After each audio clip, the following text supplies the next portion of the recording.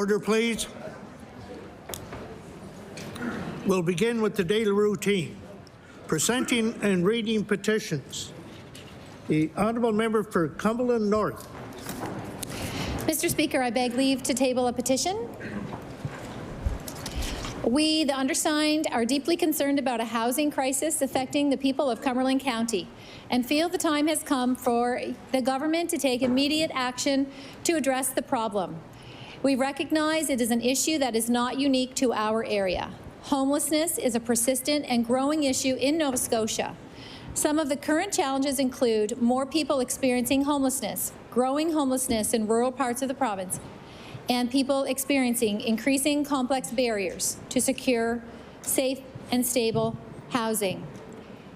Therefore, we, the undersigned, the parishioners of All Saints Roman Catholic Parish of Cumberland County, in the constituencies of both Cumberland North and Cumberland South, call upon the Nova Scotia House of Assembly, Government of Nova Scotia, Premier, Minister of Municipal Affairs and Housing, Department of Community Services, be prepared to provide community-based organizations with the funding required to rent and/or purchase buildings, to hire staff to assist the unhoused, and proactively allocate more money towards construction of public housing and supported affordable housing to address the current wait list. Mr. Speaker, there are 158 signatures, and I have affixed my signatures as per rules of the House. Thank you, Mr. Speaker.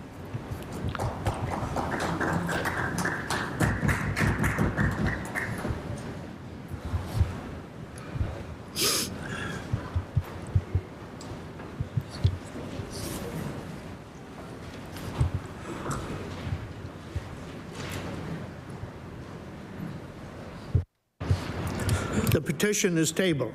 The Honourable Member for Northside Westmount. Thank you, Mr. Speaker. Mr. Speaker, I beg leave to table a petition entitled "Install a Flashing Light on Park Road Crosswalk."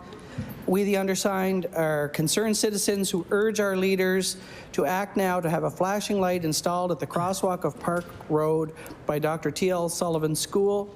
Park Road is a very busy road with a school and many seniors. The sidewalk crosses from one side of the road to the other and is joined by a crosswalk. Vehicles travel very fast on this road, and it is unsafe for pedestrians, and the citizens want to prevent tragedy. There are 246 signatures, Mr. Speaker, of which I have affixed my own signature. Thank you.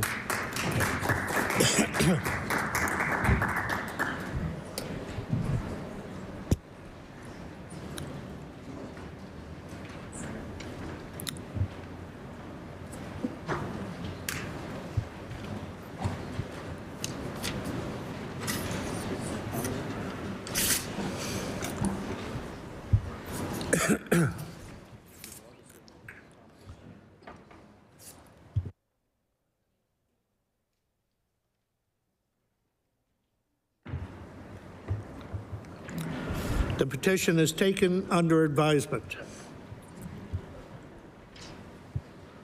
Presenting reports of committees. Tabling reports, regulations, and other papers. Statements by ministers. Government notices of motion. The Honourable Minister of Mental Health and Addictions. Thank you, Mr. Speaker. I beg leave to make an introduction. Please do. Mr. Speaker, today in the gallery, the Speaker's gallery, we have several guests from Autism Nova Scotia, as well as some autistic Nova Scotians. I'm very privileged to have them in the House today. I would ask that they please rise as I introduce them so they may receive the warm welcome of the House. Cynthia Carroll, Executive Director.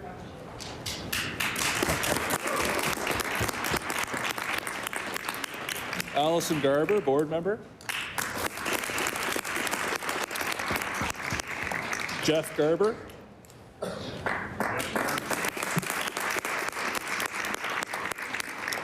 Vera Garber.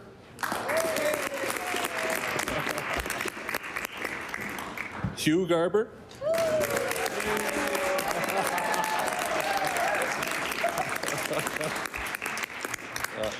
Justin Rose. Alicia Rose. Nicholas Rose. Jean Kays. Dustin Rukunik. Ethan Rukunik. And Francine Vesda. Mr. Speaker, all these guests play such an important role in the autism community. In fact, it is Autism Nova Scotia's goal to create a future where autism is understood, accepted, and celebrated, and that all autistic individuals and their families are living rich and full lives. We recognize and appreciate the work that Autism Nova Scotia is doing, and the autism community does to work towards this future through leadership, advocacy, and education. I would ask members of this House to join me in giving our guests all a warm welcome.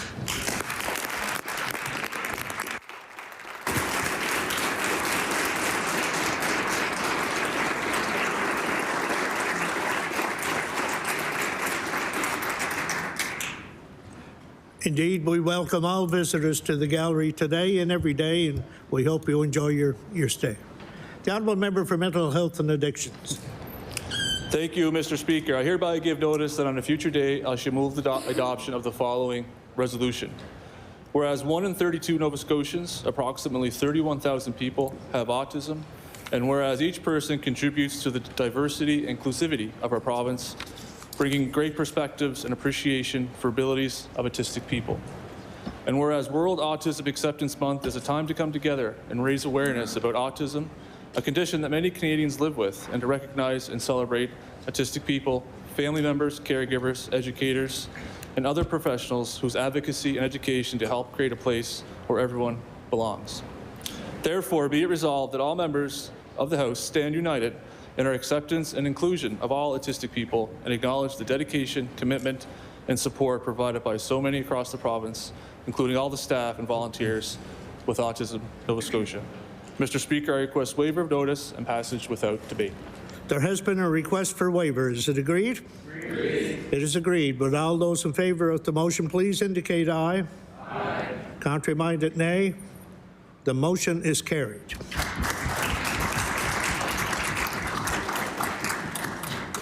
The Honourable Minister of Labour, Skills and Immigration. Thank you, Mr. Speaker. Mr. Speaker, before I read my notice of motion, I beg leave to make an introduction. Please do. So visiting us today in the West Gallery to recognize Adult Learners Week, we have learners Louise Davidson, Harley Francis, Ann Turner, and Literacy Nova Scotia staff, Jane Hunter, Marie David, Ethan DeWinter, and Heather Lothar. I ask that they all rise and receive the warm welcome of the House.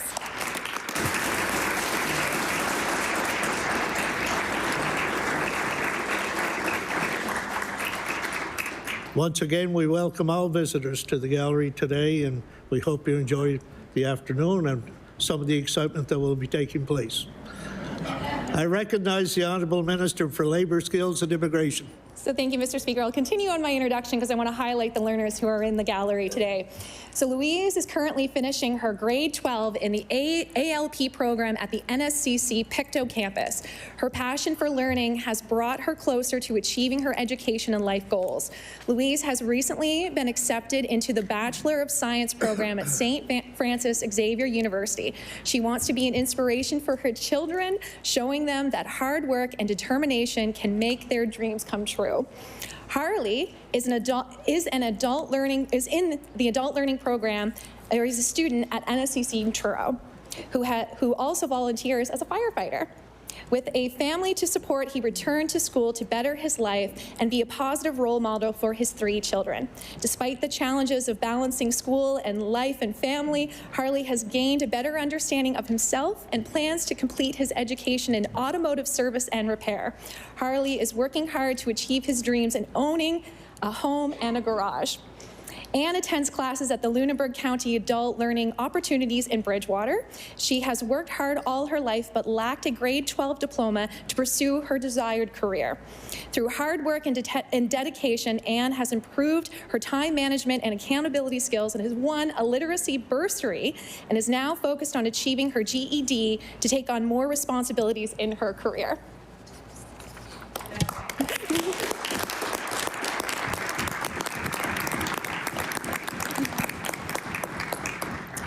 So, Mr. Speaker, I hereby give notice on a future day I shall move the adoption of the following resolution.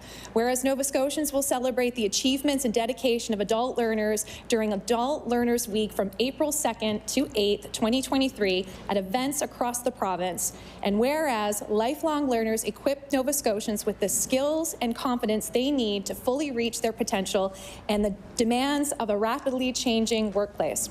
And whereas the Government of Nova Scotia is committed to helping Nova Scotians advance their education and strengthen their skills by providing adult high school diploma programs, GET testing services, and adult literacy programs, which have resulted in more than 3,084 learners continuing their personal development through the many academic opportunities available in our province, and 358 graduates obtained their Nova Scotia high school graduation diploma for adults. Therefore, be it resolved that all members of this legislature recognize the week of April 2nd to April 8th, 2023 as International Adult Learners Week in the province of Nova Scotia and encourage all Nova Scotians to recognize the importance of literacy and the role it plays in establishing the foundation for the social and economic well-being of our province. Mr. Speaker, I ask for a waiver of notice and passage without debate. There has been a request for a waiver. Is it agreed?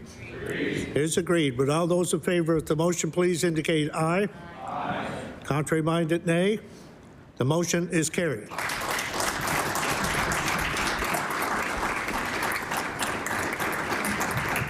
I recognize the Honourable Minister of Fisheries and Aquaculture.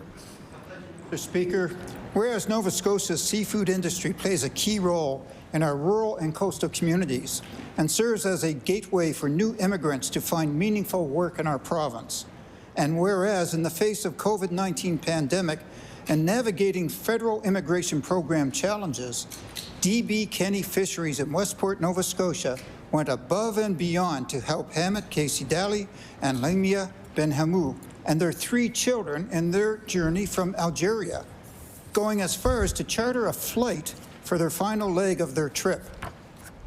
Whereas the family is happily settled in Briar Island, both Hamid and Lamia, employed with DB Fisheries, Kenny Fisheries, and the 3 children are attending classes at Islands Consolidated School in Freeport.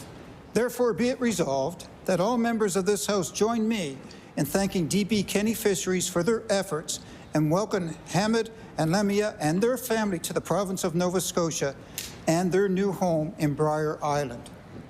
Mr. Speaker, I request waiver of notice and passage without debate. There has been a request for a waiver. Is it agreed? Agreed. It is agreed. Would all those in favor of the motion please indicate aye? Aye. Contrary minded, nay. The motion is carried. Before we move on to introduction of bills, I neglected to announce the topic for tonight's late debate at the moment of interruption, submitted by the Honourable Member for Sydney Member 2. Whereas food inflation for March was 9.7%, and whereas Nova Scotians are being forced to change how they shop for groceries due to the rapidly rising cost of food, and whereas 1 in 6 Nova Scotians face food insecurity, be it resolved, the government immediately take action to help Nova Scotians deal with food affordability. That's the topic of late debate that will occur at the moment of interruption. I also want to, at this time, notify the member for Northside Westmount that his petition, as it's worded, is out of order at this time because there's no mention of the government, the Premier, or the Minister, and maybe you can just change the wording on the lead into it. So anyway, we'll move on. If there's no more government notices of motion, we'll move on to introduction of bills. The Honourable Member for Bedford South. Thank you, Mr. Speaker. Mr. Speaker, I beg leave to introduce a bill entitled An Act to Amend Chapter 22 of the Acts of 2021, the Interim Residential Rental Increase Cap Act, and Chapter 401 of the Revised Statutes 1989, the Residential Tenancies Act.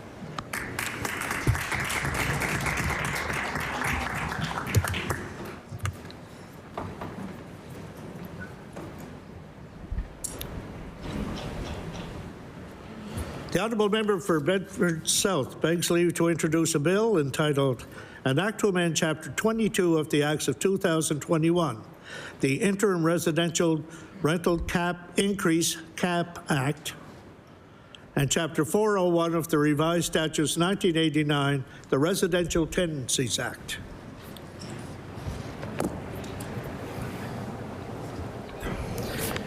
Bill 299, an act to amend Chapter 22 of the Acts of 2021, the Interim Residential Rental Increase Cap Act, and Chapter 401 of the Revised Statutes 1989, the Residential Tenancies Act. Order that the bill be read a second time on a future day. The honourable member for Cumberland North. Mr. Speaker, I beg leave to introduce a bill entitled An Act to Amend Chapter 4 of the Acts of 1994-95, the Gaming Control Act. Thank you, Mr. Speaker.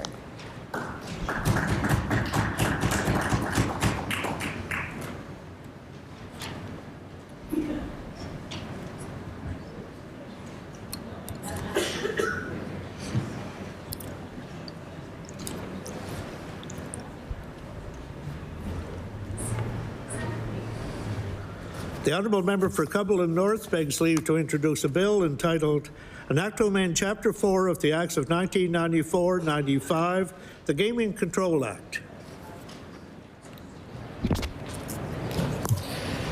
Bill 300, an act to amend Chapter 4 of the Acts of 1994-95, the Gaming Control Act. Order that the bill be read a second time on a future day. The honourable member for King South. Thank you very much, Mr. Speaker. Mr. Speaker, I beg leave to make an introduction before the introduction of my bill. Please do. I ask all members of the House to direct themselves to the West Gallery, where we are joined today by some hard-working farmers and leaders in the chicken industry. Members of the Chicken Farmers of Nova Scotia's board are here. I'd like them to stand as I call your name. Board Chair Amy Vanderhyde, Board Member Tom Olton, Board Member John Sweatman, and his wife, Krista Olton, has joined them as well. Please welcome them to the House.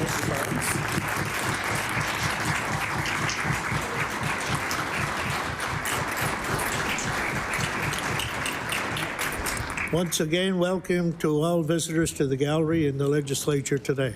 The honourable member for King South. Thank you, Mr. Speaker. I beg leave to introduce an act entitled An Act to Provide for Testing for Avian Influenza.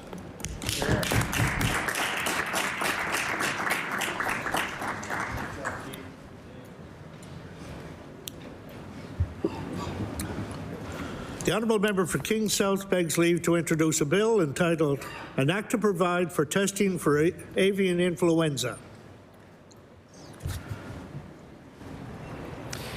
Bill 301, an act to provide for testing for avian influenza. Order that the bill be read a second time on a future day. The honourable member for Cumberland North. Mr. Speaker, I beg leave to table a bill entitled An Act to Amend Chapter 16 of the Acts of 1998, the Juries Act. Thank you, Mr. Speaker.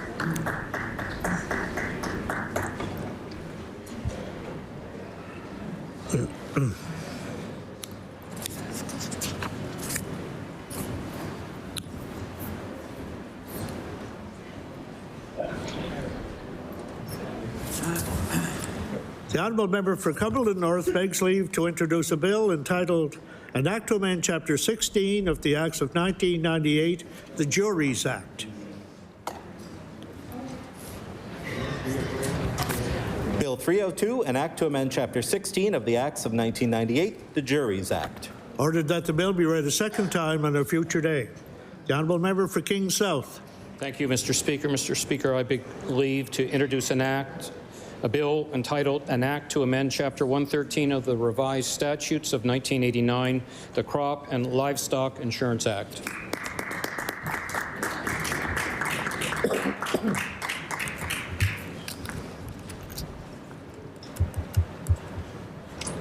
The honourable member for King South begs leave to introduce a bill entitled An Act to Amend Chapter 113 of the Revised Statutes 1989, the Crop and Livestock Insurance Act. Bill 303, an act to amend Chapter 113 of the Revised Statutes 1989, the Crop and Livestock Insurance Act. Ordered that the bill be read a second time on a future day. The honourable member for Bedford South. Thank you, Mr. Speaker. I beg leave to introduce a bill entitled An Act to Support First-Time Homebuyers, Homeowners, and New Housing Development.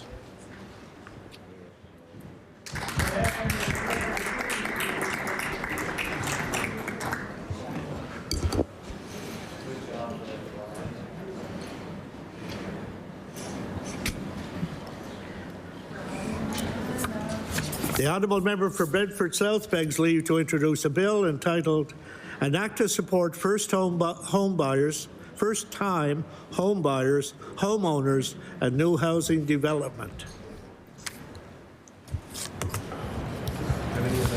Bill 304, an act to support first-time homebuyers, homeowners, and new housing development. Ordered that the bill be read a second time on a future day. The honourable member for King South. Thank you, Mr. Speaker. Mr. Speaker, I beg leave to introduce a bill entitled An Act to Prioritize Marketing of Local Alcoholic Beverages.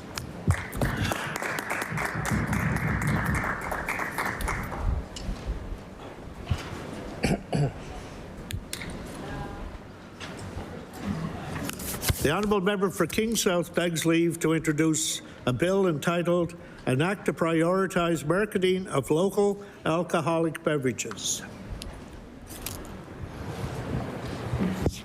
Bill 305, an act to prioritize marketing of local alcoholic beverages. Ordered that the bill be read a second time on a future day. The honourable member for Sydney, member 2, on an introduction. Thank you, Mr. Speaker. I'd like to draw the member's attention to the gallery, to someone who's here from Sydney. He's familiar to many people around government, Adam Langer. Adam Langer served as my special advisor for over 4 years in a few different departments, and I want to stand in my place. He's also joined today but with Eric Nolan and Emily Trousseau, so I'd ask you to stand and please receive the welcome to the host.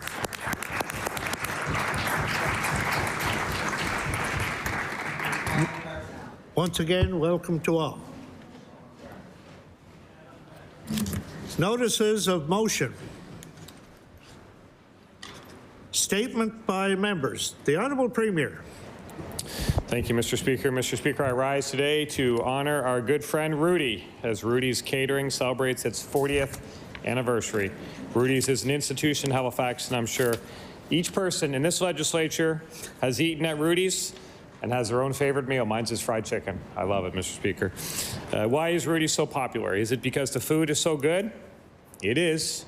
Is it because the prices are reasonable? They are, especially today, Mr. Speaker, 99-cent hamburgers. But it's more than that. We all go to Rudy's because of Rudy and Maria and Renee. We go there because of the people that they are. They're generally warm and thoughtful, and they get to know you as a person. They genuinely want to hear about your day and how you're doing. And it's not just because we're MLAs. They're like that with every single one of their customers, Mr. Speaker. Rudy and his family have done so much for the city that earlier this year I was honored to award Rudy with a Queen's Platinum Jubilee Medal. Mr. Speaker, I want to thank Rudy and Maria and Renee and the entire family and the gang at Rudy's for being such good friends to each and every one of us in this legislature. And I ask all members to join me as we congratulate them on 40 years of kindness.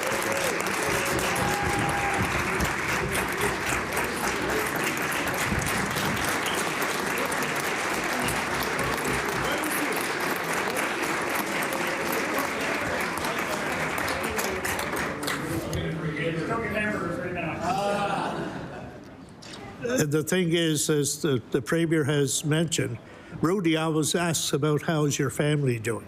I don't think there's a person goes into Rudy's that he doesn't say. He always says to me, how are your granddaughters? So that means a lot to all of us, and Rudy means a lot to us all as well. So, the Honourable Leader of the Official Opposition. Thank you very much, Mr. Speaker. I beg leave to make an introduction. Please do. My statement.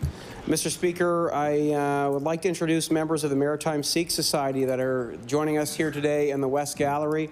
We have Kulvinder Singh Dhillon, Gurinder Dhillon, Jaswinder Singh, Shalini Jacour, Bawajat Singh Lit, Jagmohan Singh Kallan, and Sonia Kallan. I'd ask the House to join me in thanking these wonderful people for the work that they do.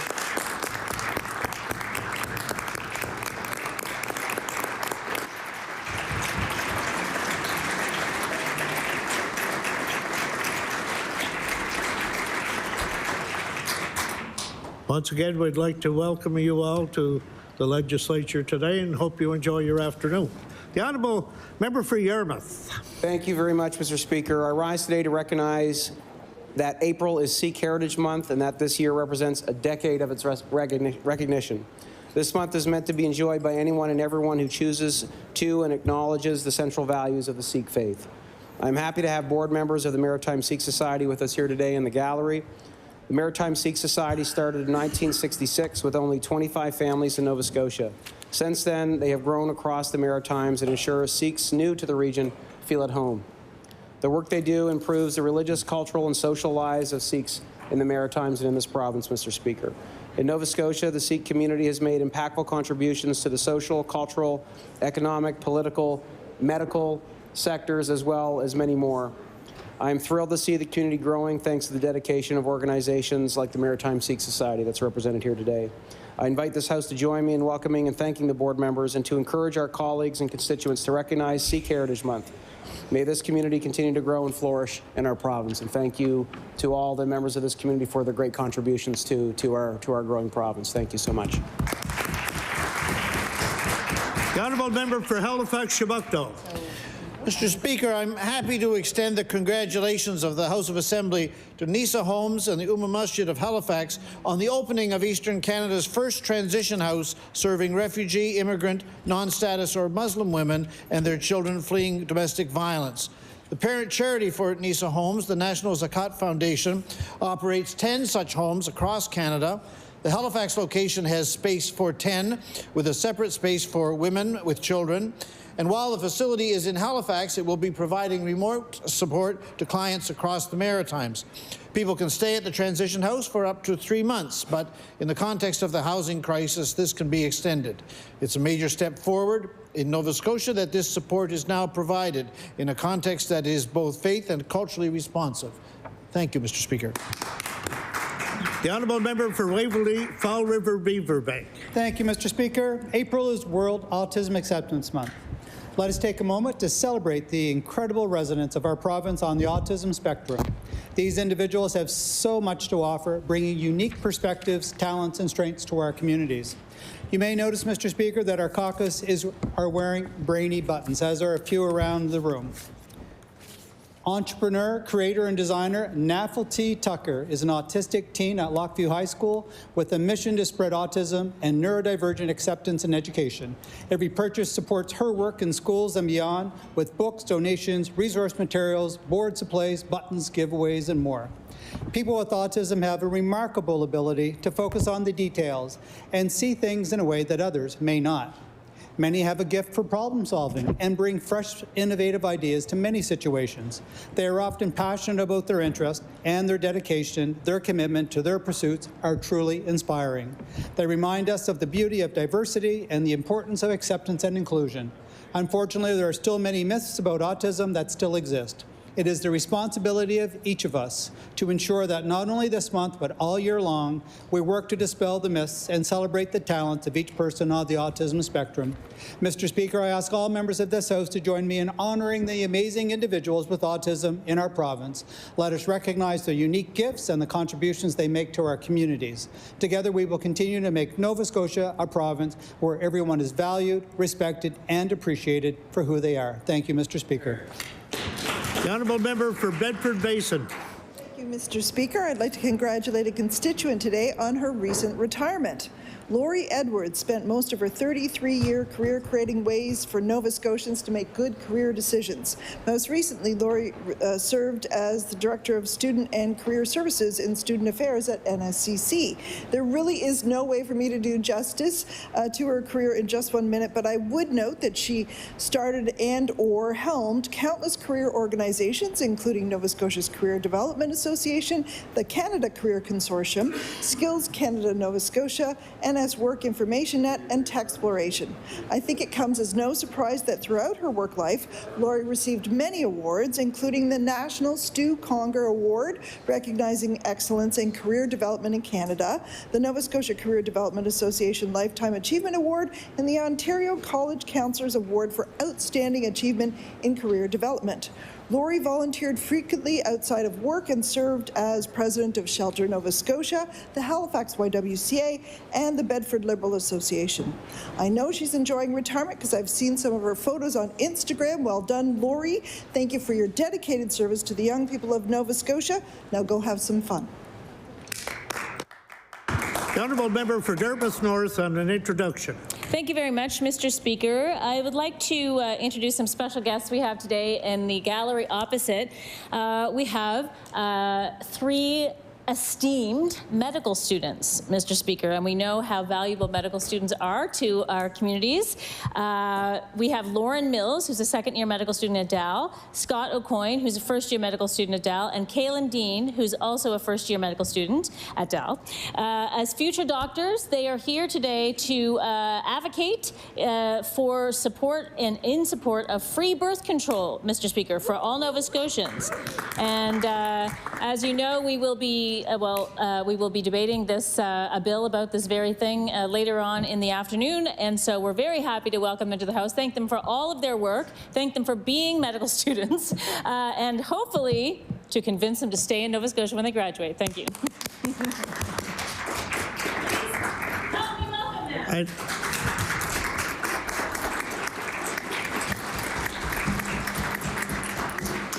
And since we're on the topic of introductions, I'd like to recognize in the Speaker's Gallery Mr. Jay Perry, an MLA from Prince Edward Island. They just got through an election, so we're glad to visit. The honourable member for Halifax Needham. Thank you, Mr. Speaker. I want to recognize the people that are outside today, activating, advocating, and standing up to be heard about the housing crisis in this province.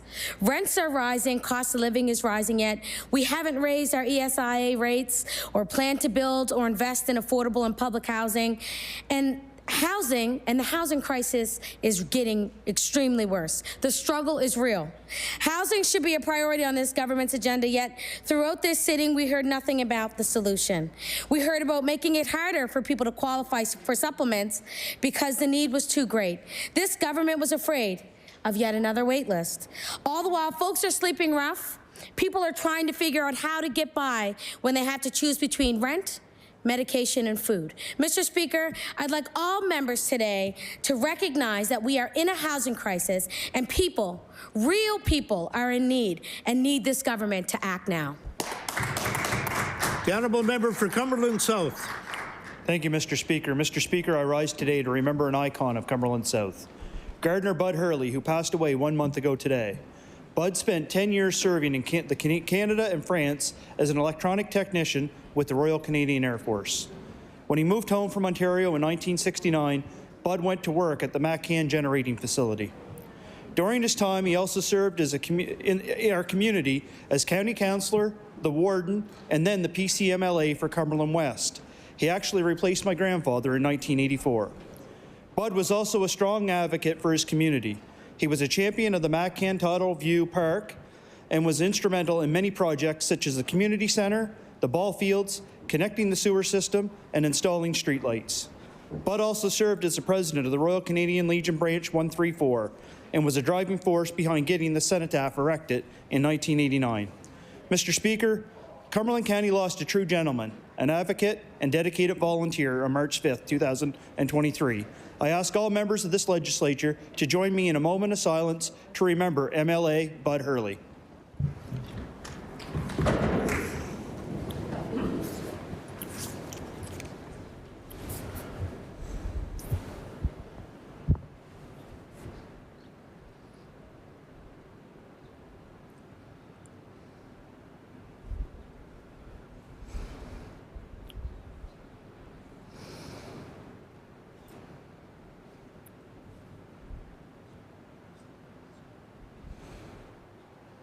Please be seated.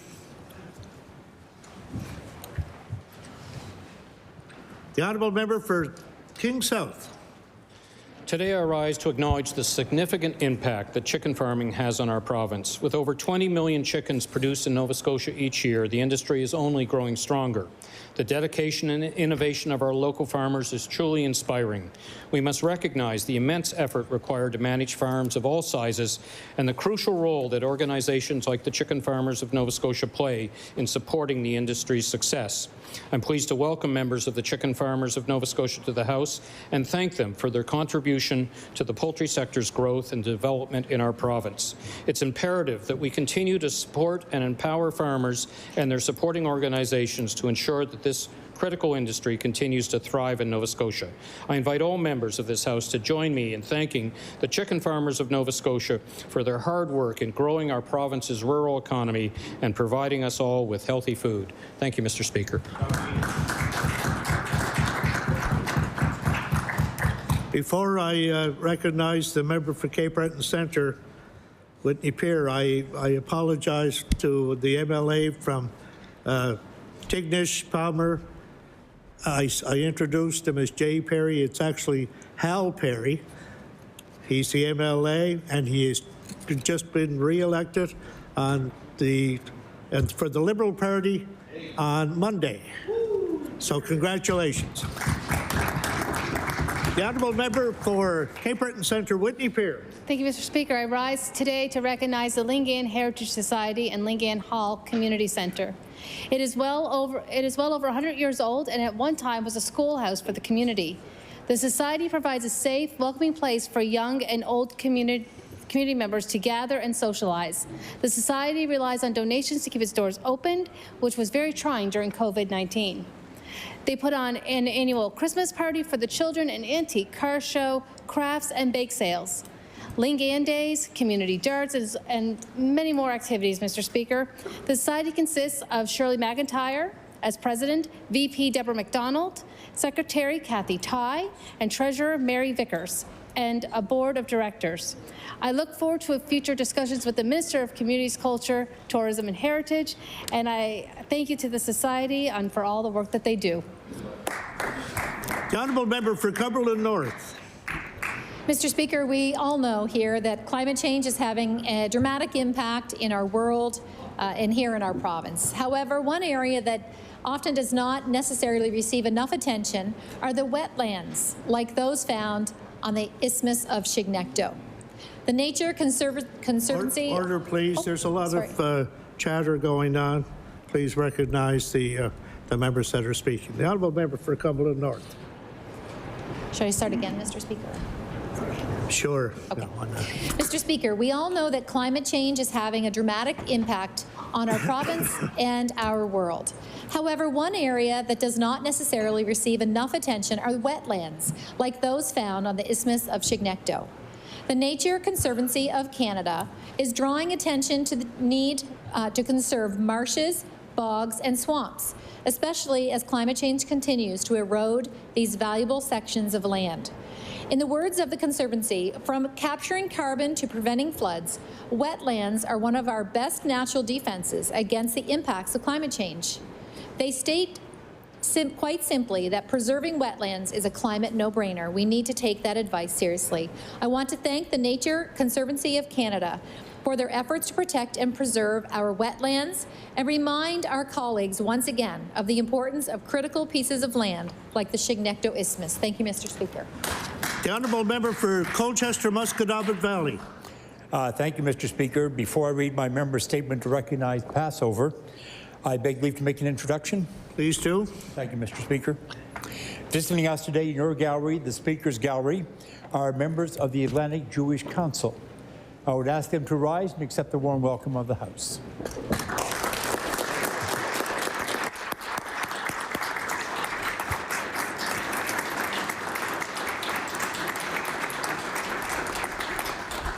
Once again, we welcome all visitors to the House today and every day. The honourable member for Colchester-Musquodoboit Valley. Thank you, Mr. Speaker. Mr. Speaker, I rise today to celebrate the beginning of Passover. It's at sunset this evening. Passover is a Jewish holiday which commemorates the emerging of the Israelites from slavery in Egypt. It's a celebration of a series of miracles, including the parting of the Red Sea, which allowed Moses to lead the Israelites to safety. Passover, also known as Pesach, is a holiday of major significance in the Jewish community. Until nightfall on April the 13th, many observers will gather together to participate in traditions, including hosting a Passover Seder, attending a special service at the synagogue, and retelling the Passover story. This 8-day festival of freedom is one of the most sacred and celebrated in the Jewish calendar. It's also a time for Nova Scotians to redouble our efforts to stand against discrimination and to declare that there is no place for anti-Semitism in our province. Mr. Speaker, I ask all members of the Nova Scotia Legislature to join me in wishing a happy Passover to Nova Scotia's Jewish community. Chag Sameach. The honourable member for Annapolis. Thank you, Mr. Speaker. The Queen Elizabeth II Platinum Jubilee Medal recognizes exceptional Nova Scotians who make their communities great places to work, live, and play. One of these constituents who I've had the pleasure of presenting the medal to is Dr. Ken Buckles. Ken is a devoted family and emergency physician. He's active in the field of pre-hospital healthcare delivery. He's engaged as a community volunteer, including serving in key roles with the Fundy YMCA and the Atalanta Hospice Society. He is certainly a very deserving recipient of this award. Mr. Speaker, I invite all members of the House of Assembly to join me in congratulating Dr. Ken Buckles on receiving the Nova Scotia Platinum Jubilee Medal. Thank you. The honourable member for Dartmouth North. Mr. Speaker, I rise today to celebrate everyone at Studio 26 Dance Company, who will be performing tonight and tomorrow night a showcase called Mosaic. Hot off the heels of their incredible showing at the Phoenix Dance Competition, where many of their offerings took home platinum ribbons and best overall trophies, the dancers are ready to tear up the boards at Alderney Landing with contemporary jazz and hip-hop numbers that are truly exciting and expertly performed. Starting in the basement of a church in Cherrybrook with 10 students, Studio 26 has grown to train about 200 dancers, and most of them will be on stage tonight. Throughout their growth, founders Alyssa and Matthew Thomas have made sure that the students from the African Nova Scotian community have access to dance and that the training remains accessible and diverse.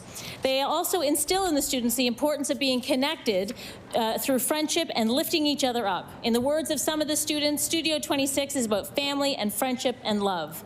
One of the highlights tonight will be the number Get to Work with choreography by George Jones Jr. It's fast, fun, challenging, and beautiful, and I challenge any audience member to stay still while they watch it. It's impossible. I ask the House to join me in wishing all the dancers at Studio 26 a wonderful show. Thanks. The honourable member for Glace Bay Dominion. Mr. Speaker, it is my pleasure to rise in place today to recognize Jersey Matheson. Jersey is a little 8-year-old girl who's making a big difference in the town of Glace Bay. How is she doing that, you ask? With lemonade, hot chocolate, and a huge heart, of course. Jersey's mom made it a habit of taking Jersey to various community events, and after taking part in a Christmas Crew Delivery Day, she said to her mom that she wanted to help people like that. Within days, her mom and Jersey were making hot chocolate cups and bringing the seniors in the community. Well, now she delivers hundreds of hot chocolate cups to citizens all over Glace Bay. With the hunger for a bigger impact, Jersey requested a lemonade stand for her 7th birthday. Now, her and her sister Taylor have raised thousands of dollars for different charities in town. Mr. Speaker, Jersey's a very young girl, and yet she makes she's a mentor for so many people. She is inspiring so many people in Glace Bay and around. Thank you, Mr. Speaker. The honourable member for Timberlea Prospect. Thank you, Mr. Speaker. Today I rise to recognize Madison Ranta, who will be called to the bar 1 month from today on May 5th in Prince Edward Island. I first met Madison when she volunteered on my leadership campaign while studying at Dalhousie University. Madison completed her undergrad studies at Carleton University in the spring of 2019, receiving a Bachelor of Journalism degree with high distinction and a minor in political science. In September 2019, Madison continued her studies at Dal University at the School of Law. After 3 years of study, including working through the impacts of COVID on in-person classes, Madison graduated with the degree of Juris Doctor with a certificate in Aboriginal and Indigenous law and began work with Key Murray Law in Charlottetown, PEI as an article clerk. After completing the year as an article clerk and successfully completing all the requirements for the bar admission course, she is eligible to be admitted as a member of the Law Society of Prince Edward Island after taking the oath of office in a formal court ceremony. I'd like the members of the House of Assembly to join me in congratulating Madison on her many achievements as she launches her career and celebrates this important time of her life. Thank you, Mr. Speaker. The honourable member for Dartmouth South. Thank you, Mr. Speaker. I beg leave to make an introduction. Please do. I will draw the members to your gallery where my father-in-law, Peter McClellan, has just re-entered. Peter is well known to this House, having once called it his workplace and has made many visits since. But I, of course, know him as my father-in-law and wonderful grandfather to my children. So I'd like Peter to rise and receive the warm welcome of the House.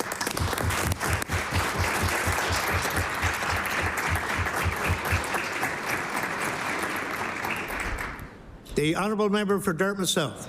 Thank you, Mr. Speaker. Mr. Speaker, I rise to recognize an extraordinary Nova Scotian and my nephew, Hugh Calvin Garber. From the first time I met Hugh 13 years ago, I knew that he was very special. He was special because of how much our whole family loved him. He was always a charmer. And it hasn't changed. We saw it outside just now. His passion has moved from superheroes to video games to mac and cheese to politics and beyond.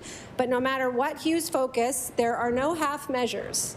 When Hugh loves something, he loves it and he knows everything about it. And when he's interested in something, he learns it completely. He asks all the important questions and a few extra. And his enthusiasm is infectious. He's also an advocate. He takes after his mom. He's proud of being autistic and has been an articulate, passionate, and persuasive advocate in helping others to understand him since a very young age.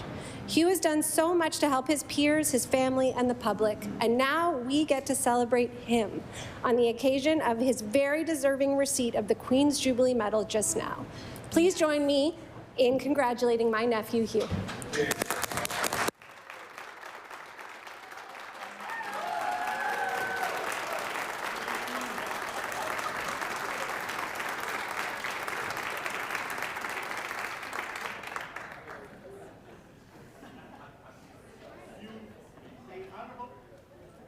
The honourable member for Hants West. Thank you, Mr. Speaker. Before I do my member statement, I wanted to beg leave to make an introduction. Please do. Up behind me in the West Gallery, we have two medalists from the 2023 Canada Winter Games hockey team. We have Ava Shear and her mom, Natalie, and also Sarah Leopold and her dad, Dan, who just happens to be employed with the Department of Public Works.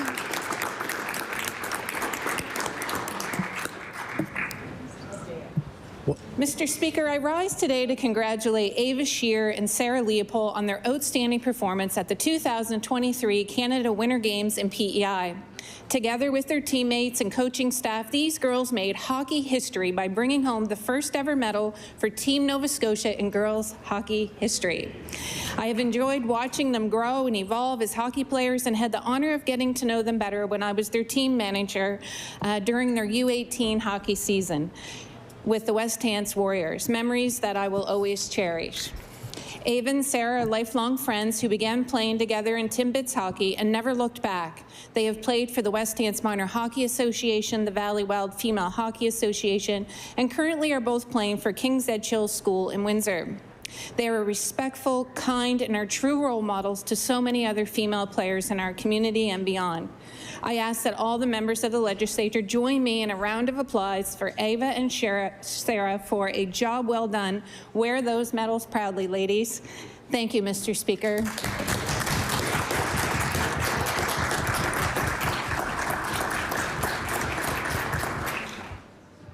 Congratulations, a job well done. The honourable member for Sydney, member 2.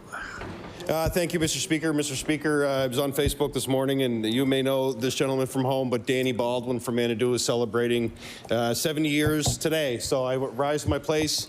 I've known Danny most of my life, grew up with his daughter, Danielle, and I wanted to stand in my place today. Danny's well known in the hockey community. He's well known not only in the community of Manadoo, but really all over the CBRM. He has had a long career working with Parks Canada and other organizations, and he helped keep me out of trouble and a few other of us, our buddies back in the day. So Danny, happy birthday. I know you're spending it with your beautiful wife and daughters, and from your buddy, I just want to wish you a happy 70th. The honourable member for Halifax Citadel, Sable Island. Mr. Speaker, I rise today to acknowledge the passing of Yi Xiao Stephen Chen on March 29, 2023. The story of Mr. Chen highlights how food and care create community. Mr. Chen immigrated from Taiwan in the late 1970s, and with his partner Pi Yang, provided generations with amazing memories. A trip to their market stall was an important part of weekends for many Halifax families. For the food, sure, but also to connect with a warm, generous, humorous soul who supported so many new immigrants and others over the years. When they retired in 2021, there was a lineup out the market door, not just for last chance dumplings, but more to express the value of the connection and community that had been created. I ask all members to join me in extending our sympathies to his family and friends. The honourable member for Pictou West. Thank you very much, Mr. Speaker. Mr. Speaker, it is my pleasure to rise today to congratulate Juliet Orizetti and Martin Weber on their recent purchase of Amet Farm located in River John. Juliet was raised mainly in Niagara-on-the-Lake, left Canada to further her secondary education in Sweden and at the University of Vienna, Austria, where she met Martin, who was also attending the university. They were keen to apply their learned skills to farming and decided upon Canada as a destination. Upon arriving in 2015, they initially settled in Ontario. Eventually, they realized they were looking for something more permanent and found the perfect spot in River John, Nova Scotia. They made the move shortly after Fiona hit the area.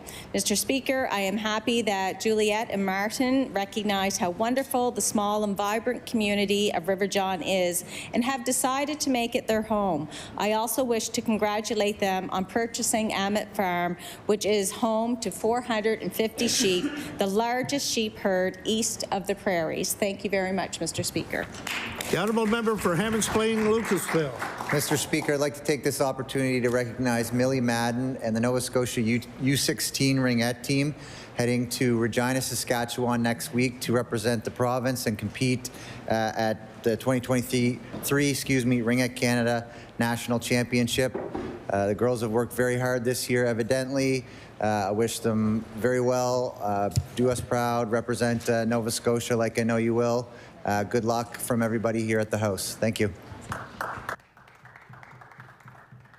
The honourable member for Dartmouth North. Mr. Speaker, as the minor hockey season draws to a close, I rise to acknowledge the incredible organizers, coaches, managers, and parent volunteers that make the Dartmouth Whalers Minor Hockey Association a huge success. This year, my third as a hockey mom, I found myself in rinks in Musquodoboit Harbour, Lance, Cole Harbour, Halifax, and of course the RBC Centre in Dartmouth North, sometimes several times a day. I am constantly amazed by the hard-working, kind, and supportive coaches on both my kids' teams. The players are so lucky to be surrounded by such positive role models and cheerleaders on and off the ice.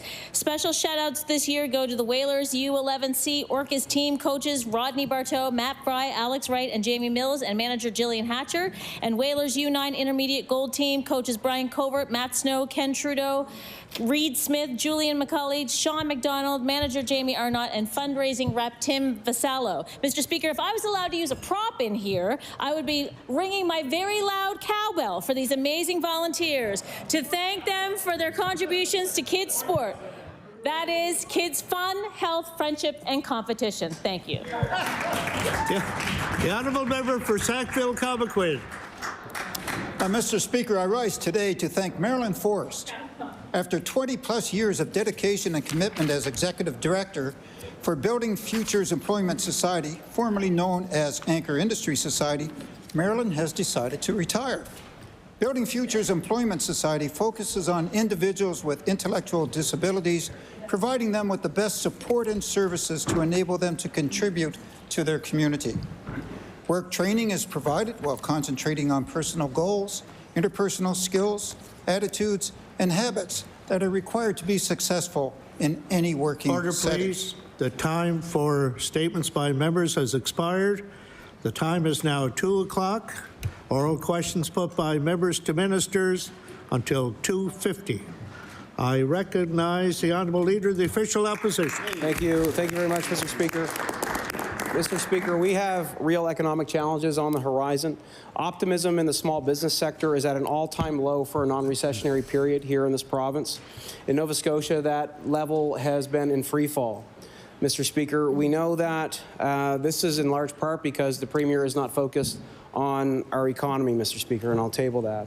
And this is evidence in the fact that the word small business doesn't even appear in the Finance Minister's budget once, Mr. Speaker, and I'll table that. Mr. Speaker, if optimism is down, investment in our economy will be too. So I ask the Premier, why is this government not focused on the economic growth that's needed to actually pay for the health care fixes that this government says they're going to achieve? The Honourable Premier. Thank you, Mr. Speaker, and I thank the member for this important question. Fixing health care, paying for the fixing of health care, that's certainly priorities of this government. And you know, Mr. Speaker, things are actually going well in this province. Our population is growing at an incredible rate. We have the challenges of growth. We'll talk about those a bit later today.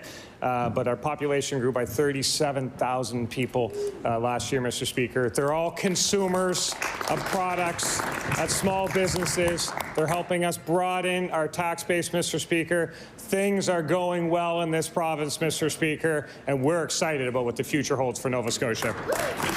The Honourable Leader of the Official Opposition on his first supplementary. Mr. Speaker, the population has been growing since 2015, and we're actually starting to see a slowing in population growth in Nova Scotia. And the projected economic growth in Nova Scotia in the coming years is lower than at any point in the last 10 years, Mr. Speaker, and I'll table that. And we believe it's because this is a one-issue Premier, does not see the connection between the economy, affordability, the ability to actually generate more tax revenue and to pay for health care, Mr. Speaker. We also know that small businesses are a vital sector in our economy, and the government couldn't even be bothered to mention them once in their budget, Mr. Speaker. Why is the Premier so content to have no strategy when it comes to protecting and growing our economy, particularly with our small business sector? The Honourable Premier. Well, Mr. Speaker, listen, we're excited about the future of this province. We just last week or week before invited a huge investment in Michelin, major employer in this province, growing what's happening at Michelin there. And we know that there are issues on the labor front, Mr. Speaker. That's why we have the most innovative attraction and retention program in the country with the most program, Mr. Speaker. Jurisdictions are watching this all over, Mr. Speaker. This is a good thing. And you know what, Mr. Speaker? The member opposite might think it's all doom and gloom, but you know who doesn't think it's doom and gloom, Mr. Speaker? Former Premier Stephen McNeil, when he said Atlantic Canada is alive and well, and quite frankly, a global player. I agree with Premier McNeil, and I disagree with the Leader of the Opposition. The Honourable Leader of the Official Opposition on his final supplementary. Mr. Speaker, I know Stephen McNeil. He's a friend of mine. And I'll tell you, Mr. Speaker, the current Premier is no Stephen McNeil. Mr. Speaker, small businesses are actually telling us that their confidence in the economy... Order, please. Order, please. The Honourable Leader of the Official Opposition has the floor. Mr. Speaker, small businesses are telling us that their optimism in the future and in their own businesses is shrinking. The CFIB has measured that 41% of businesses in Nova Scotia are also struggling with tax and regulatory costs, Mr. Speaker. The government has had opportunities to reduce tax burdens on business, but they haven't done it. And again, they haven't even mentioned small business once in this budget, Mr. Speaker. Will the Premier please start paying attention to the red flags that we're seeing in our economy? Will the Premier start paying attention to the concerns of small businesses and actually look at the current tax regime and make the necessary changes to help us? Thank you, Mr. Speaker. And I spent a lot of time listening to small business owners across this province, and I'm not sure what they're telling the member, but I know what they're telling me. Would somebody please shake the Liberals and ask them what they're thinking on this carbon tax, Mr. Speaker? This is a bad thing for Nova Scotians, and I invite the members to speak up for that. The Parliamentary Budget Office just this week said, table report, Atlantic provinces will be worse off with the federal carbon tax. We know they'll be worse off. They know Nova Scotia will be worse off. We're speaking up. Where's their voice, Mr. Speaker? The Honourable Leader of the New Democratic Party. Thank you, Mr. Speaker. Mr. Speaker, rents have risen by more than 9% in Halifax this year, the fastest pace on record. And meanwhile, we have a rent cap, which the government just extended. How could this happen? The unfettered and legal use of fixed-term leases are a key source of housing insecurity and skyrocketing rents. Thousands of Nova Scotians are at risk of losing their homes if the government doesn't act. Mr. Speaker, why does the Premier continue to ignore renters in this province? The Honourable Premier. Thank you, Mr. Speaker, and I assure the member and all Nova Scotians nobody is ignoring renters in this province. I'm proud of the work that the minister is doing on the rent cap situation. Obviously, that's been extended for 2 more years to offer some protection to renters. Everybody's concerned about affordability in general. We're concerned about making sure people have adequate housing, Mr. Speaker. Nobody's ignoring the issue, Mr. Speaker. We're working hard on the rental situation. We're working hard to build supply. We know the solution to a housing crisis is more housing supply. We're focused on that, Mr. Speaker. We're also trying to protect renters as best as we can. The Honourable Leader of the New Democratic Party on her first supplementary. It isn't working, Mr. Speaker. As rents are rising at an accelerated pace across the province, this government is undermining its own efforts to provide relief to the people who are most at risk of losing their housing. Yesterday, the Minister of Municipal Affairs and Housing said about his slashing of the rent supplement program. It's true he made the change. We see the demand for rent subs rising, and we realized last fall we were going to run out of money, frankly. This government had $1.4 billion in unexpected revenue. They have not run out of money. They have chosen not to spend it on something vital to people's health, housing. Mr. Speaker, will the Premier acknowledge that for people to be healthy, they need to be housed? Yes. The Honourable Premier. Mr. Speaker, the situation around the rent supplements, I know there's been a lot of discussion about that. There's more rent supplements being offered in this province than ever before, Mr. Speaker. We added 1,000. We've added more money to that budget for sure, and we'll continue to add money to that budget. There was a policy change to prioritize to make sure we were always looking for those most in need. We should always do that as a government, Mr. Speaker. Those most in need should be first of the line. That's what was happening with the rent supplement program, and I absolutely assure you, there is more money going into rent supplements than there was at any point in the history of this province. Thank you, Mr. Speaker. The Honourable Leader of the New Democratic Party on her final supplementary. There's not enough money. There's more than enough money. It's about how you spend the money and how you prioritize it, and this government is doing it wrong. Mr. Speaker, the housing crisis continues to worsen, and more Nova Scotians from all walks of life are calling out to this government for a home they can afford. This government has failed to protect people from massive rent hikes and arbitrary evictions, has not presented a path to ending homelessness, has gutted its rent supplement program, and refuses to build more desperately needed public and non-market housing. Why does the Premier continue to leave people across this province without a home they can afford? The Honourable Premier. Mr. Speaker, I completely disagree with the member. I know the member has a hard time seeing anything positive in this province. I see a lot positive in this province. I know there's a lot of work to be done. But for the member to say that there's no investments in Nova Scotians, completely disagree with Mr. Speaker. The member is wrong. There are investments. Order, please. The Honourable Premier has the floor. There are investments in housing, Mr. Speaker. There are investments in rent supplements. There are investments through across the spectrum. We do what we can to help Nova Scotians. We always want to do more, Mr. Speaker. We always want to do more. But to say we're doing nothing is an absolute falsehood and should not be allowed to stand, Mr. Speaker.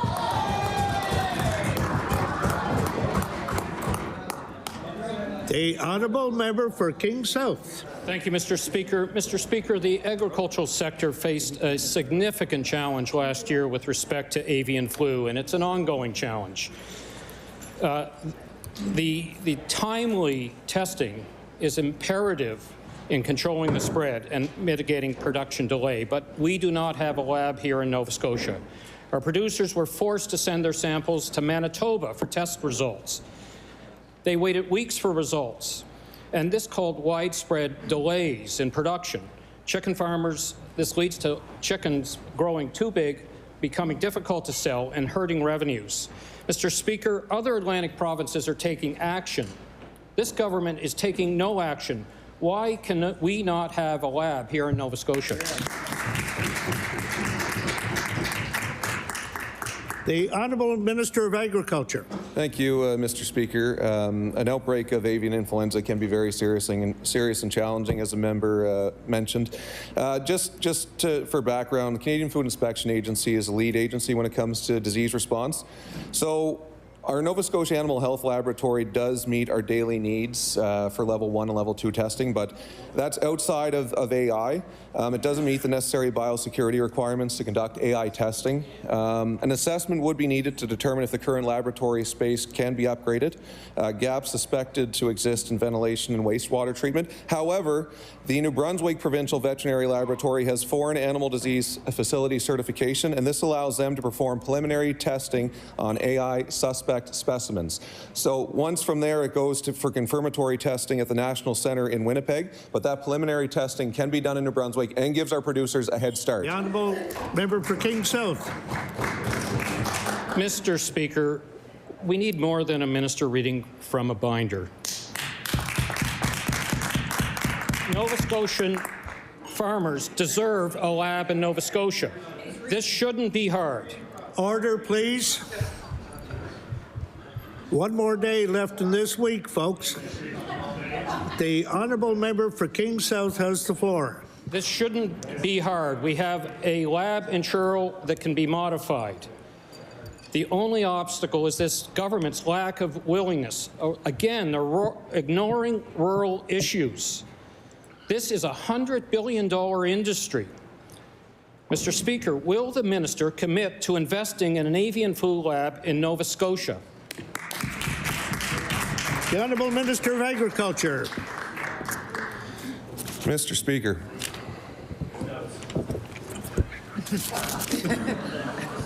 One of my first goals as minister was to increase Atlantic cooperation. In Nova Scotia, we're a small player in agriculture. We pack a mighty punch, make no mistake. But we don't need to reinvent the wheel. We can work with our partners in the Atlantic provinces, in New Brunswick, in PEI. We can do things here. We don't need to reinvent the wheel. We have testing available in a lab literally right next door that we can use to give our producers a head start.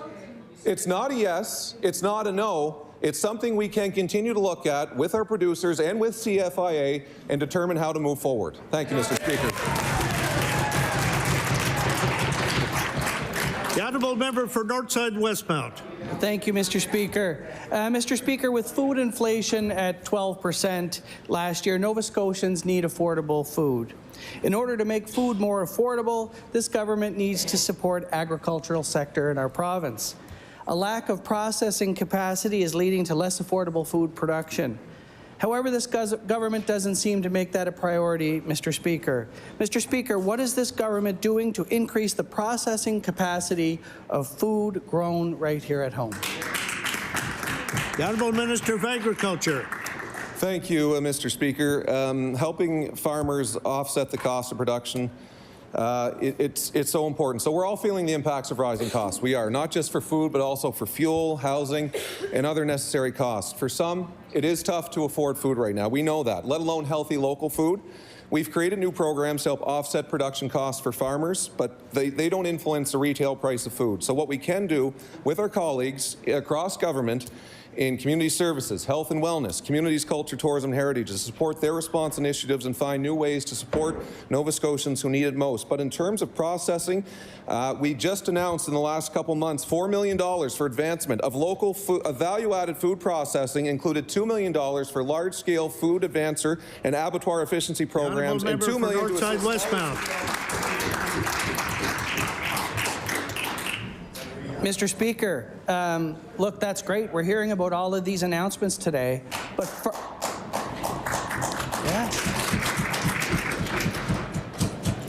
yeah, we're hearing about them today, but farmers don't know about them. Farmers can't find them, Mr. Speaker. Farmers are telling us there isn't a plan to increase processing capacity, and they don't know where to find out about government programs. I'll ask the Minister of Agriculture, how is he going to ensure that farmers know about these wonderful programs that we're just hearing about? The Honourable Minister of Agriculture. Mr. Speaker, I will go back to a news release from December where we announced an investment of an additional $7.9 million to help local farmers grow more food and get into more of our province's local kitchens. We've added $2 million on top of that for a total of $9.9 million. And I'll point to a quote on the news release: "Our industry plays a big role in the health of our communities. This announcement means farmers can support more Nova Scotians in putting fresh, healthy, local food on the table. This is an investment in our food security and our rural economies." From Alan Melvin, the president of the Nova Scotia Federation of Agriculture, and I'll table that.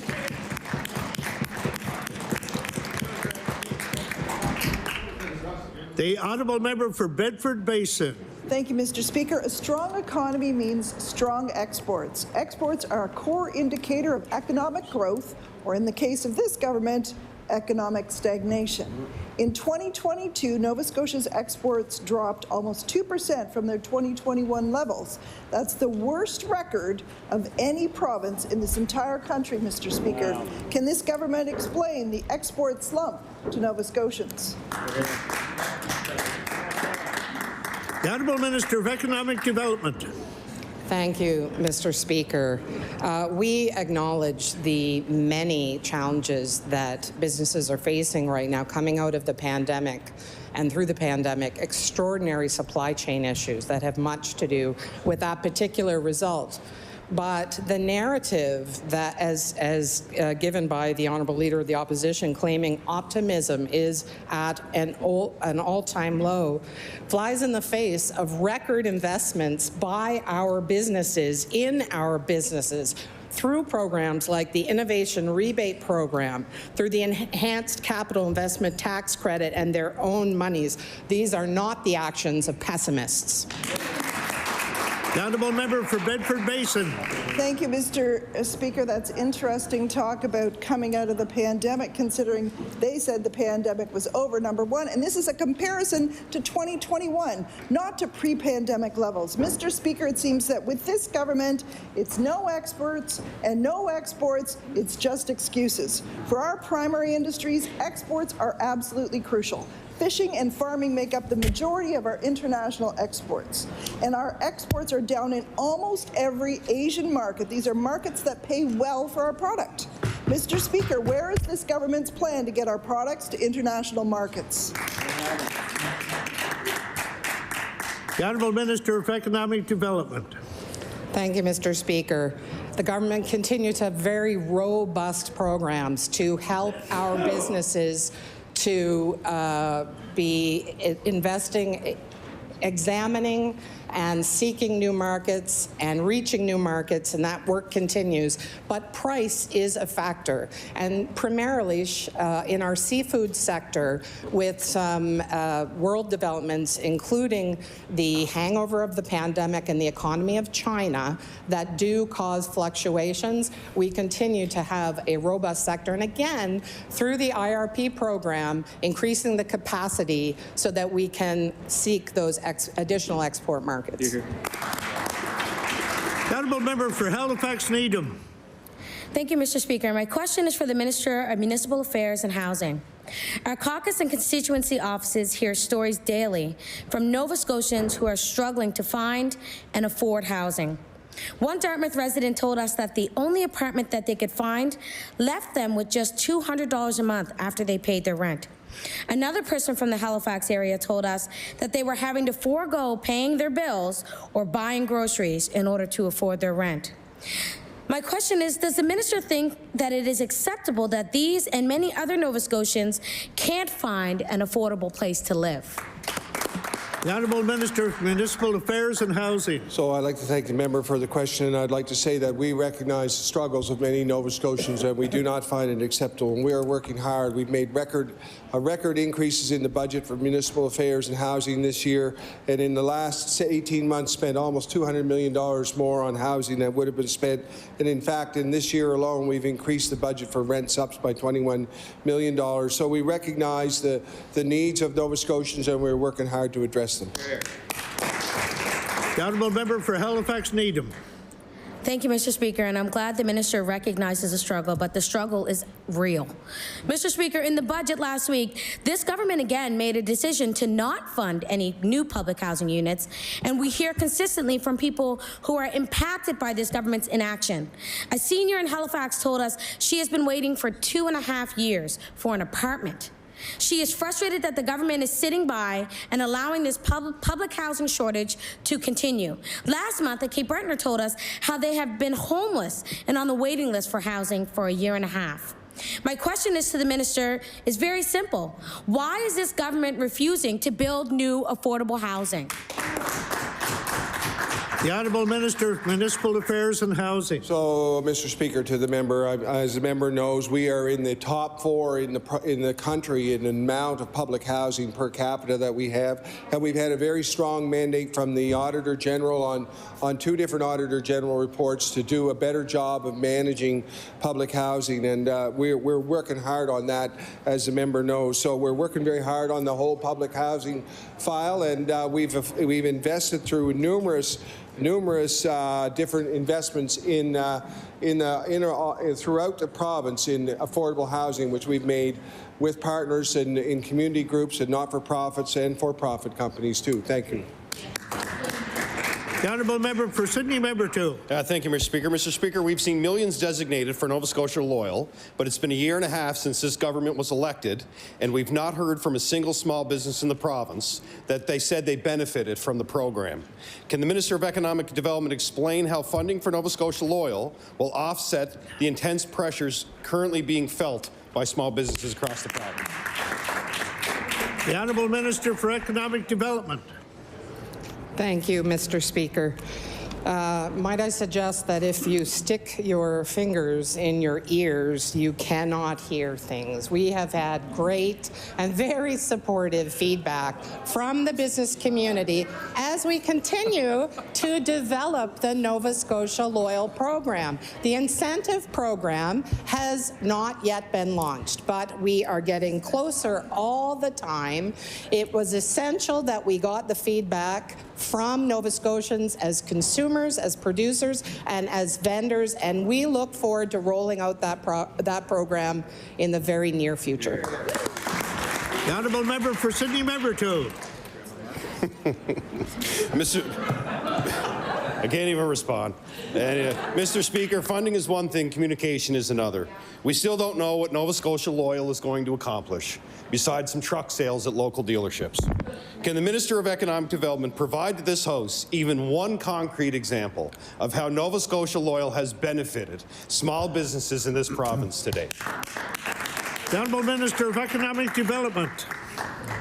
So again, though it seems repetitive, I'll point out that there are a few facets to Nova Scotia Loyal. There is our commitment as government, as a significant procurer of goods, but there is also the incentive program. The incentive program is still in that formative but soon to be launched stage. But even already, Mr. Speaker, there have been investments and small businesses have benefited from rollout programs in long-term care facilities, in our corrections facilities, and in our schools.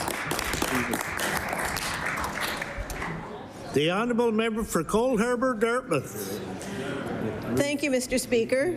In their budget response, Feed Nova Scotia states those who are severely food insecure incur twice as much in annual health care costs than those who are food secure, and I'll table that. It would be a pragmatic, common sense approach to target food insecurity if the government was fully committed to fixing health care. Mr. Speaker, has the government considered that very fact, that it is actually making life more difficult for itself with regard to health care, and that it is directly responsible for increasing strain on our already overwhelmed health care system?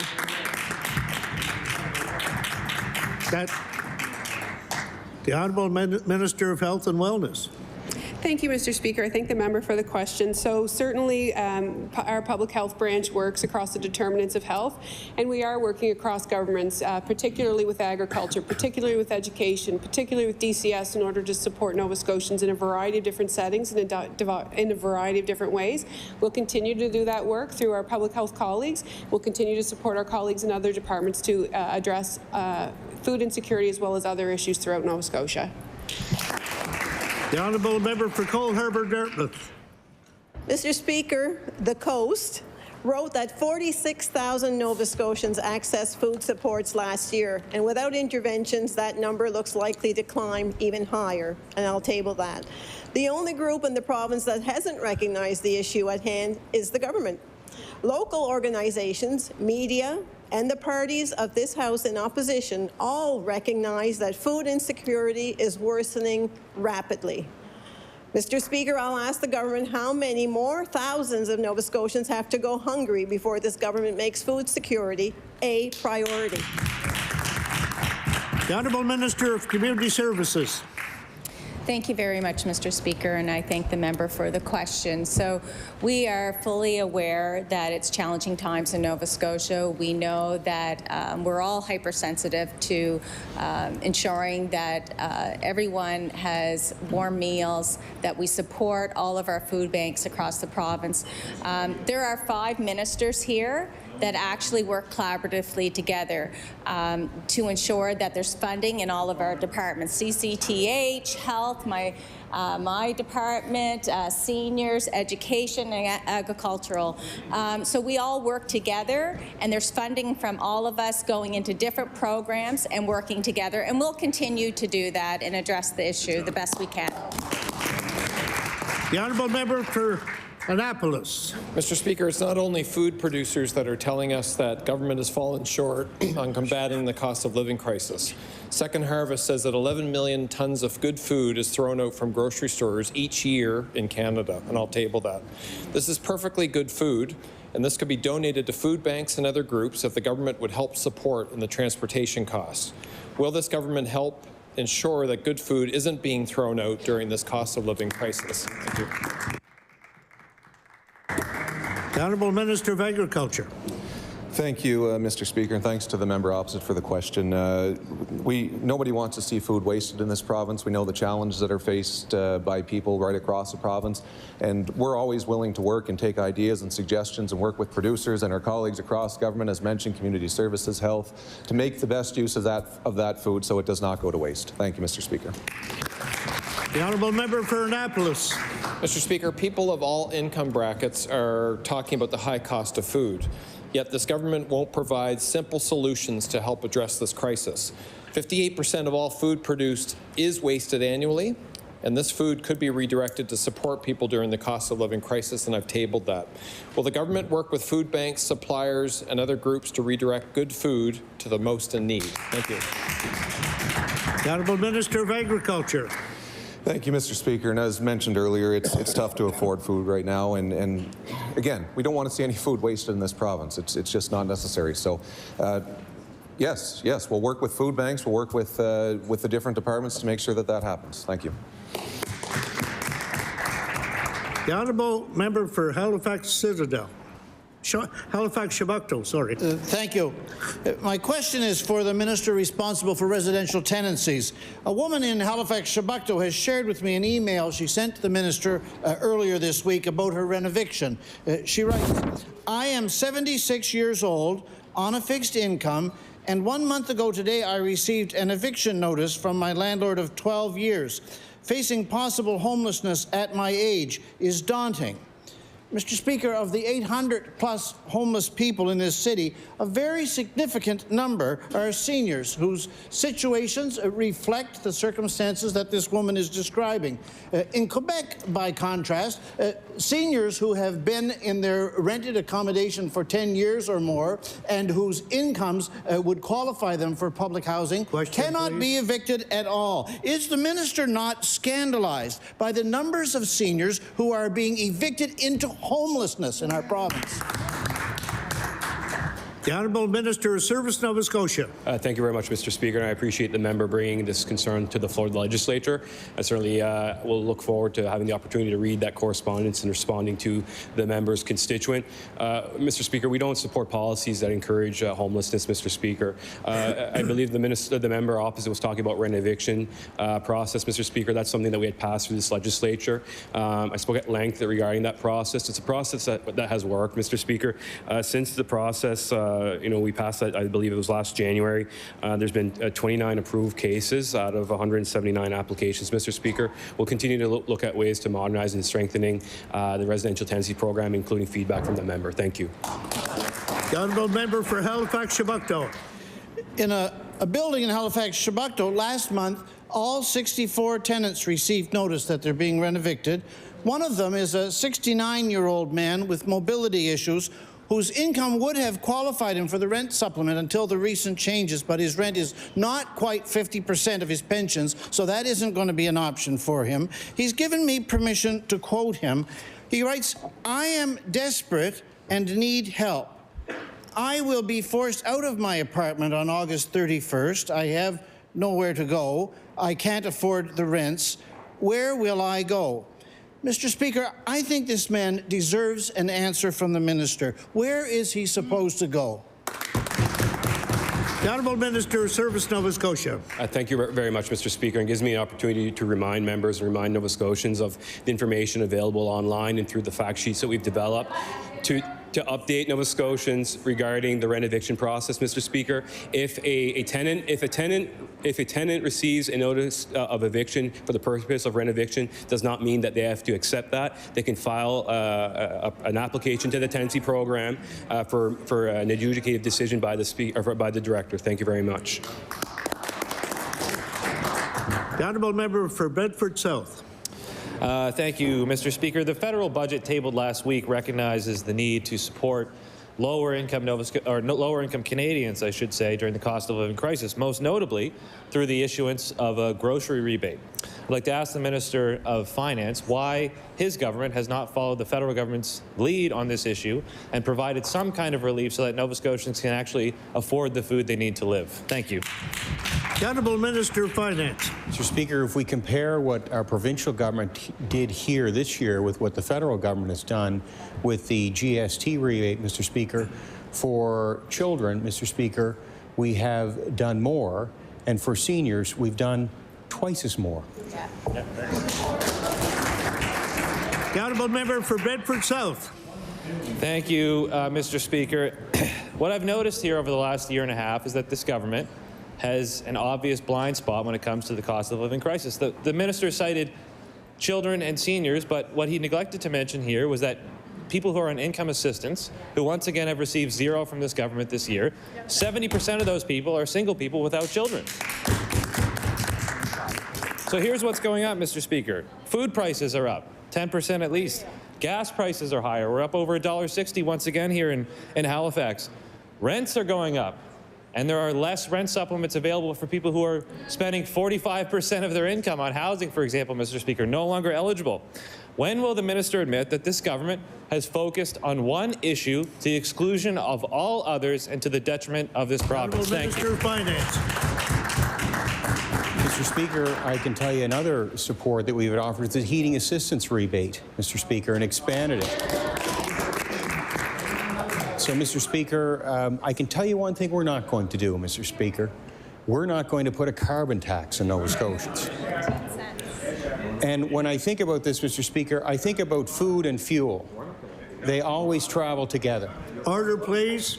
The Honourable Minister of Finance has the floor. and we think about the carbon tax and how it's going to be going on fertilizer and how it's going to be going on the trucking costs to move agricultural base inputs, how it's going to be going on fuel to truck grown product to grocery stores, how people who are driving to the grocery store are going to be paying carbon tax over and over again. Park West. Mr. Speaker, one of the challenges faced by many businesses across the province, especially in the agriculture sector, is significant labor shortage. The government has been missing in action when it comes to addressing the labor shortage. The labor challenges are only getting worse. The Canadian Agriculture Human Resource Council stated that the labor shortage will lead to a loss of 4.2% of the agriculture sector's total sales, and I will table that. Why isn't this labor shortage a priority for this government? The Honourable Minister of Agriculture. Thank you, Mr. Speaker. And yes, access to labor is one of the biggest challenges I know I hear about when I visit farms that's facing this sector from day one. We're working closely with the Federation of Agriculture to help address labor shortages and offer scholarships, internships, and bursaries. Our Agriculture in the Classroom program helps encourage young people to consider careers in the sector. And it's always a topic that I bring up with the federal minister when we have a chance to meet, because the temporary foreign worker program is through the federal government, and that's one issue that we continue to raise and continue to work with. Thank you. The Honourable Member for Clayton Park West. Mr. Speaker, what foreign workers need is housing, and this has not been looked after at all. It is hard enough to find, to get temporary foreign workers here to Nova Scotia to begin with, but this government's lack of action to address housing is making it much harder to recruit labour for this. Mr. Speaker, where is the plan to address housing crisis for farmers? The Honourable Minister of Municipal Affairs and Housing. Mr. Speaker, I'd like to just mention that this government has invested $20 million through the Nova Scotia Housing Trust to invest in modular housing to go around the province, and that will make a difference. We hope to see that modular housing in place start to come in place by midsummer. We know that the modular producers of homes around the province are very interested in this block of money, and I've just recently responded to the RFP put out by the Nova Scotia Housing Trust. This is just one example of how we're addressing this housing crisis, which we see across the province, not only in the sector of agriculture, but also in healthcare and in every other sector as well. We realize there's a crisis across the province. The economy of Nova Scotia is booming, and the crisis is for workers. Honourable Member for Cumberland North. Thank you, Mr. Speaker. This question is for the Minister of Agriculture. We've heard a lot here in the chamber today about food security and food insecurity, and the importance of coming up with a plan to ensure Nova Scotians don't go without. We know that, unfortunately, we import more than 90% of our food here in Nova Scotia. And my question to the minister is, does his department have a plan in place if we have a storm, a devastating storm, that takes out the dikes in the Chignecto Isthmus? We've talked about this as a priority. We've seen no money in this budget for repairing those dikes and increasing the height. What are Nova Scotians going to do if that supply chain is broken when the Trans-Canada Highway and CN Rail are taken out? Thank you, Mr. Speaker. The Honourable Minister of Agriculture. Thank you, Mr. Speaker. Look, it's an issue that's always top of mind. We've seen it in recent years, going back to Fiona in September and Hurricane Dorian in past years. It's something we work with our partners in public works, with the federal government. It's always top of mind. When you talk about dikeland infrastructure, we know it protects valuable farmland, public spaces, cultural resources, and marshes from the impacts of climate change. So yeah, it's always top of mind, and we continue to work on it, and we continue to monitor it with our colleagues. Thank you. The Honourable Member for Cumberland North. Thank you, Mr. Speaker, and thank you to the minister. My suggestion would be to the minister and his department is that we actually create a plan in case we see the devastating storms increase here in this province. We've been warned by numerous experts that the Chignecto Isthmus dikes must be repaired, and the height needs to be increased. Every time there is a hurricane or a major storm in our area, people are literally holding their breath. It's only fair to Nova Scotians that we have a plan, considering that over 90% of our food is imported. Nova Scotia Federation of Agriculture have said we would literally run out of food in 4 to 5 days. Question, please. If the supply chains are broken. Will the minister commit today to preparing a plan for Nova Scotians? Thank you. The Honourable Minister of Public Works. Thank you, Mr. Speaker, and I thank the member for the question. This is something that I've talked about in this legislature and outside this chamber several times now. I have been very clear that we in this province and in New Brunswick understand the importance of the Shenectady Isthmus. I have been very clear in my messaging that we continue to work together weekly, partners in New Brunswick, partners here in Nova Scotia, federal, that we are working together. I wish, Mr. Speaker, it was as easy as putting a Band-Aid on it and fixing it. But guess what? It's not. It's complicated. It's going to take time. It's going to take money. But we're committed to it, and we will make sure it's done.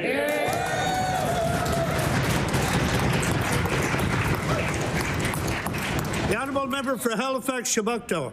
Thank you. Mr. Speaker, my question is for the Minister of Seniors and Long-Term Care. If there's one thing that's been learned over the last 3 years in long-term care, it's the absolute importance of every resident having, who wants one, having their own room and their own washroom from the point of view of preventing the spread of deadly infections like COVID. So the central question in long-term care infrastructure investment is the one I want to ask the Minister. Will every resident of long-term care in Nova Scotia who wishes to have one have their own room and their own washroom by the conclusion of this government's mandate in July 25? The Honourable Minister of Seniors and Long-Term Care. Thank you, Mr. Speaker, and I thank the member for the question. COVID certainly made it very clear that every single person in long-term care needed their own private room. It was one of the key issues in my mandate letter. And Mr. Speaker, we're currently underway to build 34 nursing homes in the province of Nova Scotia. That is a net gain of 1,200 beds. And Mr. Speaker, what I can reassure the member is we are building them as fast as they can. I wish they'd started building them 12, 8, and 4 years ago. The Honourable Member for Halifax, Shabukto. Mr. Speaker, I have not asked about the numbers of facilities being built nor the speed that they're being built at. I'm referring rather to this measure of the adequacy of the program of new nursing home construction, which is whether or not you reach the goal of one resident, one room, one washroom. Without accomplishing that goal, we will not move beyond the double, triple, quadruple accommodation of nursing home residents, which is so dangerous and diminishing for their safety and their care. So if the minister will not make a commitment to the fulfillment of one resident, one room in this mandate, will she then tell us how many residents of long-term care, according to her plans, will continue to be living in shared accommodation beyond July 25? The Honourable Minister of Seniors and Long-Term Care. Thank you, Mr. Speaker, and thank you to the member for the question. I'm certainly looking forward to budget estimates where I'll be able to give the members all those numbers exactly that they're looking for. What I can tell you, Mr. Speaker, is that when we're building and going from 8,000 nursing home beds to 9,200, that's an additional 1,200 people who will have a single room. And I can tell you, Mr. Speaker, that this government is committed to one bed, one room, one bathroom for every Nova Scotian in this province who needs one. The Honourable Member for Halifax Atlantic. Mr. Speaker, the Minister of Finance told reporters a few weeks back about fixing health care that, no question, it takes money to do that, and I will table that. Mr. Speaker, there is no question that supporting small businesses in the agriculture and seafood sector also takes money. Why does the Minister of Finance refuse to apply the same thought process to the economy as he does to health care? The Honourable Minister of Finance. Mr. Speaker, I'm a bit perplexed. What I would say, I know the member has, in my quote about healthcare, I think it was not just about money, it's about people and the importance of people. But the member has raised agriculture, and I can tell you, Mr. Speaker, as the member for agriculture has clearly stated today during question period, there have been significant investments in agriculture to the tune of millions of dollars. And so, Mr. Speaker, we are certainly investing the dollars. And I will say, now it's anecdotal, but I will say around home, I'm hearing from the agricultural community that they feel valued for the first time in many years. There you go. The honourable member for Halifax Atlantic. I appreciate what you're hearing at home, but yesterday we had the agriculture industry in, and today we have chicken farmers in, so I would encourage the minister to walk outside those doors and have a conversation with them. Mr. Speaker, if this government had any foresight, it would realize the path to fixing healthcare would only be more obtainable to them if they paid attention to small businesses in the province. The math is simple. A healthy economy will equate to healthier communities and reduce pressure on the healthcare system. Why has the Minister of Finance failed to recognize the vital economic component of that equation? The Honourable Minister of Finance. Mr. Speaker, I can think of one of the big challenges for businesses in the province is finding people. It's the same challenge we have in trying to fix healthcare. We need people. So one thing that we've been doing through finance is the more opportunity for skilled trades, because we need more young people in the province, and we need more of them engaged in the areas where we need them. So we started with skilled trades, Mr. Speaker. And if we can bring more young people to the province, that's going to help the farmers who are up in the gallery today, and it's going to help our businesses. And if our businesses have the people they need, they're going to be able to grow. And that's going to bring tax revenue for the province, and that's going to help us fix health care. The honourable member for King South. Thank you, Mr. Speaker. Mr. Speaker, this government had an unprecedented windfall of cash of $1.6 billion. And I'd like to ask the minister, it was completely achievable to balance the budget, completely achievable. Why did this government purposely, conscientiously run a deficit? The Honourable Minister of Finance. Mr. Speaker, we're focused on fixing health care. We've made no bones about that. We're spending money to do it, but we believe we're not just spending money, Mr. Speaker, we're investing. We're investing in people. We're investing in Nova Scotians when they go to get their health care, Mr. Speaker, but we're also investing in the people that are working in the health care system, who I know have felt overwhelmed for years. And, you know, I'll tell you something else, Mr. Speaker. We won't know the final numbers for the year that's just ended. We'll know them likely later this summer. And last year, we actually finished in a surplus position. I'm hopeful maybe we will finish closer to balance, maybe even in surplus. The honourable member for King South. Thank you, Speaker. I looked at the budgets of all the provinces and territories across Canada. About half of them balanced their budgets. The other half of them brought in a fiscal plan that showed that they were moving to balance and they had set targets. This is the only province that is not concerned about getting back to balance. While the minister wants to pay for more health care, the question is he having our children pay for his health care by running deficits? This government is growing debt by $5 billion. Is this responsible fiscal management? Is this responsible fiscal management? Is the minister concerned that debt rating agencies... Well, Mr. Speaker, as I've just said, we actually finished in a surplus to close last year. We'll see where we are later this summer, Mr. Speaker, when we close the province's books for the year. But I will say this. We did spend money this year, Mr. Speaker. We spent it on health care. We spent it on housing. We spent it on Hurricane Fiona, which was something we couldn't see coming, Mr. Speaker. We gave money to organizations that suffered through the pandemic, weren't able to fundraise. They're important organizations in all of our communities, Mr. Speaker. So we invested. I'm hearing so many things over here. I feel like I'm hearing voices in my head. But the point being, Mr. Speaker, yes, we spent money, but there were on many of the same things the opposition just wanted us to spend. Member for Halifax Atlantic. Mr. Speaker, I'm glad the Minister of Finance said that this is a government that's investing in people and that this is a budget that's investing in people. Mr. Speaker, so my question is to the Minister of Community Services. Income rates, again, for the second year in a row, are frozen. This isn't just a freeze of income rates. Because of inflation, we're seeing income assistance, we're seeing a reduction in the buying power of those that need it the most because of inflation. Does she agree with the minister's statement that her department, the Minister of Community Services and the department, is investing in the people that she is in charge of? Once again, I'd ask that you refer, instead of the word she, that you refer to as Minister of the Department. The Honourable Minister of Community Services. Thank you very much, Mr. Speaker, and I thank the member for the question. We're working as hard as we can. Are we getting it perfect?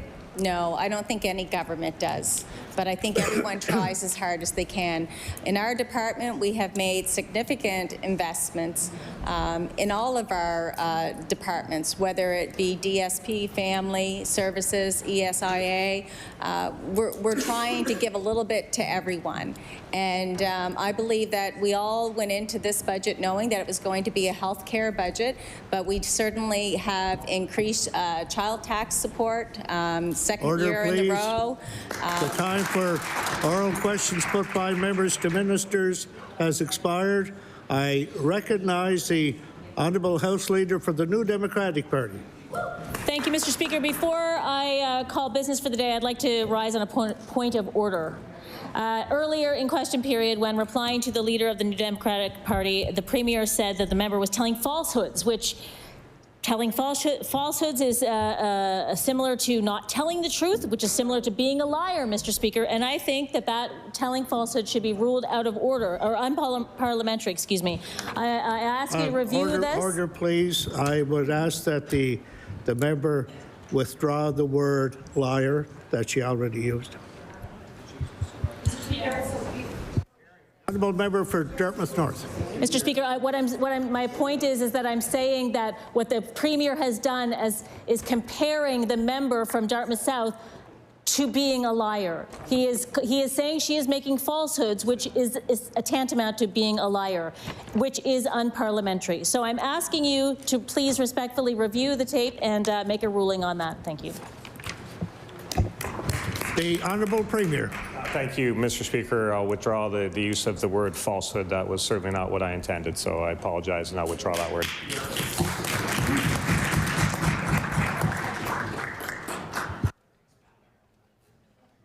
So that point of order is resolved.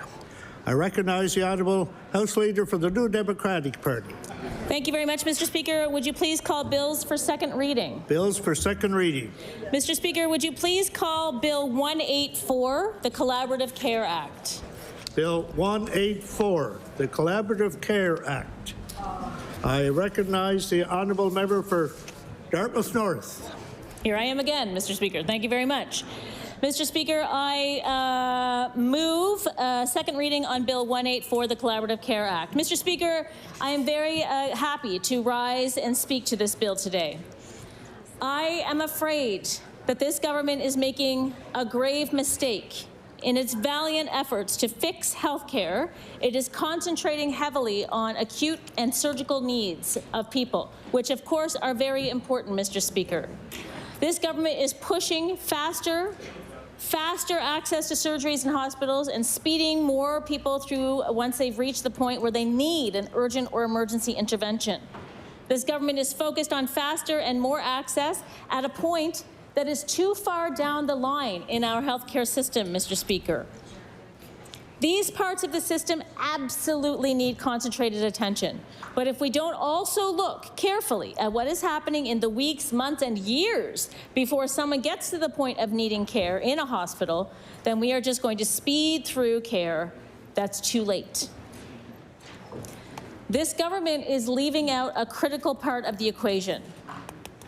We are talking about seniors who need diabetes or heart conditions monitored. We are talking about cancer patients who need regular check-ins with a provider or a team of providers who can follow people's health. We're talking about parents with a sick kid, a kid with a complicated allergy, or who needs their ADHD medication adjusted. We're talking about somebody struggling with depression who needs to talk to someone about medication. Someone who needs an IUD inserted or a regular vitamin B shot. These are the people who need us to be talking about family health teams. Walk-in clinics don't have space to see people. And by the way, we have the worst access to walk-in clinics in the country. Doctors are leaving this province all the time, leaving thousands of people with nowhere to turn. Because it's difficult here, Mr. Speaker. We also know we have tons of doctors who want to retire. They should be able to retire without worrying about their patients being not attached to somebody or not attached to a clinic to visit. People who do have doctors can wait weeks to get in to see them, which is too long for someone who needs hypertension medication adjusted or someone with a complication post-surgery. The Premier often talks about virtual care as a go-to in this situation. He constantly says that just because people aren't attached to primary care, it doesn't mean they don't have access to primary care. And I don't dispute that. That is true. However, we do need attachment to primary care. Virtual care does have a place in Nova Scotia, but it is not a permanent long-term solution to the primary care needs of Nova Scotians. You hear that? Other provinces have recognized that the only way forward is to massively invest in family health teams. Ontario has been doing this for years. There are currently over 3.4 million Ontarians enrolled in family health teams in over 200 communities across Ontario. A major review of Ontario's model shows that more than 3/4 of patients surveyed at a family health team were able to nab same-day appointments, and patients with hypertension and diabetes reported better control of their blood pressure and blood sugar. British Columbia has made community health centres a key component of their 2018 primary health care strategy. And since then, they've opened a number of new community health centres. BC's new doctor payment model is also intended to help family doctors move towards more team-based care, as it's designed to be a departure from the fee-for-service model under which doctors are paid based primarily on the number of patients they see in a day. PEI is opening patient medical homes across the province. From PEI's website, I'll quote, "Medical homes offer a team-based approach to primary care. Patient medical homes will include teams of physicians, nurse practitioners, dietitians, social workers, nurses, and other healthcare professionals who will work together with patients to address healthcare needs. Similar to building a house to meet the needs of the people living in it, a medical home is designed with the appropriate team of providers to meet the needs of the patients that belong to that medical home. Patient medical homes will start taking on new patients from the patient registry as they develop over time. Eventually, most primary health care professionals will be working in teams, and every islander will be attached to a medical home and neighborhood." The Alberta NDP is likely to form government soon, and it's campaigning on a plan to provide access through family health teams. They say our commitment to integrative team-based care delivered in family health clinics will mean that within 10 years, up to 1 million more Albertans will have access to a doctor within a day or two as part of family health centres. We can do this here also in this province, but we've got nowhere near the kind of focus that's needed. There is no plan or vision from this government to make this happen. As far as we're aware, right now there are 0 paramedics or other healthcare professionals such as midwives, occupational therapists, pharmacists, or psychologists working in family health teams in this province. There is some collaborative care happening in the province, but it's piecemeal, and there needs to be more. And we know where it's happening well, and people are happy with that. The Dow the Dow Family Medicine Clinic is a great example of this. But why aren't we doing this in every community across the province? What are we waiting for? Why are we piloting? There is mountains of evidence that this is the way forward. During budget estimates, we discovered that there is some funding for primary care in the budget, but it's a drop in the bucket of a massive health budget and not nearly enough. But as important as a lack of funding is, the lack of vision or strategy to build family health teams across the province is just as important. There is some mysterious number of collaborative care clinics that the minister's spoken about, but she can't tell us where they'll be located, when they will open, or how many patients they will care for. We also don't know how they're being developed, which is part of the intent of this bill that we're debating right now, to create a strategy together with healthcare providers and communities to provide collaborative care across the province. We also understand that there's a small amount of new funding for community health centres, and this is very positive, but of course it's not enough. There are amazing community-run clinics, such as the one in Chester and the North End Community Health Centre. The Nova Scotia Association of Community Health Centres has long-standing asks: stable operational funding. The NSH rents space at our health centre, and the government provides grants for certain programming, but it does not provide operational funding. To be treated as a key partner in primary care provision, to be invited to the table for conversations about primary care in Nova Scotia. The evidence of this model is overwhelming. According to research on the model, community health centres offer significantly more comprehensive services than other primary care models, like fee-for-service practice and clinical care-only teams. Clients of community health centres report higher satisfaction scores across multiple domains, including accessibility, prevention and health promotion, client and family centeredness, and chronic disease management compared to clients of other models of care. Community health centres provide superior chronic disease management. Clinicians in community health centres find it easier to promote high-quality care through longer consultations and interprofessional collaboration. Community health centres foster environments in which community members and staff feel empowered to participate in decision-making. Decision-making leads to improved programs and services and the range of programs and services that meet the needs of community. Community health centres provide a triple bottom line solution: improved health, individual health, improved community and population health, and more cost-effective health care and social service systems. We can do this in Nova Scotia, but not if we do things the same old way. Our bill, the one we are debating right now, would require the government to do this. It would require the Minister of Health and Wellness to appoint a task force on collaborative care, made up of healthcare providers and experts. The task force will consult the colleges, professional groups, unions, member organizations of those such as physicians, nurses, midwives, ding, ding, ding, occupational therapists, paramedics, pharmacists, physician assistants, physiotherapists, psychologists, counselors, respiratory therapists, social workers, speech-language pathologists, dentists, dental hygienists, community health centers, community health organizations, health education programs, patient advocacy groups, First Nations, African Nova Scotian communities, Acadian communities, and other. The task force will consider current fee-for-service models, staffing roles and ratios, scopes of practice, models from other jurisdictions, health equity, and areas of greatest need, and other.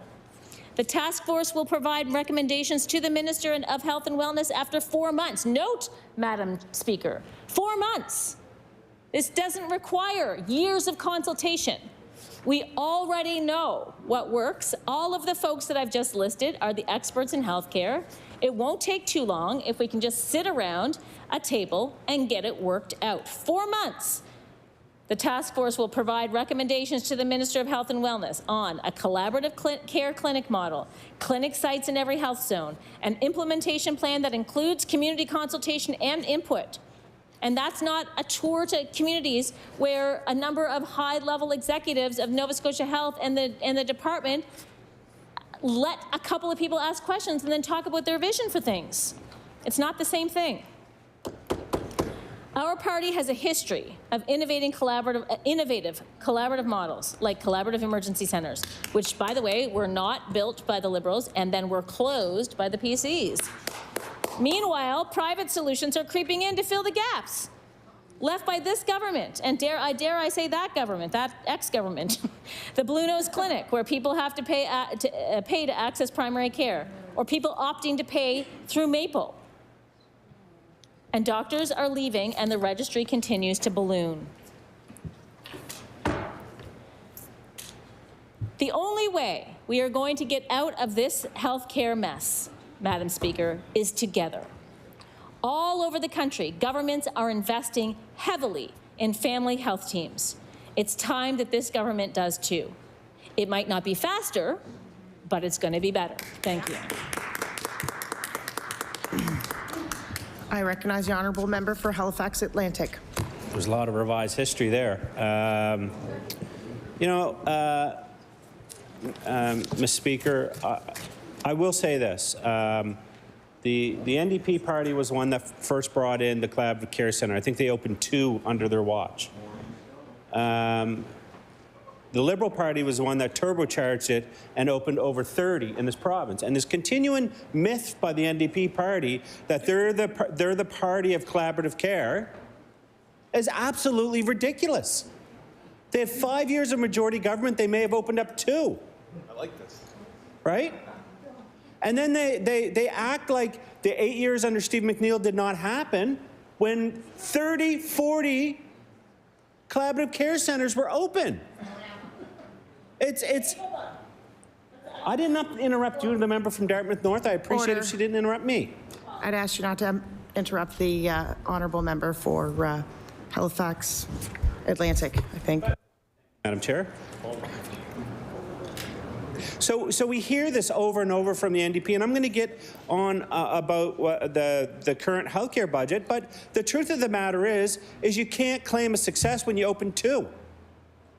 You brought the idea in, you dragged your feet on it, and then the former government in 8 years opened up 20 times the amount that you did.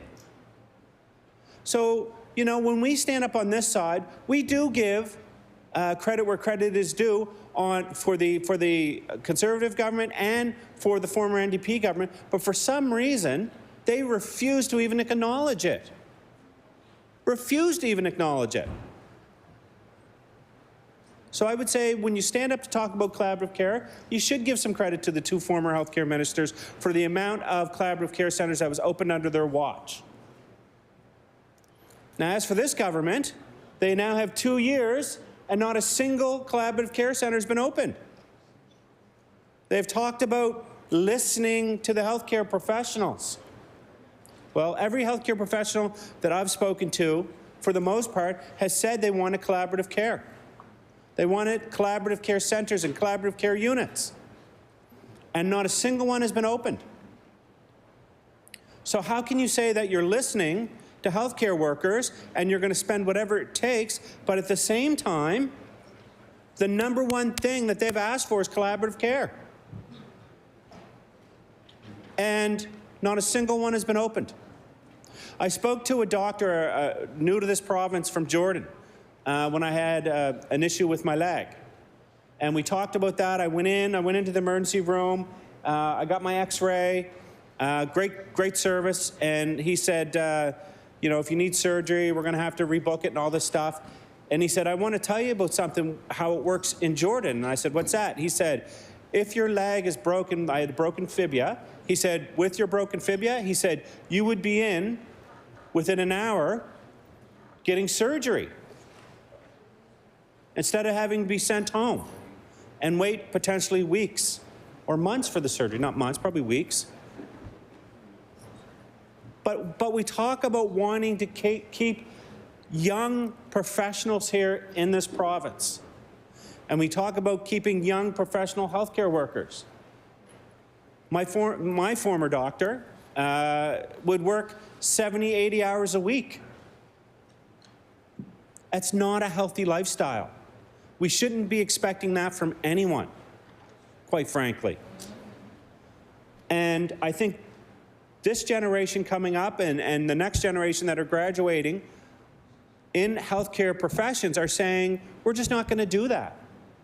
You know, they have a sense of loyalty to the people of Nova Scotia, but also at the same time, I think they realize working that kind of schedule and taking on that load of work is actually unhealthy for them, and it will lead to burnout.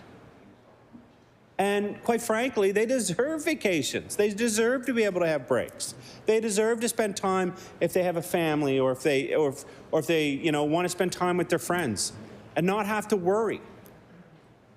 You know, a gentleman that I went to junior high and high school with contacted me. I hadn't heard from him in a long time. I'm not going to say his name, but he's a family doctor, and he talked about the amount of the difficulty it is to get what you need. He said, I am overwhelmed with paperwork. I'm overwhelmed with individuals who are waiting for surgeries and procedures. The vast majority of what I deal with is people who should have had that surgery and haven't had it. So I have to continuously either manage their pain or manage their symptoms. You know, he said, I could use a nurse practitioner. And the response was, if you want a nurse practitioner, you have to do more. You have to take on more patients. So instead, what he has decided to do is continue on the route he's on until he can't do it anymore, until he can't take it anymore. And we know that collaborative care centers work. We know it's a model that is being used all over the world now. Again, I give credit to the NDP for bringing that model here to Nova Scotia, for the former Liberal government for continuing and expanding it, but I just don't know why it was stopped.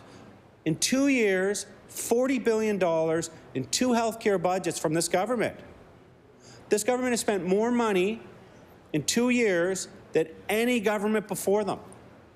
And if you talk to the Minister of Finance, you talk to the Premier, in question period, what they're saying is these are healthcare budgets. So when we ask them about other issues that Nova Scotians are facing, like the economy, like housing, like the affordability, they say, well, we can't chew gum and walk at the same time. We're solely concentrating on this one issue, Madam Chair.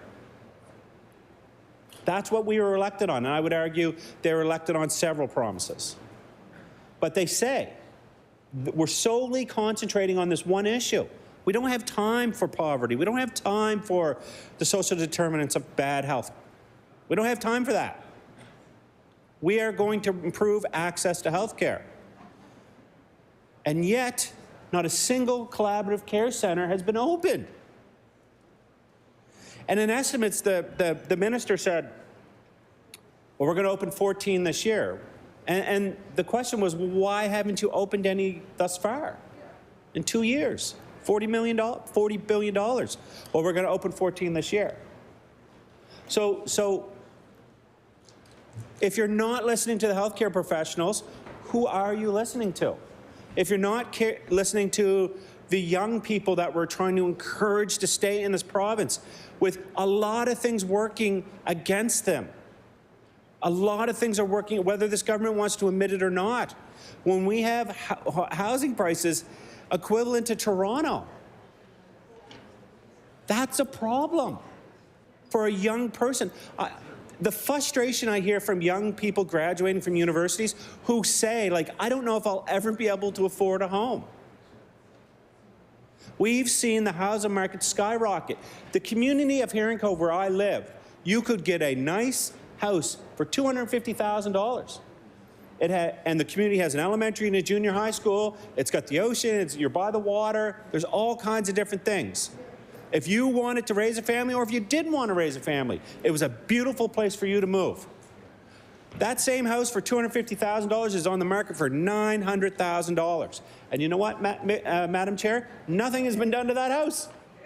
It's not like they added on five different floors. It's the exact same house. So we have all these factors working against our healthcare professionals, our young healthcare professionals, people that were trying to get to this country, people that were trying to get to this province. And they're saying, I'd love to go work in the Collaborative Care Centre. Is there going to be any new Collaborative Care Centres? Nope. Nope. And it would, like, quite frankly, it would be nice just to have an explanation why. Why, for the last, my math is terrible, 13 years, 5 under the NDP, 8 under the Liberals, Collaborative Care were opening. And then stop. Stop. Stop. Again, I will say, credit to the NDP. They started it. The former healthcare minister, Madam Chair, Maureen McDonald, who I have an immense amount of respect for. You could sit there and learn, anyone in this chamber, if you sat and talked to Maureen for any amount of time, you're going to learn something. Maureen and the former Premier, Darrell Dexter, had the foresight to see this happening. The foresight to see that people are going to want collaborative care. The foresight to see that the way that we're doing healthcare, working 80, 90 hours a week, and yes, people are working those hours, is not going to continue. How unhealthy is it, Madam Chair? Think about, you know, my previous job, we used to work 12-hour shifts, and then we sometimes, depending on emergencies, we'd have to work 18 to 24 hours straight, right? We're working with heavy machinery, we're working with tools, dangerous things, and the Water Commission where I work said, wait a second, it's not safe to be working 18, 24 hours. It's not even really safe to be working 12 hours. But 18 to 24 hours straight, they were like, yeah, it's not safe. So the rules changed for us. But it's still the same for healthcare professionals. It's still work until you drop.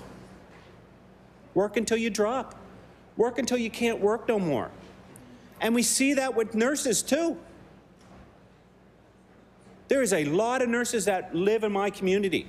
I have a lot of friends that are nurses.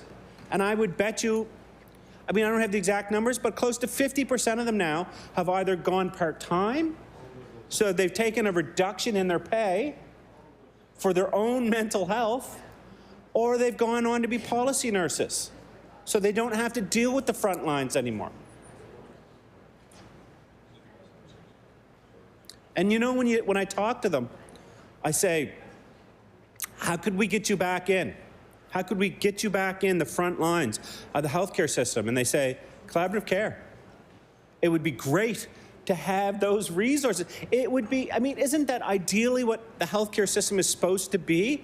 The dream of a healthcare system is that, you know, when I go in and you know, myself, for example, I deal with mental health issues. I deal with anxiety. I deal with depression. I deal with panic attacks. And there's nowhere to turn. There's nowhere to turn. If I go see my family doctor, which I don't have one, and I'm in the middle of a mental health crisis, I get about 15 minutes, maybe if I'm lucky, after the hour consultation. It takes 45 minutes to sign up. There's no mental health access. We're sending people home with addictions. We're sending people home who are in pain. We're sending people home who, if we dealt with the issue right then and there, if we had a collaborative team that could deal with that issue right then and there, it would lead to better quality of life, not just for the person that is dealing with those issues, but for our healthcare professionals. Because you know, if you talk to any healthcare professional, it weighs on their mind. When I speak, I have a ton of friends that are doctors. I wouldn't say a ton, but a few. And when I speak to them, they say, like, it weighs on my mind, Madam Chair. That individual came into my office, and I know I can't get them in to see a specialist for a year or two. They have to go home with that. That I can't get them in to see the surgery, and I know they're going to be in pain. I can't get them in to see mental health specialist. It weighs on their mind. And we're beating them down by not listening to them. And it's okay to be flashy and say, oh, we're going to hold these meetings and let's get the cameras in and we're listening and go like hell, or whatever the slogan was that week. But I also think it's offensive to tell our healthcare workers to go like hell, because they're going through hell.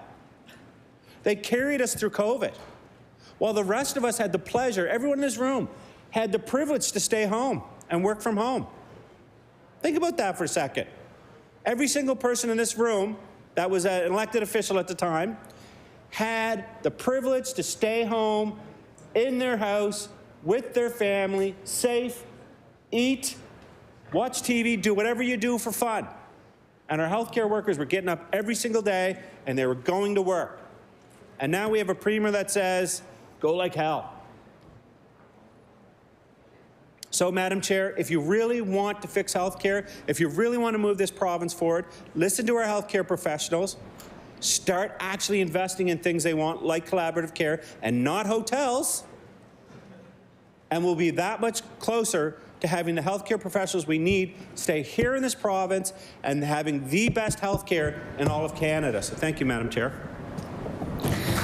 I recognize the honourable member for Colchester North. Thank you, Madam Chair, for this opportunity to speak on this bill. I need to start by saying, you know, I had some pretty, certainly gave this some thought and had some points here I organized that I kind of wanted to comment on, but I get all this wide-ranging comments from the opposition. I want to try and respond to some of them. So if I kind of get off track a little bit, that's my explanation for it. So again, thank you, Madam Speaker, and I'm very pleased to have the opportunity to speak about our government's plans to improve primary health care, including collaborative care. Madam Speaker, primary health care is the foundation of good health. We know that there are far too many Nova Scotians who don't have a family practice.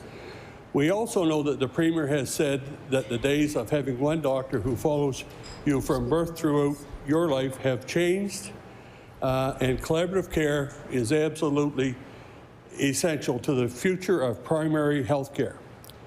Today, so this is, we're responding to a bill about collaborative health care.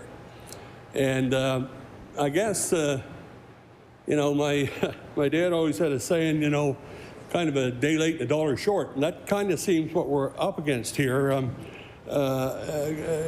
You know, currently in Nova Scotia, there's already 96 collaborative care practices, okay? The question was asked, you know, I forget, somebody asked the question, are there going to be any more collaborative care centers? Well, yes, there is. There's going to be, over the next 18 months, there'll be 11 new collaborative care centers and 21 strengthened.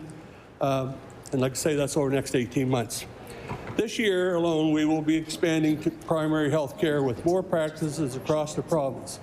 We know it's needed, and we know that it's the wave of the future. Family doctors working with nurse practitioners, family practice nurses, social workers, dietitians, and whatever a community needs to stay healthy. Now, so I just want to speak to that a little bit. No, I'll get that at the end. So, but we know that this is how healthcare graduates, and I spoke about this a little bit, I think last week, on a bill that spoke to an opposition bill that spoke to healthcare. But we know that new graduates prefer to work in groups. It's how patients get better care from the right professional at the right time, and we are committed to making that happen. We also need to make sure that once we recruit family doctors to these practices that they feel supported and want to stay in our communities.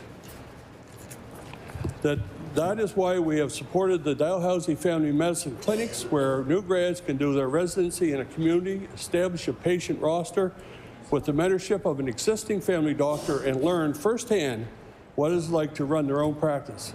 Once they finish this residency, they move to their own clinic in that community, and they take their patients with them. And I got to say, that's been very successful in Colchester North. There's some doctors in the urban core in the Truro region that have continually take on residents from Dalhousie, and they've really been a God's blessing to the communities that they serve. We have set up a rapid onboarding team for all family practices to help them do the administrative work involved in taking on new patients. The team fills in paperwork, does the initial meetings with patients, and takes care of their immediate needs. And because Nova Scotians needs and won't wait while we work to establish these practices, we are also expanding other options to our people, so our people can access care quickly and close to home. This includes a mobile preliminary health care unit that travels across the province and offers appointments on weekends. There are clinics for newborns and pop-up respiratory clinics. We are working to expand virtual care in Nova Scotia hours so more and more people can get appointments, and there's also collaborative primary care pharmacy pilot with 12 pharmacies already up and running across the province offering testing and treatment for a variety of conditions. And there will be more to come. We are also working hard to recruit and train more doctors, nurses, and other healthcare professionals, and we are working to make it easier for people we recruit from elsewhere to get licensed and start caring for patients. And so as we speak to these new, 11 new and 20-some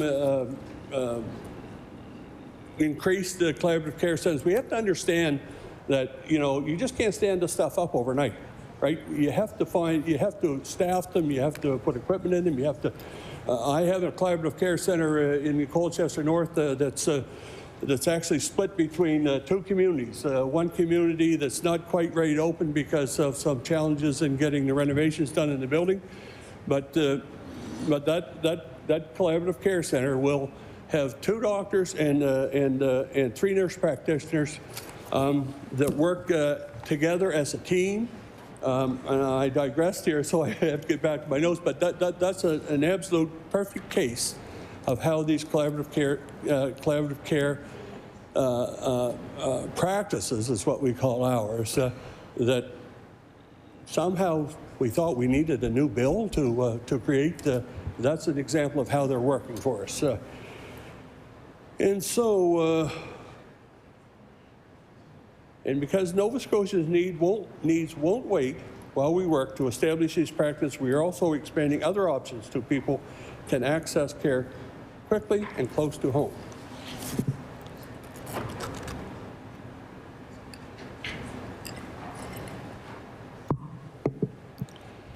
This includes the mobile primary health care unit that travels across the province. I think I'm going to repeat myself here, but I'll continue. There are clinics for newborns and pop-up respiratory clinics, and we are working to expand virtual care hours across the island. We are also working hard to recruit and train more doctors, nurses, and other healthcare professionals, and they are working to make it easier for those people we recruit from elsewhere to get licensed and start caring for people. And I think that's pretty critical here, and there's been a lot of criticism in this House over the past week about this concept that we have that we will bring people from other highly recognized training facilities or training universities across Canada, in the United States, Harvard and places like that. I think they're probably qualified. We've set up a system to streamline those, and I believe, I know there's been a lot of rhetoric around, but I believe that's something that the colleges of physicians and surgeons support. So again, that's the way we stand up new collaborative care centers, and I think they are, I think without question, I know very little about healthcare in the urban cores, but I can tell you right now that they are a godsend for rural communities in Nova Scotia.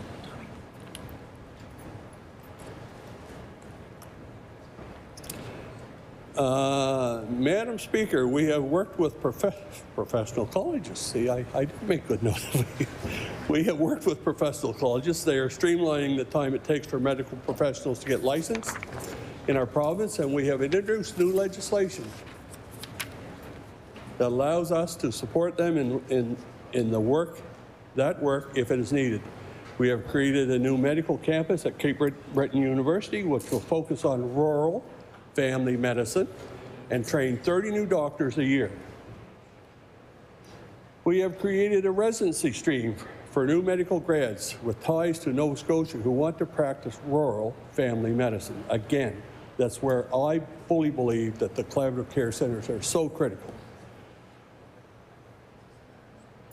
We have created 200 new nursing jobs and moved from 15 nurse practitioner seats at Dal to 40.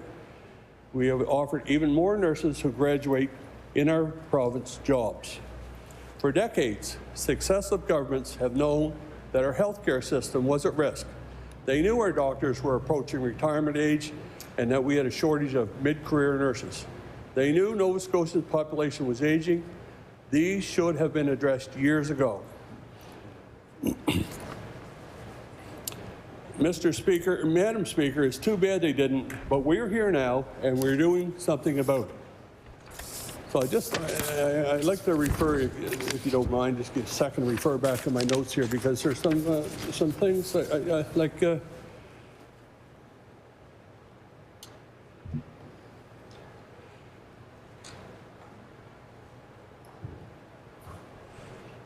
Yeah, so the member from these are my notes from earlier when the others were speaking. You know, the members from Dartmouth North in her opening statements asked where these new collaborative care centers were. And so I want to again expound on what I guess I'm in a sense singularly minded on these because I'm so, I guess you would say, I just see them as the future of certainly of rural medicine. Undoubtedly, it'll be just successful in the urban cores. But again, I want to go back to the collaborative care practice that's sort of operating and about to be expanded in Colchester North. And I want to talk a little bit about the support that the community has given and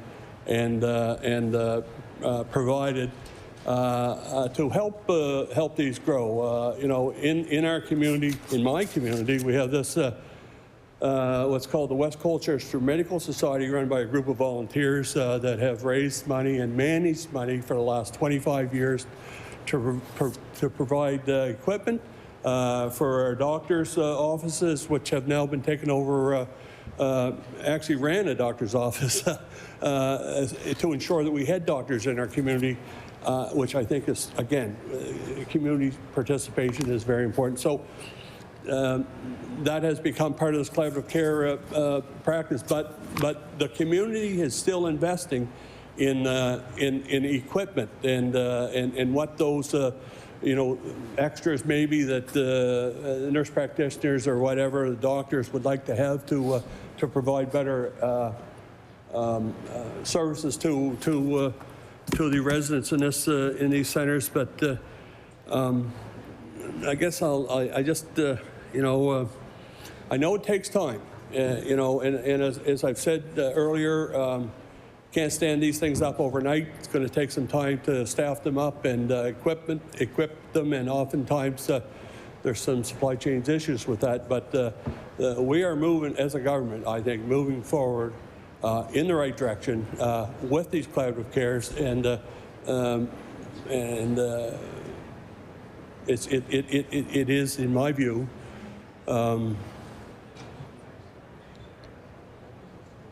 well. It's the future of primary health care. That's my view on this. Thank you very much. I recognize the honourable member for Halifax Citadel Sable Island. Thank you very much, Madam Chair. I'm pleased to rise today to address a couple of issues, and I think one, is around the vision and the type of access that folks have to healthcare right now today in Nova Scotia, as well as to talk a bit more about what we mean when we talk about collaborative care.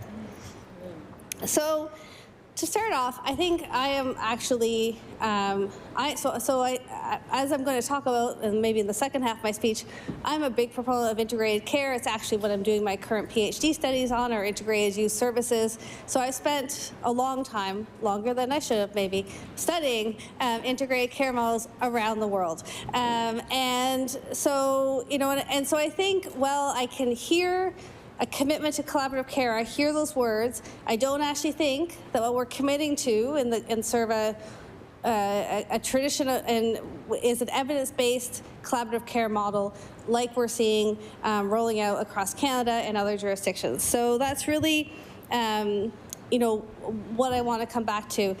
But I also wanted to talk about this idea that, the old model is gone and we don't have the same primary healthcare doctor, physician from the moment we are born until we die, and to reflect a little bit on so I'm concerned that when we're talking about collaborative care, that ongoing relationship piece of connection to a healthcare home is actually being lost.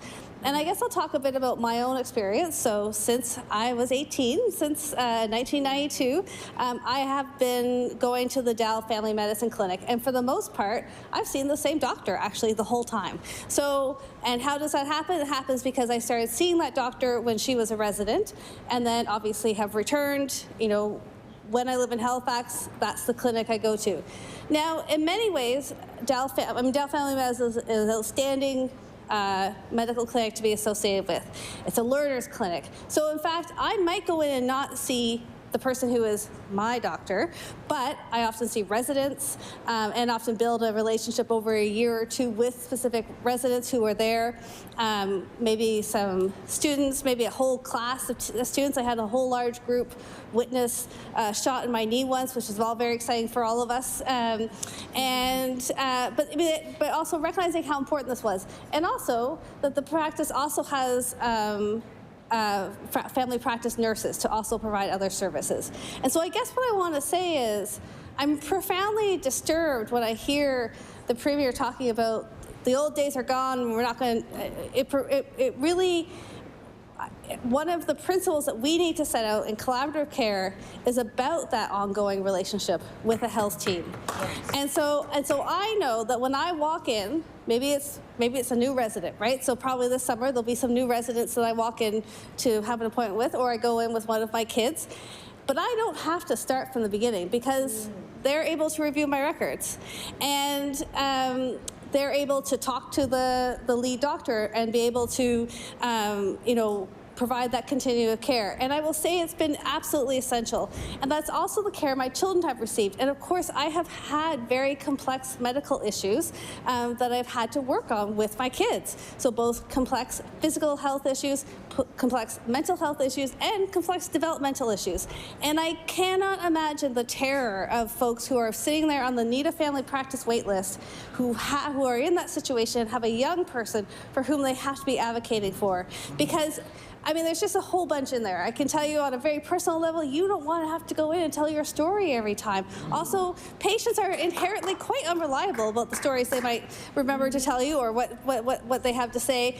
Kids are unreliable patients at the best of times. And so having that continuity of care is so important. And that is one of the key principles that I really need to see articulated by this government about what we're building. We are, in fact, building family health homes. We are building places that are inherent parts of our community that provide the type of care that we need. But I can also tell you how I think things could have been improved and still could be improved at Dal Family Medicine. So to actually have it be a collaborative care clinic where, in fact, a lot of the services that are needed, that are required, are part of that team. So what would have been great in the days when I would leave an appointment at Dal Family Medicine with a referral for physio and for speech therapy and for psychological services, for osteo, for a number of different services for my son. What would have been really great is actually to have had those services in the clinic. And again, because when you're going from professional to professional, then you have to tell a whole new story, right? And so you're going in as a person or with a young person or an older person that you're accompanying, and again, you have to go through why are you here for physio? What's the plan? What type of what needs does this person have? How do they respond best to treatment? So in fact, I love the Dal Family Medicine Clinic. I feel like I've been connected to that clinic my whole life, basically, and I feel like my family is connected to the clinic, but I can also see where we need more.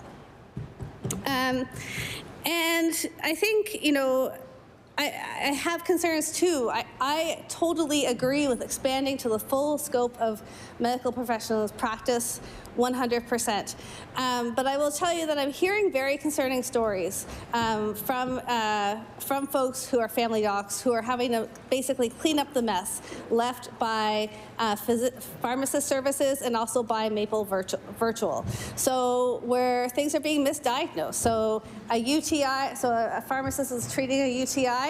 You know what? It wasn't a UTI, it was an STI. And thank goodness that person went back in for care when they figured out that their full spectrum antibiotic didn't kick the problem.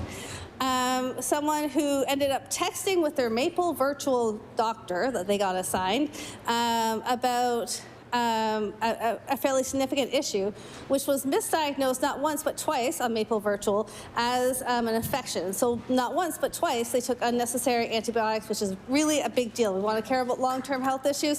That is a big deal. We really need to limit the misuse of antibiotics. My partner would be disappointed in me if I didn't bring that to the floor of the House.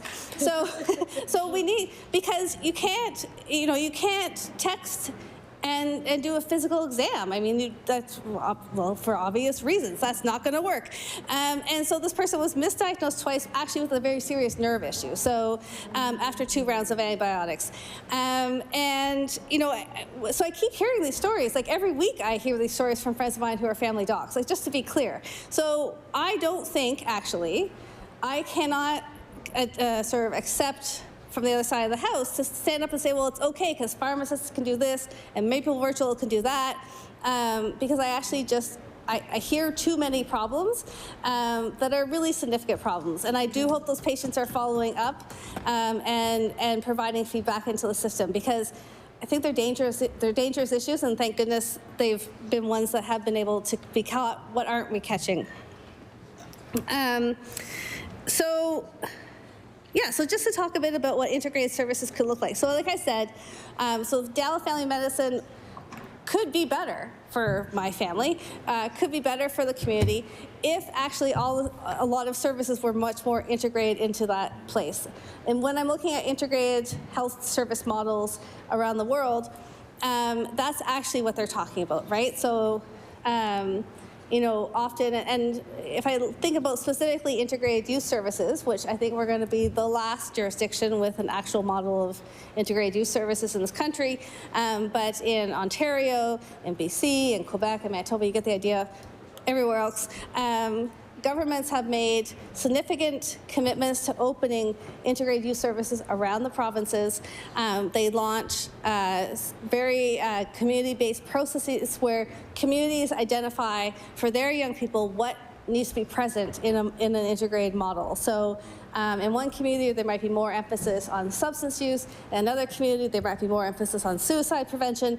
In another community, the issue might be around employment and education, if those aren't opportunities that the young people in that community are finding.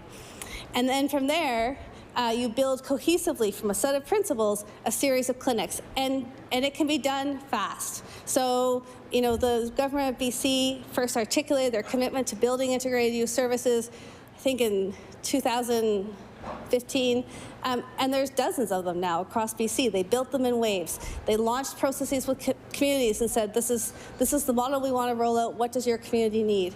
And they're financing them. So they're bringing together a range of health professionals under one roof. So a young person can literally walk in or get on the phone and have access to primary health care, mental health care at all sorts of different levels, physio, often supports for employment and education. And, you know, I really would encourage folks, you know, before the next session, if you're in New Brunswick, has a full commitment to integrated services, the next time that you're in literally any other province and you have the opportunity to try and find one of their integrated youth service initiatives and go and walk in that door and just get a sense of what the feeling is and ask the staff, you know, how people are able to come in and get the services that they need right there in one place. And so that's the model that we're talking about with collaborative care. We want Nova Scotians to have an ongoing relationship with a physician home that's embedded in a range of services that they can access that are community relevant, and that people are allowed to practice at the full scope of their practice.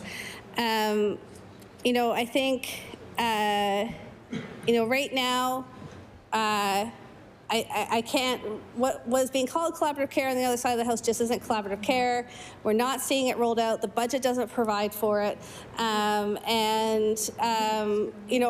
can, maybe next time I give the speech, I'll bring some tabling documents from other jurisdictions when they actually said, we're going to do collaborative care, and here's what it's going to cost, and here's the money, and here are the timelines. Because until we see that kind of action from that side of the house, then we can't believe that collaborative care is being implemented in this province.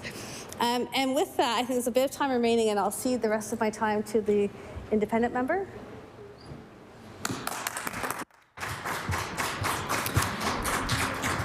I recognize the honourable member for Cumberland North. Thank you, Madam Speaker, and I want to stand in full 100% support of this bill that the NDP have brought forward for us today. I completely support a collaborative care approach, and when I read through this bill, it's exactly what we need. Form a task force. Let's put the experts at the table. Make sure that they're healthcare professionals that are actually making the decisions, and let's get busy. Nova Scotians need us to make significant improvements here in healthcare here in Nova Scotia, and this is absolutely one of the tools in the tool chest, one of the ways that we can do that. Back in January, when I put forth the 16-point action plan addressing emergency health services in Cumberland County, one of the action items was supporting each family physician in Cumberland County to hire a family practice nurse. And this will allow each family doctor to see more patients and ensure every person has a family doctor, and this will alleviate stress on our emergency departments. So, and I'll table that document. It's well documented that when a family physician has a family practice nurse working with them, that they are able to take on a much higher patient load and see more patients. And I believe, Madam Speaker, that patients receive and higher quality of care as well with this. Now, that's only one part of the collaborative care model, adding a family practice nurse. This bill speaks to all of the healthcare professionals and interdisciplinary teams. And I really appreciated hearing from our the last member that spoke, and would love to hear her speak on this topic much more in the future. We have a long history of collaborative care experts here in the province of Nova Scotia. Back in 1995 to 97, my husband and I worked in healthcare in the United States. And although it's a private healthcare model, I was really impressed by their primary healthcare clinics, their collaborative approaches to healthcare. And when we came back, we opened a primary healthcare clinic, collaborative clinic in the town of Amherst. It was the first group practice, and we based it on this model, primary healthcare. But of course, it was publicly paid. It was privately managed, but patients received services that were publicly funded. And I remember when I first started planning for this clinic, I met with Dr. David Rippey, God rest his soul. He was from Spring Hill, but he worked down here in the city. He was the expert here in the province of Nova Scotia on primary health care and on collaborative models. And when I met with him, it was 1999, and he said, Elizabeth, you are 15 years too early. You need to come back and see me in about 15 years. And I said, well, I don't want to wait. So we came up with a business model, and in 2002, we opened the first collaborative practice in Amherst. And although we were not able to get any provincial government funding at that time, we made it work through a private business model. And I'm happy to say today, right now today, that very clinic is running as a provincially funded collaborative practice model with a paid family practice nurse through Nova Scotia Health. Some of the physicians in the clinic are paid through Nova Scotia Health. There's a nurse practitioner paid through Nova Scotia Health. Cheryl Smith, just incredible nurse practitioner. She actually is not only a clinician, nurse practitioner, she actually went on and did her PhD in polypharmacy and still teaches to this day through Athabasca University. And one of the highlights I want to say of this clinic was that we trained some of the first nurse practitioners in the province, in Cumberland County. We had Heidi Fairbanks, Cheryl Smith, as well as Darla McPherson. So primary health care can absolutely improve access to patient care. I fully support it. When you look at even family practice nurses alone, some of the care that they can do that alleviates time for family physicians are things like well baby care, giving immunizations, doing developmental assessments, and education for new parents with their infants. Early screening, early detection screening for things like cervical cancer, very, very important, as well as things like chronic disease management for COPD, for diabetic care, hypertension. And it's very important when these diseases are properly managed in chronic disease, we have much better patient outcomes. And then, of course, just physical exams, annual exams, wellness exams. When proper family history is taken, proper medical history is taken, then clinicians, such as a physician and a nurse, can make sure that there's proper screening. For example, if you have a family history of colon cancer, then there's different guidelines of when you should have screening for that, such as colonoscopy. Same as heart disease, diabetes, if you have a family history. The approach to care and screening is different than if you don't. Patsy Smith, I want to make mention of Patsy Smith. She's a pioneer in family practice nursing here in Nova Scotia. She helped to develop one of the first family practice nurses program through Dalhousie and through Huey too. And I'm not sure if that's still running today.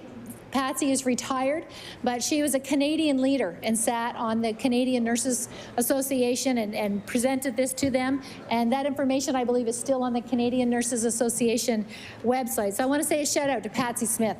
Absolutely a leader in nursing and in family practice nursing.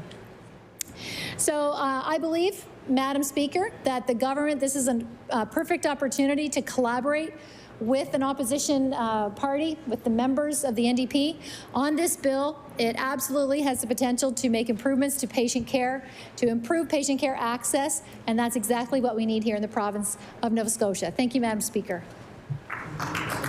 I recognize the honourable member for Richmond. Thank you, Madam Speaker. And with the short time I have available, I just wanted to kind of give a brief synopsis of the journey that I've had as a healthcare provider, because whether it's talking about collaborative care, multidisciplinary care, interdisciplinary care, this is the realm that I've lived in since 1999. As a kinesiology student, as a healthcare provider, as a kinesiologist, we advocated hard to be part of the healthcare team.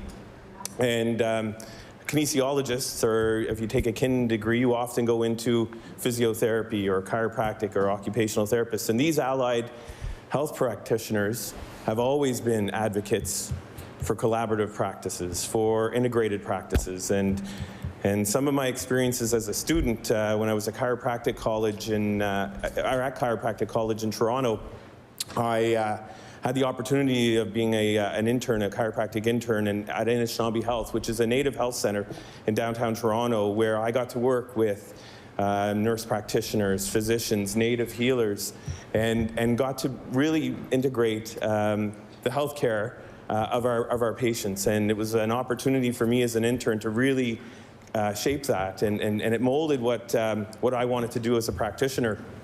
And my journey led me to Petawawa, and in Petawawa I was part of a multidisciplinary clinic there, but it was my first exposure to family health teams. And family health teams, I'm not going to be able to finish this. We'll talk about it another time, Madam Speaker.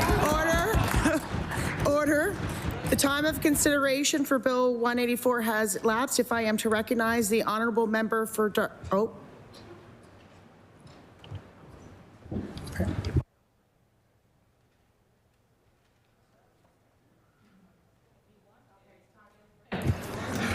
Learning lessons daily.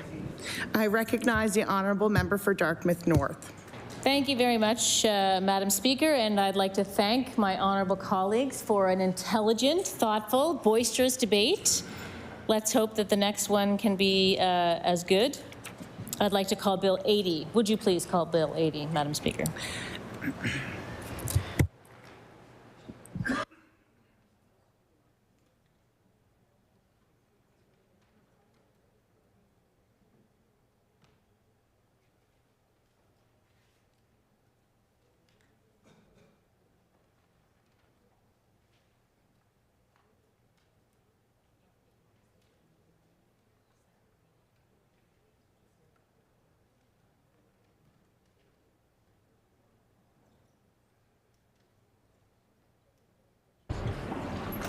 I would like to call Bill 80, Free Birth Control Act. I recognize the honourable member for Dartmouth South. Thank you, Madam Speaker. I'd like to move second reading of Bill 80. I would like to start by reading not my words, but the words of someone that I respect very much, Dr. Martha Painter. She's known to this House. She is a professor at the University of New Brunswick and a nurse. And she's also the chair of Wellness Within, which is an organization for health and justice. She says, one of the most significant barriers to reproductive health equity in Nova Scotia and Canada is the cost of contraception. Providing free contraception results in significant cost savings and improvements in population health. Governments save between $7 and $10 for every dollar invested in contraception. And I'll table this in a moment. Madam Speaker, we tabled this bill last year, and it's so important that in fixing healthcare, we address issues around health equity. In the last debate, we heard the member for Richmond talk about working in an integrative health center that was particularly for urban Indigenous folks in Toronto and how important that was. We know that our health system is anything but equitable. There are some people who have better access than others, and there are some issues that are taken more seriously than others. And in general, and we've heard this in this chamber already, issues that affect women, trans and non-binary folks are lumped in with some others at the bottom of the list. When we were researching this bill around providing free access to contraception, there wasn't actually that much data. Why? Because we don't really study women's health outcomes that much. It's the people who make the funding decisions, the people who make the educational decisions in universities. This is not a core area of focus, but nonetheless, we know from the correlation of age, income, and use of contraceptives, as well as anecdotally from people like Dr. Painter, how vital access to this is and how closely linked it is to affordability challenges. And I think we would all agree that the two of the main issues facing us in this legislative session, in this moment, are healthcare and affordability. And we believe that this is a bill that touches both of them. Dr. Painter goes on to say, as a nurse providing abortion care, I see how patients return again and again. Because while abortion services are rightly publicly funded, contraception is not. And abortion becomes the only recourse. The cost to Nova Scotia taxpayers of an abortion procedure is roughly $2,000. Compare this to $400 for an intrauterine device that provides effective birth control for 5 years, or $30 for a monthly pack of birth control pills. Contraception is a wise investment. And while I think the disparity of the cost of providing an abortion, a surgical abortion, and the cost of contraceptions speaks for itself, it should be noted that that reduced cost of contraception is still out of reach for many, many women in this province. And, you know, before we introduced this bill, we introduced another bill that created a zone of safety for reproductive health providers, which was passed with support of all parties in this House. And in the debate on that bill, we raised this exact issue, which Dr. Painter had brought to us. And at that time, the government of the day, now our colleagues in the official opposition, committed to, in fact, the former Premier Stephen McNeil himself committed to looking at this issue and looking at providing IUDs publicly funded access to birth control. That didn't happen, but what did happen was that the Minister of the Status of Women and Community Services at the time committed directly to the Choice Clinic to fund those through the government. So we didn't get it covered with MSI, as is proposed in this bill, but we sort of got it funded through the back door. That funding stopped when this government took over. So I think it's worth noting that we have taken actually a step backward on contraceptive care at the same time that other provinces are taking a giant leap forward. So British Columbia, as many will know, has just announced in their spring budget that they will be providing publicly funded access to birth control for all British Columbians. And we really think that it's time that we follow this model. And I think it's really worth saying that it's not just us, and that in fact, there are so many organizations who are also advocating for this kind of coverage. And we have some in the gallery with us today, and I think they were introduced earlier. So this is the Dalhousie Medical and Government Affairs Advocacy Committee from Dalhousie Medical School. So we thank them for joining us. And I have to confess that sometimes in politics, things work out in interesting ways. Completely independently of us calling this bill, they had started a letter writing and advocacy campaign around our bill. And we only just discovered this yesterday. And so I'll table a sample of this letter, which Minister Thompson will receive many copies of in the days and weeks to come. But essentially, they make the same arguments that we're making here. And I just want to read the closing paragraph of their letter where they say, I believe these changes are a step in the right direction that would increase access to contraceptives, improve health outcomes for our province, reduce stressors on our healthcare system, and foster an environment of care in Nova Scotia that will attract a generation of physicians. So, Madam Speaker, we've talked about how this impacts healthcare. We've talked about how this impacts affordability. We're now hitting on another big piece of what this government has stated is at the core of their mandate, and that's physician recruitment. So in the last debate, we talked about collaborative care, and I think all members of this House acknowledge that this is how physicians want to work. They want to work in collaboration. They want to work together. They also want to work in a system where, as much as possible, people's health needs are met in a sensible and compassionate and efficient way upstream. And so that when they're whatever path they choose to pursue, they have in front of them the people who need to be there. And that population health is actually at the forefront of their minds. And this is a huge step forward. This would be a huge step forward in that. And it's not just our friends in the gallery today, but some other organizations advocating for access to free contraception, you will have heard of these, are the Canadian Pediatric Society, Oxfam Canada, Action for Sexual Health and Rights, formerly known as Planned Parenthood, the Canadian Association of Midwives, the National Aboriginal Council of Midwives, the Canadian Medical Association, and the Society of Obstetrics and Gynecologists of Canada. So that's a pretty exhaustive list, I think, of the people that we choose generally to listen to around health and what we should be doing to act on health. I'll go back to the fact that British Columbia has just done this. So their program is estimated to cost approximately $60 million. That's the projection that they've made. So if we take it on a strict proportional basis of what a program here would cost, that would be about $12 million.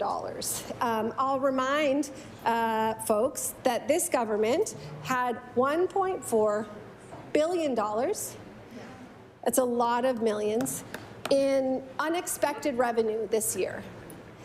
And so $12 million almost counts as a rounding error with that much unexpected revenue. And when we have pushed other things in this chamber, we have gotten the response, our focus is on healthcare, our focus is on healthcare, our focus is on healthcare. Our focus is also on healthcare. And we believe that this is a small and relatively inexpensive way to improve health equity, to improve health outcomes, and to improve our ability to attract and retain physicians, particularly young physicians. I think our ability to change, in some ways, the culture of medicine, which we actually should be talking about more in this chamber when we talk about what ails our healthcare. Part of it is that we don't have enough doctors. Part of it is our pay issues, but a lot of it is culture. And we have a new generation of physicians coming in, and they need to be able to conduct business in the way that is consonant with their personal values. And I think that this, from the advocacy that we see from the Dalhousie medical students, this is exactly the kind of thing that they're looking for. The cost of contraceptives, as I said, is a serious barrier for many people. It's an issue that impacts women, trans and non-binary people, low-income people, and younger people. These are the people that would benefit most from a free contraceptive program. I believe my colleague, the member for Halifax, Shabukto, provided a robust definition of what a targeted program is and isn't the other day in this chamber. This is a targeted program. This is a program that is targeted towards all of the people whose healthcare needs tend to be ignored, or many in any case. And so it checks another box for this government. I think I'll just take a moment and note that the status quo is that there are a patchwork of private and public insurance programs, as many will know, and some of them cover some contraception, some of them cover none, some of them cover all, but there are huge gaps. And we know that there aren't that many statistics that we could find provincially, but nationally, 20% of Canadians have inadequate or no drug coverage. That's why this is a part of our push for a pharmacare program more broadly, and a way that this government could lead in efforts towards a national pharmacare program. But 1 in 3 workers have no coverage. It's not just folks who are unemployed. It's that people, by and large, tend to be without coverage here. And, you know, we see the ways that government investment can make such a massive difference in these areas. So again, you know, I'll shout out our federal party who have, you know, pushed for and now brought in a dental care program for all Canadians. And this year, you know, we will have everyone under 18 and over 65 who makes less than $70,000 a year in this province have access to dental care. That's massive. This is a way, this is a step in that same direction to make sure that people just have the access to the basic health care they need, and that money should not be an issue. Access to contraceptive is a reproductive and gender justice issue. It should be treated as a social public health cost. It should not be a cost that is carried by people who are able to get pregnant. I don't need to give a sex ed lesson in this chamber. My kids are getting it now. They're disgusted. They'd be horrified if I was talking about it. But we all have some sense of the various ways in which babies are made, and we all know that there is, you know, that the people who carry the babies are the ones who disproportionately shoulder the burden, the cost, and the responsibility, you know, at conception right through death of the little people that they make. And so this is an equity issue.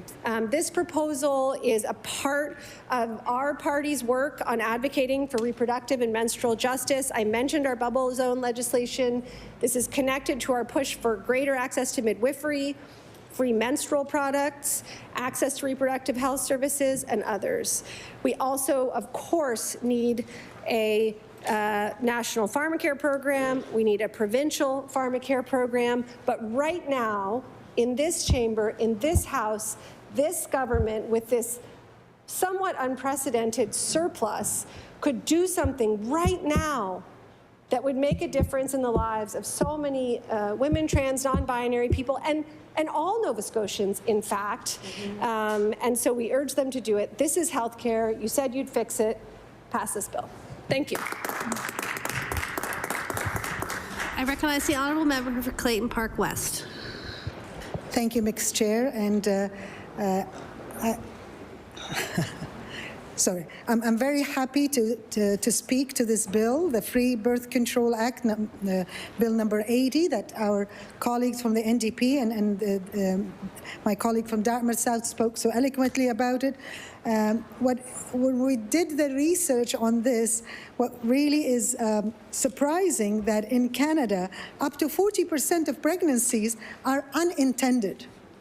So that is high, right? So I'm wondering how many of those unintended are because they're not able to afford to buy, to get the pills or the IUDs or the others. So we know that the cost of birth control pills is approximately $25 to $30 a month, and that will count up to $10,000 per female's life. $10,000, and it is prohibitive for many young girls, and that's what I worry about, is the young girls who are unable to afford this, or can know their parents are unable to afford this and will not ask for it. And the consequences of having what we talked about is abortion is 10 times more, I believe she said 2,000, but I believe it's even more. I actually worked as an interpreter at the abortions in Halifax, and it breaks my heart of the stories that I ran into of women who either culturally they were not able to take, or religious reasons they're not able to take, and I know if they were able to, for free, that would have been an access point for them, that they can do it through getting it through their family doctor without their partner knowing. And I know that a few women had to do abortion without their partners knowing about this. So when my colleague talked about equity, equity is not only about the cost of this, but equity, cultural equity. It's truly something that we need to think about, how many women who newcomers and immigrants who would love to have this, to be able to stop after, and some of them have 6 or 7 or 8 children, and they still can't decide for themselves to stop because the culture says you cannot have this. And I know they go behind the door to beg their doctors for contraceptives. But they cannot afford it themselves. So equity is not only, for our population, but also for the newcomers as well. This is a very important thing, and I was grateful that the refugee clinic was able to make a deal and was able to provide contraceptive and IUDs, and I witnessed many of them that these women have finally felt that they can have a life, because some of them literally had 7 to 10 kids, and they were still expected to have more kids because that's the way they were raised, and that's the way what that husband is. The more kids you have, you are the stronger male dominant person, even though they didn't want to have any more. So it is also very important to talk about that the research finds that the savings for direct medical costs of unintended pregnancies is approximately $320 million. And I think that is a lot more than the cost of actually providing those contraceptive pills or the devices of IUDs and others. I also know that certain insurance companies, as my colleague said, will only cover the hormonal but not the non-hormonal. And that should be something, a choice of what medically fits your body, and some of them can't. The hormonal is very difficult on some of our girls compared to the non-hormonal, which is, I believe, $100 more than the hormonal. So it's even more of a restrictive for young girls to be able to afford to get an IUD. IUD has been a miracle for so many girls who suffer from endometriosis, or girls who suffer from terrible bleeding and menstrual cycles. So these really help in many ways as well, not just as a contraceptive, but also to help them go to school and do their jobs. And how many days a week, how many days a year do they miss because of these days where they can't go because of menstrual cycle, very strong menstrual cycles, or what it does to their body. And sometimes the pill also is very difficult for some people, so they choose to go for an IUD, which is it lasts much longer and it's more reliable than having to remember to take the pill on a daily basis as well. So there's many advantages that we should be covering this for women. I am very proud of BC for bringing the new legislation, and they started the trend.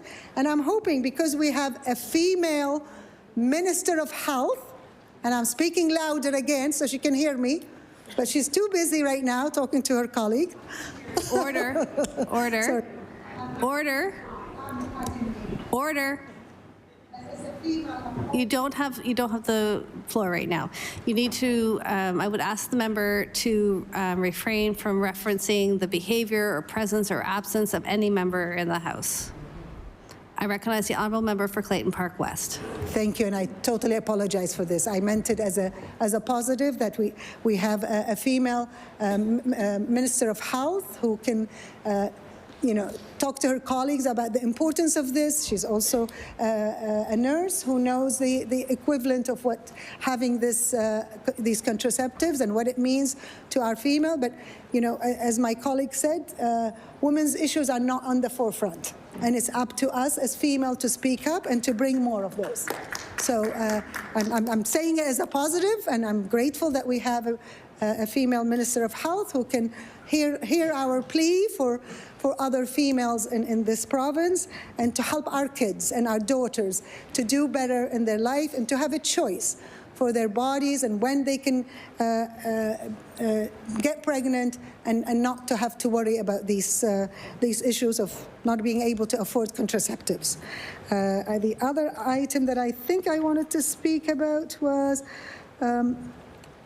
that I'm happy that prescription contraceptives are included in part of pharmacare program, but only certain hormonal contraceptives and emergency contraceptive plan are included. Not everything is included. So it will be wonderful if we can offer all the products. And for BC, I believe for 3 years, the amount of money that they dedicated was $119 million. So it's not a huge amount of money. And as my colleague just mentioned, that this government had a lot of money on their hand this year, and it would have been a wonderful thing to do something for females in Nova Scotia. So with this, I will take my seat and thank our colleagues from the NDP for bringing this bill. Thank you. I recognize the honourable member for Eastern Passage. Thank you, Mr. Speaker, and I am pleased to rise to speak on this bill, the Free Birth Control Act, to say a few words. As a mother of 2 sons and 2 stepsons, I didn't have to deal with the issue personally for my own children, but I do know that I spoke to them about their own personal responsibility towards the women that they chose to be with. And so I'm going to remind them that that is still something that is important in our society, that the women do not bear the full burden. I also want to say that this is one of those bills where you feel good in the legislature that everyone feels the same in terms of wanting equity. And I would just want to reference a couple of comments that were made before I move into some of my own comments. The member from Dartmouth South mentioned about not having enough women's health outcomes. And I'm the outcome measures queen in my profession. Everything I do, I want numbers for. And I agree, we don't have the numbers for women's health outcome from birth right through to death. And I know in my own department, I am constantly asking, what is it like at 40, 50, 60, right through to 110 for women and for men, knowing that women are usually the ones who are single quicker and live longer. But we know that there is a disparity in the system for women. And so we do need that data.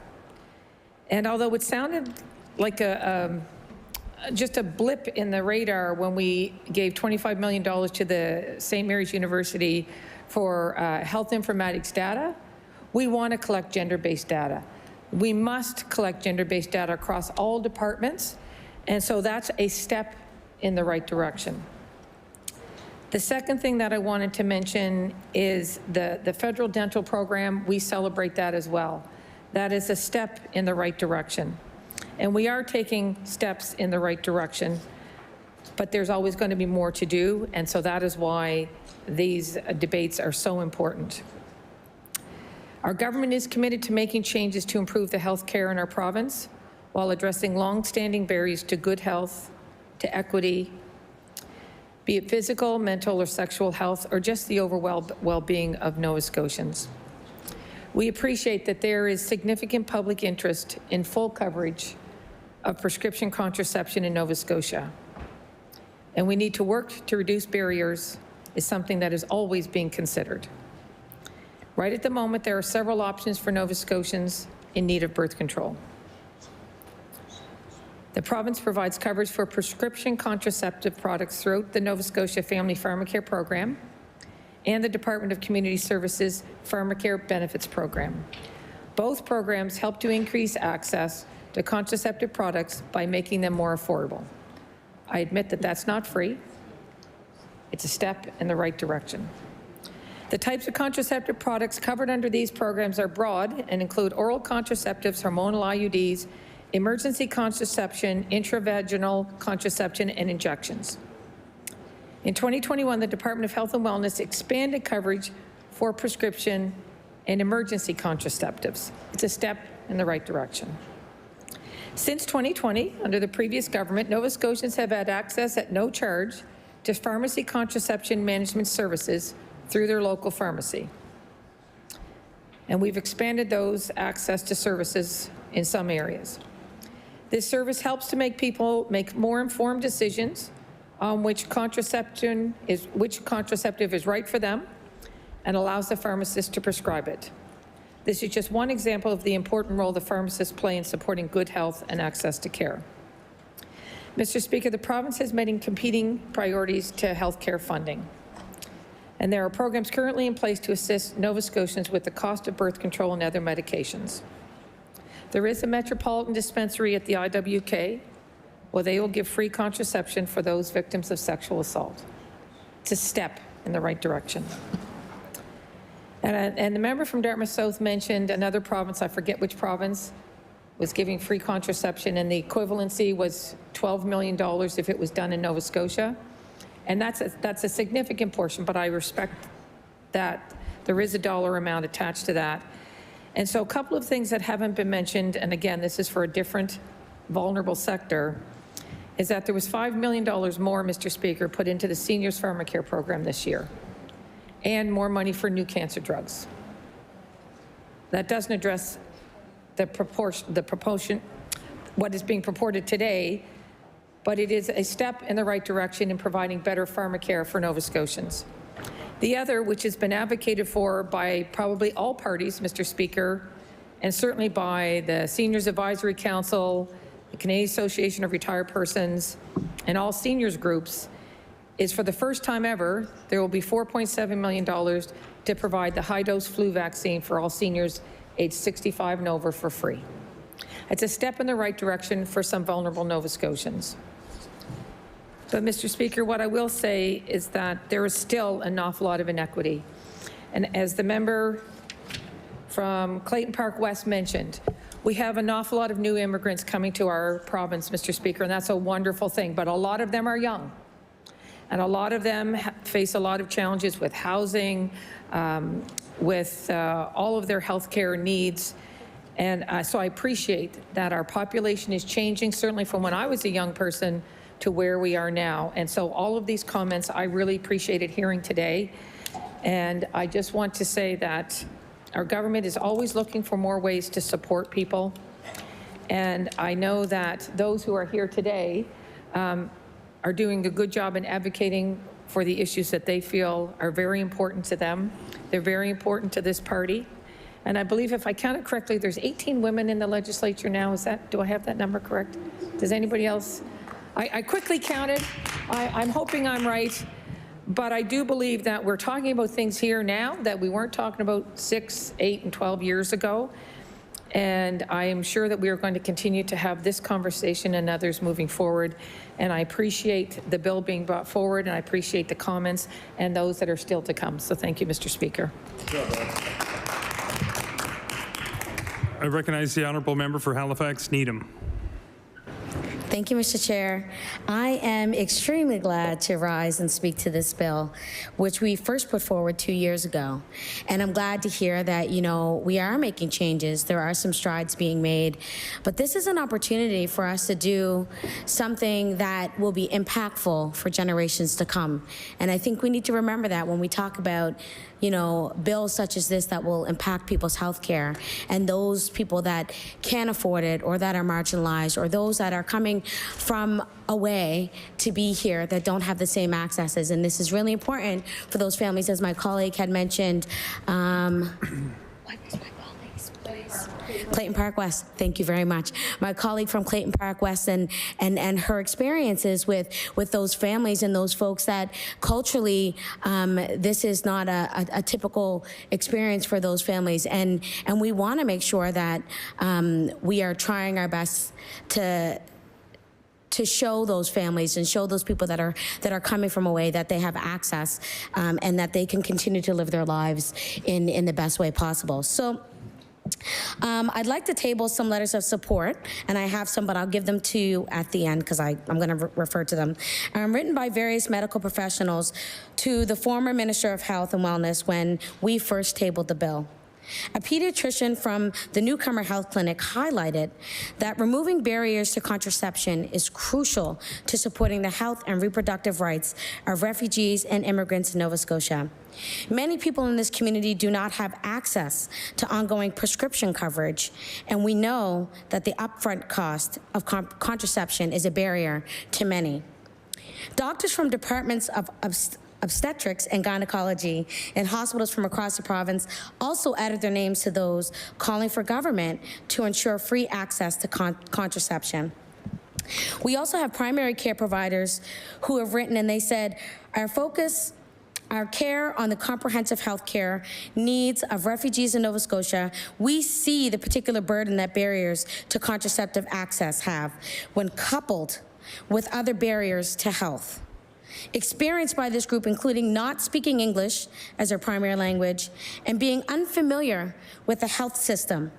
Removing barriers to contraception is crucial to supporting the health and reproductive rights of refugees and immigrants in Nova Scotia.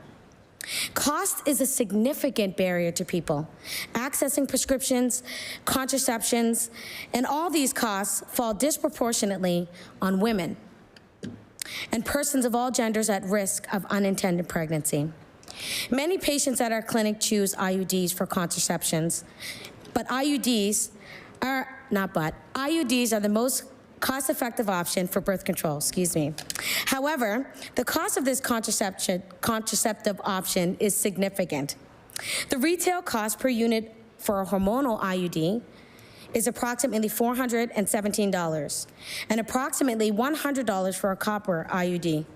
This represents a significant upfront cost burden for patients and is out of reach to many of them. Given that the unemployment rate for newly arrived immigrants to Nova Scotia is higher than that for other Nova Scotians, minimizing cost of contraception is essential to ensure access for vulnerable groups, including refugees and new immigrants. Some refugees have prescription coverage through the Interim Federal Health Program for a limited period after their arrival in Canada. And after this period, they must secure other sources of coverage or pay out of pocket for prescription contraceptions. Additionally, not all of refugees and no immigrants are covered under this program. Some of these Nova Scotians rely on private plans or the Department of Community Services Pharmacare Benefits Program. Others may be eligible for the Nova Scotia Pharmacare benefit, but as we had heard previous, they still have a cost to cover, even if there is coverage. However, this program is not well known and requires pre-registration and only covers a portion, as I said, of those prescription drug costs.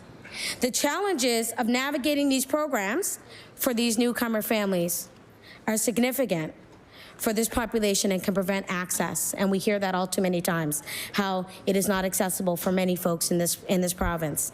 This bill would provide contraception to Nova Scotians who do not have other means of coverage.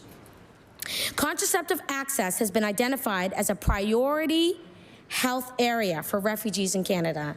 In light of this, they are urging all of us here to pass this bill and consider the marked benefits of the Universal Prescription Contraception Program. So in saying that, that's just from one doctor from a newcomers center there. And I also want to read another one from family physicians. And they as well see the struggle and the ill effects that result from lack of access to contraception on a daily basis. The cost, once again, is a barrier to people accessing prescription contraceptions. And we know that it disproportionately falls on women or persons of all genders at risk of unintended pregnancy. So the lack of access to contraception has far-reaching effects, both for individual women and for the healthcare system in general. Access to contraception has been deemed a basic human right by the United Nations Population Fund. 50% of pregnancies in Canada are unplanned. Unintended pregnancies are associated with later presentation for prenatal care. Unplanned birth can have a significant impact on a woman's life course, particularly young women, leading to lower educational attainment, lower income, and higher reliance on social support systems. A large number of unplanned pregnancies will be terminated. Both medical and surgical abortion are covered by MSI in Nova Scotia, and therefore preventing abortion would lead to a cost savings. So investing a small amount of money, and I know we're saying it's not small, but it is, $12 million, to prevent these things would be so much more beneficial than having to go through the surgical effects of what happens when there is an unintended birth. The direct cost related to unplanned pregnancy in Canada is $320 million. So when considering the cost of abortion, prenatal care, and delivery of unplanned pregnancies, not to mention the social costs associated with unintended births, it is not surprising that research shows that public investment in contraception leads to overall cost savings. That's a good thing for our province. And I want to say, for a person to exert their full reproductive rights, they must have knowledge of and access to all methods of family planning. And as these doctors have pointed out, and this is their words, there are gaps in the current program, and it is hoped that these gaps are filled with this particular bill, because it does cover a lot of the pieces that we're talking about here today. And it is a cost savings for the province. I mean, this is like kind of something to help the province move forward when it comes to health care. So that's just another piece that I wanted to mention. So doctors from departments of obstetrics and gynecology in hospitals across the province, which I spoke about, also added their names to those calling for government to ensure free access to contraception. As they stated, as an obstetrician, gynecologists, we see the struggle and ill effects that result from lack of access to contraception on a daily basis. Cost is a significant barrier to people accessing prescription contraception, and these costs fall disproportionately on women and persons of all genders at risk of unintended pregnancy. And so I say this because, you know, there are a few women, a few of us here in the House, and I know that each and every one of us, I mean, if you didn't experience this, you're really in a good field of life, I guess. But you know, we all have menstrual cycles, and those cycles at times are not bearable. And I say this not because, you know, some of us have them and we don't notice it, which is probably untrue, but because it's our day-to-day. And these are things that happen to women monthly, sometimes more than once a month. So I want to also point out that contraceptives are used not just for birth control, but for menstrual cycles and pain relief. So I will give you a time when, you know, and as a woman, I think of these things because I have young girls in my household. And believe you me, it's a hard time. I only have one right now that's going, but there will be harder times. And so I say this because I feel the effects of that.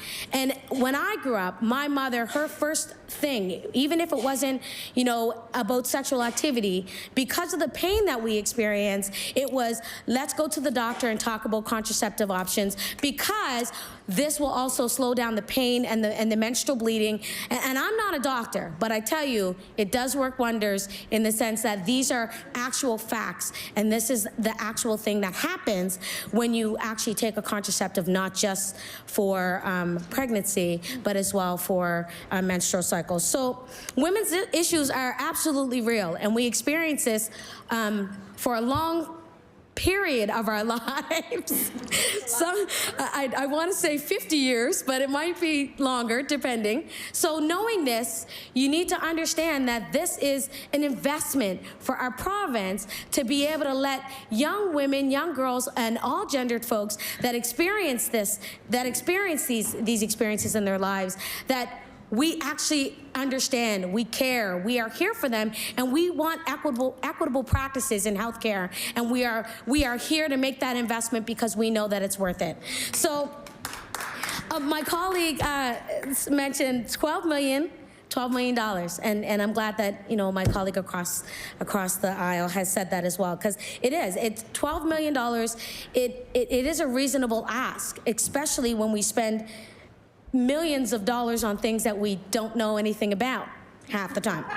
So I want to say this, and my colleague did mention this, and I don't mean to say this in a slight, but when you mention the investments in seniors pharmacare, and those are huge, you know, pieces for our seniors. But I don't know very many seniors that are having children, and I don't know. It can happen. I know of one, but not many. But in saying that, that's a huge investment in seniors' long-term care. We need to make investments as well in women and in their reproductive systems and in reproductive care. So I also wanted to point that out. But this is a step in the right direction. Like my colleague said, step in the right direction. Here is a step that we can just say, open the door and give us free birth control, because this is a really good piece when you think about what this province could be doing, and the clap and the applause that they would receive wholeheartedly, because this is a good move. So I want to say, I also, my colleague pointed out IEDs that are expensive, and they are. They absolutely are. It's not like oh my gosh, they're $300, oh my gosh, they're $400. They literally are $400, and sometimes they're not covered.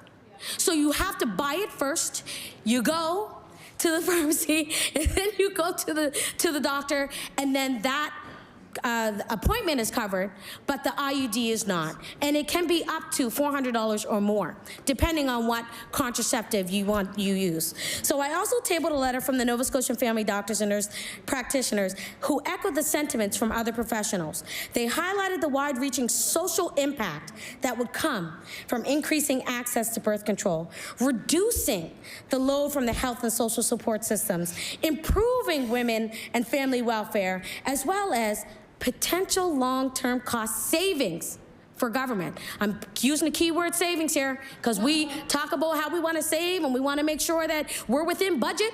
Well, this is going to be a long-term savings that you can look at year after year. So 2 successive governments have had 2 years of opportunity. 2 successive governments have had 2 years of opportunity now to pass this bill. And the time is right now. The evidence is here. The support is here. The urgent need is here.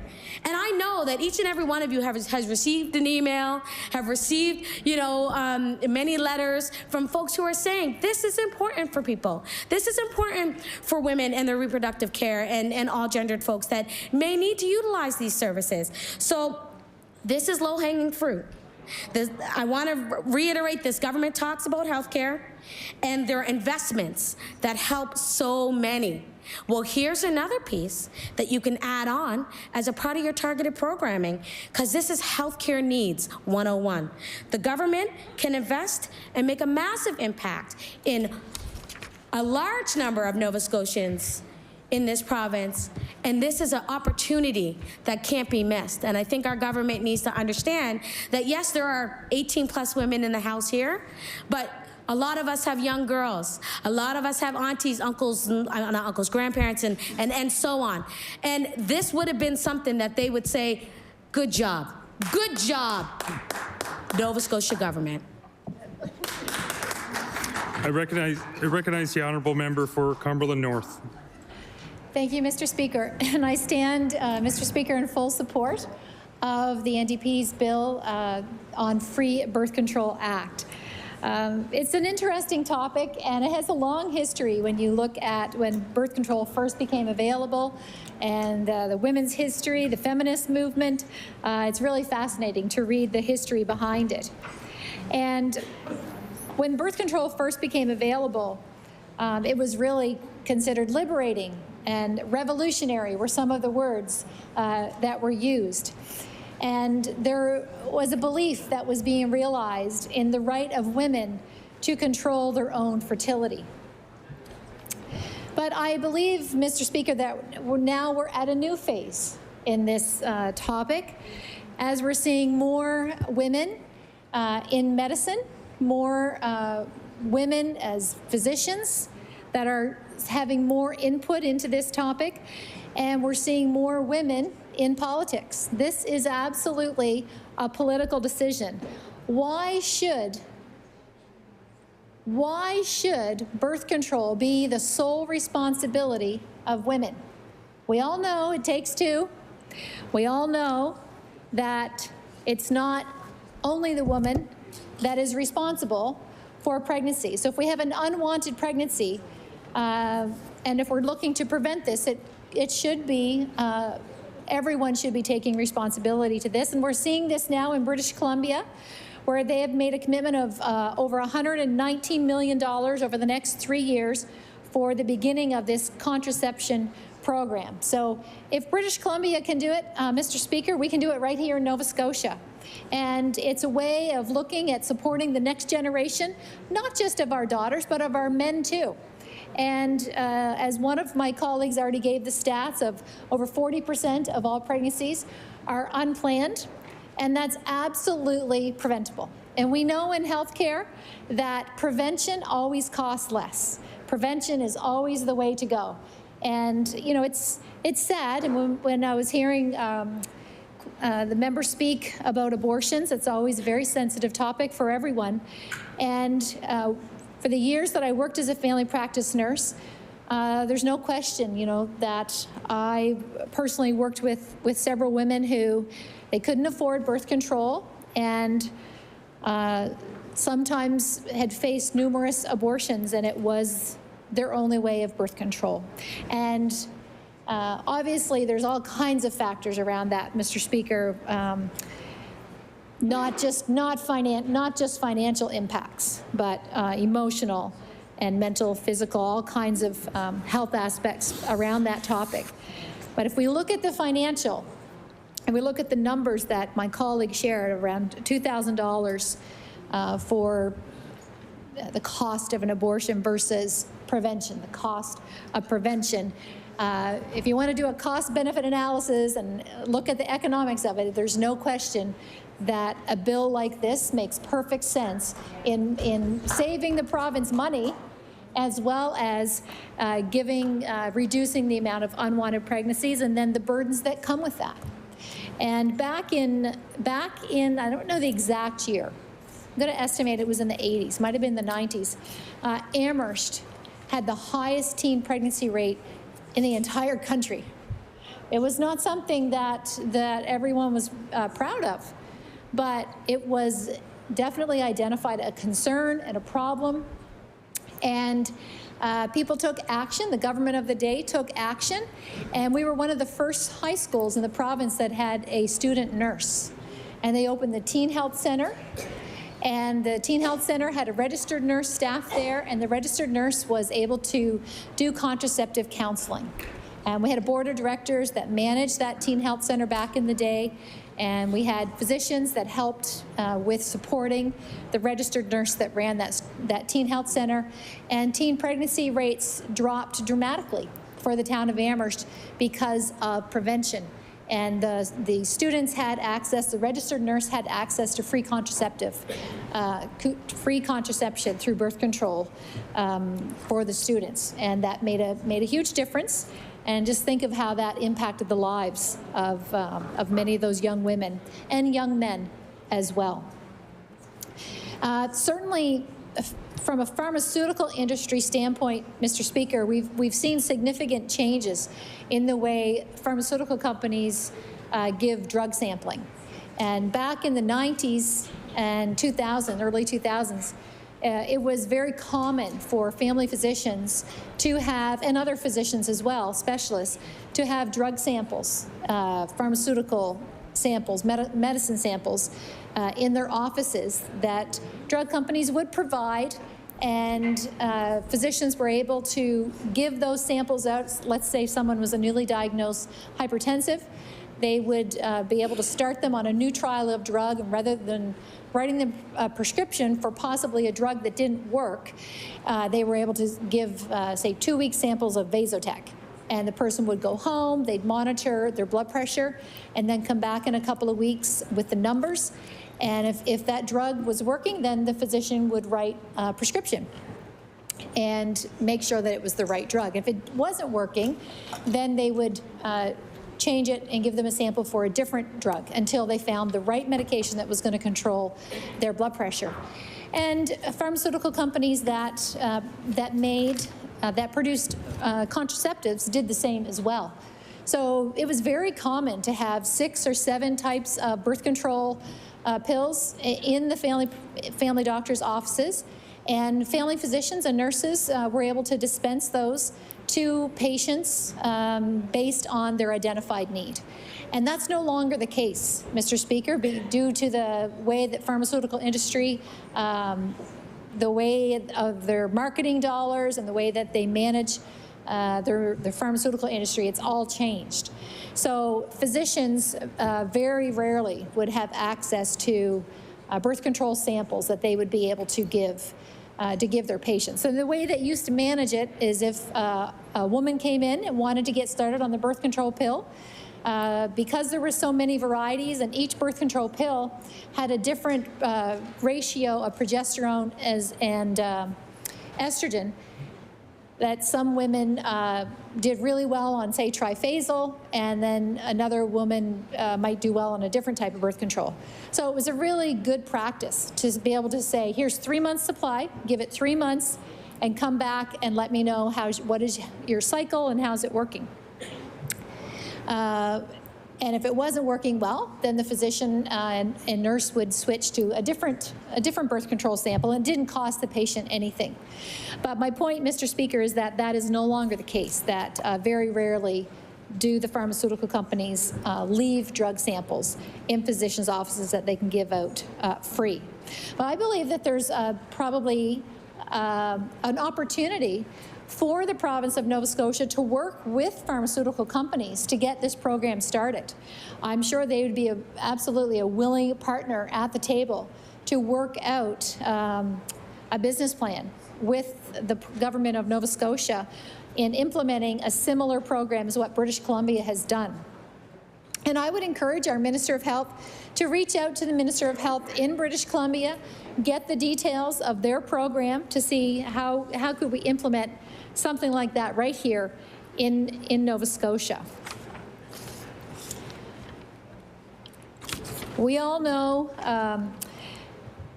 sexual health is a very important aspect of health, whether you're looking at physical, mental, emotional, spiritual, and social.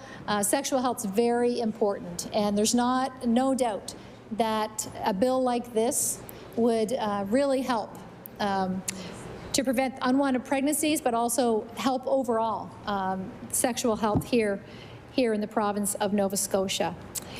And I hope the government will consider. I believe that the people of Nova Scotia get better government when we work together, get better government when people collaborate, when we take the ideas, the good ideas from all members of this House, including this bill that was tabled by our friends in the NDP. So thank you very much for this work, and I hope the government do implement it. Thank you very much. Thank you, Mr. Speaker.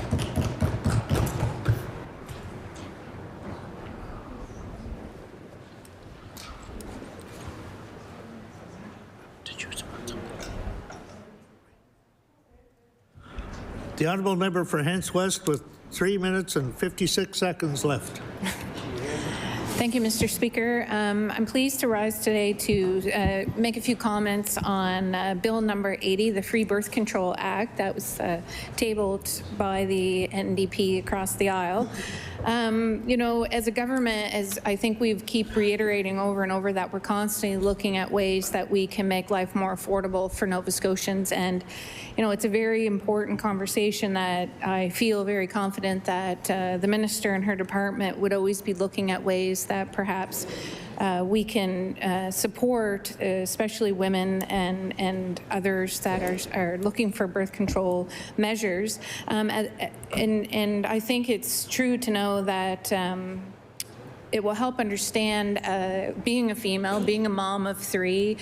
We all in this House, 18 of us now females, appreciate and can relate to the costs associated with these. And we're committed to making changes to improve health care in our province while addressing longstanding barriers that we do face and find paths forward. It can be in physical ways and mental ways, sexual health ways, and just the overall well-being of all Nova Scotians. You know, I constantly say to my kids, being a mom of boys, I sometimes lay that onto my husband to pick up that slack and make sure that they too understand birth control, where they can access it, where they can get access to it, you know, the importance of planning future pregnancies, because as we said today, that 40% of pregnancies sometimes are not necessarily planned. Our third was actually a pleasant result of being on birth control, and to my dismay, we at first, but he was a great blessing, and he's baby number 3, and excited to say that, you know, I was happy in that situation, but. In 2021, Department of Health and Wellness expanded coverage for prescriptions and emergency contraceptives. And since 2020, Nova Scotians have had access not only to charge to pharmacy contraceptive management services through their local pharmacies, where they can go in and speak in confidence to their pharmacist, and that's why these pilot projects in pharmacies are so important, because they can get the education on how they can access it if they're working, having financial barriers there. I know our partners with Department of Community Services are always looking for ways to help, and the service will help people make informed decisions on what contraceptive is right for them from the time that the pharmacy can prescribe it. And it's just one example of the important role that pharmacies play in this. Mr. Speaker, the province has many contemplating priorities. Last week, we heard about the importance of looking at continuous glucose monitoring, and there are programs currently in place that assist with birth control and other medications.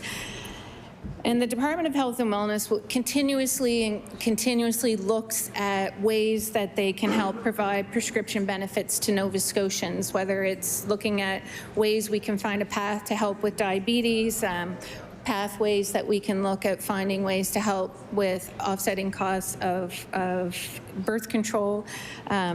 These conversations are continuously ongoing, and I think our commitment shows. Order, please. The time for debate on Bill number 80 has expired. I recognize the Honourable Deputy House Leader for the NDP.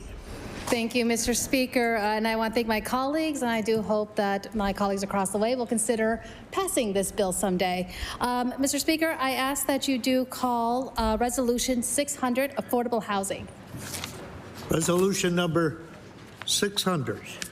I recognize the Honourable Member for Halifax Needham. I move to begin debate on Resolution 600. Thank you, Mr. Speaker. So a resolution. Do I need to reread it? Just keep going. Okay. So a resolution is on affordable housing, and we spoke about this government is failing to build affordable housing. We talked about how this province is in the midst of an unprecedented housing crisis, and there is a shortage of thousands of affordable housing units.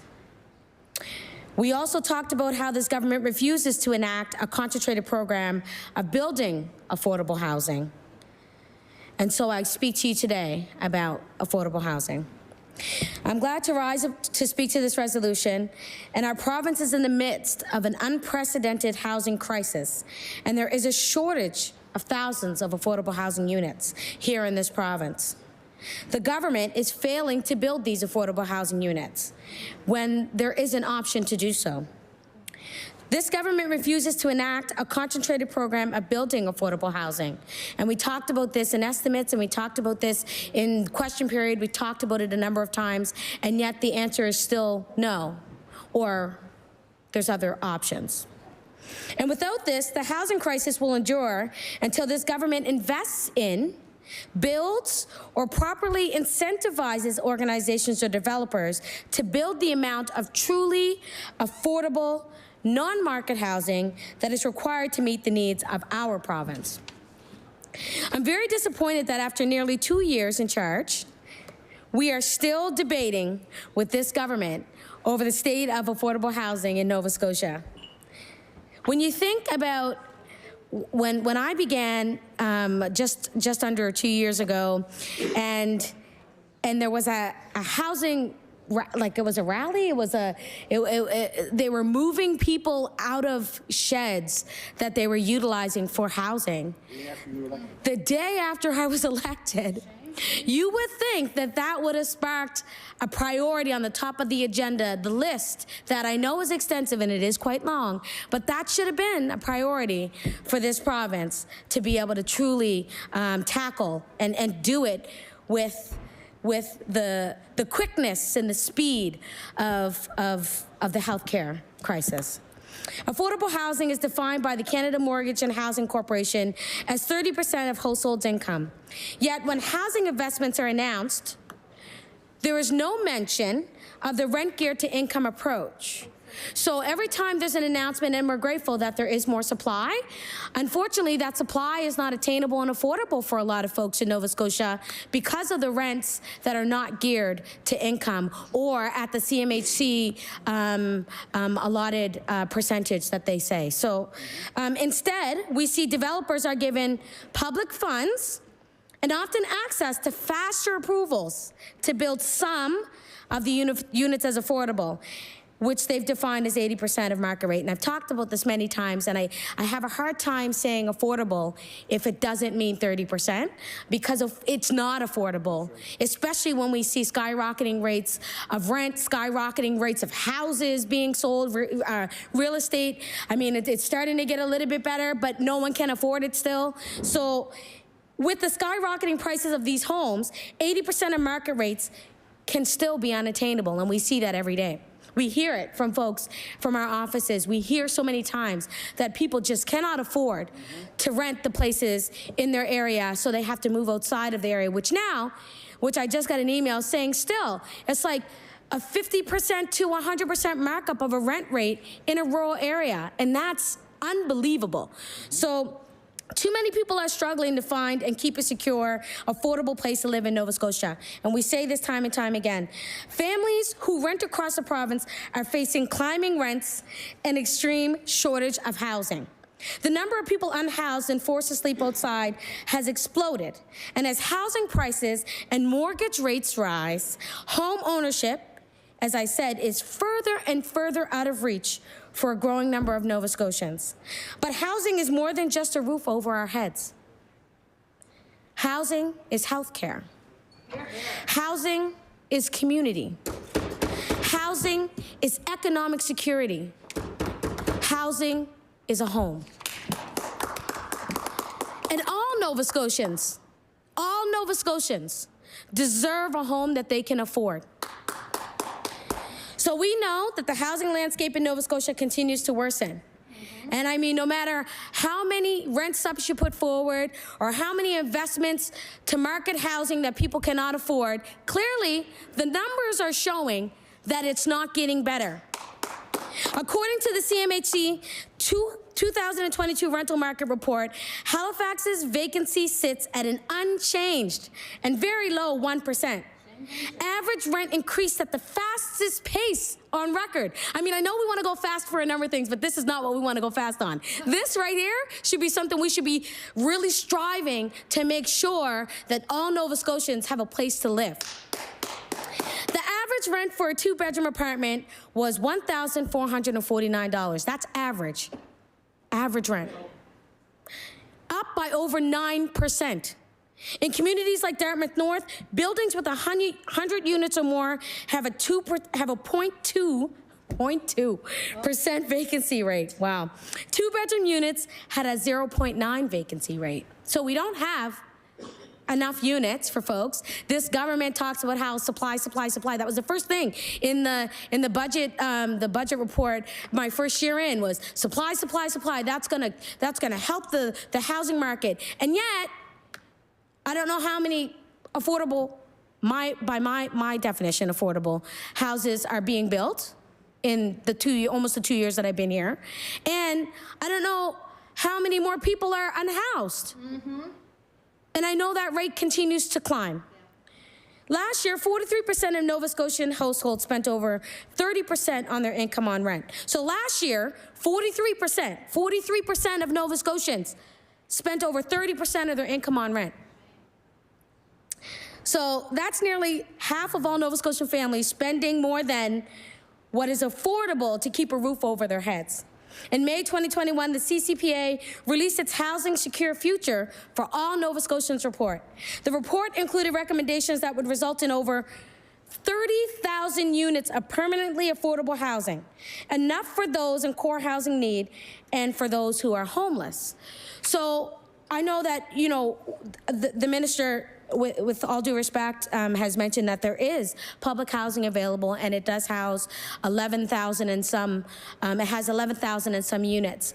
If this report is saying that we need 30,000 affordable units, we got a lot to do. This government has a lot to be investing in when it comes to housing, but yet in this budget, the investments are minimal. So I don't know if this is not a priority for this government, but it definitely needs to be a priority because it's trickled down. If you don't have a home, your health care is at jeopardy. If you don't have a home, you know, your mental health is in jeopardy. If you don't have a home, your family's in jeopardy. There's a number of things that happen when you don't have a home or a safe and secure roof over your head. So how does this government plan to ensure enough new affordable homes are built to cover this need? So, I mean, we've asked this a number of times, and there still hasn't been a definitive answer on how this government is going to build more affordable housing. And I know that this government has plans on many different department scopes. It would be really nice to know what those plans are so we can help mitigate the number of phone calls and situations that happen that we get at our office about why they don't understand what's happening, because we don't either. So the plans that are in place, it'd be nice to know what those plans are. We as MLAs should know the day it's announced. I'm just saying, I like to be prepared, and as well, I don't always like to have to be up here saying critical things, because I do like to applaud things that are happening that are great, but it's hard to applaud things when we don't know anything. And when we do know it, we're supposed to just accept it without any consultation, any debate, any discussion, because it's a one-sided situation. So I'm saying this because it's really important, because my questions are, how does this government plan to ensure enough new affordable homes are built to cover the need?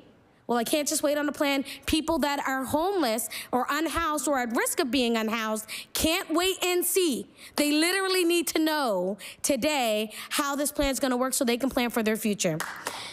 This is impacting people in communities across the province, rural and urban alike. This Houston government is leaving way too many people on their own to decide. Excuse me, sorry, Mr. I'll take that back. Sorry about that, Mr. Speaker. This government is leaving way too many people to decide how to do these things on their own. And we know Nova Scotians need to see real action on affordable housing and the skyrocketing cost of living. That means building new housing and protecting those who already have a home from losing it. There are thousands of people on the wait list for public housing, and we heard that in estimates. Yet this government's budget has no new investment in building public housing. And I understand, they're going through a transition, a transformable stage, and we understand that. But when we see the numbers of folks that need to actually live in affordable housing or have affordable means to live, that outweighs us not planning for our future. This government's reliance on private developers will not solve the housing crisis. We need to get back into building and supporting more public and nonprofit housing. At minimum, we need to see a plan to build 1,000 new non-market affordable units by 2025. We have 2 more years to figure that out. I hope that there's a plan in place for that, 1,000 units. If you look at all households in this province, less than 4% live in non-market housing. Housing is, and I will continue to say this, is a human right, and we need to act like it is. That means the private sector can't be the only provider of housing. When the government says the solution to the housing crisis is to simply build more housing, we have to ask, what kind of housing is that, and what is it that they mean? More luxury homes or unaffordable apartments that are already out of reach for so many families is not going to cut it. The housing projects this government is investing in are a mess of different agreements and definitions, but not enough aren't rent geared to income. Strike these agreements at 80% below market rate, but we need more than that, plus these agreements expire, leaving publicly funded buildings to become fully unaffordable in a short period of time. So when someone's home is set at a price geared to their income, it means they have money for the other things they need in life. If someone's home takes 30% of their income, that they have another 70% to spend on food, clothing, activities for their children, and their bills. People who can afford their home are also able to better afford their medications and groceries, which leads to, like I said, healthier residents as well. Housing is health care and mental health care, as I said. When someone is unhoused or worried about losing their homes, they deal with additional stress. We know this, and I don't need to keep saying this because I know everyone in here understands what that looks like, because we all have homes that we live in. I don't know if anybody has ever slept outside, or if they, and I'm not saying it because I need to know, but I'm just saying you will understand what that feels like when you live that. You understand what it feels like when you are facing eviction a week before. You will understand what that feels like when people call and are frantic and having mental health issues because they are going to lose their children, because when they don't have a home, their kids are removed from their care, and then they're stressed about that, and then they have nowhere to live. And in this housing crisis, that's going to be a long time. So I say this with lived experience, not for myself, but for other experiences that have gone on. And it's heartbreaking to hear. So I need everyone to have an understanding of that, because housing is community. Housing is a human right. And for far too many of us, our friends and neighbors, it's no longer a guarantee. We need to make sure that we are providing for Nova Scotians that need it the most. We need to make sure as a government that we're doing our jobs as a government to protect and secure and to continue to make sure that our citizens are safe. Because when we don't do that, we do a failure to what we mean here in this legislature. And it falls on all of us. And I know we feel it when we make bad decisions and when we pass bills we don't agree with, or when we're standing back here in the sidelines because we feel like, you know what, we don't want to ruffle the feathers because we don't agree with something, but we do it because of partisan policies. And I think we need to step away from that, and we need to start doing the things that we see and hear from folks in our communities and do the right thing for them, because they're the ones that are calling us out of despair. They're calling us, you know, and writing to us about the things that are happening to them because they will not have housing. And when I say housing is a human right, it absolutely is. So I'm not going to go on and on and on about it because I got 13 seconds left. But I started this speech with the fact that our province is in the midst of an unprecedented housing crisis. And until this government commits to building new public and nonprofit housing, homes will remain out of reach from our far too many Nova Scotians. I recognize the honourable member for Bedford South. Thank you, Mr. Speaker. Thank the previous speaker, the member for Needham, and the NDP caucus for bringing forward this very important resolution.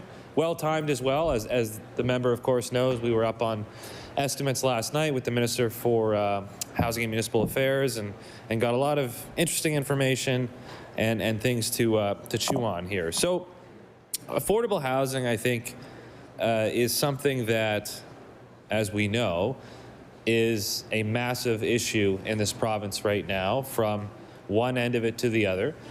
We heard about the shortfall of affordable housing units. We also, I think, have to deal with the question of what is affordable. We touched on this last night. There are definitions all over the place.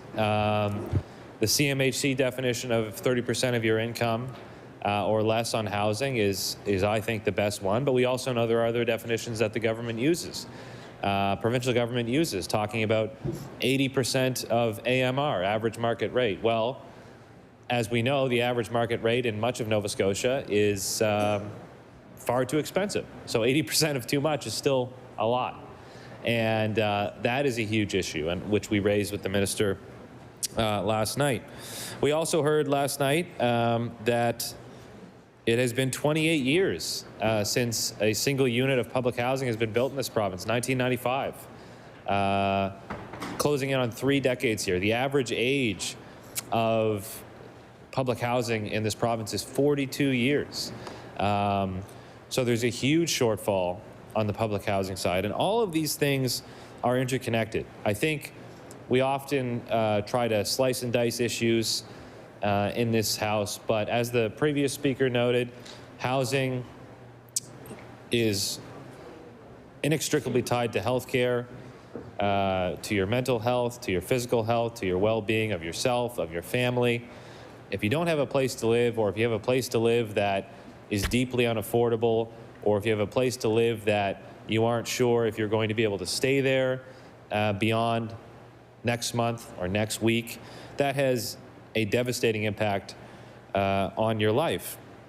And this issue of affordable housing is creeping up the income level as well.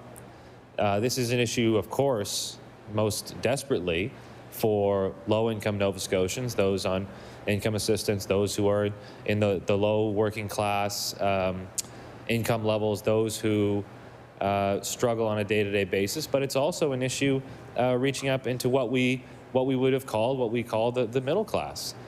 People who we just assumed for decades and decades had no issues with housing, but that's just not the case anymore. I think a couple of weeks ago I had a meeting with groups of constituents in my riding who are we're all renters, I believe, all from apartment buildings, of which there are many in my riding. And these were people that you would say are middle class for the most part. They either are working in jobs or they're retired on pensions, on a fixed income of one kind or another. And they were incredibly stressed about what the future held for them on the housing front. And so to assume that this is a localized issue, to assume that this is an issue that affects only low-income Nova Scotians, to assume that this is an issue that only affects urban areas of our province, for example, is to miss the point entirely. This is an issue that is systemic, that is not going away, that will not just disappear on its own. And that's why we've put forward legislation, we've raised issues in question period, we've spoken to the media. As opposition, we've used all the tools that we have to make sure that this issue stays front and center. And it obviously is, because when I walked into the legislature this morning, there were dozens of people across the street with bullhorns and signs and slogans about housing. That's what they were there for, was to protest the inadequacy of the response of this government on the issue of housing, in particular on the issue of affordable housing. The government here talks a lot about supply as kind of a magic bullet solution to the housing issue. And I certainly agree that it is very important to the solution here is to have more supply. But I don't think we're seeing that at this point. Construction starts are actually slowing down on the housing side. The minister and others talk about the special planning areas and the fact that it's going to cut times for development between 3 and 24 months. Well, it's been, I don't know, 15 months, 14 months maybe since the special planning areas were announced, since the task force was created. Zero units have been built out of those planning areas. 3 of them are in my riding, and I know for sure that there's no homes, there's no apartments in those places.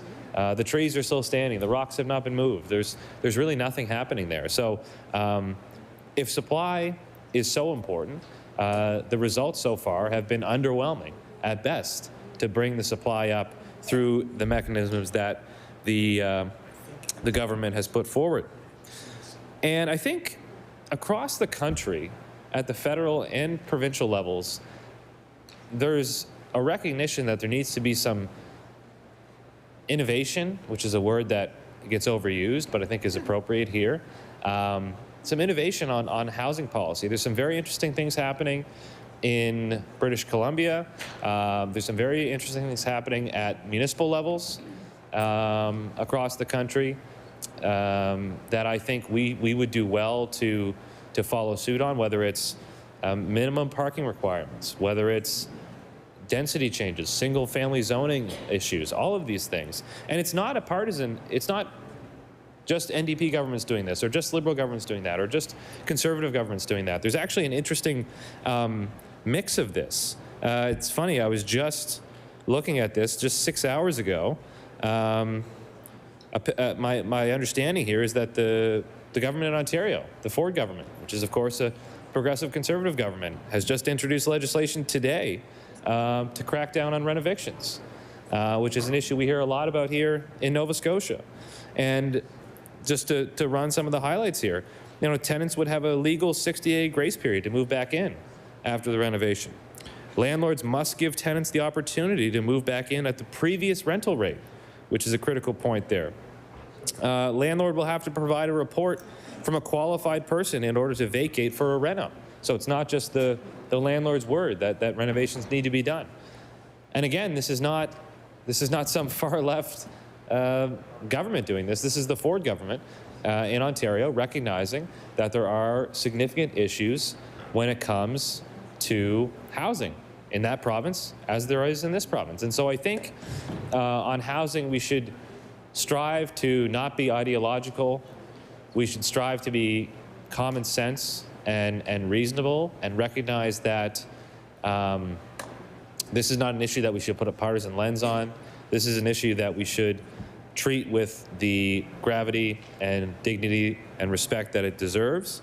And just to give a little bit of context here on kind of how things have evolved over time on housing, dating back to the end of the Second World War, the 40s and the 50s, government was very involved in housing, all across the world, really, but all across North America is kind of what I know a bit more about. So in the United States, in Canada, governments were building, state governments, provincial governments, federal governments, were building tens of thousands, if not hundreds of thousands of units of housing on a yearly basis. You know, if you go to any older neighborhood in this country or in the United States, there's a very good chance that a lot of the houses you're looking at were built through direct government contributions and funding. And that continued through the 60s and the 70s and the 80s, and then began to slow down at that point in the 90s, which coincides, as I said earlier, with the end of public housing construction in Nova Scotia in 1995. But I came across a stat earlier this week that I thought was quite interesting, showing housing completions over time in Canada, and the level of government involvement peaked actually in the early 1980s when 14% of all housing completions in the country were social housing. This is about 40 years ago. 14% of all housing. The member for Needham was talking earlier about 2, 3, 4% of housing in Nova Scotia, of people in Nova Scotia living in social or affordable housing of one kind or another. So we have fallen very, very far from where we once were on government involvement in the housing sector. And I think at the time, there were reasons for that. There were major budgetary issues in the 90s, as we all know, at the federal level, and that sucked up a lot of funding that would have gone to housing. I'm not here to litigate the past on that, but what I think we all need to recognize now is that if this province wants to continue to grow, and the Premier has talked about 37,000 people coming here last year, and the government wants to double the population by 2050 or 2060, I believe, up to 2 million people. The only way that is going to be possible is if people have a place to live that is affordable and reasonable. And I think to a conversation I had a few months ago with a constituent of mine, a very new immigrant from Morocco, and he lives in an apartment in my riding, a lovely guy, wife, I believe 4 kids in the apartment. He's a aeronautical engineer, highly educated, has a great career, obviously. And I was just talking to him about what his issues were, and he said to me, the number one issue is rent and housing for him. And he said, you know, where I'm living is not where I want to live. I have 4 kids in here. It's cramped. It's crowded. We'd love to buy a house, but we had no idea how expensive it was going to be here in Nova Scotia. And again, this is someone who had just immigrated 2 months earlier from Morocco. So he's come from the other side of the world to this province to give his life, his career, his energy, raise his kids here, hopefully be here for a long time. But he immediately ran into an unanticipated problem, which is that the housing situation is out of hand for him. And particularly, we know that the only way the province of Nova Scotia will grow its population is through immigration, either interprovincial or international immigration.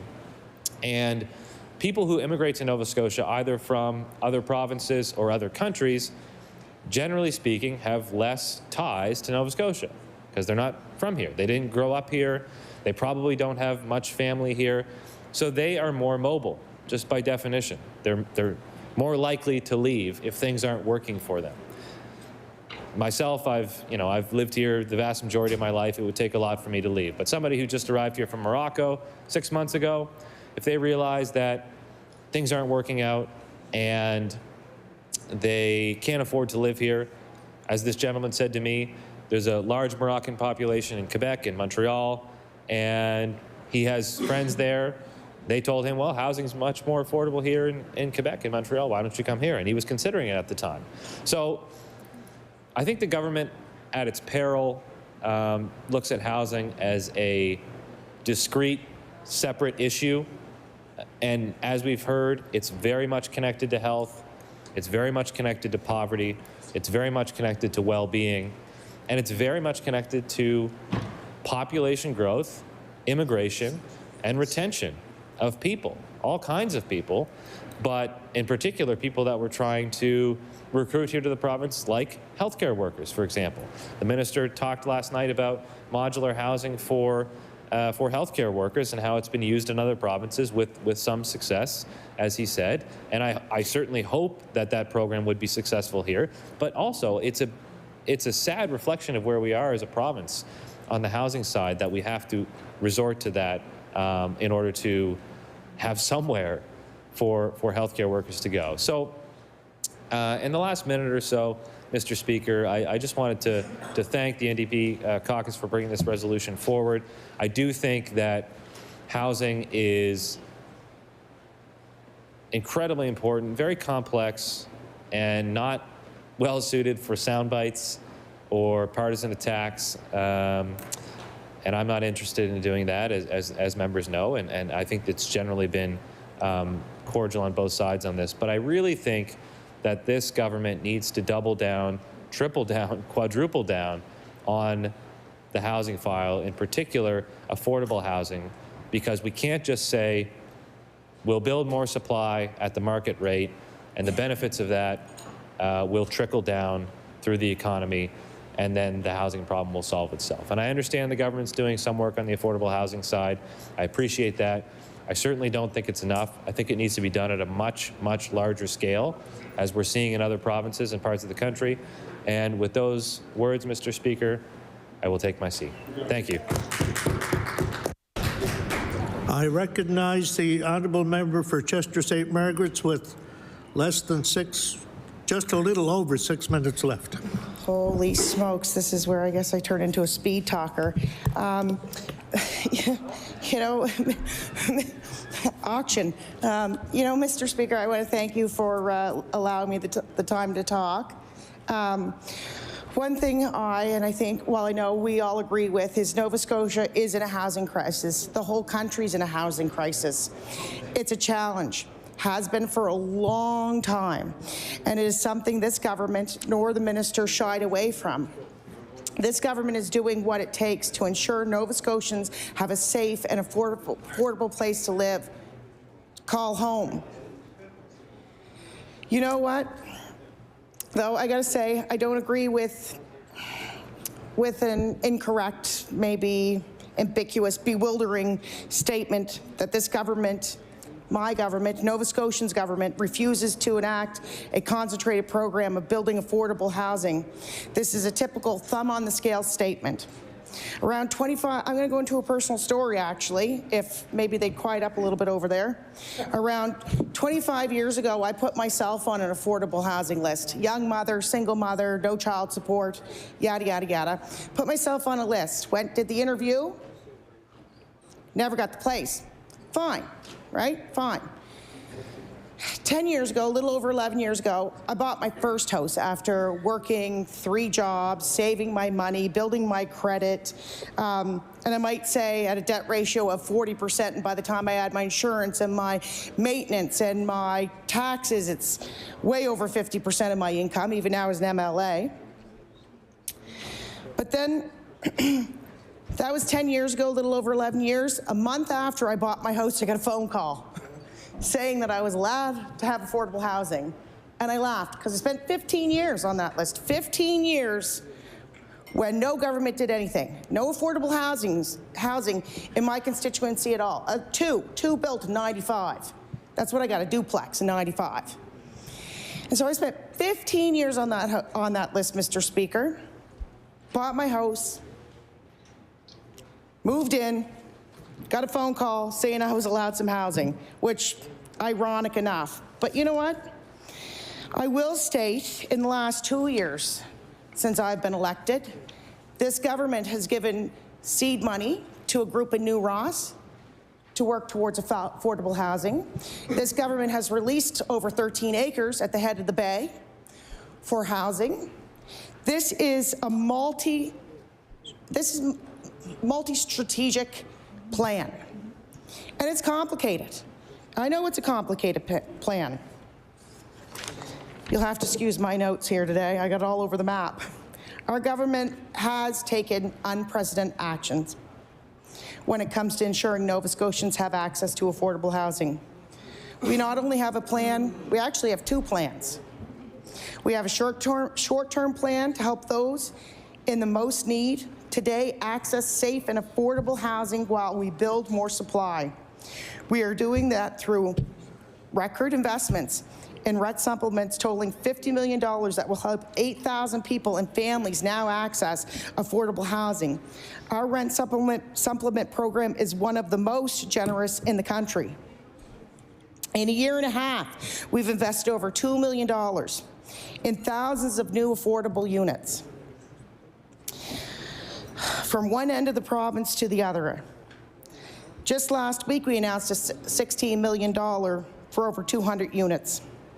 We invested $20 million in modular homes for healthcare and skilled workers, and we've taken historic steps to improve our public housing file with a record capital investment of over $50 million that will improve over 7,000 of our 11,200 units.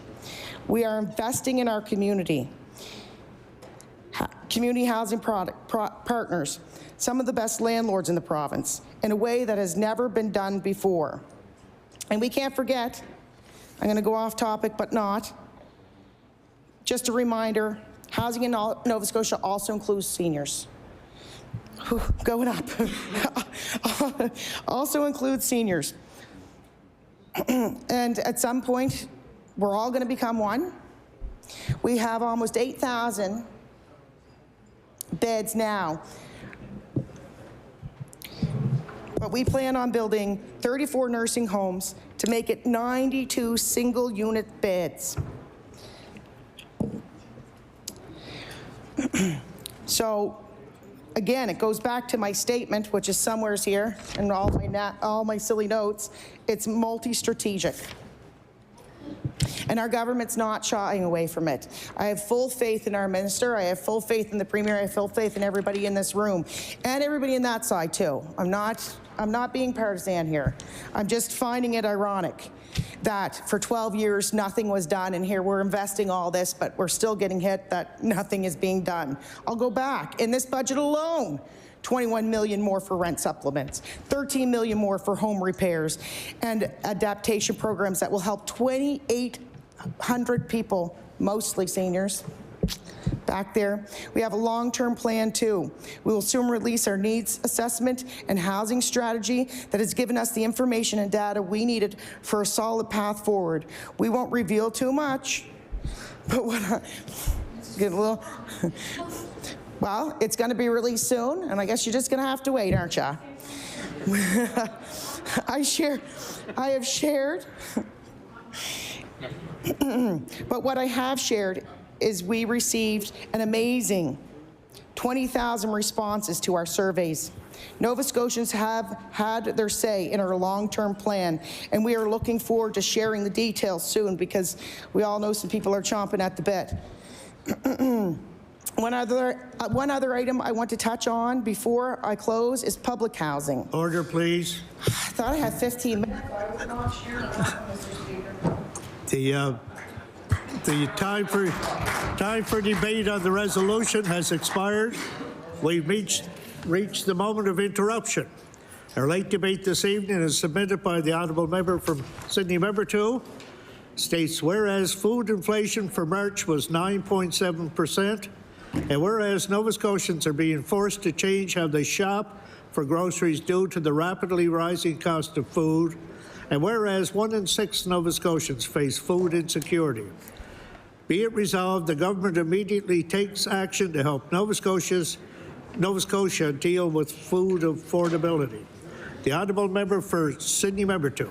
Thank you, Mr. Speaker. I'm honored to rise and have a conversation tonight with my colleagues about food security and insecurity, for that matter, and really what I think government could be doing to help alleviate some of that stress. Now, we all know that there are great organizations across the province that help to support Nova Scotians every day with food insecurity.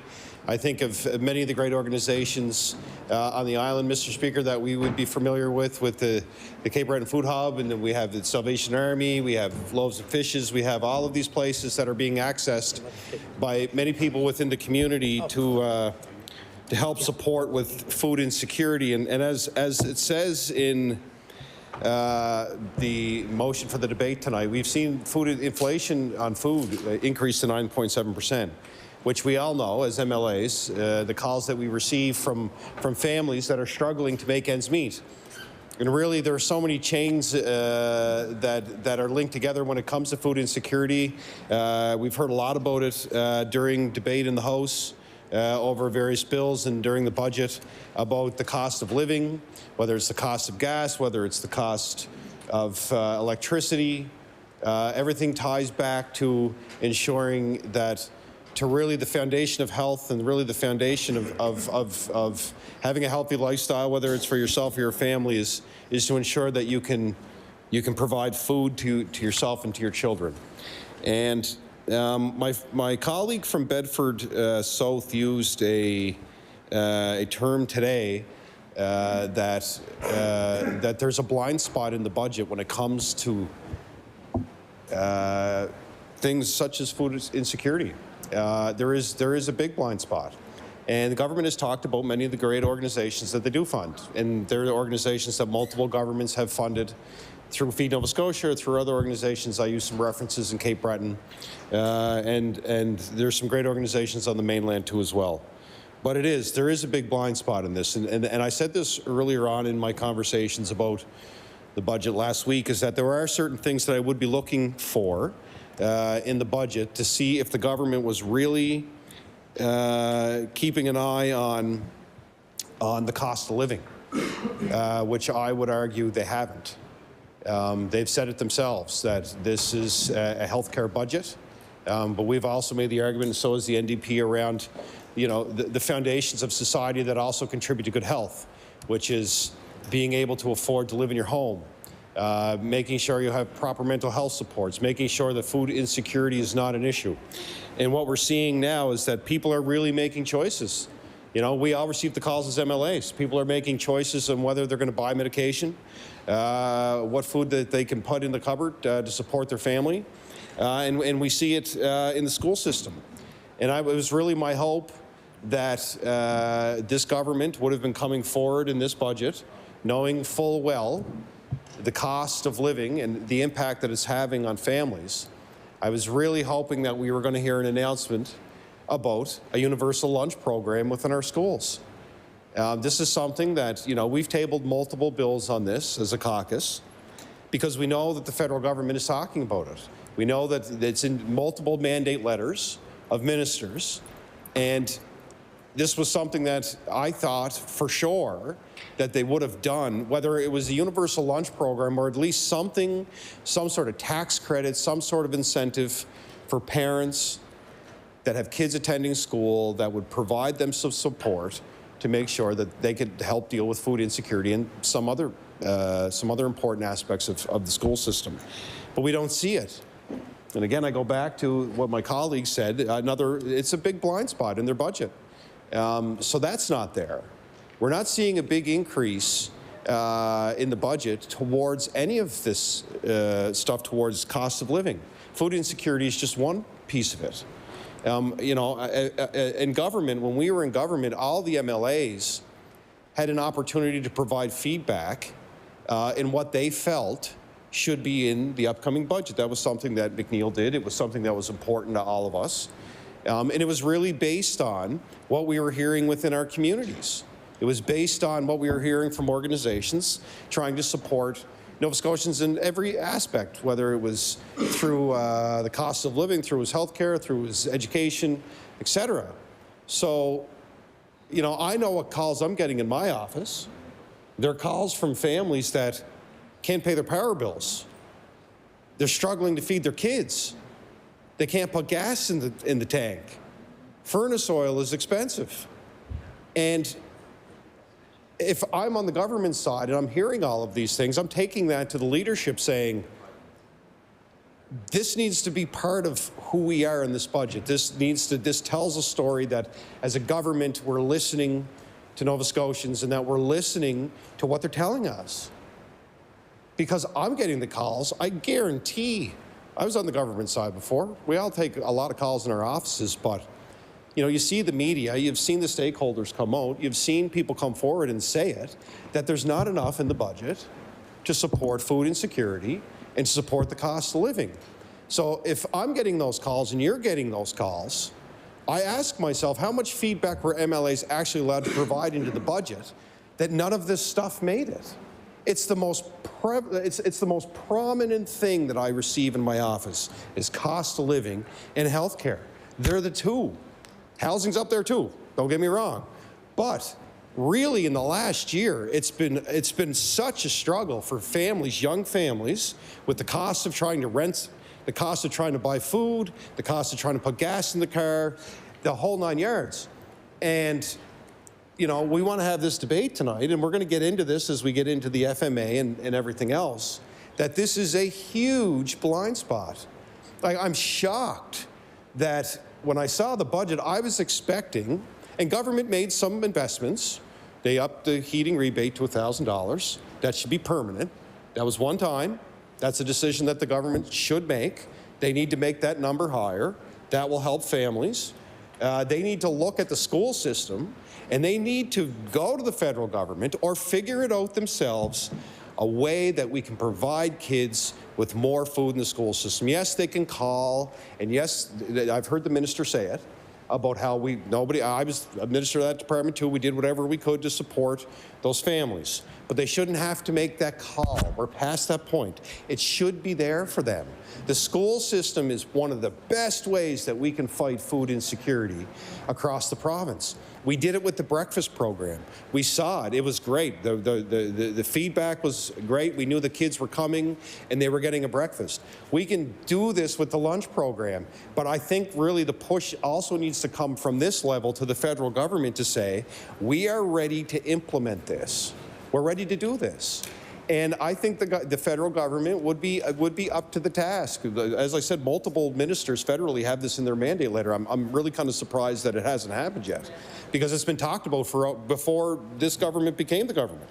So I don't want to get into a back and forth in this. We debate stuff all the time. This is about I always used to say in education, it's all about the babies.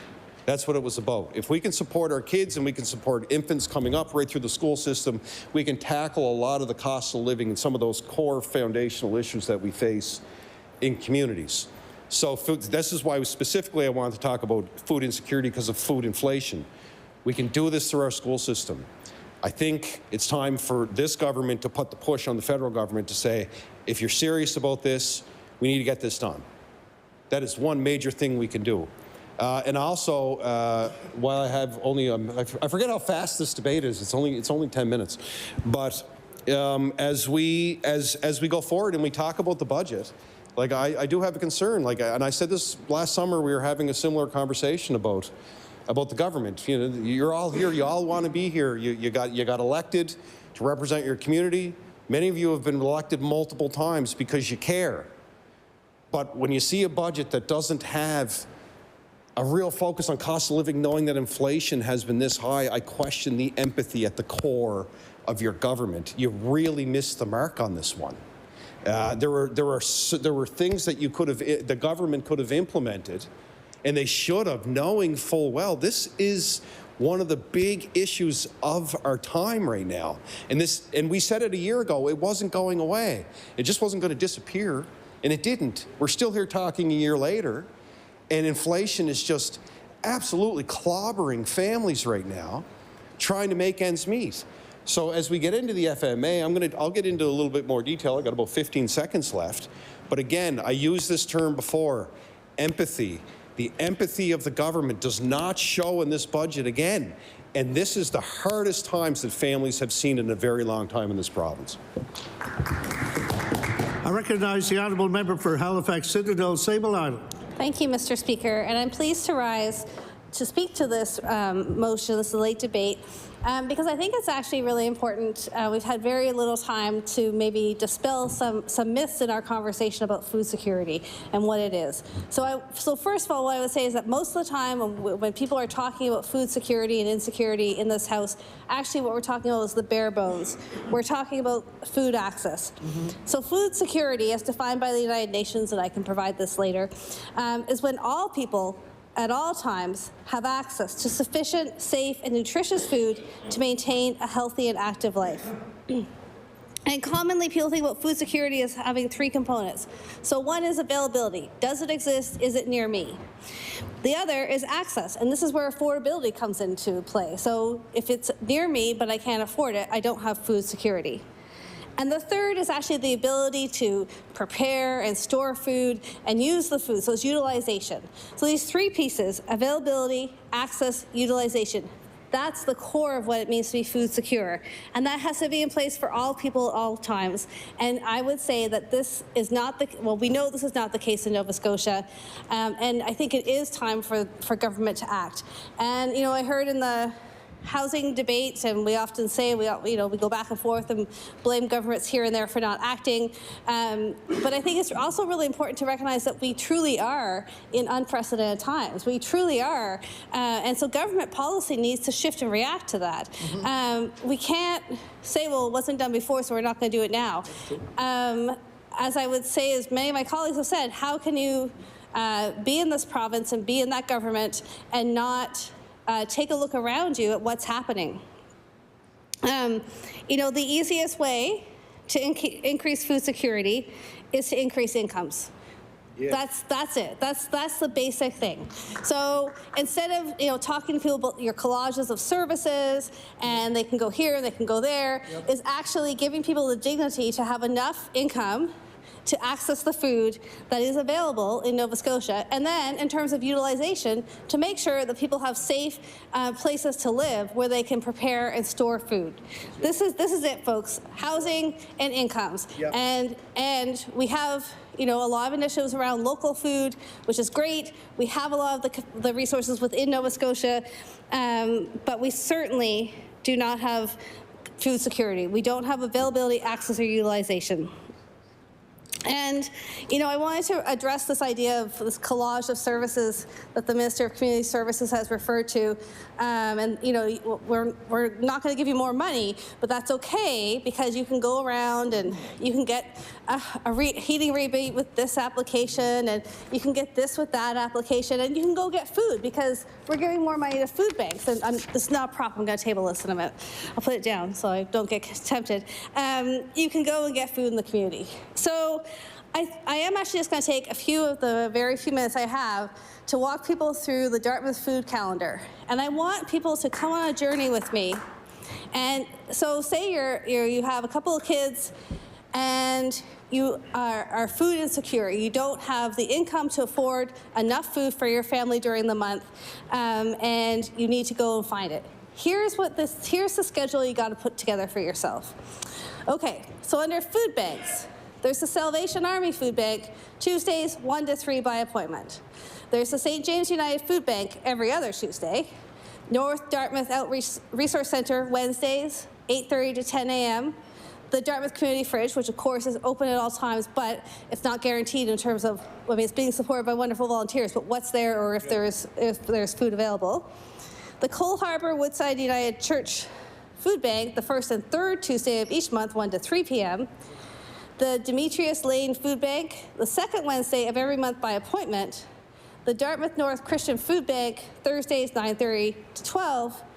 Christchurch, Thursdays 8 to 10 and Wednesdays 5:30 to 6:30.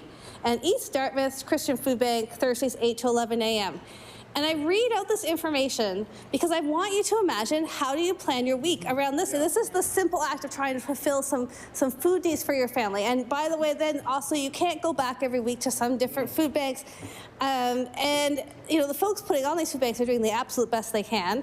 They're for sure run by volunteers. And yet, try and imagine feeding your family, going around trying to figure out, and also I will also point out that of course lots of these things are not close by, right? So whether it's Portland Street or Bissett Road, Woodlawn Road, so you're also figuring out how to get yourself to and from places. And maybe you think, well, it might be easier if I just go get a meal, right? So under meals, here's what we have. The North Grove Community Lunch, Tuesdays 12 to 1. Margaret's House, takeaway meals, 11:30 to 12:30 every day. The Alderley Gate Public Library has a light breakfast while supplies last on Fridays, 10:30 to 11:30. The Dartmouth Seventh-day Adventist Church has supper and dessert, Wednesdays 5:30 to 6:30, and then there's 3 North Grove options, one of which is the family supper on Mondays from 5:30 to 6:30. So I guess I would also ask you to reflect on this. So if your kids are in school, and they're in school in one part of Dartmouth, where are they going to go to get their hot lunch, I guess, or their hot meal? So I guess they can go to North Grove family suppers on Monday. Other than that, it's very hard to also have your children. And I've worked, I worked in Gatineau in a meal program, and there was one family that they would make the effort to get on the bus, to go pull their kids out of school, put them on the bus, bring them to the meal, because it was the only way their kids ate during the day. And I think, it's really quite impossible to imagine doing this where you're pulling kids around from here to there to try and get them fed. And then there's a few other programs like Square Roots, which we all know is an amazing volunteer-run program, but that's every 2 weeks. And food demo at the North Grove. So I took the time to walk through this because this is one part of what we ask families to do. Yes. We ask families to do who do not get enough income from this province, who need an increase. Please. I just talk with my hands. I just force a habit, I know, but it's a problem. The honourable member for Halifax Citadel, same a lot. I will say my family doesn't watch Ledge TV, but they love to watch it sometimes just to see me use my hands and wave all around the place. What we ask families and people to do is inhumane. It's degrading. I think the word empower was used about this budget. We're empowering people. Well, I can tell you how you can empower people. Is give them the resources they need to build the lives that they want to live. And that they have a right to live. We are leaving people hungry in this province, and we don't need to. We have a lot of money to distribute in this budget, and I know it's about choices. We could have made different choices and gotten people fed. Raise ESIA rates, permanent system of rent controls we talked about before, school food program, as my colleague talked a lot about. I know I learned in estimates with the Minister of Agriculture that $300,000 has been allocated for salad bar infrastructure for schools. But there's sort of but what's the plan? Like, how do we stock it? How do we maintain it? So there's no budget. It's not clear to me that, it's not a school food program, let me be very clear. But we seem to have made a decision that we're going to have salad bars as one element of that. And I'm not even sure if that sort of follows best practice.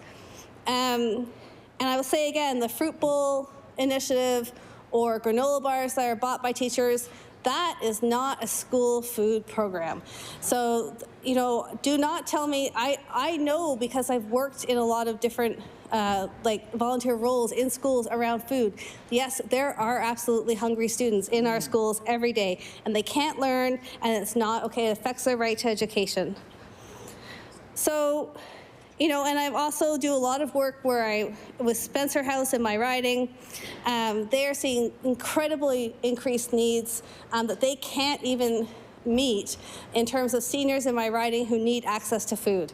Everything is at capacity. They've started a subsidized breakfast program. They have a subsidized lunch. They don't have room for everybody who wants to come have a meal every day. They started a community cupboard because they know that seniors often can't get to where the food banks are, again, transportation, ability, and that sort of thing, but also need specific things like cans with pop-up lids and lower sodium items. And so, I hear from them, I hear from Shabata Lynx, who was in the House yesterday, the folks at the Central Library who also provide a limited amount of food. Everyone's seeing just increased desperation for access to food in this province. And here we are tabling a budget that does nothing to feed people here. Absolutely. I recognize the honourable member for Kings North. So thank you, Mr. Speaker. And first of all, I'd like to acknowledge that we realize we live in challenging times, and I appreciate the member from Halifax Citadel mentioning food banks, and we have wonderful, just incredible people in my community who volunteer in food banks, and I know across the province, and we appreciate them very much. We recognize the challenges of this time, and but I want you to know that our government is in many ways investing in the health and well-being of Nova Scotians, and I really want to talk as a farmer a little bit about the production of food and the challenges we'll face, but I'll be remiss if I didn't mention some of the numbers, because I know I was in opposition, and I know in opposition if you do A, if the government did this, then we say you should have done that. So A, B, you know, and this is what happens in opposition. I understand that, but I want you to know that we're introducing new and expanded programs to help address childhood poverty, $10.1 million, has $21 million more in rent supplements, helping over 800 more homeowners in repairs and adaptations. That's $13.1 million, Mr. Speaker. We're investing in homelessness and supportive housing to the tune of $8.2 million more. My colleague from DCS increasing the child tax benefit by $8 million on top of $12 billion last year, making student loan payments easier, $1.3 million, lowering child care fees for families, and creating more spaces, $42 million investment, Mr. Speaker.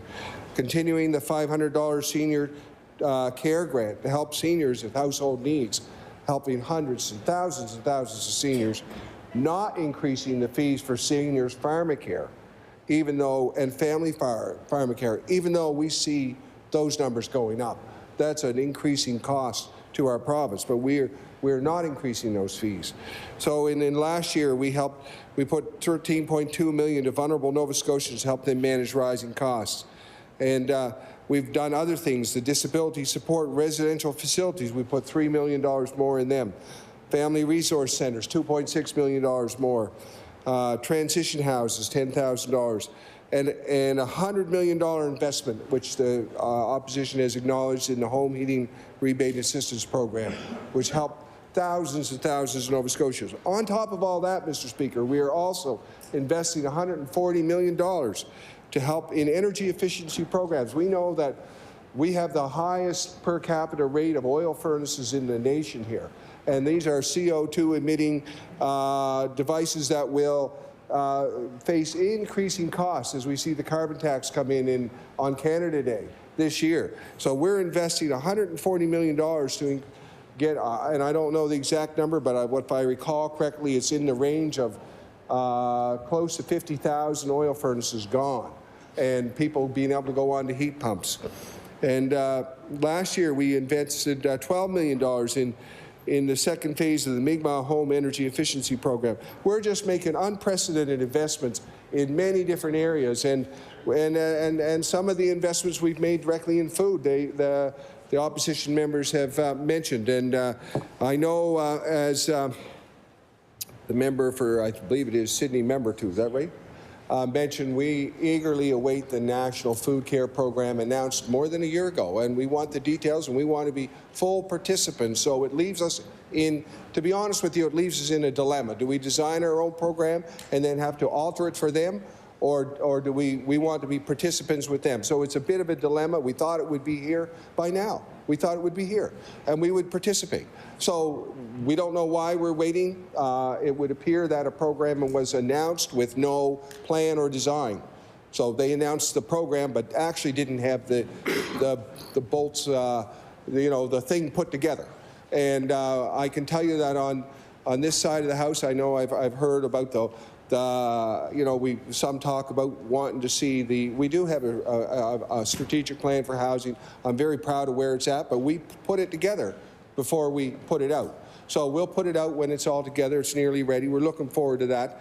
But Mr. Speaker, I want to talk a little bit about, as some members know here, I think everyone in the House knows, I had a 30-year career in vegetable production, and I worked with my hands. I had, we worked hard, and we made a living. I'm very proud of that, and I passed it on to my sons. I'm extremely proud of that I gave them much the same deal as my dad gave me.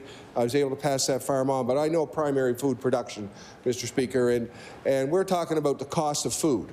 Now, if you want to talk about the cost of food, the carbon tax is going to have an immense impact on agriculture, despite the fact, the good news is for primary agriculture, there's some exemptions. The direct fuel that they burn, farmers burn in their tractors and on farm, and for just very recently for heating, for irrigation, so those changes have just been very recently made.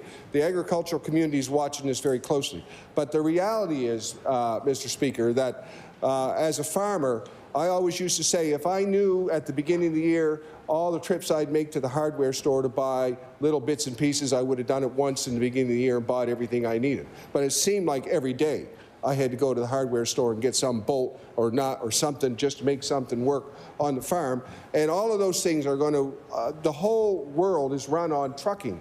And all of the trucking that all of the goods and inputs that come into agriculture are going to be attracting this carbon tax, unfortunately, and cause the food prices to further increase. And this is not something we're going to just easily get away from, and it's going to affect anything that comes across the border into Canada on trucks too. So we're going to see this inflation in the cost of food. We're seeing it now, frankly, and agriculture around the globe is facing challenges. Unfortunately, the war in Ukraine is just having a tremendous impact on agriculture globally. That is going to start to bite across the globe, unfortunately, in food costs going up even further. It's not something that anyone in this House has any, we're just all grieved that whole event and it's just so hard to comprehend what's happened there. But the cost of fertilizers are going to go up. And because a lot of the fertilizer was coming from that part of the world, it's strange as it may seem, fertilizer is a big component. The cost of agricultural fertilizers is fuel. And to produce it. So, and as we see the impacts on the lack of, the reality is those parts of the world where that war is happening were like in the top 3 on food of many food products like oil, food oils, right, grains. And so we're going to actually face increased costs because of that. We're going to face increased costs because of the carbon tax, even though primary agriculture has some exemptions. It's not enough. All of the things that we're bringing in are going to impact that. So if the opposition can help us out in any way, I would say let your government know that Nova Scotia is a leader in climate change reduction. We've been a leader due to various governments, not just us, your government, previous governments, the NDP government. We're leading the nation in this field, but we're going to feel the brunt of this carbon tax, and we just can't get around that. Canada Day will be very memorable this year, and I'm sure what you'll see on Canada Day, the week before Canada Day, people will be buying all of the rest of the lawnmower gas they need for the rest of summer, right? They're going to be filling up everything they can because we're going to see a pretty big jump in the cost of fuel. We'll see that going forward, but that's going to affect everything that we do. And I really appreciate the member opposite bringing forward this debate, and I would say please help us out and tell your federal counterparts that this is a problem for us, and it's going to raise cost of everything, and we're not going to easily get around it. And I just am very concerned about that, and I live that life. I know how hard that is. I'm very pleased just I think 4 or 5 days ago to see that irrigation fuel is going to be exempted. And I can't tell you how in 1 minute, my experience is pumping water for 25, 30 years and the amount of fuel that takes to pump water is heavy, and it takes a lot of energy to do that.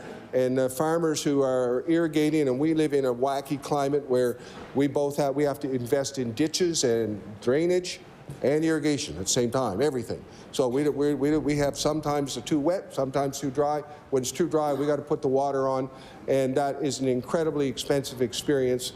And that, fortunately, will be exempted now. But I can tell you that all of the inputs that are going in are going to attract this carbon tax because they got brought in by truck. The stuff that we're shipping out got shipped out by truck. And so it's a challenge for our agricultural industry here in the province. And my colleagues who are in that industry are leaders in supplying food banks, too. I want you to know that. And they provide the food banks to this product. My neighbor, Richard Malvin, who I did a memory statement on, it just has donated hundreds of thousands of pounds of food Order, produce. please. The time allotted for late debate has expired. I want to thank all the members who participated in the debate this evening. And I recognize the Honourable Government House Leader. Thank you, Mr. Speaker. I move that you do now leave the chair and the House resolve itself on the Committee of the Whole House on Supply.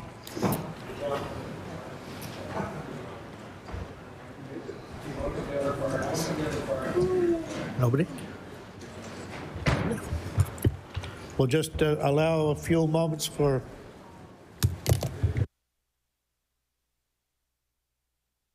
the motion is carried. We'll take a few moments for the departments to set up.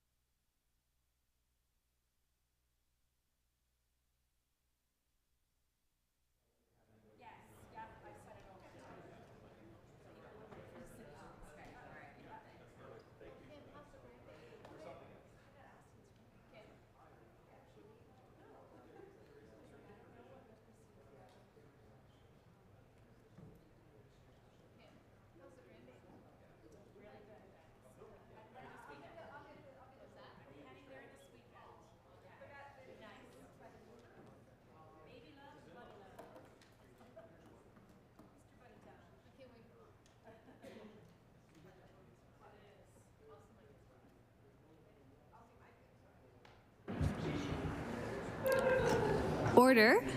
The Committee of the Whole House on Supply will come to order. I recognize the Honourable Deputy Government House Leader. Chair, would you please call estimates for the Minister of Public Works, Resolution E36?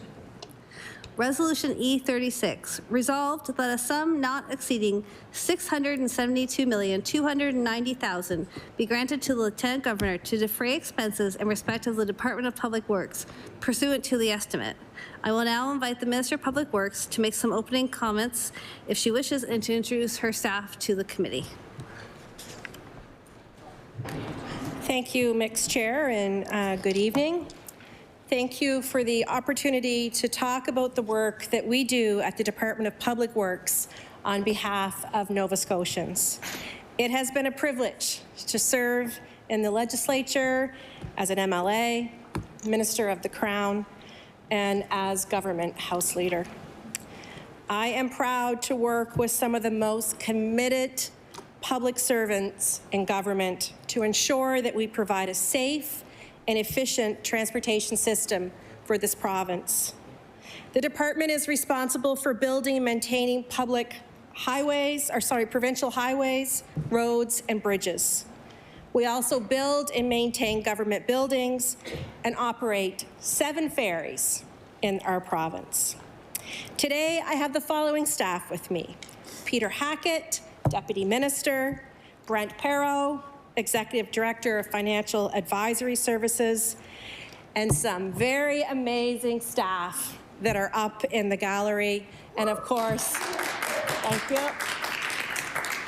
And some incredible staff that are also back in our Public Works boardroom tonight supporting me. So thank you to all of the staff who are supporting me through this estimate process. I appreciate everything that you do. Budget 2023 helps move our province forward, investing in healthcare and many other things that are important to Nova Scotians. Our top priority is healthcare. Our government has a real plan to fix it.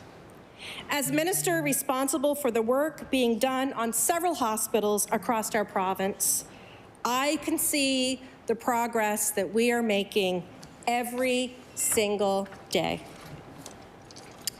This budget builds on our work so far and moves us forward. We will do whatever it takes and invest what it takes to fix healthcare and deliver the care that Nova Scotia families need and deserve. We want real results for people.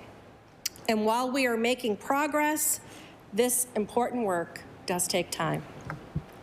This budget considers the challenges and opportunities of our time and is responding to the demands of a growing and a diverse population. We are moving forward with solutions that work, and we are building a province that thrives from end to end. I'll talk a little bit about healthcare infrastructure first.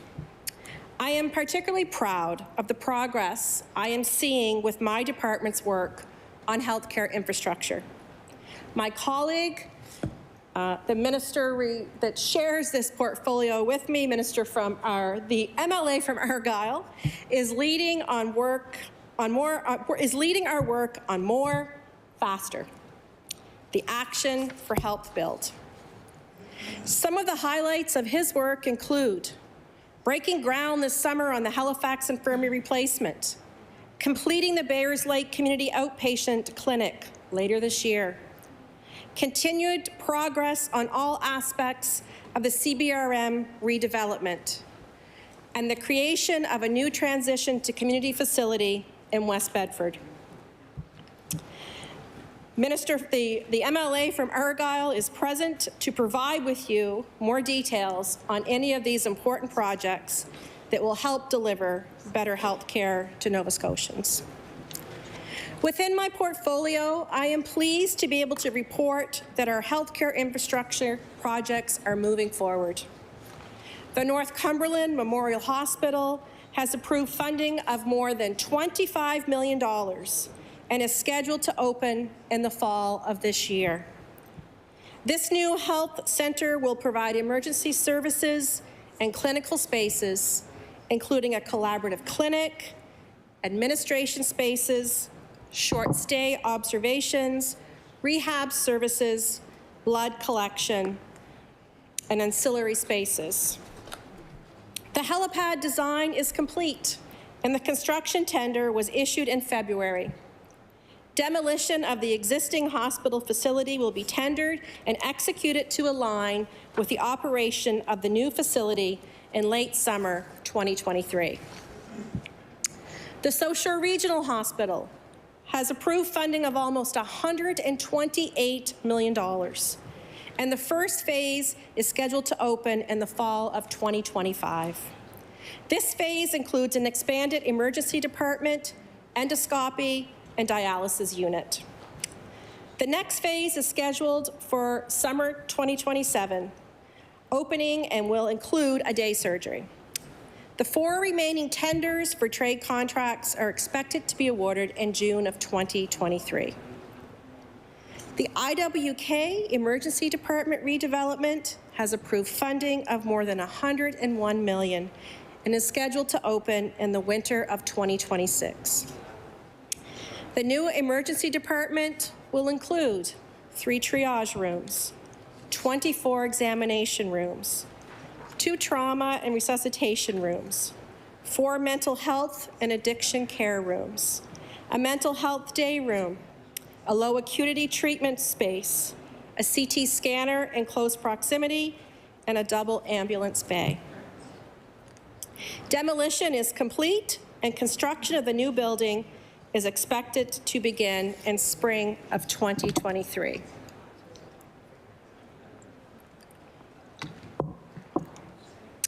The $8 million Dartmouth General Hospital MRI is expected to open at the end of this year. Renovation of existing hospital space to construct the MRI suite for the new equipment is expected to begin this spring. Our work is also progressing on the Cumberland Regional Healthcare Centre. This project will include an emergency department and renal dialysis unit. The early works package is complete, and we expect to award the collaborative design team contract in the next month. Also, the Yarmouth Emergency Department project has completed the early works package, schematic design, and draft developmental design report. We will be moving this project forward throughout the year. While these projects speak directly to my government's commitment to fixing healthcare, it also speaks to the core of what we do here at Public Works. Quality roadways and buildings support the ability of Nova Scotians to thrive in their communities and across the province. The mandate of the Department of Public Works is to collaborate with other government departments, the private sector, and stakeholders to address Nova Scotia's transportation and infrastructure needs. We'll talk a little bit about gravel roads and RIM. Well-maintained, good quality roads are essential for rural communities. 35% of our provincial roads are gravel roads, and many Nova Scotians travel them every day. That's why I am proud that we not only doubled the funding for the gravel road capital program from $20 million to $40 million per year. This year, we are adding another $15 million for a total of $55 million invested in 2023-2024. This program is a proactive approach that will rebuild roads to improve the structure and drainage. This will result in longer lasting driving surfaces and make regular road maintenance easier. The list of gravel road projects is contained in our 5-year highway improvement plan. The gravel road program is not an application-based program. Department staff evaluate and prioritize the gravel roads that need the most work. Along with traffic volume, the criteria includes potholes and loss of gravel and soft areas, ditches, culverts, and overgrown brush and drainage pipes. I am also proud of our work to improve the Rural Impact Mitigation Fund, RIM. Last year, we doubled it from $11 million to $22 million. This year, we are investing another $14 million for a total of $36 million. As members know, the RIM program supports road maintenance and improvements, including pavement patching, shoulder graveling, gravel patching, the most favorite, brush clearing, ditching, guardrail replacement, and shoreline protection. These two new investments will help Nova Scotians get where they are going safely and efficiently through improvements to our network of more than 8,400 kilometers of gravel roads.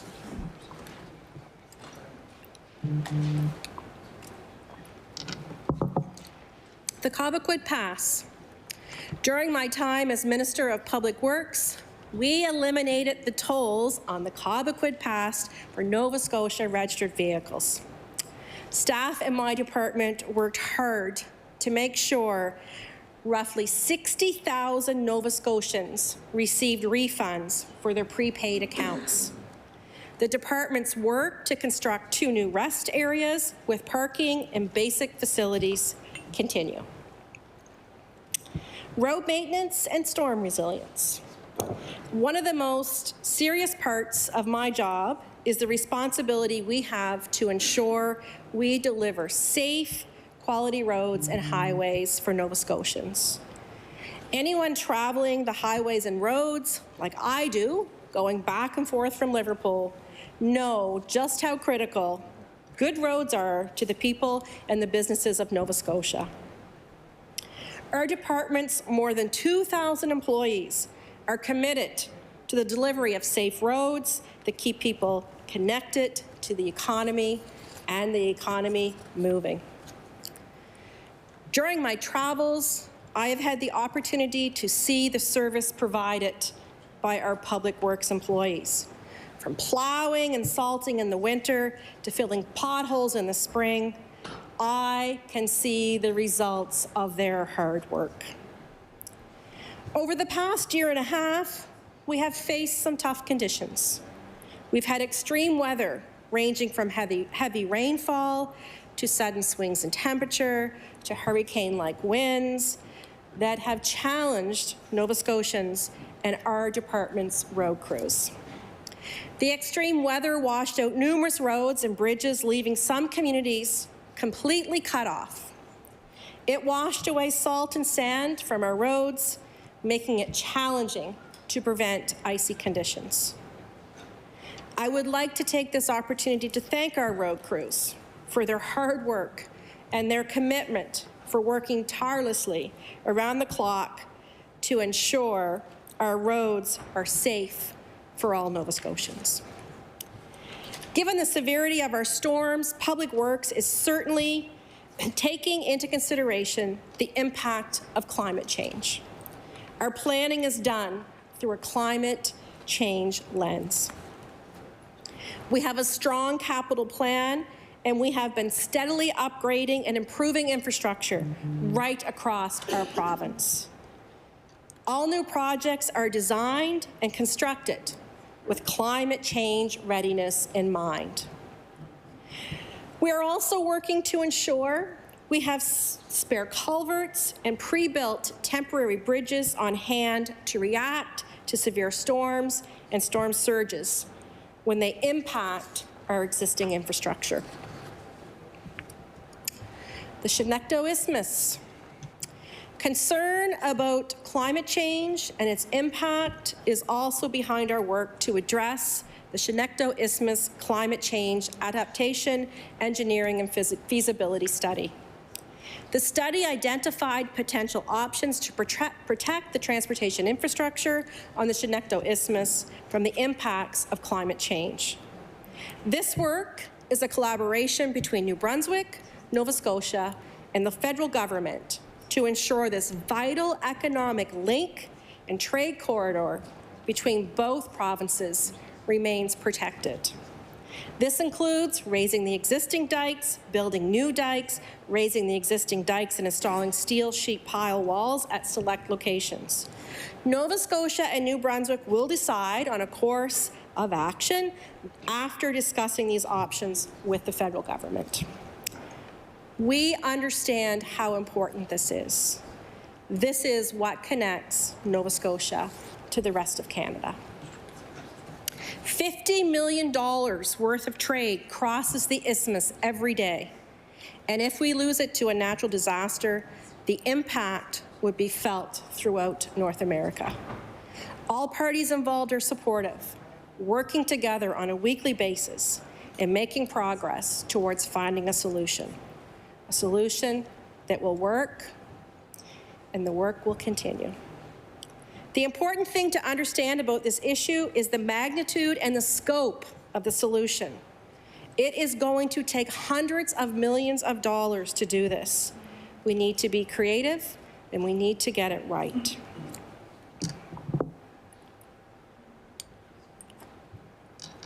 We'll talk a little bit now about our operations budget and our 5-year highway plan. So as you can see, what I've talked about so far, we are a very busy department. And with this work, we are a very busy department. I can't talk today. And this work, we have an overall operating budget of $672 million for 2023-24.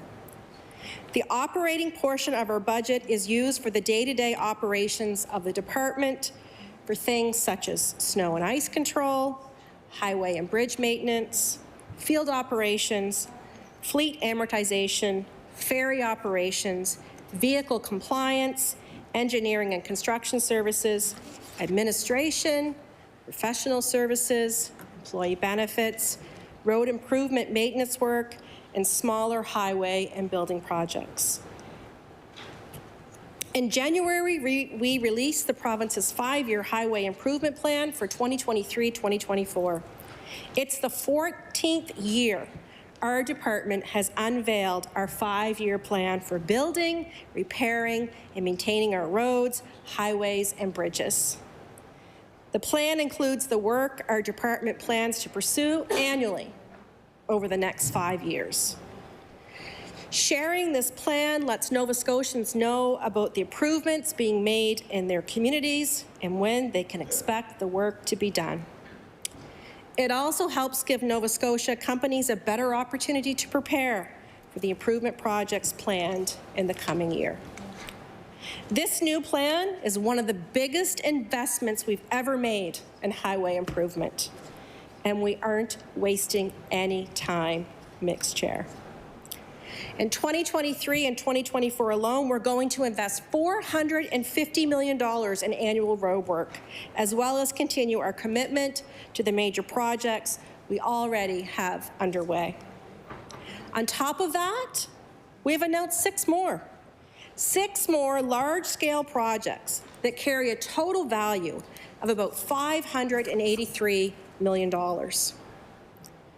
In total, we are going to have more than 150 projects this year, spanning 23,000 kilometers of roads, highways, and bridges. That means families and communities that span on 4 regional districts from Yarmouth to Amherst to the northern shores of Cape Breton will have improved access to healthcare, schools, highways, and public infrastructure. This level of investment is to the great benefit of not only public safety, but also to our economy. In Nova Scotia, the road building industry directly and indirectly employs almost 10,000 people. These are good jobs, good projects, and good work taking place right across our province. Our bridges. We have 4,100 bridge structures and another critical part of our provincial transportation infrastructure. We know how integral bridges are for communities across the province, and we know that Nova Scotians need these structures to be safe, dependable, and ready to face all kinds of conditions. Last year, we doubled the funding of the bridge rehabilitation program from $30 million to $60 million. This year, we will keep this increased funding to make it possible for us to repair and replace existing structures sooner. And I'm going to sneeze. Sorry. Sorry about that. Oh, gosh.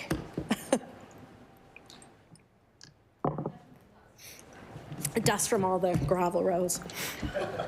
Let's talk a little bit about our twinning projects. The 100 series highways are the backbone of our transportation system, carrying people and goods from one end of the province to the other. That is why our department continues to be committed to ongoing highway twinning projects, including Highway 101, Highway 103, Highway 104, and Highway 107, the Sackville-Bedford-Burnside connector.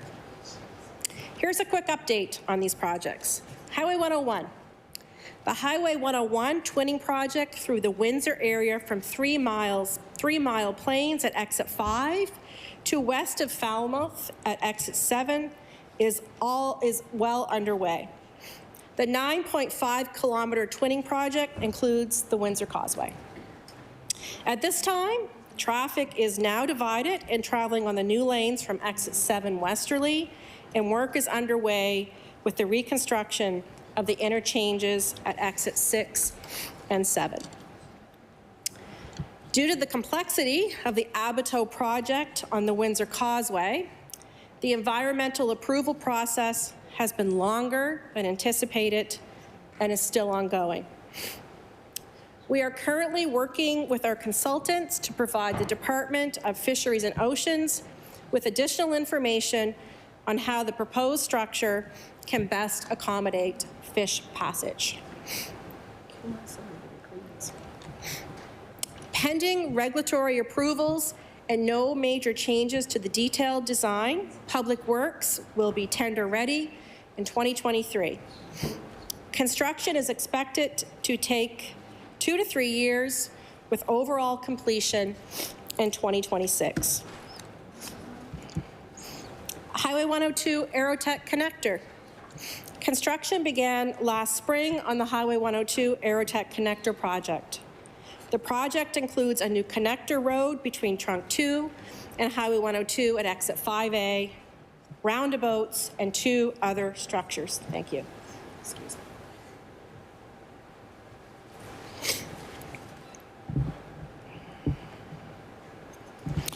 This project is anticipated to vastly improve traffic flow and reduce congestion in growing Fall River Waverley area. Subgrade work is expected to be completed in late fall 2023, and then we will issue our paving tender. At this time, the Aerotech Connector project is expected to be completed by the summer of 2024. Highway 103. Highway 103 twinning project will make it safer and easier for local residents, tourists, and commercial drivers traveling on this key transportation route along the South Shore. Work is ongoing for the subgrade, while the bridge structures have been completed. The project is scheduled to have the paving completed and the twinning section open in June 2023. Highway 103 Bridgewater Interchange. The Highway 103 Bridgewater Interchange project will provide improved access to the highway, support future growth of the Bridgewater Business Park, and it will enhance safety. This project was originally announced in 2019 and construction began in 2020. It is anticipated that the project will be completed in the summer of 2024. Recently, Public Works completed a land exchange with Michelin Canada Incorporated to support the completion of the construction of the new interchange. Through the exchange, Public Works acquires the land at 200, 233, and 250 Logan Road from Michelin, while Michelin receives the land and commercial buildings at 270 and 280 Logan Road from the province. Highway 104. Twinning the Sutherlands River to Antigonish continues to be a priority as it will improve safety and efficiency along that stretch of highway. In the summer of 2020, we officially broke ground on the Highway 104 twinning project. And I'm thrilled to report that the project is on track and is expected to be completed before the end of 2023. Working with our P3 partner, Dexter Nova Alliance, we will deliver a safer and more efficient highway years earlier than a traditional build. The project includes 28 kilometers of new two-lane twinned highway and 10 kilometers of a new four-lane twinned highway. There are 2 new interchanges and about 24 new bridges. Dexter Nova Alliance will also operate and maintain the highway for 20 years following the substantial completion of the project and to set standards by the province. Highway 107, Sackville-Bedford Burnside Connector. This new 4-lane highway will more directly connect Burnside Park and surrounding communities with our major provincial highway network, including Highways 102, 107, and 118. This connector will result in improved safety, reduced travel times, and the more efficient movement of people and goods through our provincial highway system. Currently, construction is ongoing for the subgrade, bridge structures, and paving work. Rock blasting and bridge construction is proceeding at Highway 102. A final paving tender will be issued this spring. This project is currently on track to be completed in the late fall of 2023.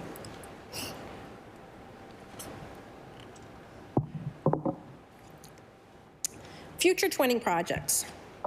Earlier, I mentioned that we introduced new major projects as part of our updated 5-year highway plan. Of the 6 projects announced, 5 support twinning efforts. Highway 103, Argyle Interchange. There are safety concerns with Highway 103 exits 32 and 32A in Argyle. 2 exits are at grade intersections of a non-twinned highway. Also, a major driveway off of Highway 103 serves as a home for special care. This project will result in the construction of a new diamond interchange at Trunk 3. The reconnection of Trunk 3 through the project area will also be completed, reinstating this section of secondary road, which was lost when Highway 103 was originally constructed. Highway 103 twinning from exit 6, Hubbards, to exit 7, East River, and exit 7 to exit 8, Chester. Traffic volumes on this section of Highway 103 exceed 10,000 vehicles per day, a metric used to support the need for a twinned highway. This project is a continuation of Highway 103 twinning, extending westerly from Halifax region and previously twinned portions of highway. Slower moving vehicles mixed with faster moving through traffic impedes the efficient movement of goods and people, which causes a lower level of service. Separating traffic with a wide grassy median also improves safety for motorists. The work for exit 6 to exit 7 will result in the construction of approximately 9.5 kilometers of new twinning. Reconfiguration of exit 7 interchange to a traditional and more standardized diamond layout will also serve as a connection point for a gravel service road to provide access to lands adjacent to the highway corridor. The work for exit 7 to exit 8 will result in the construction of approximately 7 kilometers of new twinning. Replacement of the exit 8 interchange structure is also required to accommodate the twinning. Highway 107 twinning, Burnside to Loon Lake, or Lake Loon, sorry. Traffic volumes on this section of Highway 107 exceed 15,000 vehicles per day, and the highway suffers from poor levels of service performance and traffic congestion, queuing during morning and afternoon peak commuter periods. This project is a continuation of Highway 107 twinning, extending easterly from Highway 118 interchange and expanding upon the Highway 107 project currently under construction. Modifications to the Highway 107/Highway 118 interchange is also required to accommodate the twinning. Twinning this portion of Highway 107 is also required to support the Port Wallace residential rapid growth area. Highway 104 twinning from Taylor's Road to Pactanac. Traffic volumes on this section of the Trans-Canada Highway can reach up to 14,000 vehicles per day during the busy summers. The highway also carries a significant amount of commercial traffic servicing Cape Breton and Newfoundland. Multiple at-grade intersections are also present along the highway and pose safety concerns to motorists. This project is a continuation of Highway 104 twinning, extending easterly from the new 4-lane highway, which was completed in 2016. This twinning will result in the construction of a wide grassy median separating opposing traffic flows. All at-grade intersections will be eliminated and replaced with an interchange and other grade separated crossings that will support local traffic movements along Trunk 4 and within the adjacent communities. The project will result in the construction of approximately 11 kilometers of new Highway 104 twinning and over 12 kilometers of new and upgraded Trunk 4 and other local roads along the project corridor. These project components will replace and reinstate portions of the secondary road network which were lost when Highway 104 was originally constructed in the 1960s. The department will continue to invest in safety improvements for highways not being twinned.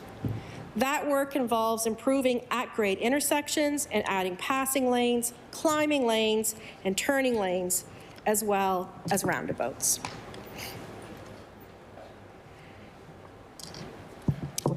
I'll talk a little bit about our provincial ferries.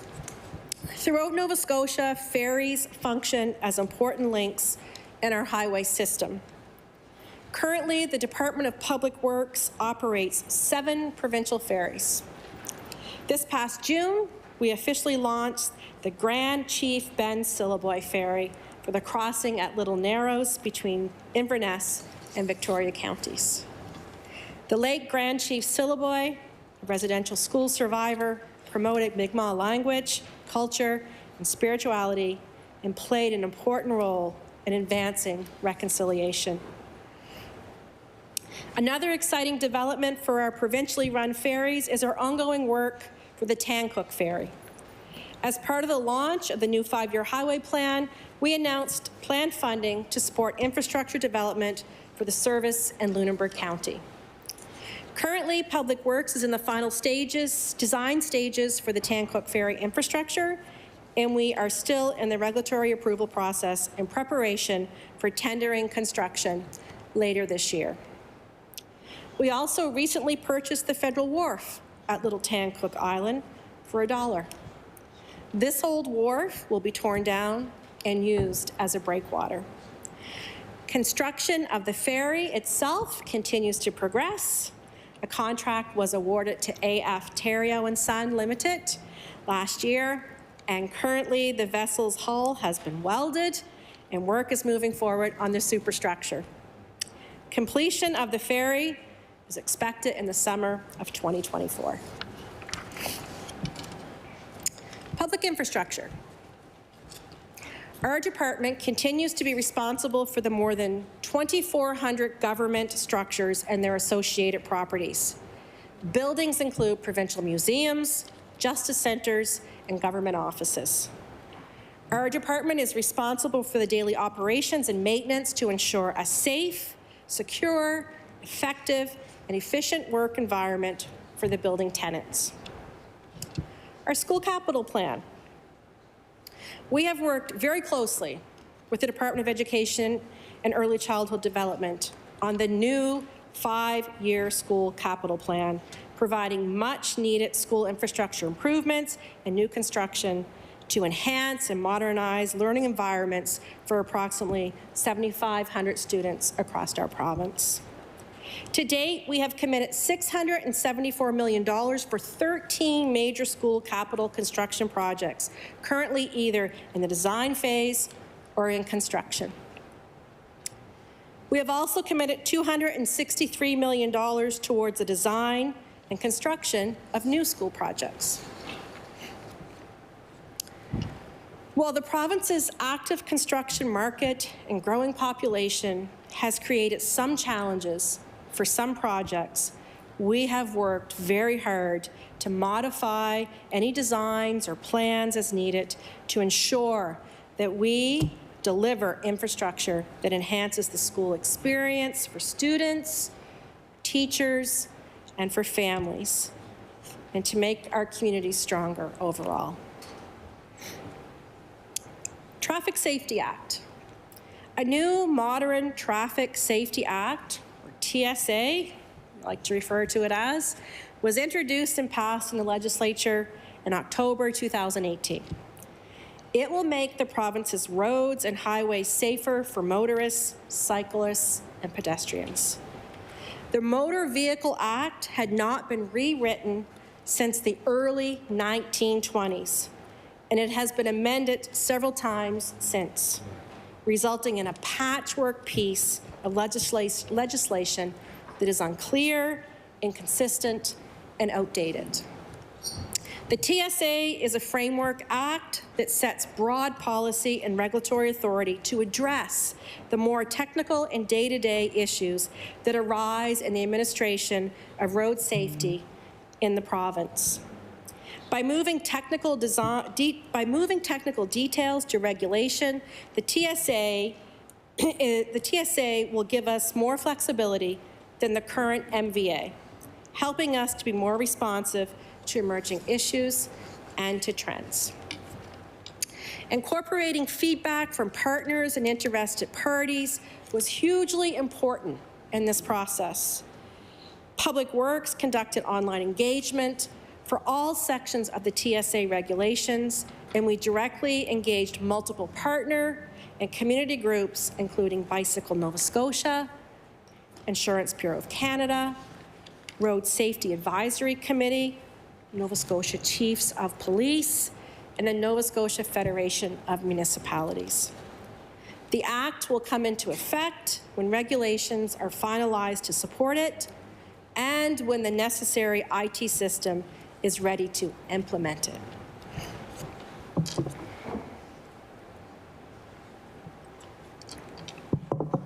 Active transit. As part of the Environmental Goals and Climate Change Reduction Act, Public Works has a goal to establish a provincial active transportation strategy to increase active transportation options by 2023. To support us in meeting this commitment, we have hired WSP Canada in partnership with Stuckless Consulting to assist in finalizing the active transportation strategy with our partners. We have also been engaged in consultation with internal and external partners to help inform the active transportation strategy, implementation and evaluation plans, and governance structure for active transportation. Because collaboration on this work is key, we have created the Provincial Active Transportation Team. Led by Public Works staff, the team includes members from the Departments of Health and Wellness, Municipal Affairs and Housing, Natural Resources and Renewables, Communities, Culture, Tourism and Heritage, Environment and Climate Change, and Education and Early Childhood Development. Community transportation, one of my most favorite things. Before becoming an MLA, I spent 2 years as Queens County Senior Safety Coordinator. This experience really opened my eyes to the impacts of loneliness and seclusion that it can have on a person. And it helped me to recognize the barriers that prevent people from engaging into their communities. One of those barriers is the lack of access to safe, dependable, and affordable transportation. I'm extremely proud of the work Public Works has done and will continue to do to support community transportation operators right across our beautiful province. We work with our partners in the sector, along with our First Nation communities, municipalities, and not-for-profit groups to identify areas of investment to help build a sustainable, integrated, and connected network throughout the province. From funding studies to help operators improve their services or establish new routes, to capital investments that facilitate fleet upgrades, we are working to enhance community transportation services and options to improve the quality of life for those living in Nova Scotia communities. Last May, we invested almost $5 million through the Community Transportation Assistance Program and Public Transit Assistance Program. That provided 27 municipalities and community organizations with funding.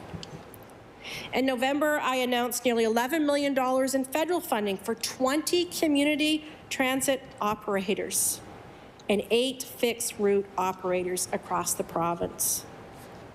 And in January, we announced nearly $525,000 in funding to help the Nova Scotia Community Transportation Network purchase and implement a new centralized dispatch system to improve the booking process for operators and their clients.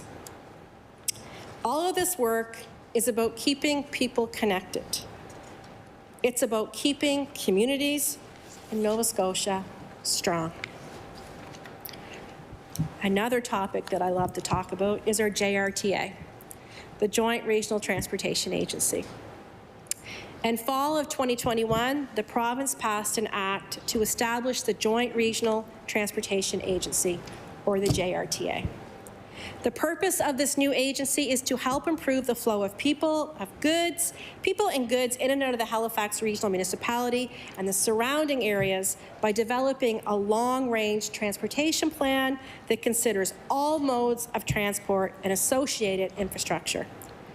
This work will help us to ensure that our transportation system meets the evolving needs of our growing population and economy.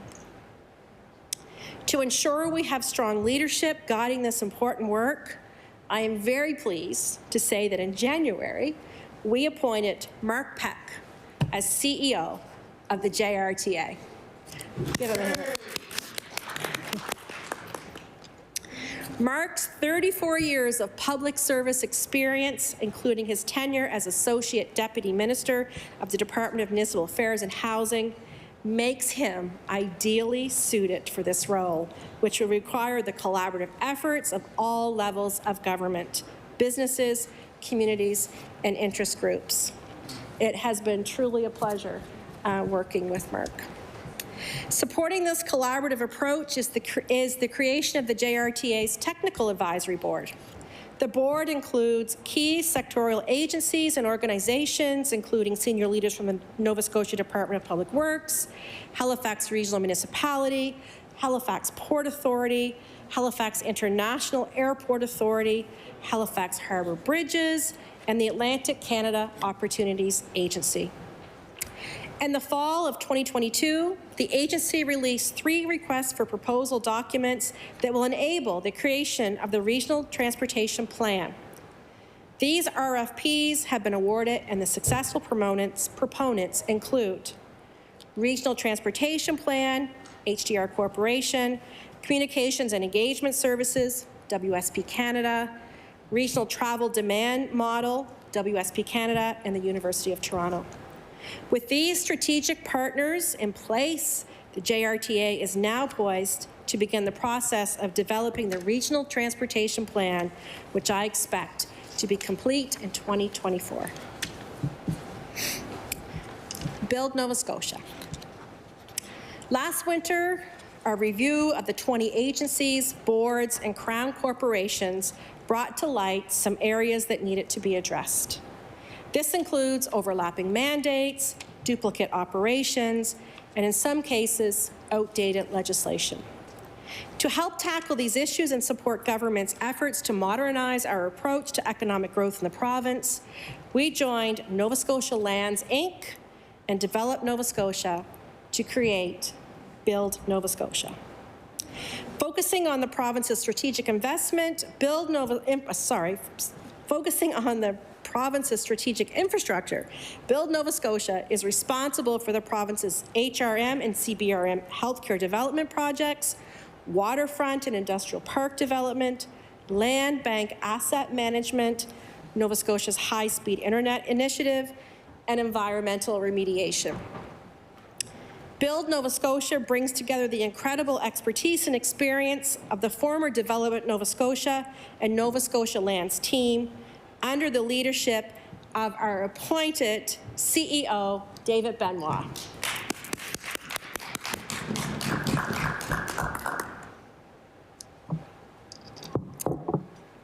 As this new Crown continues to establish itself, I look forward to the projects and the initiatives it will move forward to use and develop the province's lands and properties in ways that will benefit communities and enable our province to thrive. Boat Harbour. Our work on the Boat Harbour remediation project remains ongoing, but our commitment remains unchanged. We are focused on the future and are continuing our efforts to ensure Boat Harbour is returned to its original state as a tidal estuary. Staff with Build Nova Scotia continue to work closely with Pictou Landing First Nation, residents, federal and provincial regulators, technical advisors, and scientists to address the needs of the site. Our goal is to begin the cleanup procurement in 2023, subject to federal environmental assessment process approval. The Nova Scotia Main Ferry Service. During the 2022 sailing season, the Yarmouth Ferry completed 113 round trips, carrying a total of 36,151 passengers and 14,972 vehicles. We will conduct a broad economic impact study of the ferry service to ensure that it is providing good value to Nova Scotian taxpayers. We have collected feedback from relevant organizations to help inform the study, and I want to thank every one of them that have participated in this. We expect the ferry to sail in 2023 and anticipate the results of the study will be ready by the end of the year. ISIP infrastructure funding.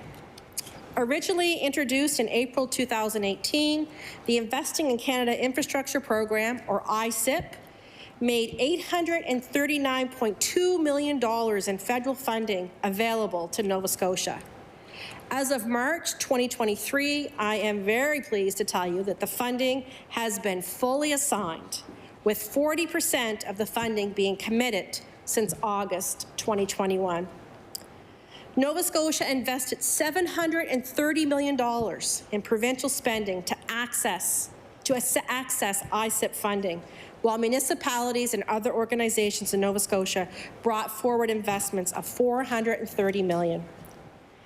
This incredible nearly $2 billion in funding will support 221 projects and will impact over 500 infrastructure assets province-wide. I am proud to say that our government is finding solutions. We have introduced a new plan for health, plan for our highways, and capital projects. In closing, I want to take the time to thank the 2,000 employees who work for Public Work. I want to thank them for their dedication and their commitment to ensure we have high-quality transportation infrastructure. This is not only important for connecting Nova Scotians and keeping them safe, it is vital to growing our economy and the movement of goods and services across the province and throughout North American markets. With those few remarks, I'm happy to take your questions. I recognize the honourable member for Yarmouth. Thank you very much, Mixed Chair. Minister, thank you so much for those opening comments. I would also like to recognize and congratulate the public servants in the room. Deputy Hackett, congratulations on the promotion, very well deserved. CEOs Dave Benoit and Mark Peck, congratulations as well. All folks I've got to have the chance to work with over the years, very capable people who I know will contribute greatly. Great to see Diane Surratt in the gallery as well, who's done a great job, and others who've really been incredible in terms of their service to the province. My questions are going to be on one specific issue, Minister, an issue that I know is very important to our region of the province, the Western region, South Shore, the Tri-Counties, as well as the Valley. Very important for the rest of the province as well. And that is the international ferry service that connects Nova Scotia to one of the largest tourism markets in the world in the United States. There has been ferry service between Nova Scotia and New England through Yarmouth, I believe for over 150 years now. Very well-established route, very well-established tourism markets, very well-established family connections as well as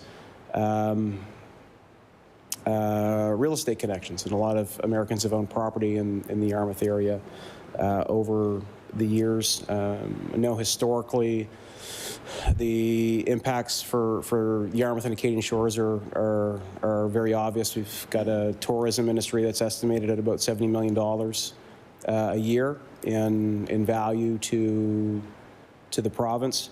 But also, this service is really critical to Queens County as well. And I think of White Point, 50% historically of their American visitors are coming off of that ferry. The same goes for Quarterdeck and others. The minister has mentioned the number of ferries that we have in the province. I believe we have 13, with a couple municipal-owned, mostly provincial, 3 of them being one being federal and another 2 being also subsidized by the federal government. But we are a province of ferries. We have a lot. We have ferries that connect us to islands. We have a ferry that connects Dartmouth and Halifax that's subsidized about $5 million a year. And I am wondering why this one ferry is subject to an economic study and why the economic study is not broad-based on the entire ferry network in Nova Scotia. Because it does make certainly people that depend on this service in the tourism sector from one end of the province to the other, but also the people from Yarmouth who are, for obvious reasons, very, very sensitive about this issue, feel like this service is being targeted when other services have not been looked at or economic studies have not been provided for those. So if we could please get the rationale for why, out of the 13 ferries that we have in Nova Scotia, all of which are either paid fully by the province, subsidized partially by the province or the federal government or both, or the municipal governments, why this would be the only one that we would require an economic study for.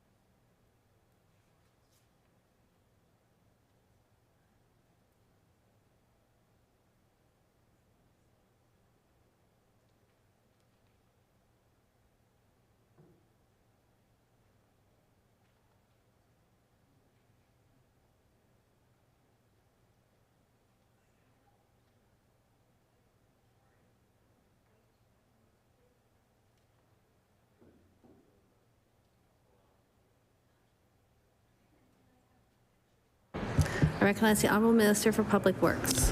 Thank you, Mixed Chair, and I thank the honourable member for the question. Not surprised he's asked me. This would be the first question that I would get asked. So, as I said before, there has never been a broad economic impact study done on the service in Yarmouth.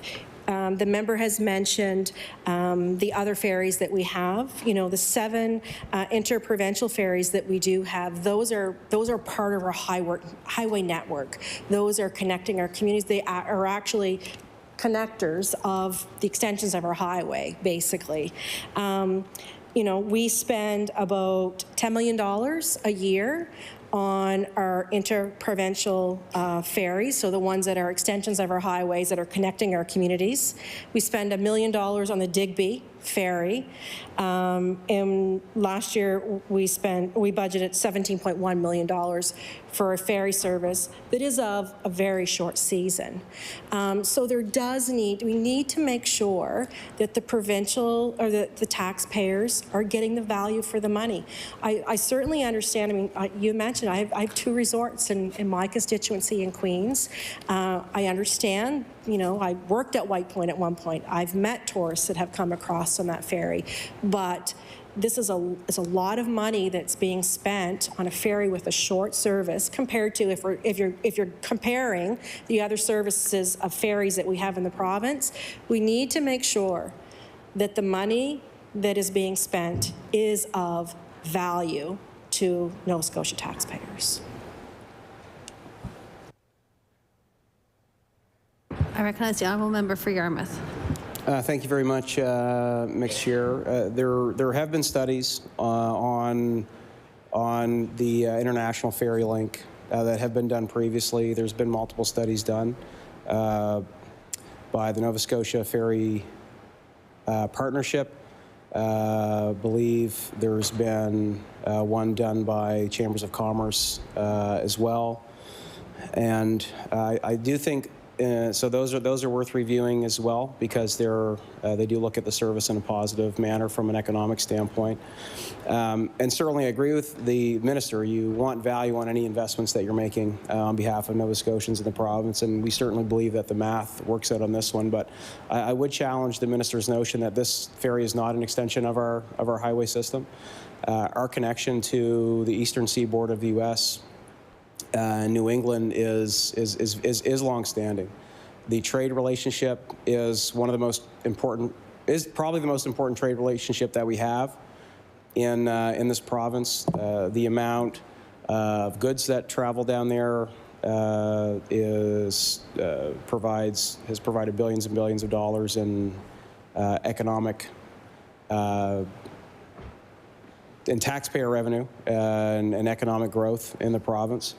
And the historic connection we have there is very important as well. So I would argue that this is also a continuation of our highway system, because if you look at our map, that is one area where a ferry is also needed. It's an isolated area in our province, the Yarmouth region, and we are the closest port to the eastern seaboard of the United States. And the tourism market there is unreal. You know, if you look at Bar Harbor and Grand Desert Island that has Acadia National Park on it, there's about 10,000 people that live there year-round. During tourism season, during the COVID years, there was over 4 million visitors onto that island, into Acadia National Park and into Bar Harbor. So there is a massive tourism market that we have been benefiting from in that location. And you know, having 36,000 visitors last year, year one out of the pandemic, first year back in Bar Harbor, was actually a really strong recovery number, particularly with the digital work that had to happen with vaccine passports and these sorts of things that were prohibitive for travelers. And if you look at the market recovery from Bar Harbor to Nova Scotia in terms of visitors, the recovery actually outpaced driving traffic into the country. Driving traffic into the country last year, I think, was down close to 40%, 30 to 40%, I believe. If you look at the ferry visitations from the U.S. into British Columbia, I believe, I don't have those numbers to table right now, but I can provide that information to the minister. If you look at BC, visitations from the U.S. into BC via ferry, that was down about 70% from pre-pandemic levels. If you look at the international ferry service that comes into Nova Scotia, I believe we were down around 25%, it might be 25 to 30%. So if you look at the market recovery, it's actually quite strong in comparison even to driving traffic into the country. So I do want to ask the minister, recognizing the government does have the authority on this, they are going to pursue the economic study. Obviously now the next question is that going to be a fair study, and are we going to look at all the appropriate metrics? I will also say that the per passenger subsidy, when you look at the federal dollars that come into the ferry services that are going outside of the province, the per passenger subsidy for the international ferry link in Yarmouth compared to Digby and Pictou is actually very close to being the same, between $8 and $12 a head, I believe, based on the last numbers that I saw. Of course, there's federal subsidies into those, which we don't have into the international link. If you look at the overall cost of, say, the Marine Atlantic link that goes to Newfoundland, that cost is over $135 million a year, compared to between 13 and 15 million in the Yarmouth service. Also compare it to a ferry that goes across the harbour here in Metro, where there's 2 bridges. It's $5 million subsidy a year for that. So if you look at the, I think, full picture of money that goes into ferries, you'll see that the money that goes into this service isn't that much greater than what we spend on the other parts of our marine links. But when it comes to the study now, we want to make sure that it's done fairly and that it's done properly and that we're looking at all the appropriate metrics. So will the minister ensure that we're looking at kind of the market recovery of this service compared to U.S. travel into other parts of the country? And will that be a metric that can be looked at in the study?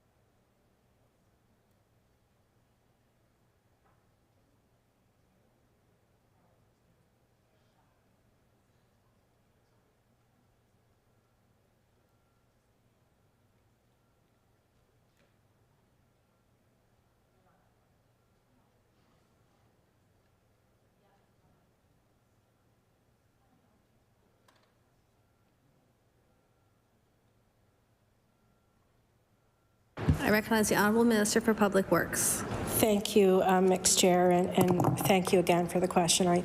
I certainly understand your passion for this service in your community, and I don't take your comments lightly. I don't take the comments of the people who live in Southwest Nova Scotia lightly, people who live in South Shore, where I live. This is going to, you mentioned other studies that have been done, and yes, absolutely they have been, but this is going to be a very broad economic study, and I am extremely pleased to see the input that we've already received from folks on what the statement of work should look like. We need to make sure this economic impact study is going to be broad. It's not going to look at just the numbers of people that are seats that are filled. This is going to look at broadly, like the people that work on there, the taxes that they pay, the payrolls that they're receiving, the money that's being spent in businesses. It's going to be extensively broad. I'm very happy with the input. We need to it's taking some time too to get this statement of work and to get an RFP out. but we need to make sure it's right. And we need to make sure it's right, number one, for government, but number two is we need to make sure that Nova Scotians are confident in the money that is being spent into the service. So I think I'm really happy, and I certainly, as a minister, was very much in favor of doing this study that is very broad so that we can see what is happening with the service. One other thing I would mention is a couple of the services that you have mentioned do receive some federal subsidy. You know, we are subsidizing the Yarmouth Ferry 100%, Nova Scotia taxpayers are. So certainly any type of help that the member would like to offer and getting some federal service, federal subsidy in that, I'll certainly take it. But again, your comments, I understand. I don't take them lightly, and but I do believe, and I'm very confident in this study that it will show to government the value of the service, and it will show to Nova Scotians if they're getting the value for the money that they deserve. I recognize the honourable member for Yarmouth. Thank you very much, Mr. Speaker. And I mean, certainly there's been longstanding confidence in that service. You know, there was never a public outcry to change it until politics got involved. You know, in 2009 when the NDP cut the service, a decision that later Premier Darrell Dexter said was the biggest mistake that his government made. And then subsequent to that, the kind of opposition politics around the ferry service, and, you know, from things that the, you know, former leader Jamie Bailey would have said, calling it a boondoggle, to the current premier kind of going after the validity of that service. So I mean, it's really been the kind of politics around the service, not the economics, that I think have created uncertainty and public mistrust in the service, or public doubt in the value of the service. But I do think if the economic study is done correctly and it takes into consideration the metrics that really do matter, I think hopefully we can put this issue to bed once and for all. That is my hope. So I am putting a lot of trust in the minister in this, because I know where she comes from. I know what kind of person she is. I know that this matters to her as well as other members of the cabinet in the current government and MLAs, because I will remind the chamber, you know, the majority of travelers that are coming in from the U.S., they're high-value tourists. They tend to spend twice as much money as people driving into the province, and they spend twice as long here. 60% of those visitors are actually coming into Halifax. 40% of those visitors are actually going all the way to Cape Breton. And so the range of the impact geographically is pretty broad. And so certainly I think that needs to be taken into consideration in the study. There's also a number of specific things I think we need to look at. Like if the study is looking at, can the service, you know, break even or make money as a business, no study will, you know, it'll be a losing case. But if the assumption is this is a loss leader, you know, like other ferry services, like the recreational facilities that we invest in, something that you put money in because it generates economic activity and there's a return on investment, then I think we've got a winning case here. So can the minister please confirm that this study is going to look at the things like the spend that's happening in Nova Scotia, the room accommodation impacts, the economic benefit of having, you know, over 30 local producers provide the food and services to that service. The fact that for the first time also in my lifetime, the fuel is also being provided for on the Nova Scotia side of the border. These are the things that I think really matter. Also, we can look at historical impacts when the ferry service was lost, where 50% of the room accommodations in the Yarmouth area alone shut down overnight. You know, 50% of your hotels, motels, B&Bs gone overnight. Major impact. Since the ferries returned, we've actually seen a growth in that sector again. New hotel has actually been built in partnership with the Acadia First Nations and Glenn Squires, who also owns Digby Pines and is looking at other investments to grow the hotel networks that we have in the province. So can the minister please ensure that, or confirm that the economic study is not going to be looking at the economics specifically of the vessel and whether it's going to, you know, net profit, because it won't, and no ferry will, no ferry does in the country, but that the study is actually going to be looking at the impact to the tourism sector, the small business sector, and the service sector and the economy of the province. Can the minister please confirm that that will be the scope?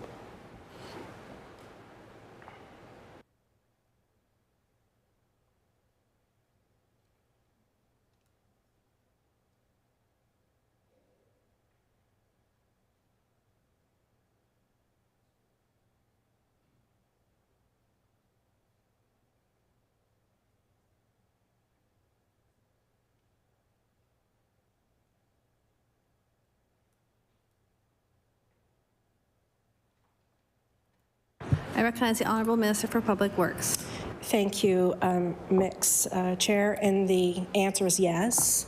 Again, broad economic study that I truly have tremendous confidence in. We reached out to the stakeholders. We asked for them to provide the input of what they felt should be included into the statement of work, and what we have been provided from stakeholders will be included.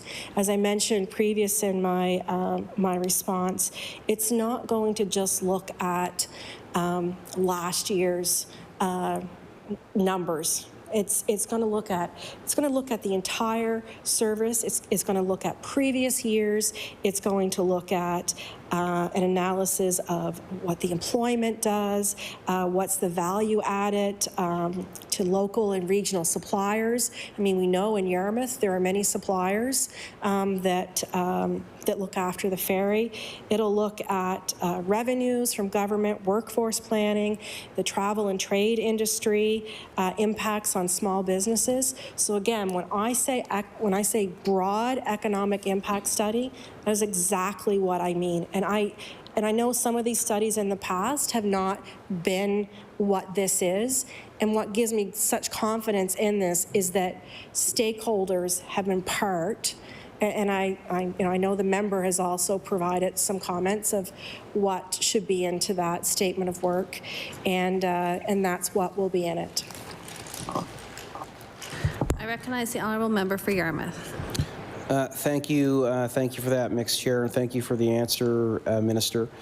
That is encouraging, and we have seen actually the Yarmouth and Acadian Shores region lead the province in increase in room bookings since the ferry ran last year. So out of the whole tourism regions of the province, you actually have Yarmouth and Acadian Shores that are leading the charge in increase in room bookings. So I mean, that is a very important economic indicator that I know will be factored in if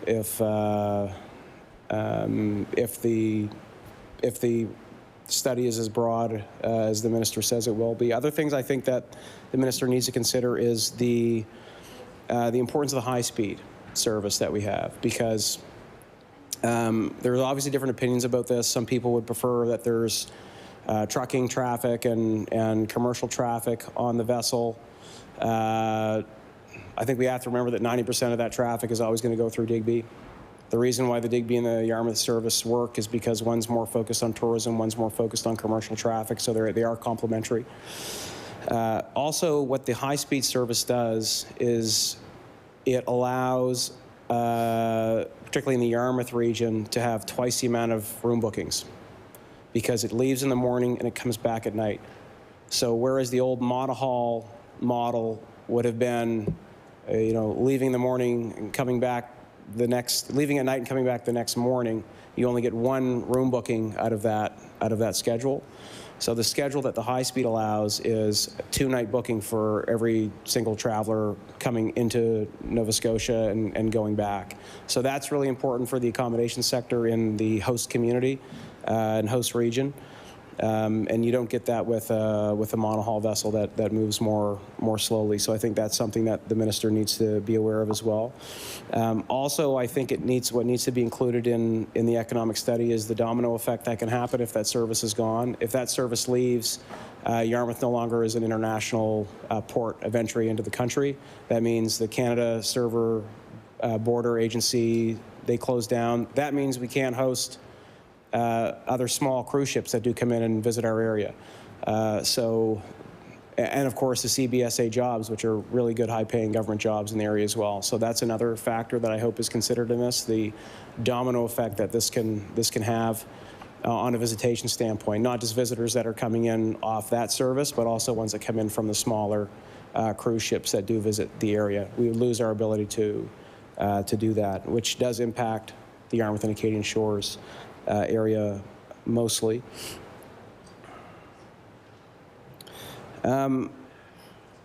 So also, I think it is important to gather the small business and restaurant data. I don't know how you do that without a survey, but certainly, like, the big numbers that will show up are room accommodations. Those are there and they're calculated, but what isn't necessarily calculated is the spend.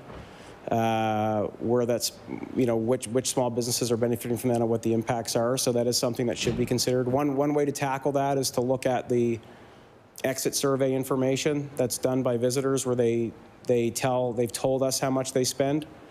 That's how we know that it's about twice as much as other visitors into the province. So certainly, I think that's absolutely critical information as well, and probably the easiest way to gather that is with the survey data that's done with passengers. That's probably easier than doing a survey with restaurants and small businesses.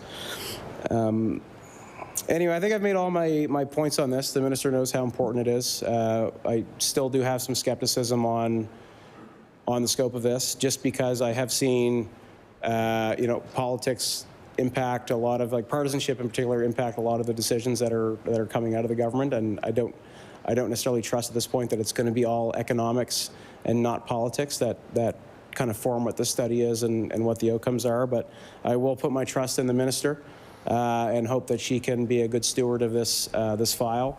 Hopefully put this issue to bed once and for all for Nova Scotians, so that we can benefit from this service, which has generated so much economic activity in the province, which has provided an incredible return on investment. Estimated even last year, with 36,000 visitors, that the economic spend was probably between $35 and $40 million. An incredible return on investment, and recognizing how important it is for her area, how important it is for the constituencies of other ministers. I certainly will hope that everything can work out as it should on this, and that Nova Scotians will know what the return on investment is, and we can get back to having that service without disruption for another 150 years. Thank you so much. I recognize the honourable member for Bedford South.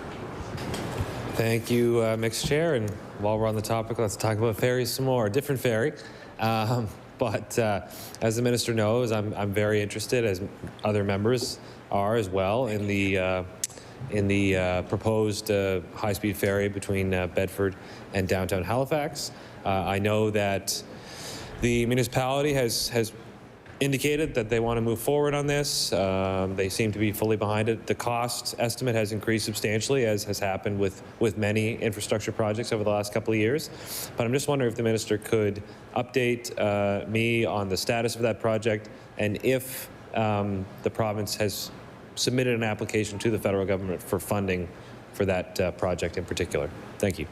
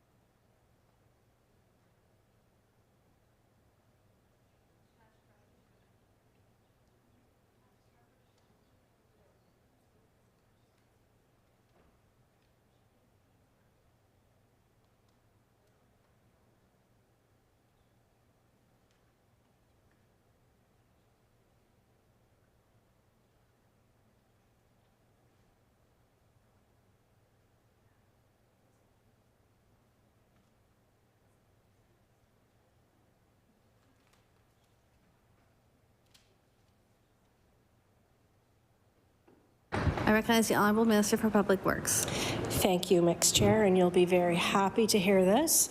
The project, we have approved the project provincially, which I think we've talked about before. Phase 2, detailed design and construction, has been submitted to the federal government, and we're awaiting their approval. I recognize the Honourable Member for Bedford South. Thank you, Mixed Chair. Very happy to hear that. That is something that has been talked about in Bedford since I was quite young, as long as I can remember. And I'm old now, yeah, I know. But I really think that's a huge transformation for not just Bedford, but for Sackville, for Hammonds Plains, for Clayton Park, really fast-growing areas. I mean, I think it'll just make a huge difference for people.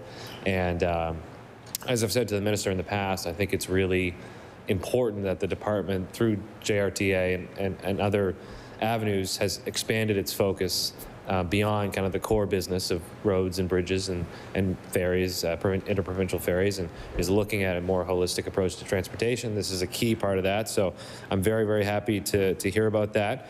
And somewhat related to this, I've asked about ICIP public transit funding before.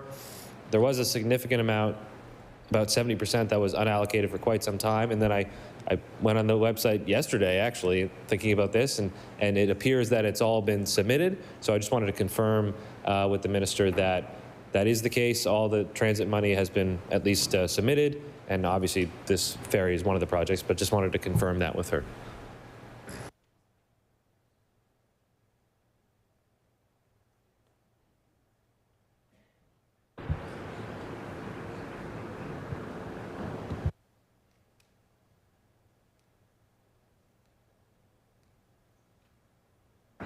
I recognize the Honourable Minister for Public Works. Thank you, Mixed Chair. Yes, that has been fully committed. And you mentioned the JRTAs. I just want to talk a little bit about them because they played a huge role into this as well. The work that they're doing with all the stakeholders, the Halifax Port, the Halifax International Airport, the Bridge Commission, like the work, the stakeholders that are part of that JRTA. It's just absolutely amazing what they're doing for work. And they're looking at, that's what they do. They're looking at how do they efficiently move people and goods, in and out of HRM and around the area efficiently and effectively. And, I'll say they're on it. They're doing an amazing work, and they certainly did play a huge role in working through all of this. I recognize the Honourable Member for Bedford South. Thank you, Mr. Chair. Thank the minister for that. And I agree. I think the JRTA, from what I've seen thus far, is a really worthwhile effort. I know that there's a master transportation plan that's in the works for next November, I think, November 2024, so we're looking forward to that. Just wondering if the minister has any estimated timeline for these ICIP projects, in particular, of course, the ferry in Bedford, but all of them, when we might hear from the federal government on final funding decisions for those.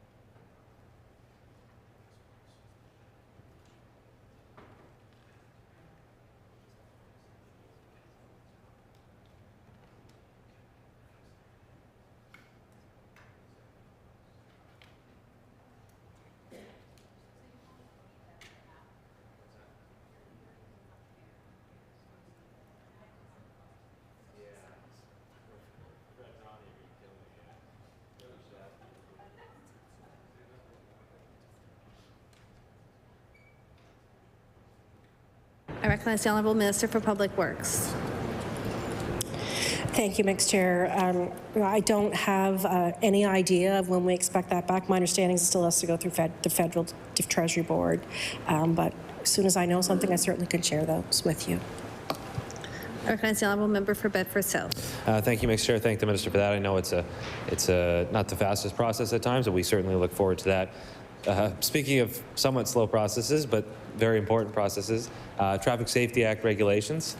I'm wondering if the minister can give us a sense of when we expect those to be completed and the act to be officially proclaimed, because as the minister mentioned in her opening comments, the MVA is a Frankenstein piece of legislation, I would say, that's made up of all kinds of different parts going back a century. So would love to know when we expect the TSA to be all ready to go.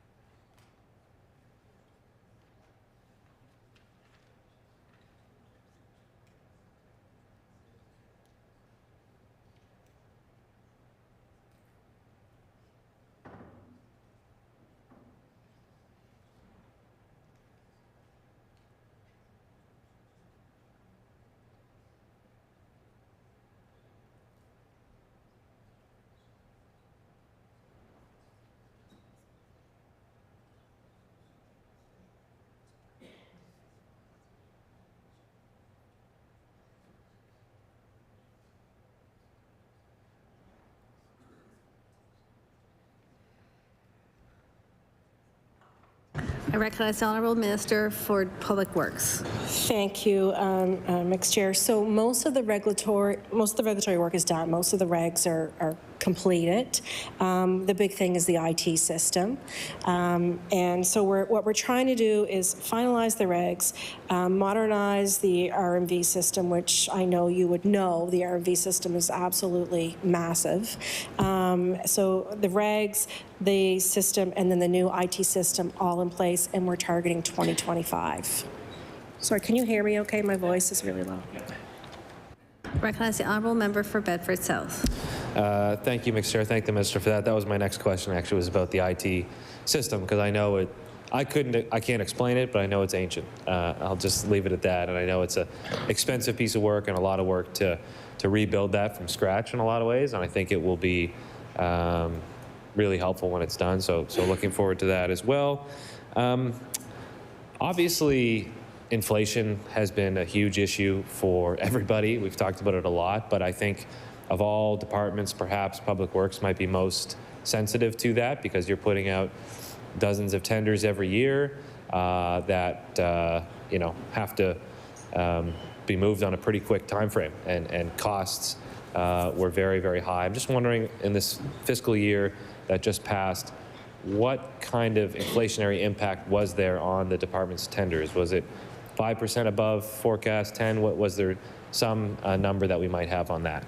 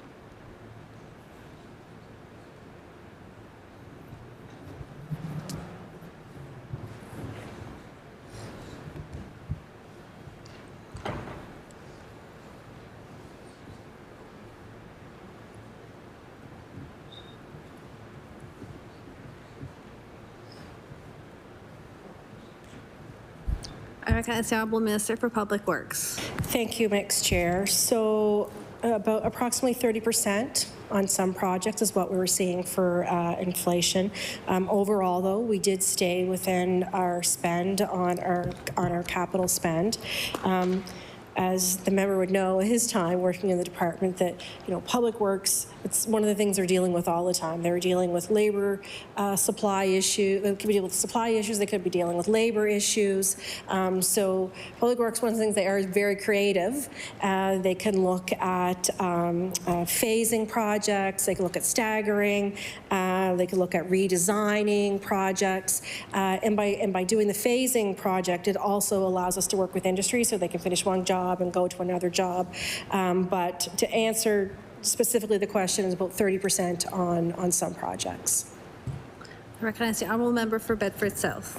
Thank you, Mr. Chair. Thank the minister for that. And that doesn't surprise me, but I think for the general public, that might be surprising because they think, oh, inflation was 7 or 8%. But I know that some of these tenders are particularly sensitive to that issue, and labor as well. So I'm not surprised by that. I'm curious as well about another project that the department has been responsible for in the past, and I believe still is, which is really important, which is the Boat Harbor remediation project that is critically important. I know very complicated and expensive in its own way, but necessary. I'm just wondering if the minister could give us an update on the progress of that project, when we might see it completed, which would be a great day, of course, and what the costs might be looking like at this point.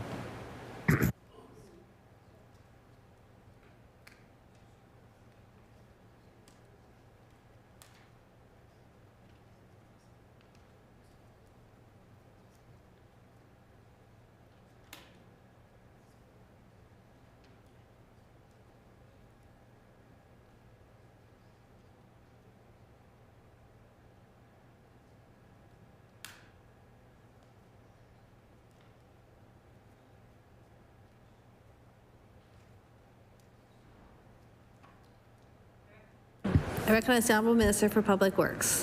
Thank you, Mixed Chair. So, as I mentioned in my opening remarks, our goal is, of course, to begin the cleanup procurement in 2023, but that is subject to federal environment assessment approval. So $391 million has been set aside for the project. Federal government is contributing $100 million, and to date, about $40 million has been spent on planning, design, and environmental assessment. We continue to partner with Pictou Landing First Nation, consulting and communicating together, and of course with other levels of government, such as the federal government and provincial government through the regulatory assessments.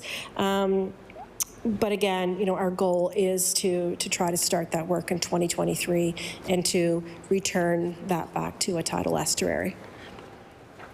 I recognize the honourable member for Bedford South. Thank you, Mr. Chair. Thank the minister for that. So some quick math. So 391 total, 100 from the feds, 40 has already been spent. That leaves about 250 million or so left over. Is that amount, I assume that amount's booked in future years on the operating side of the budget? Just want to clarify that point.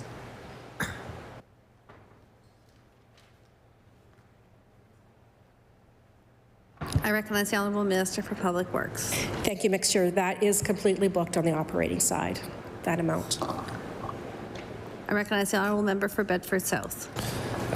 Thank you, Mixed Chair. Thank the minister for that. Also curious about the $50 million strategic land acquisition fund that was announced in this year's budget. I believe we've asked a couple of departments about this, but I'm just curious, will that fund be administered through Public Works? Was it a request of Public Works? Kind of where did that come from, if Public Works had any connection to the creation of that fund?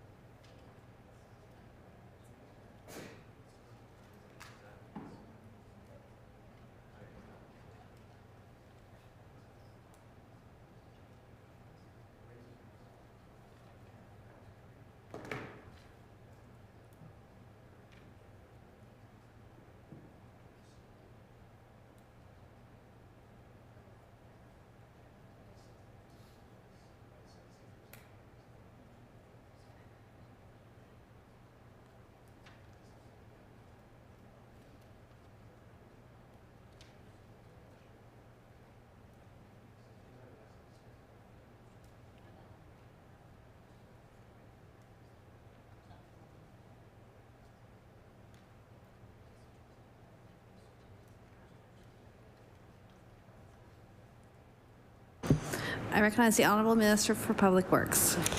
Thank you, Mixed Chair. So this land acquisition budget, this is strategic for government to be able to buy land for strategic investments. So, you know, we're seeing incredible population growth, and with population growth, we need to have infrastructure growth, and we're having that in our province right now. So this fund will support the ability for Public Works to go out there and to strategically look for land and purchase land to support the infrastructure going forward for our needs. So I think about our 5-year highway plan. I think about our 5-year school capital plan. I think about the faster action plan for health. Like, all of those plans they show the need for land, and you know, land is becoming very difficult to find. So with building those plans, that'll show us what we need to go out there, and this is a way of us to be able to go out there and purchase that land for departments that need it. I recognize the Honourable Member for Bedford South. Thank you, Mixed Chair. So just for a quick point of clarification, so that fund will be contained within the department's budget and will be administered by the Department of Public Works, correct? Okay, great, thank you. The Minister mentioned school construction, which obviously is another piece here, and the province is growing quickly. As we know, my riding is growing very quickly. We've had a new high school will open this fall, the second one in 10 years. And they'll both be jam-packed the day that the new school opens, which is a good thing in some ways, because it shows we've got a lot of growth, but there's still huge need in the CPA family of schools. Every school was at 100% or more, and I know that the department works closely with education on this file, but I'm just wondering if the minister could give us a sense of if that process has changed in the last couple of years, or if there are plans to change it to adapt to how quickly the province is growing. Because I think in the past, the attitude has been, well, once an area starts to grow, we'll start looking at it and think about building a school. And that philosophy worked for a long time when growth was pretty slow. But now that we're growing so fast, I think we're playing catch up in a lot of places, including my own. So I'm just wondering if the minister could give me a sense as to whether or not that process is changing or adjusting with the realities that we're now facing.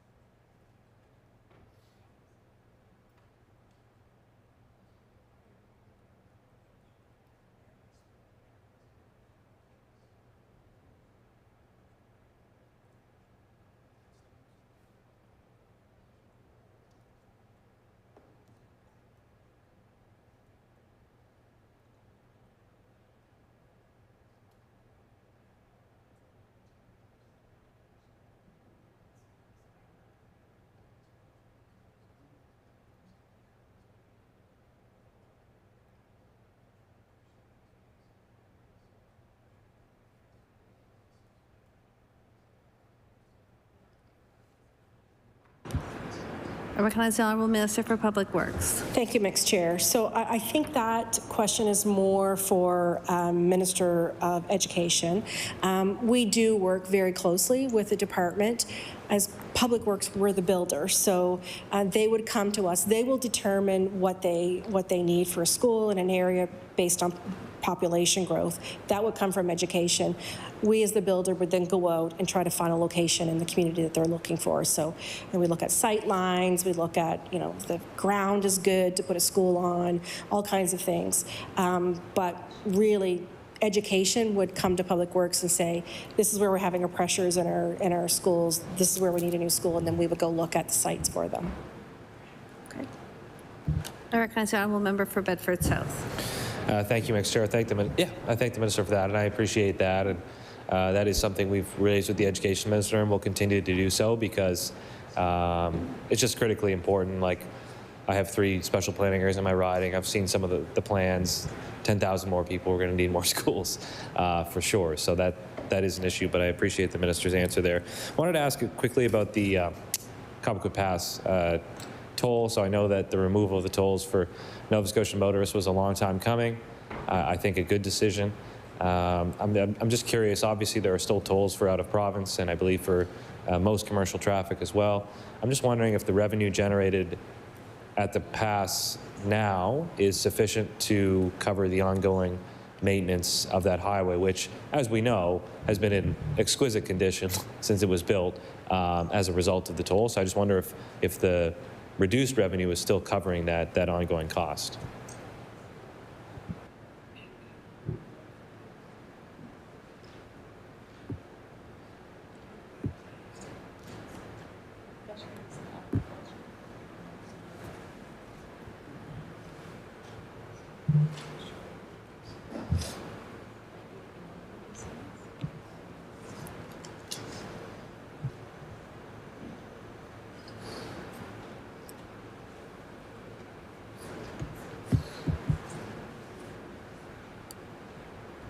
I recognize the Honourable Minister for Public Works. Thank you, Mixed Chair, and that is a pretty beautiful piece of highway there. I travel that a lot to go to PEI, and can't wait to get on it Thursday night as soon as the Speaker walks out those doors.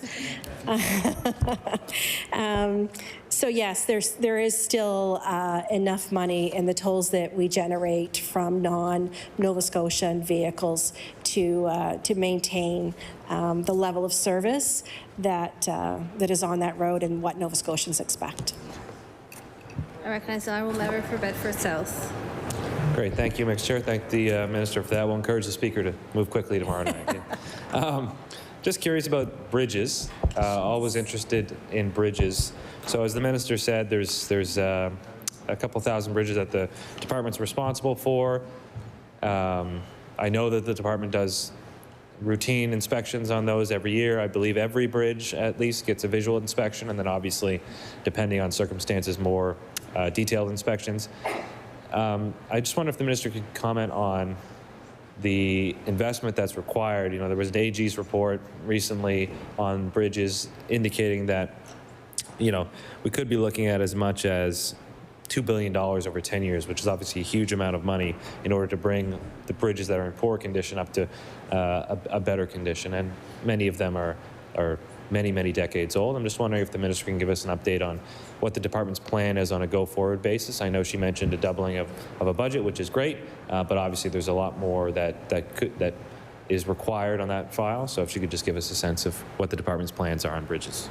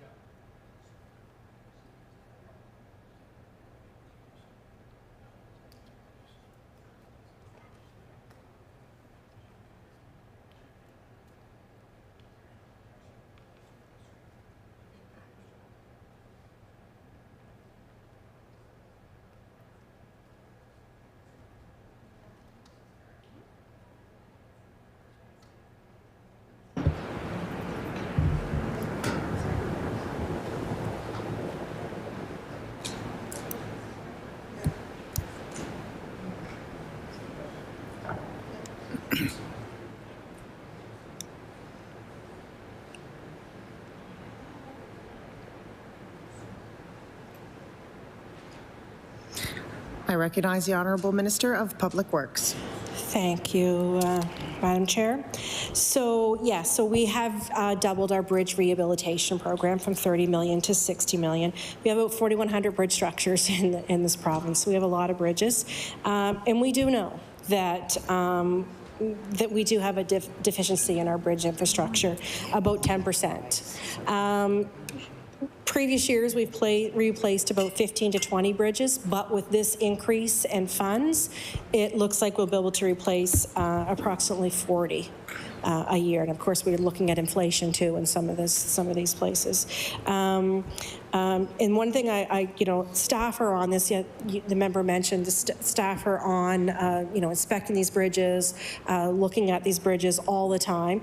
And just because a bridge has been listed as, poor, doesn't mean that it's unsafe. A poor rating could mean that a bumper pad's off the side of a bridge, or it has a loose. Trying to think, deck board or something like that. But if a bridge has been deemed to be unsafe, then we would close that bridge, and then we would provide a detour. This extra funds is a huge help for the department, and it's. I feel confident that the province is going in the right direction and getting this work done to the bridges. Aging deficit of bridges in this province, but I think we're moving in the right direction to address this. I recognize the honourable member for Bedford South. Thank you, Madam Chair. Thank the minister for that. I know it's a hugely important issue all across the province, for sure. And in my last minute and a half here, I will just say that my riding has very few provincial roads, which I often see as a blessing. So I don't have to bother the minister as much, and I can just bother my councillor instead. But of the provincial infrastructure that I have, I will say that the department has been fantastic to work with, as I knew they would be. Just the other night, I was roundabouts on Larry Utek there. The lines had disappeared, and I had raised it, and then I was out there the next night, and they were out there repainting the lines and making sure that people could get around safely in those roundabouts, which can be confusing at the best of times, and with no lines, very much so. So I think it's a wonderful department, obviously. I have a lot of time and respect for the folks who are here today, the minister as well. I just think that a couple other things I'll mention. I know there was no time to answer these, and I've got a pack of wolves behind me who want to ask questions about local roads, so I'll let them do that the next hour. But looking forward to the traffic study on the 102 corridor. Looking forward to that. Obviously, the JRTA survey as well. So I'll mention those things before I pass on to the NDP for an hour. And when we come back, I'm sure we'll have different members. But I just wanted to thank the minister and the staff for being here and for answering all of my questions tonight. Thank you, Madam Chair. So I will ask, before we pass the time over, it's almost halfway through, would the minister like a break? Okay, perfect. Then I recognize the honourable member for Cape Breton Centre, Whitney Pier. Thank you. Let's say on the bridges and the AG report recommendations in 2019 recommended a better management system on bridge projects, including replacement and maintenance. I'm just wondering, are these completed? How many are incomplete? And why are those that are incomplete?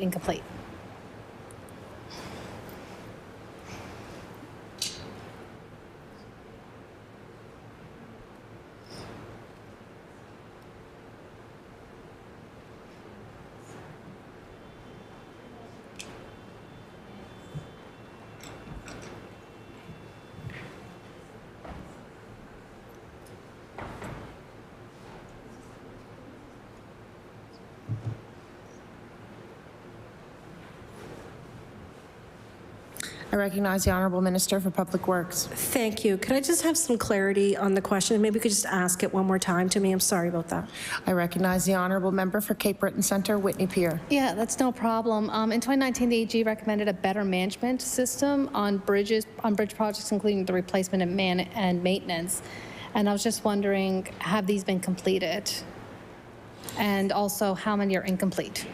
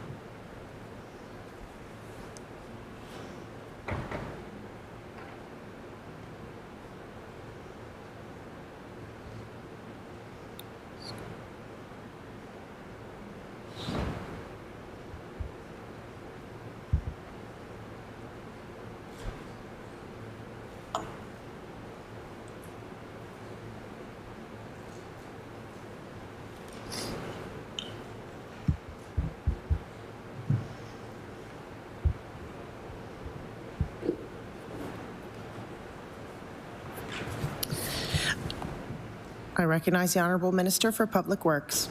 Okay, so I think I understand the question. I have the AG recommendations here. I think there were 7 of them. Yeah, okay, so make sure I'm on the right track.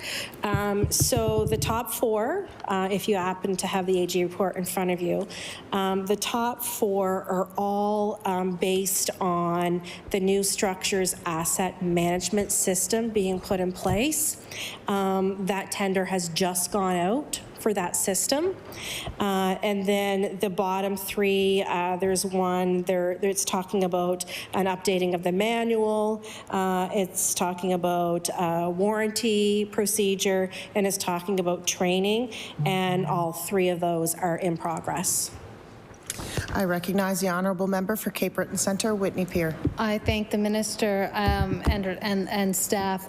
In my riding Cape Breton Centre, Whitney Pier, I have lots of provincial roads, and I spend a lot of time talking to the staff at Public Works about those roads. And I want to take this time to thank every one of them, including Mr. Boudreau in my local area, for all their hard work.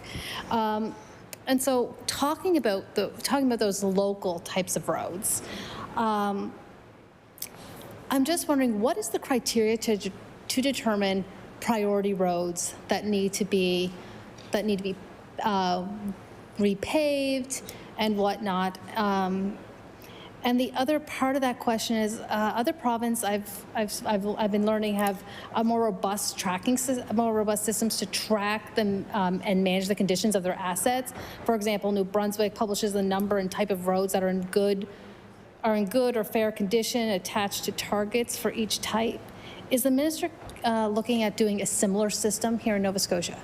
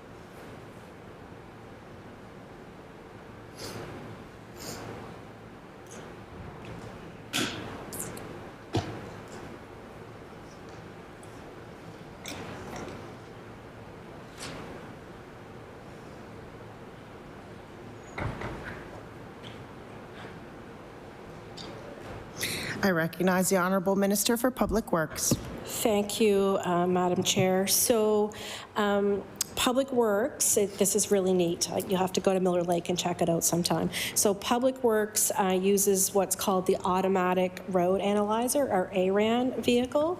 And this vehicle actually travels our 100 series roads every year. It travels our trunks and routes every 2 years, and then our local roads at the request of the department. And what this actually does is it travels the road, it's measuring the smoothness, it's measuring the ruts and the cracks in the asphalt surface. So then this information will all come back, and this data is used by what's called a peer review group, and they use that to discuss the rehabilitation methods that are required for the roads and the best approach to address the deficiencies that were noted by the ARAN vehicle. And of course, then that would go back into help informing the annual and multi-year plans. So all of this information that is collected, all this data, we don't publish it, like you've mentioned, into a different province, but it is all part of the decision making. I'm sure that if you wanted that information, if there was a specific road that you're looking at in your constituency, I certainly could provide that for you. But that is part of how roads would would become on the 5-year highway plan. We would look at information that's coming in from the OCC. We're looking at information that managers are bringing in, so our area managers, our district directors, and of course, then I know each MLA has an opportunity to meet with our chief engineer to talk about the concerns that they're hearing also into their constituencies. So all kinds of things, traffic volume, traffic studies. There's a lot that actually goes into determining when a road will go on the 5-year highway plan or be used as a local road for repaving or re-asphalting. I recognize the honourable member for Cape Breton Centre, Whitney Pier. Thank you for that. I do have a similar question about the bridges. We've seen, tragic consequences in the States. We've seen it in Quebec, where bridges have collapsed. And so I'm wondering, will the province publish the condition and related targets for bridge conditions?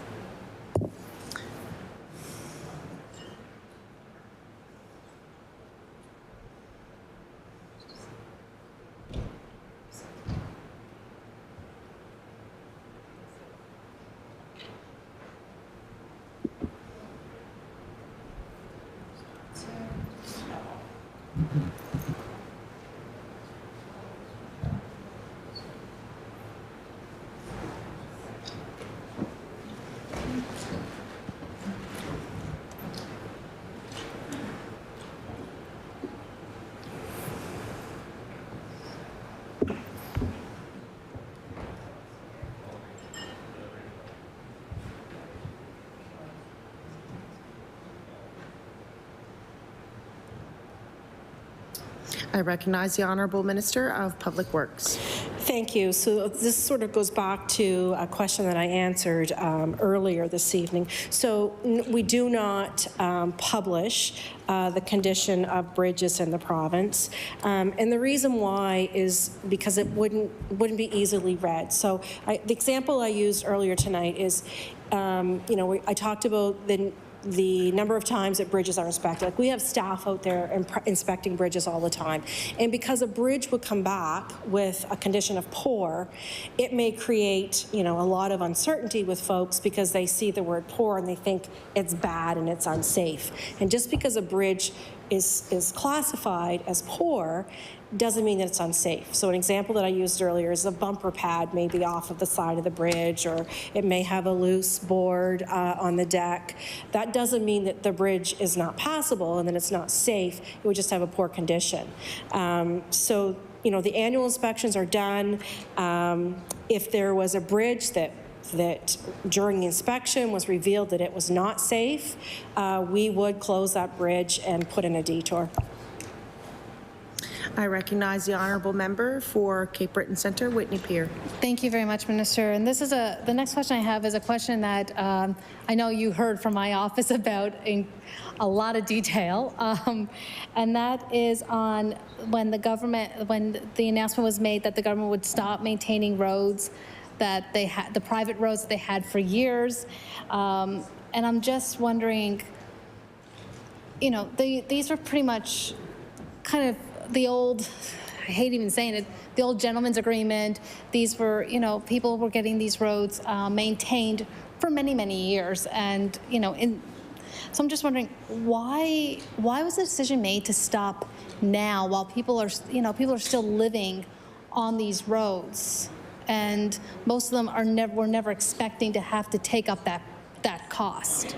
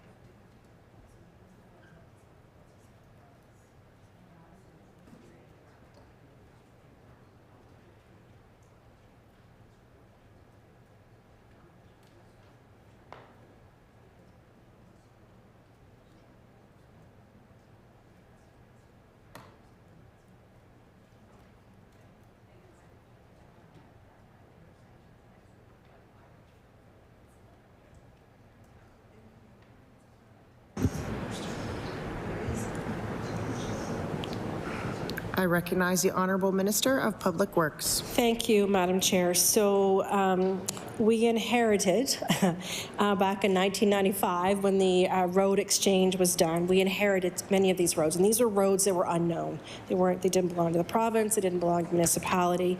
But what I will tell you is we have a new policy now, a policy that has been approved, which will result in a consistent approach right across the province. And if the condition of the road has deteriorated and has possessed a hazard to our staff or our equipment, or exposes our department to a liability, then those services would be discontinued with reasonable notice to the impact property owners. But we have not abandoned anyone. Those roads that we have a list, the roads that are on that, we have been servicing with minimal plowing or summer grading, which is what we've done since 1995 when we inherited those.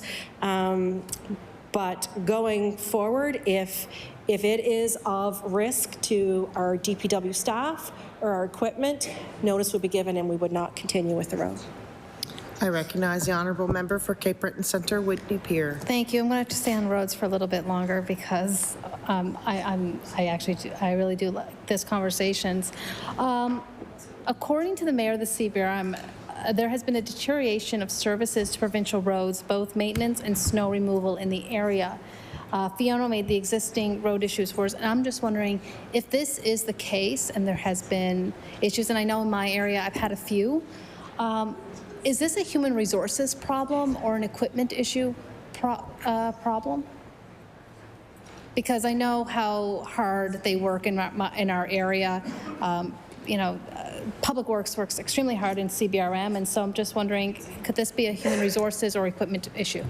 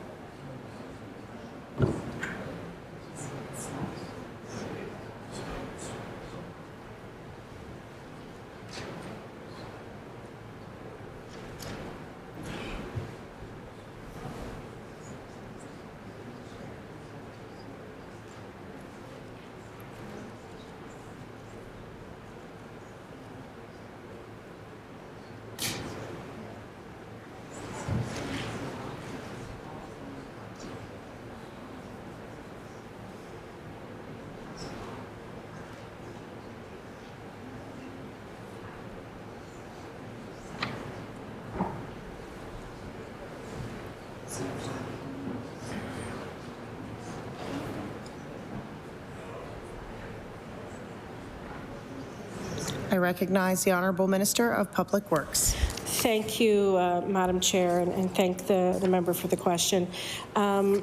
So I have not, I've not heard a lot of concerns about the levels of service this winter. Certainly, I would suggest that if the member is having issues about levels of service within her constituency, to reach out to the department, reach out to the district director, reach out to your area manager, so we can work through those.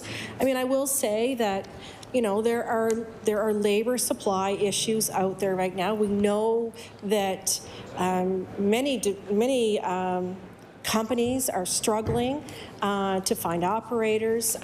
We're not immune to that. We struggle to find plow operators ourselves.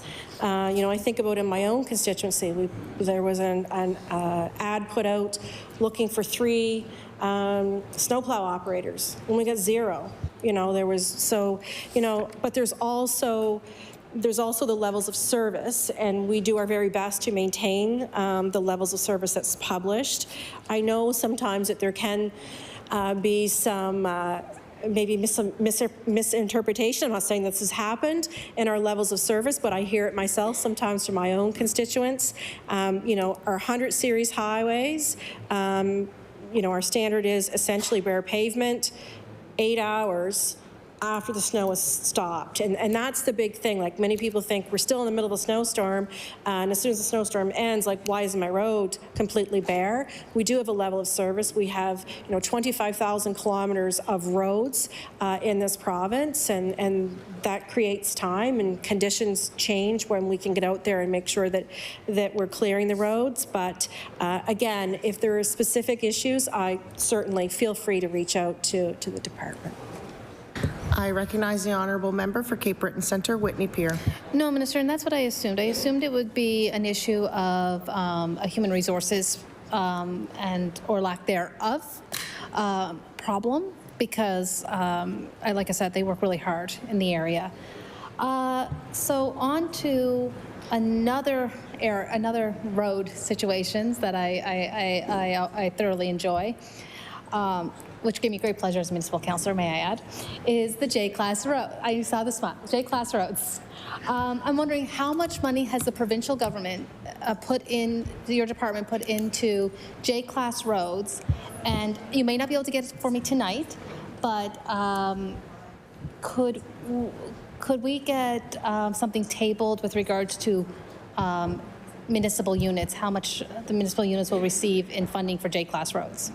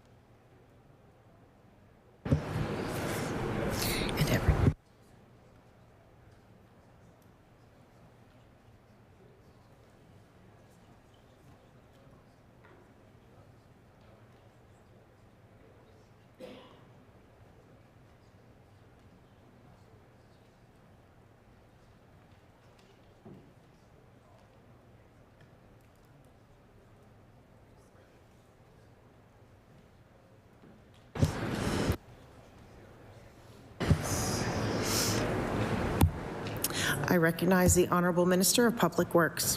Thank you, Madam Chair. I was going to go through a big explanation about TCA and pave and gravel and all of that, but I think I'll save that. Just cut to, yeah, okay. I don't get as excited about J-class roads as you do. So it's $2.6 million is the spend, and once all of those are in, the tenders are closed, we can certainly give you the list at that time. I recognize the honourable member for Cape Breton Centre, Whitney Peer. Thank you, Minister, and I really do appreciate it. My other favorite topic the Minister and I have discussed is, and you're aware, the complaints across the province about ditch maintenance and provincial proper draining maintenance. So, as you know, ditches can cause a lot of flooding, and they cause freezing on the roads in the winter. And so I am wondering, what is the budget for ditch maintenance this year? And is this an increase or a decrease? I know my residents of Cape Breton Centre, Whitney Pier, and across Cape Breton are excited to hear about this, because it is a big issue in our area.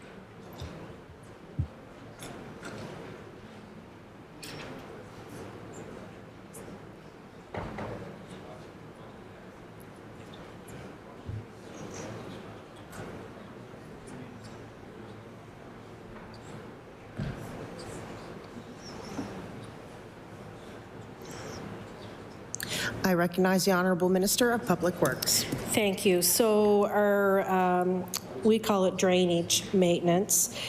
So we expect to spend around $10 million this year in drainage. Now, that is all part of our RIM, and that's one of the things I've talked about. One of the things I get really excited about is RIM, because you know, we started at, when we became government, we started 11 million, we doubled it 22 million, and this year we're adding another 14 into it, so we're up to $36 million. And this is, you know, when we can invest into RIM, we're digging our ditches, we're brush cutting, and if you can have proper drainage on a road, you can extend the life of a road, you know, another 15 years. So, you know, these funding level increases, it's going to make sure the department can get to work on our local roads sooner, and it certainly will make sure that they're more safe and reliable. I recognize the Honourable Member for Cape Breton Centre, Whitney Pier. Trust me, Minister, you're not the only one who gets excited about RIM. I also, too, get very excited, and I do love brush cutting. I know I contact the department a lot about it. My office is very close to our Public Works Department. So I'm going to leave roads, as sad as I am to do this, I'm going to leave roads for a little while, and I want to go back to the school capital. Now, I know you mentioned to my colleague earlier that you do not do the you wait for the Minister of Education to let you know where a school might be needed. And so, but this school that I'm talking about, we've been on the list for a very long time. 2017, we were promised a new school for the Reserve Mines Dominion, because Tompkins has reached its capacity and its life, and the old McDonald was on a mine and the school was sinking. And so I'm just wondering, can I finally give my residents of Reserve Mines the good news that their school is coming within the next few years? And I know it's on the capital plan, but they're looking for a timetable.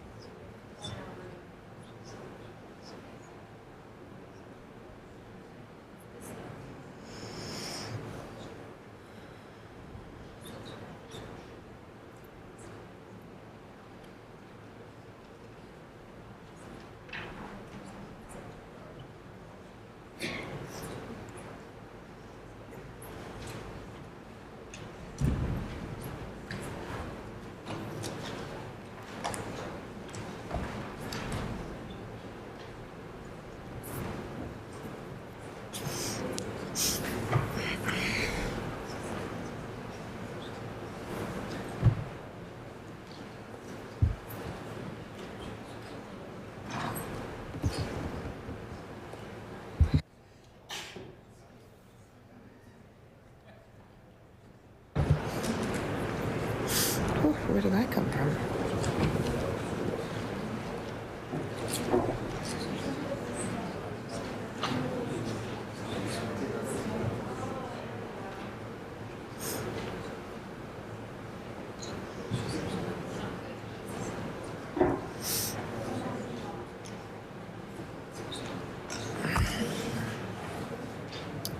I recognize the Honourable Minister of Public Works. Thank you, Madam Chair. Sorry about that. You threw me for a loop I was looking for something different. So site selection has begun for that school, and we expect to have things rolling 23-24. So site selection is in the process right now. I recognize the Honourable Member for Cape Breton Centre, Whitney Pier. Thank you very much, Minister. I think you're making some residents a little happier, and cannot wait to hear back from the department about some consultation. I'm just wondering, how much of the Public Works budget is earmarked for school capital? And how many new schools this year, and where, if possible?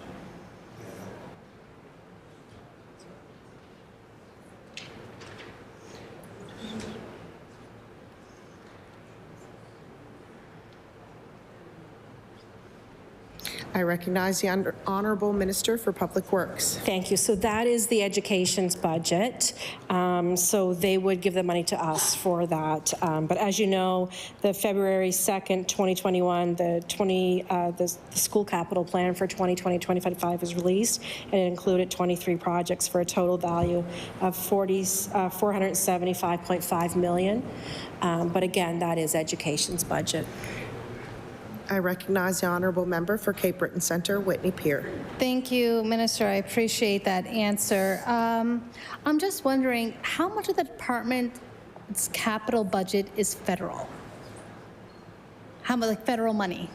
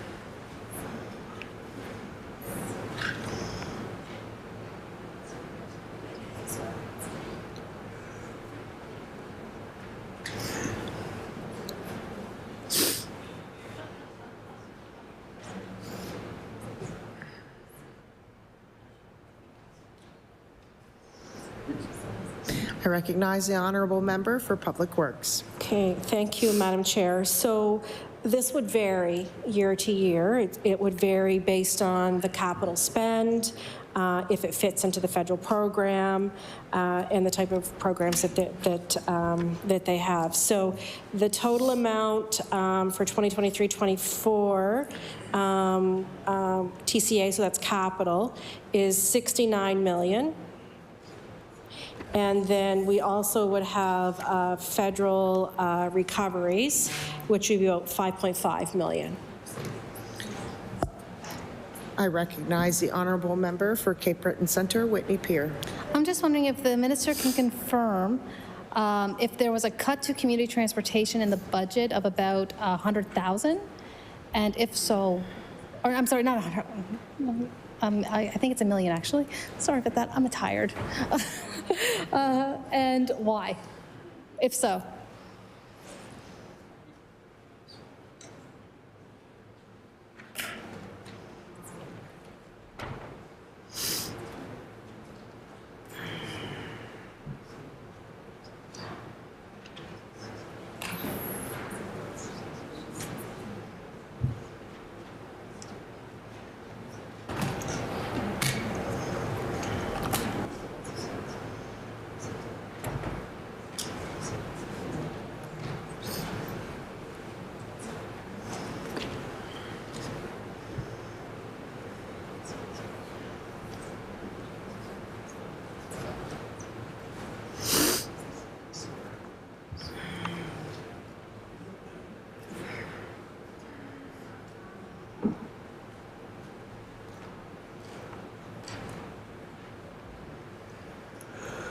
I recognize the Honourable Minister for Public Works. Thank you, Madam Chair. I share your sentiments over there.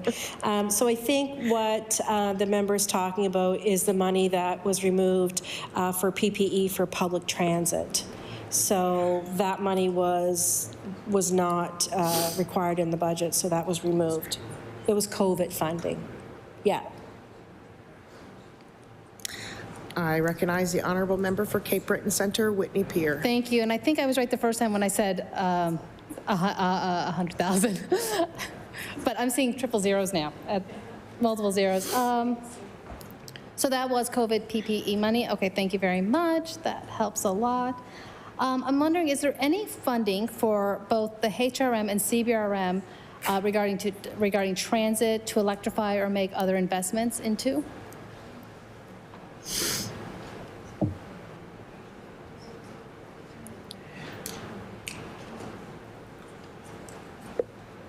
I get the yawnies.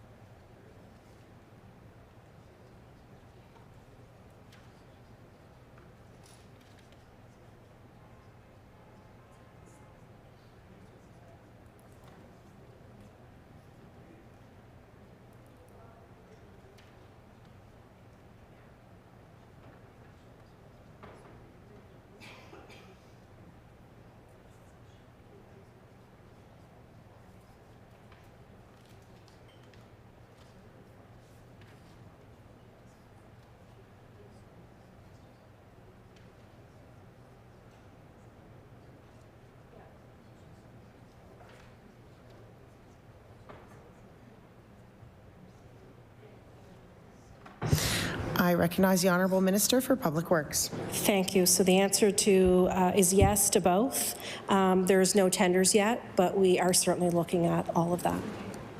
I recognize the Honourable Member for Cape Breton Centre, Whitney Pier. That is great to hear. I thank the Minister. I'm just skipping around here. I have a question on procurement. So I was, because I do love public works, and I was looking around and I saw from time to time department has to use emergency or alternate procurement processes. And I was wondering, do we have a definition of emergency criteria for when alternate procurement practices can be used? And the second to that is, how many times did this happen within the last year, if at all?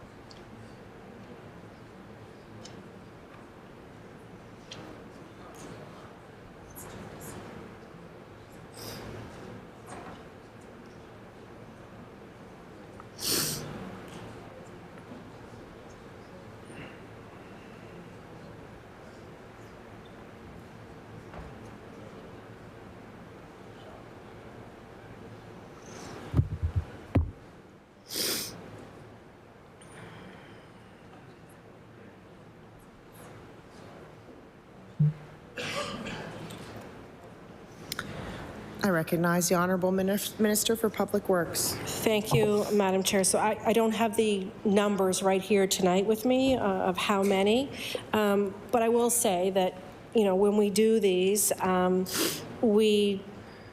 we define the emergency as something that is imminent, so something that needs to be done right away. So I'll use an example. If we have a piece of equipment that's broke on a truck that we need to get back out there on the road in a snowstorm, or I think about the amount of storm damage we've had. So if we need to have a culvert, and we need to get a culvert in there right away, or if we need to procure a Bailey Bridge to get in there right away, those are things that we would do through the alternate procurement practice. But again, it is only used in an emergency situation, which we would define as an imminent situation. And I can get you those numbers. I recognize the Honourable Member for Cape Breton Centre, Whitney Pier. Thank you, and to the Minister, and that's pretty much how I would define as well as emergency, as something that is immediate. I was also looking at the Public Works business plan. And I was looking at that, and I was surprised that, well, and this is me talk. I know you've heard me here I'm sorry. I know the minister heard me speak about this before about targets and how much I like targets and deadlines and timetables. And so I'm wondering, with this business plan, I noticed that there was no target set year over year or detailed steps to explain how the department goes about accomplishing their initiatives. And so I was just wondering, is the minister willing to commit to a more detailed plan next year that would, or the next time the plan is set out to provide those targets and deadlines so that we can measure these initiatives?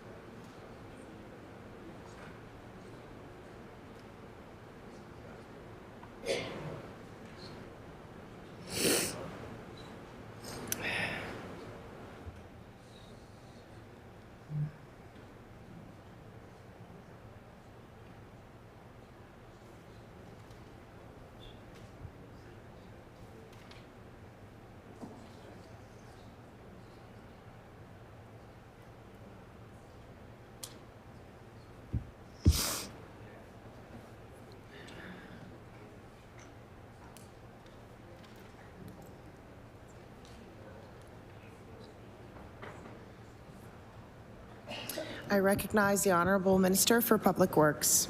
Thank you, Madam Chair.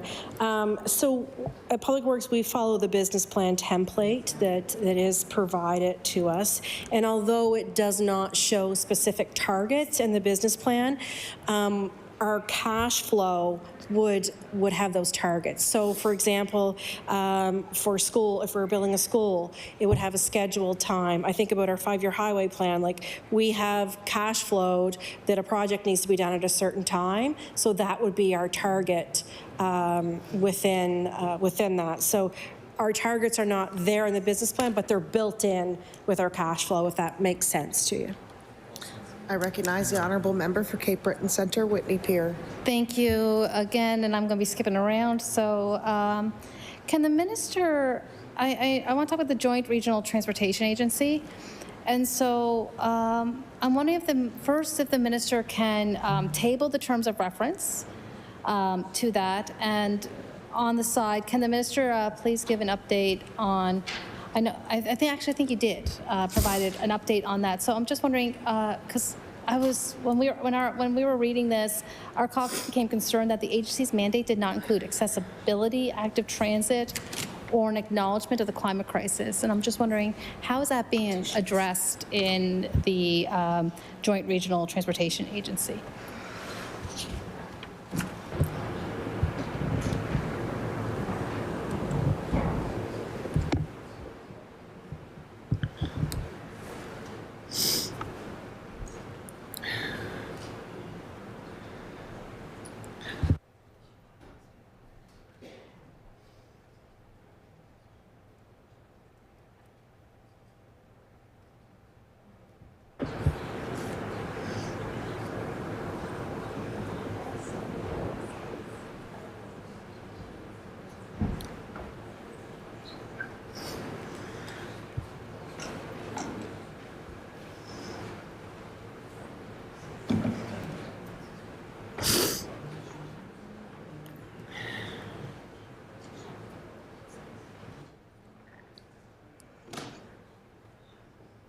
I recognize the Honourable Minister of Public Works.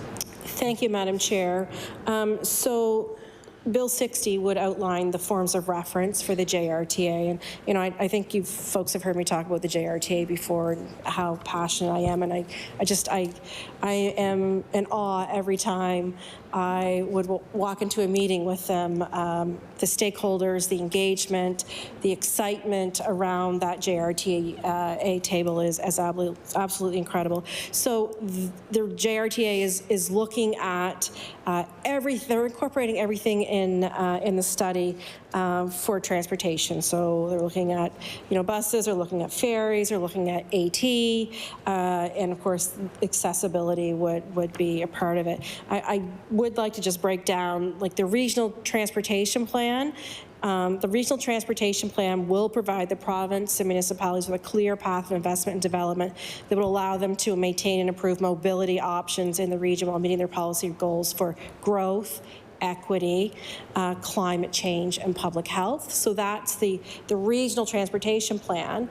And then we have the activity-based travel demand model, which is a significant tool in the creation of the RTP as a regional scale travel demand forecasting model that can examine the interactions of population, employment, land use, and mobility options to provide a platform on which to test different possible futures. So to quantify the need for travel, assess the utility scale. So that is that. And there has been and continues to be tremendous communication and engagement from many stakeholders out there. I am really confident in the work of the JRTA, all the stakeholders that are on that, and there's always room for more stakeholders to become involved. I recognize the honourable member for Cape Breton Centre, Whitney Pier. Thank you, Madam Chair. Just give me a moment here. So I want to talk a little bit more about the AG report, and I believe the update was in 2021, the last update we've had on this. So if my information is out of date, please let me know. The AAG pointed out that by 2021, the contract management process for the Halifax Infirmary expansion was not completed. And this. In my assumption of this is that it does not bode well for the project that is facing already major cost increases. And my understanding is that the Bears Lake outpatient project remains still on track and on schedule. But how can we be sure that weaknesses in the project will be identified without this recommendation being complete? And if it is complete, could you please let me know? Again, we're working in 2021 numbers. I recognize the Honourable Minister for Public Works. Thank you, Madam Chair. I would suggest that the member put a big red star by that and can ask my colleague when he gets up, because that would come under the health projects underbilled, which the MLA for Argyle is responsible for. I recognize the honourable member for Cape Breton Centre, Whitney Pier. Thank you, and I think you've just transitioned me to my next question. So can the minister please explain of the health redevelopment project what exactly is the minister's responsibilities? Because I think we are all having a problem of trying to figure out because most of the projects are supposed to fall, as far as we have all understood, was supposed to fall under Public Works, but now it's coming into other different ministers' portfolios. So I'm just wondering, can you please just tell us, what is hers, and if it's too long, she can just table it.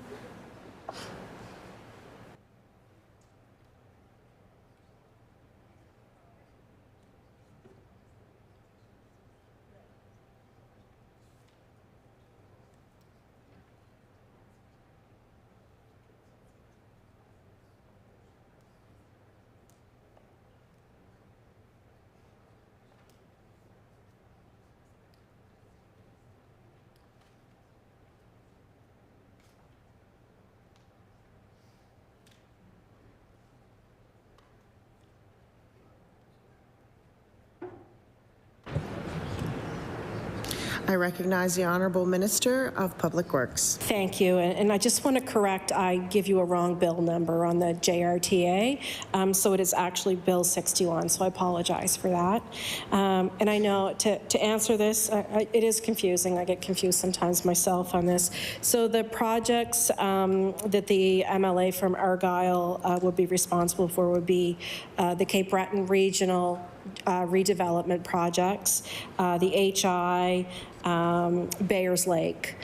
So under me, I would have like the Social Regional Hospital, the North Cumberland that I spoke about earlier.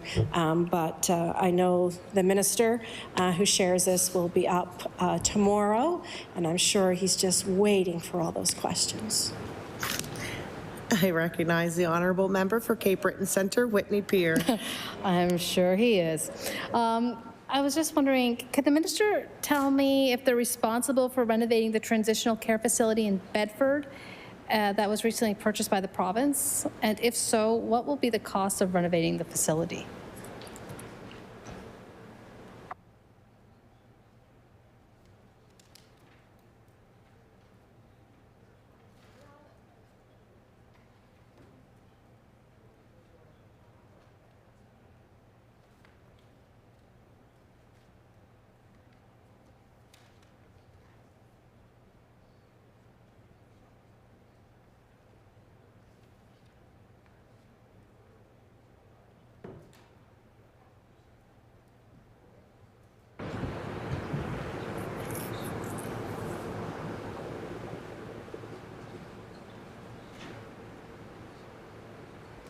I recognize the Honourable Minister for Public Works.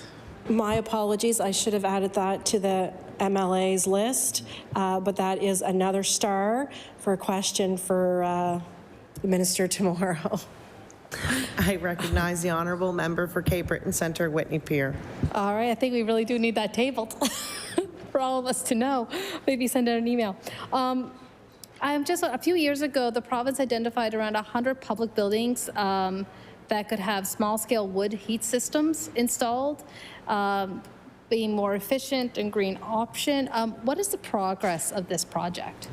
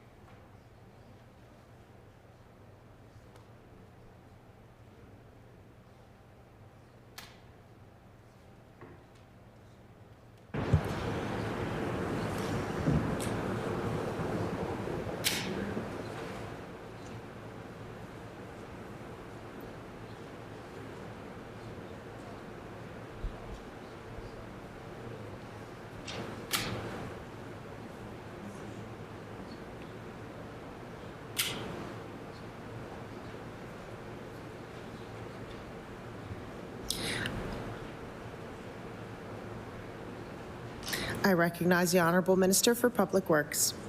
Thank you, Madam Chair. So we are working with DNRR on this. It was a pilot project. I don't have with me tonight the results of all of that, but certainly we'll make a note and get you that information. I recognize the Honourable Member for Cape Breton Centre, Whitney Pier. Thank you very much. So with 7 minutes, I have a lot here that I want to go through, and I'm just trying to now cherry pick. This might be an easy one, for, hopefully, for the minister. Over the past number of years, the department has gone through several times rebranding to the point where I now have I now talk to people with the words DOT and all the other acronyms until we finally get to Public Works, because so many are calling it very different names. I'm just wondering, how much does the rebranding cost the department?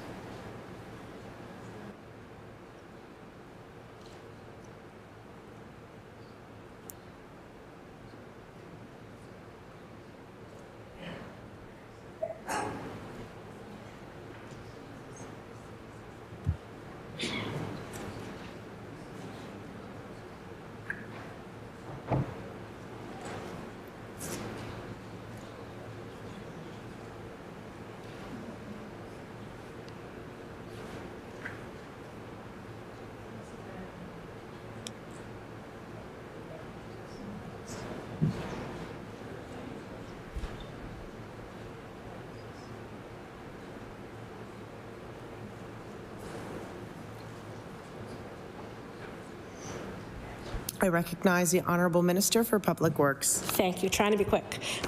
So we do not dedicate any specific funding to rebranding. So the big thing for us, of course, would be legal documents and our stationery, which we would have to do right away.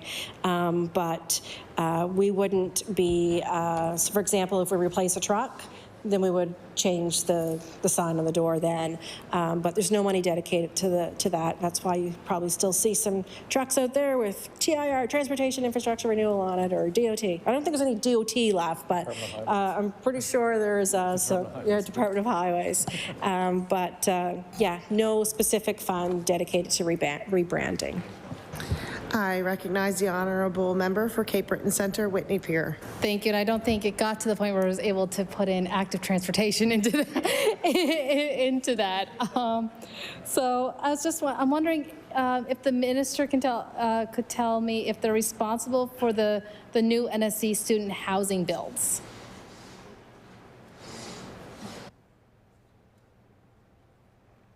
I recognize the Honourable Minister for Public Works. That will be with advanced education. I recognize the Honourable Member for Cape Breton Centre, Whitney Pier. And so I thought. It doesn't hurt to ask.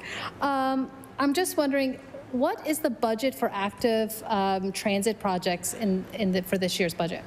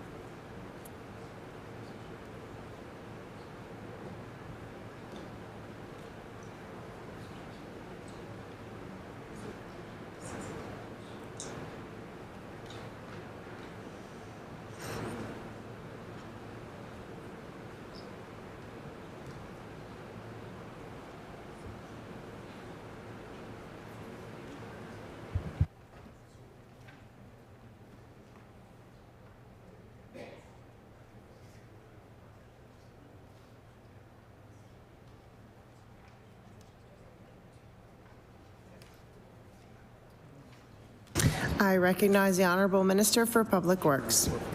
Okay. So there actually was a budget transfer from Public Works to CCTH because active transit has gone back to CCTH. So that Connect 2 grant of $400,000 would be the budget for that, for active transit. That has gone back to CCTH. Then we would have, last year we did 37 kilometers of Blue Route.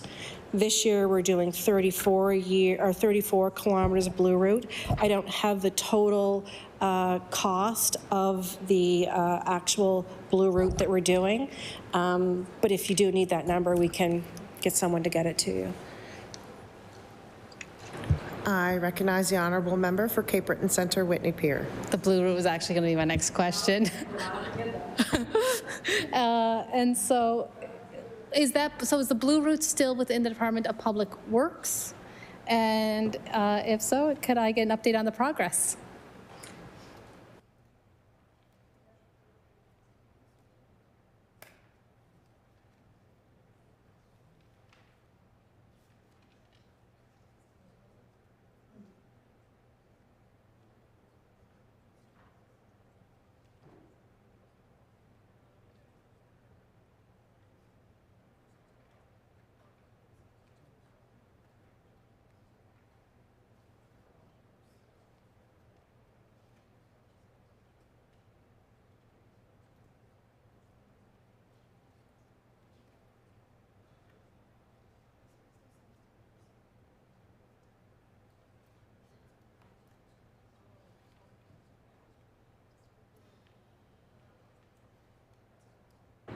I recognize the Honourable Minister for Public Works.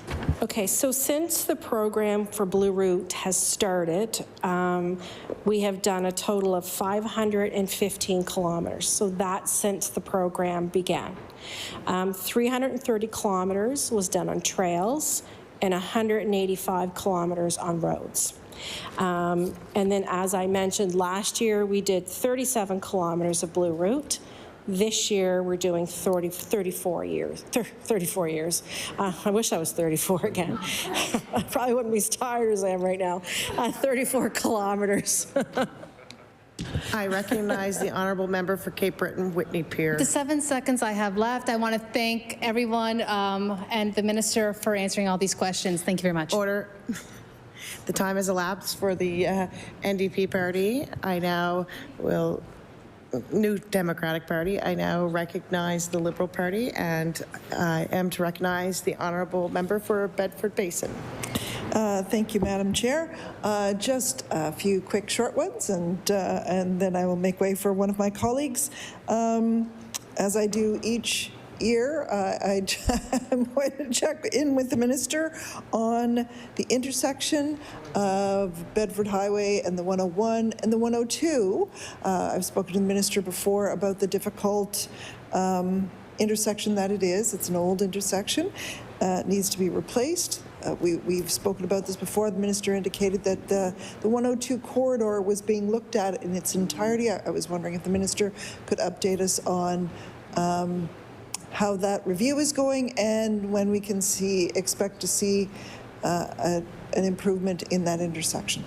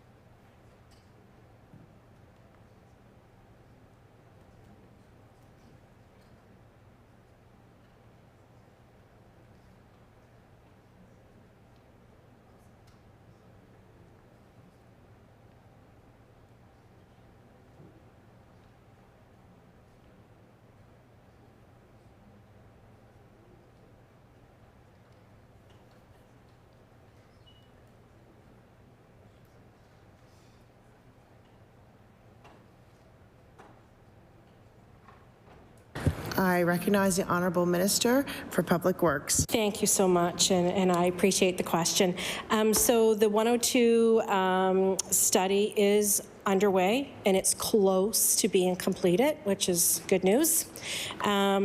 We would need to complete the 107 Burnside-Sackville connector first, which I'm sure you understand. So once that is done, we expect to have that done at the end of the year. We would then take a look at the study, and the JRTA also would be involved into that process. We know, and I know I've mentioned to the member before, that this is an old design. It's a very congested area, and it's certainly something that we are looking at, and so is the JRTA.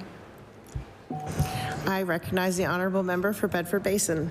Thank you to the Minister for that. It did actually touch on, surprise, surprise, another question that I had, which was, of course, the 107 Sackville-Bedford-Burnside bypass, and when we expect to see that open. It's interesting to drive by, some of the various points where you can actually see some of the work happening, and you can see a lot of progress over the last year. So I was just wondering, you said end of the year. Do we expect it to be open at the end of the year?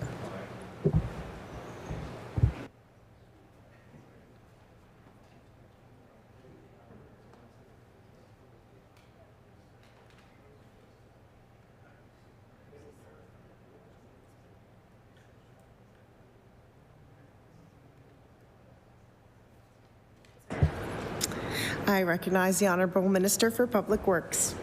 Thank you so much. Yes, so we expect to have that open fall of 2023. As long as all the stars continue to align, should be good. And I actually had an opportunity to drive by there the other day myself, even though I only have one route to get from Liverpool to Halifax. I actually had someone drive me by the other day. I recognize the Honourable Member for Bedford Basin. I think that folks who live in the neighborhood where I do, where we've had blasting go on for the last number of years, and your deputy's sort of cringing because we've all felt the earth move and not in a good way. So we're pleased to hear that that will be wrapping up soon. That's excellent news to hear. My final question here is, of course, not surprising, on the Bedford Ferry. I probably updated my colleague, but I was just wondering if I was in another room at the time. So if you could just let us know what's the status of the Bedford Ferry at this time.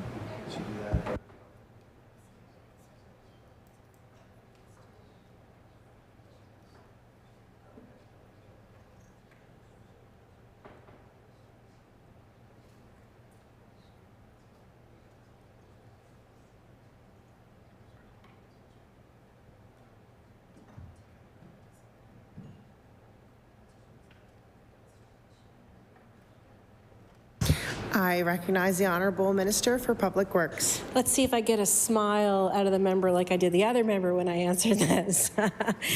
So we're in phase 2, detailed design and construction, and we're awaiting approval from the federal government. Provincial money has been approved. I recognize the Honourable Member for Bedford Basin.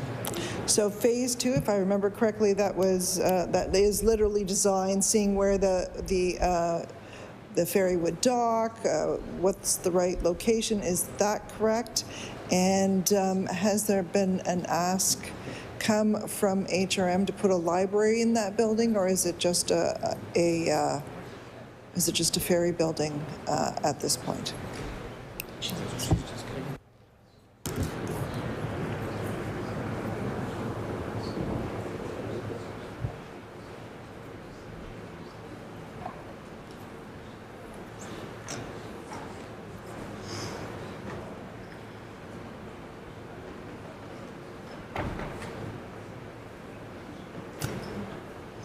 I recognize the Honourable Minister for Public Works. Thank you. So exactly what you have described is what is happening. It's a detailed design, construction, and I am not aware of any asks coming in from HRM for a library at that location.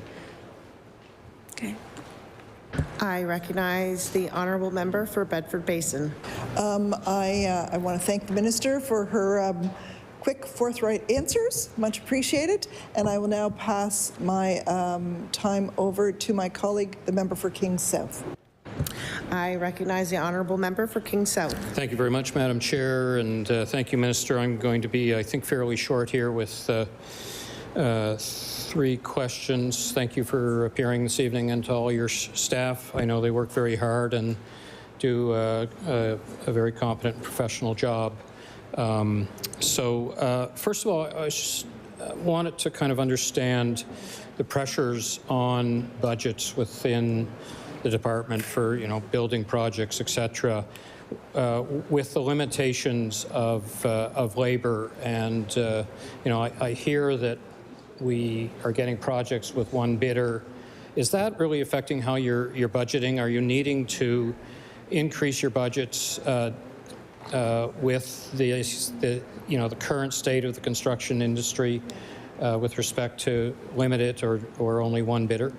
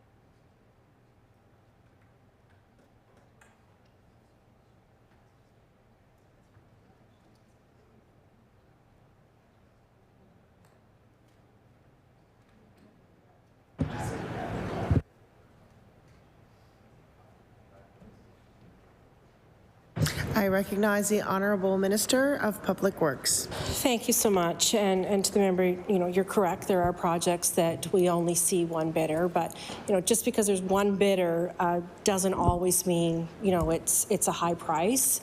We always compare those bids or that bid with the price that we would have or the cost estimate that we would have. But also, one bid, it can affect the price too. So. But also, we see multiple bids sometimes too, and those are very high prices. I've seen that in, in a bridge project. It was multiple bids and it was high, and then there was one with one bridge and it was high, or one estimate and it was high. But what I will say is as I mentioned earlier this evening, is we do the best we can to work within the budgets that we have. Sometimes that means changing the scope of the project. Sometimes that means phasing the project at different times. We could look at pushing out other projects that we have, so extending the timeline on them so that we can try to finish this project with the cost overruns. We do the best we can to try to manage within the budget. We know we're seeing pressures, every department I think is seeing pressures, and you certainly understand the pressures in the construction industry right now. But we do the best we can within the budgets we have. If we do go over on some, then certainly we could go back to Treasury Board and ask for more, but try to work within scopes and phasing the best we can. I recognize the Honourable Member for King South. Thank you very much. Thank you very much, Minister. I won't go down in the weeds. I know I have colleagues who will want a bit of time with you. I do believe you mentioned, a 30% increase year over year in terms of construction inflation. So I guess it's fair to say that some of that pressures within the industry is contributing to that 30%. A question for a constituent. This concerns Nova Scotia lands. A farmer who had, I think it's about 25 acres damaged by the failure of the Abateau on Halfway River in Hantsport a few years ago. The area flooded because of the failure. It took months and months and months for the department to make those repairs, and that has resulted in that land being completely unsuitable for farming. So the farmer reached out to government, and the government agreed that they would purchase the land and offered the farmer $2,000 an acre. The farmer came back under your government and said, we don't think that's enough, can we talk? And the response that was received by Nova Scotia Lands saying we're no longer interested. So I'm wondering if you could ask Nova Scotia Lands whether they would undertake some negotiations with this farmer that's lost 25 acres of land as a result of the failure of a Abateau, which was the responsibility of government, and see if they can come to a resolution so that the farmer can buy other land to replace what he's lost. Would you agree to take a good look at that for us?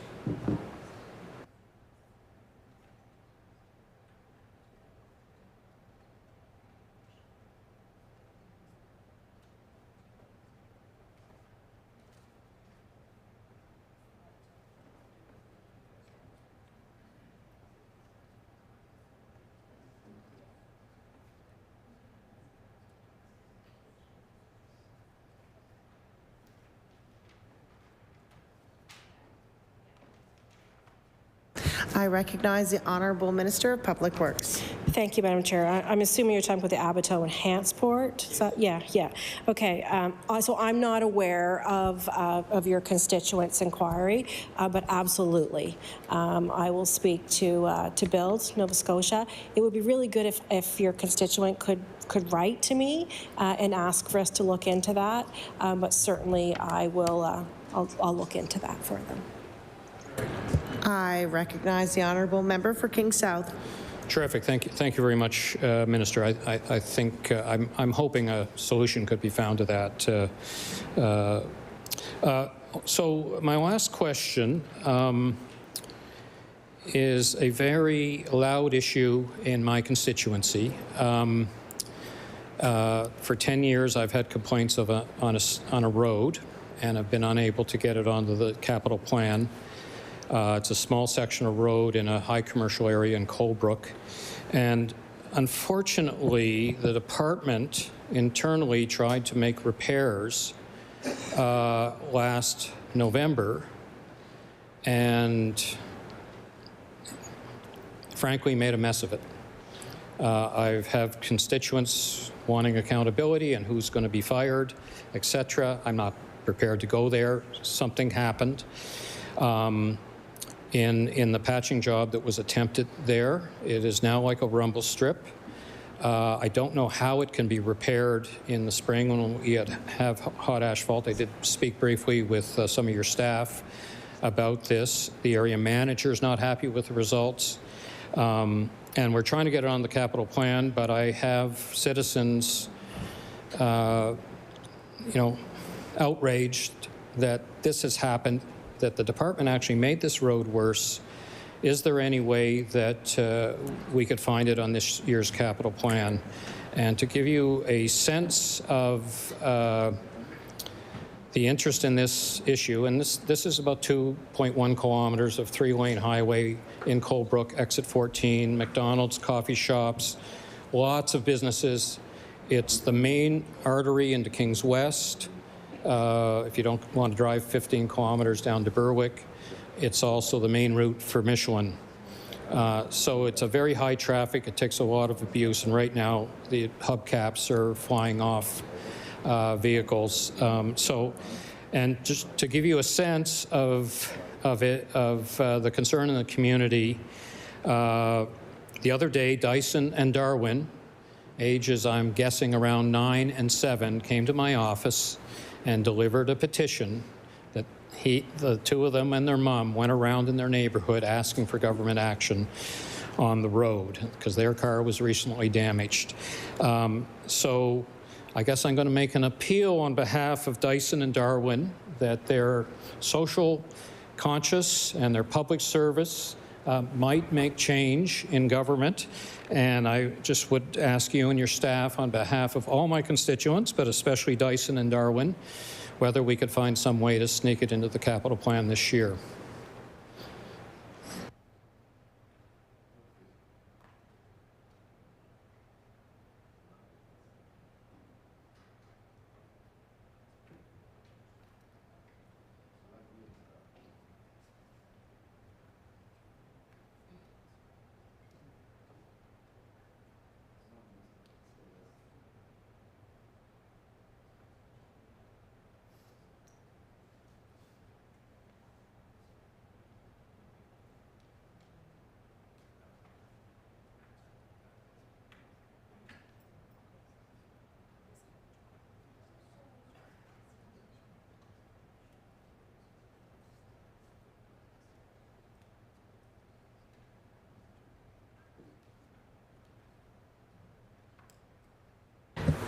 I recognize the Honourable Minister for Public Works. Thank you, Madam Chair, and thank you for the question.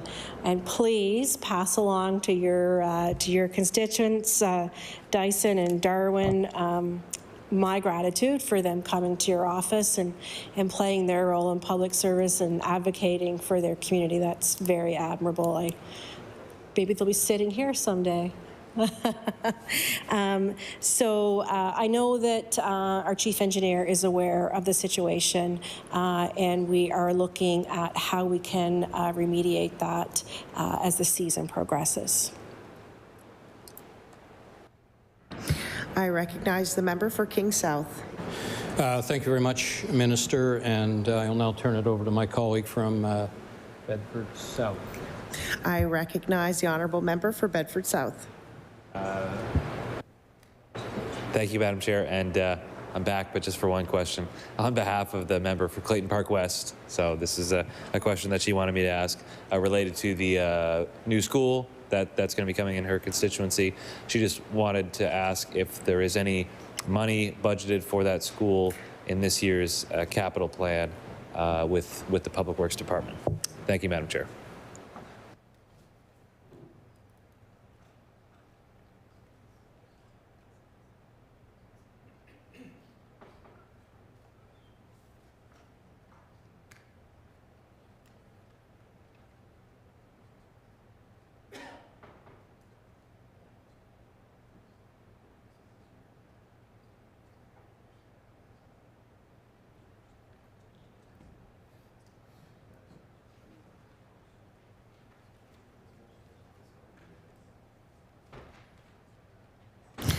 I recognize the Honourable Minister for Public Works. Thank you so much. So there's $1 million allotted for this year, $22 million for next year, 35, and then another 23. So I've mentioned to the member from Clayton Park before that we're waiting to get approval now to get on that site to do some geotechnical work, to do some survey work. But yes, there is money allotted for this year. I recognize the Honourable Member for Bedford South. Thank you, Madam Chair, and our game of musical chairs here on this side continues. I'll thank you on behalf of the member and turn the mic over to my colleague from Northside Westmount. I recognize the Honourable Member for Northside Westmount. Thank you, Madam Chair, and thank you, Minister and staff, for being here today to answer some questions. In my constituency, as many of other constituencies, there's a mixture of municipal roads and provincial roads. And the largest number of issues that I have during the winter season is around the difference in standards between provincial standards and municipal standards. So provincially, the standards are 24 hours for subdivisions, where the municipal is 10 to 12. So my question for Northside Westmount is, are we looking at the transfer of these types of roads within subdivisions and in local areas over to municipalities? And if not, is there any thought to looking at reducing standards in subdivision areas to match up with other taxpayers? Thank you.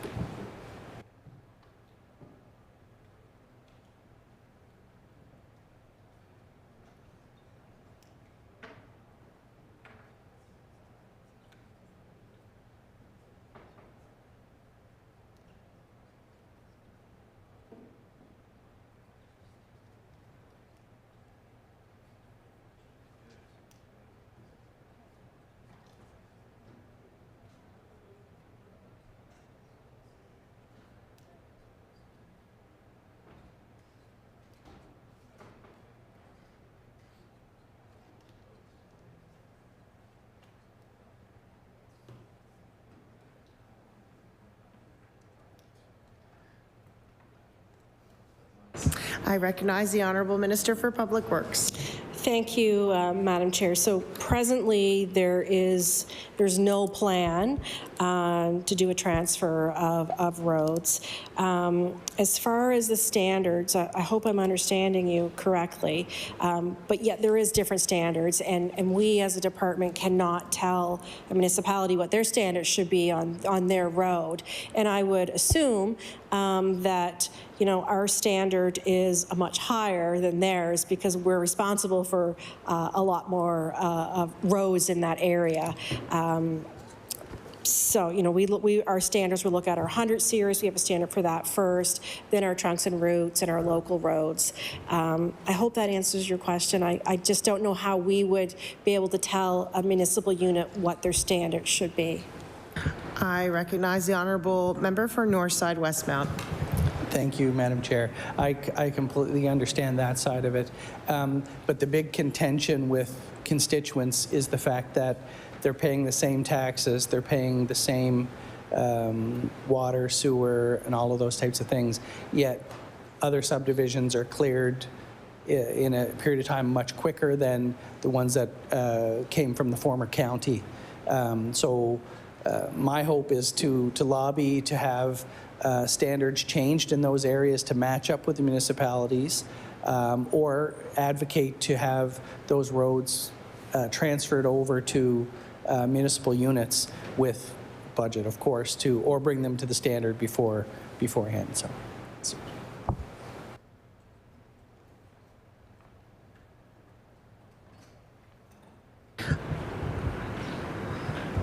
I recognize the Honourable Minister for Public Works. Thank you, Madam Chair. And certainly, I want to assure you that we can work with our folks in municipal department to have that conversation. And certainly, if you would like to be part of that, love to have you. I recognize the Honourable Member for Northside Westmount. Thank you, Madam Chair, and thank you, Minister. That would be wonderful. I'd appreciate that. Another quick question. Highway 125, which runs between the north side and the Sydney area, specifically between in and around Campbell's Hill and Cox Heath, tends to, every year, there's a lot of traffic, big trucks, and the ruts come every year. Just wondering if there's any plan to do any repairs this summer.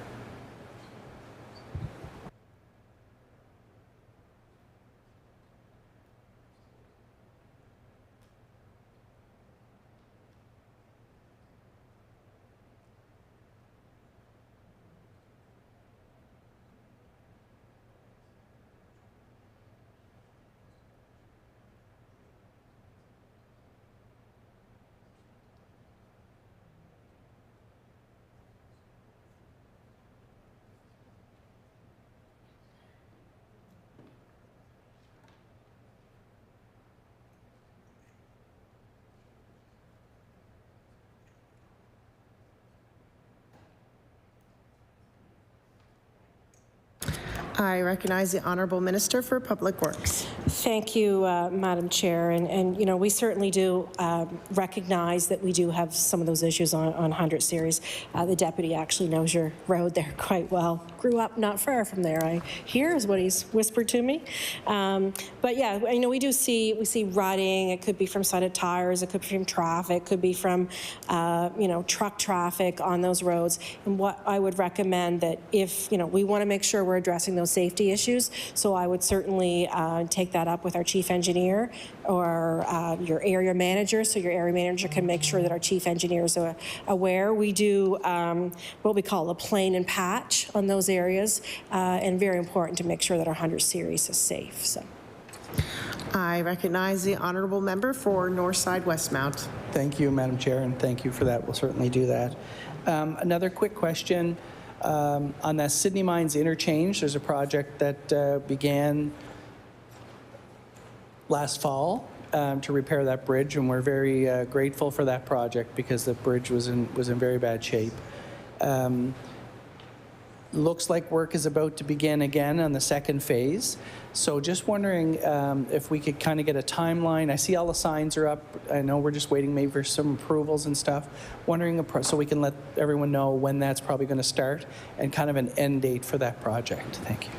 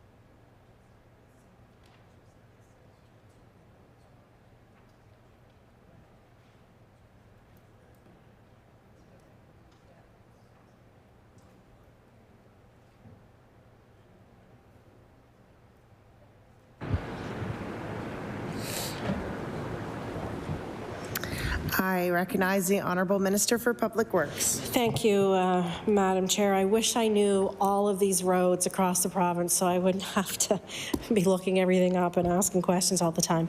But we expect to be starting late spring, and completion in the fall. In the meantime, that same configuration that is there now would remain until we're completed. I recognize the Honourable Member for Northside Westmount. Great. Thank you, Madam Chair. Thank you for that.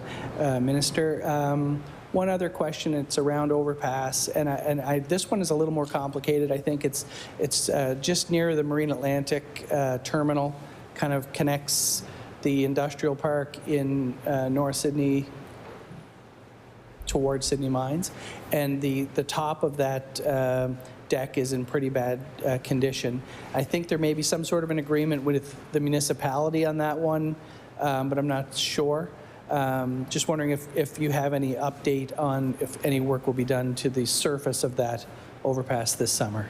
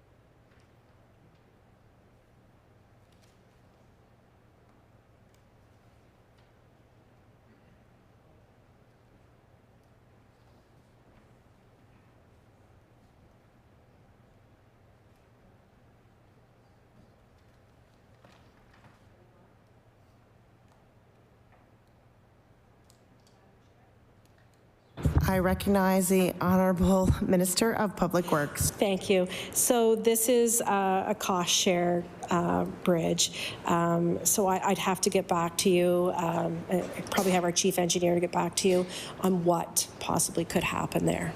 Yeah. I recognize the Honourable Member for Northside Westmount. Thank you, Madam Chair. Thank you, Minister. That would be great. Last question for me. The project on the Tobin Road to put in an additional turning lane, it's a great safety piece. Some concerns from the residents of the top of Tobin Road, just so you would turn off of the highway onto Tobin Road and not being kind of up to the standard it would need for the trucks going into the industrial park.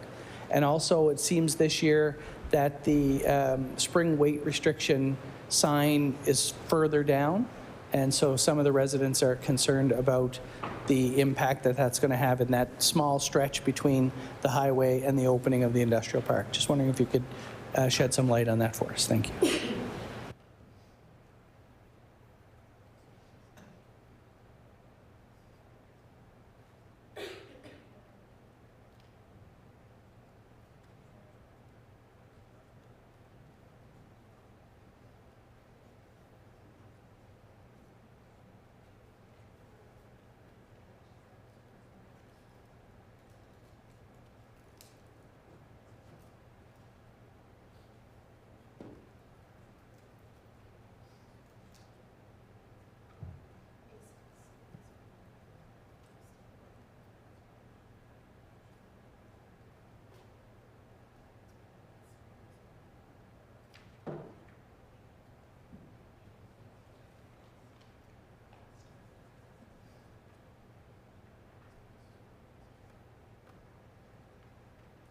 I recognize the Honourable Minister of Public Works.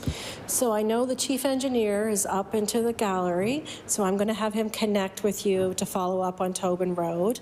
As far as the spring weight sign, I don't know if maybe it was just an issue of where it was placed this time. Maybe it was placed differently before. Spring weights are, they're going to be removed in the next 2 weeks anyway, but certainly I will make sure the chief engineer gets back to you on Tobin Road. I recognize the Honourable Member for Northside Westmount. Thank you, Madam Chair. Thank you, Minister. So that's it for me, and thank you for answering those questions. And just want to let you know that the staff for Public Works in Cape Breton are doing a great job. They're very responsive when I call and very helpful. So if you could pass that along, that'd be great. Thank you. I recognize the Honourable Member for Annapolis. Thank you. Thank you to the Minister for being here. Thank you to staff for being here. I also want to say that local staff have been great to me over the last year and a half. Very responsive area managers on it, regular visits, so I certainly appreciate that. Just with so little time, I'll jump into it. There's a letter sent to the Minister from the County of Annapolis and the Town of Annapolis Royal, dated March 31st, so recent. It's concerning Trunk 1, the causeway in Annapolis Royal over the Annapolis River. Quick background, it's a section of Highway 1. It connects Granville Ferry to Annapolis. It's vital for EHS and fire service and tourists and residents and everyone you can imagine. The requested action from both the county and the town is, and I'll read it out loud, we respectfully request that the province undertake a detailed engineering assessment of the structural integrity of the causeway as a first step. They then go on to ask for a regular update on maintenance and inspection history on that asset. So I guess my first question to the Minister would be, would the Minister grant these requests?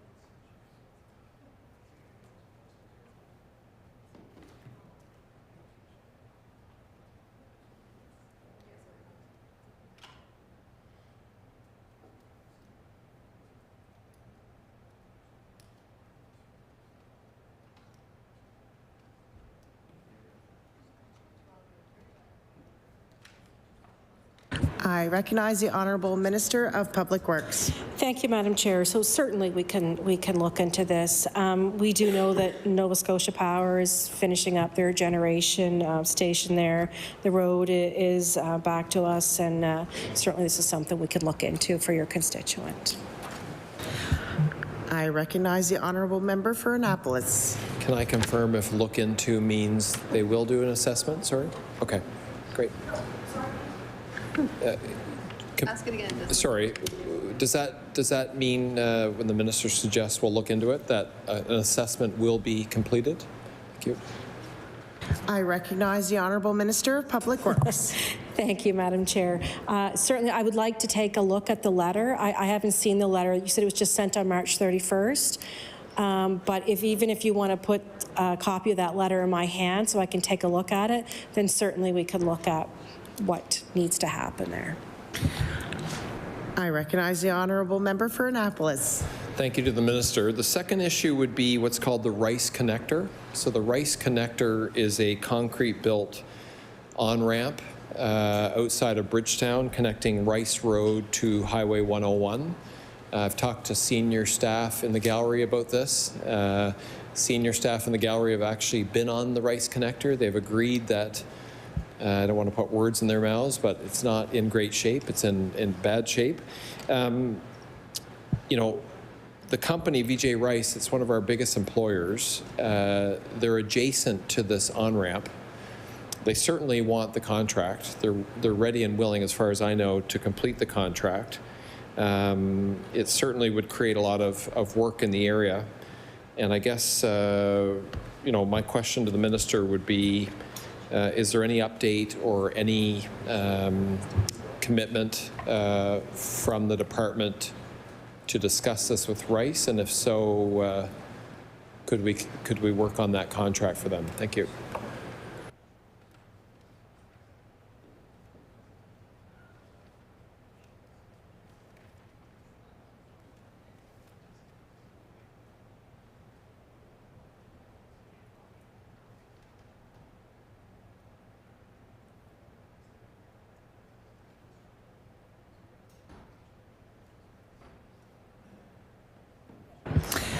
I recognize the Honourable Minister of Public Works. Thank you. So the staff are aware of this. It's under review, and we're looking at options of how we can fix this in the future. I recognize the Honourable Member for Annapolis. Does the minister mind providing some detail on what those options may be?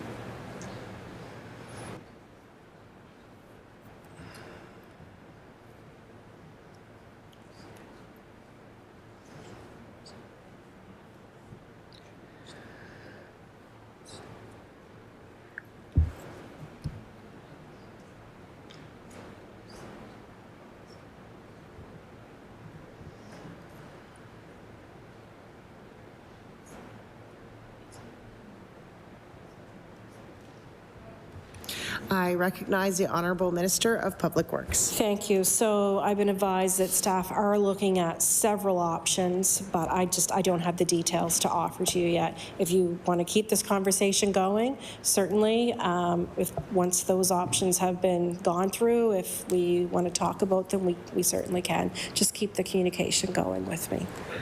I recognize the Honourable Member for Annapolis. Thank you to the minister. I'll certainly try to keep that conversation going.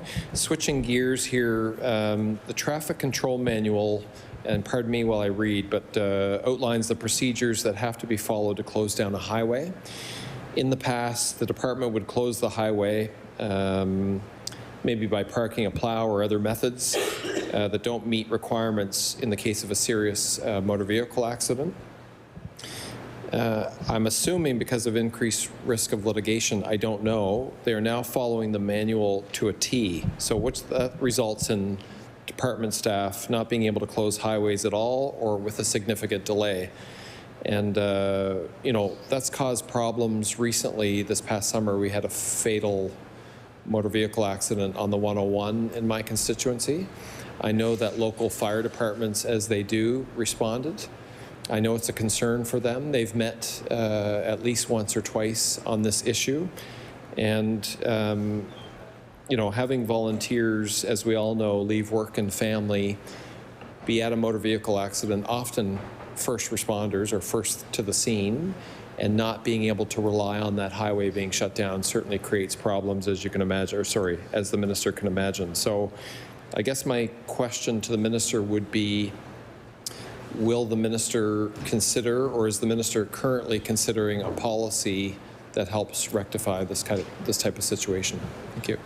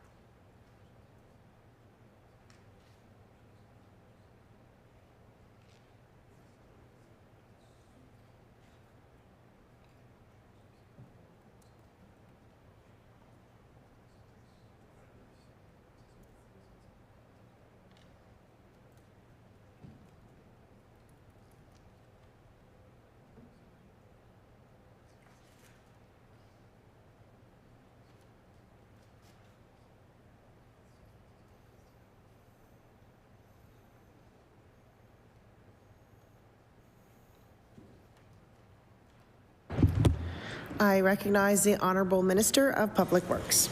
Thank you, Madam Chair. So when there is an accident on one of our highways, RCMP do take control of the site. And yes, you may have seen in the past, or you know, one of our trucks pulled across to try to provide.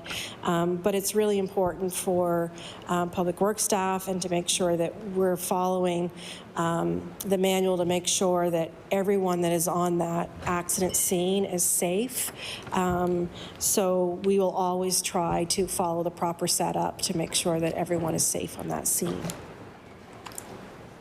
I recognize the Honourable Member for Annapolis. Thank you to the minister. I certainly appreciate following the proper setup. I would argue the proper setup might need a bit of a tweak. To my former comment, you know, firefighters and EHS arriving first, and then often traffic control, RCMP auxiliary services, whatever that may be, support that usually arrives later after that setup. So it is a concern. I'm glad that I've raised it with the minister, and I hope that there's maybe a policy change or some kind of addition we can make to that policy. I guess this is just off the top, but speaking of first responders, I have heard directly from first responders, EHS mostly, in wintry conditions on private roads. So there's no mechanism that allows as far as I know, an ambulance to travel down a private road that's not plowed. So I know paramedics in the past have called their buddy or friend on speed dial who just might be in the area, but I've heard more than a couple times they're not able to access a certain road. Is there any mechanism that the department would look at where in an emergency situation they could reach out to the department to have a priority plow or a priority clearance so that first responders could respond to that emergency?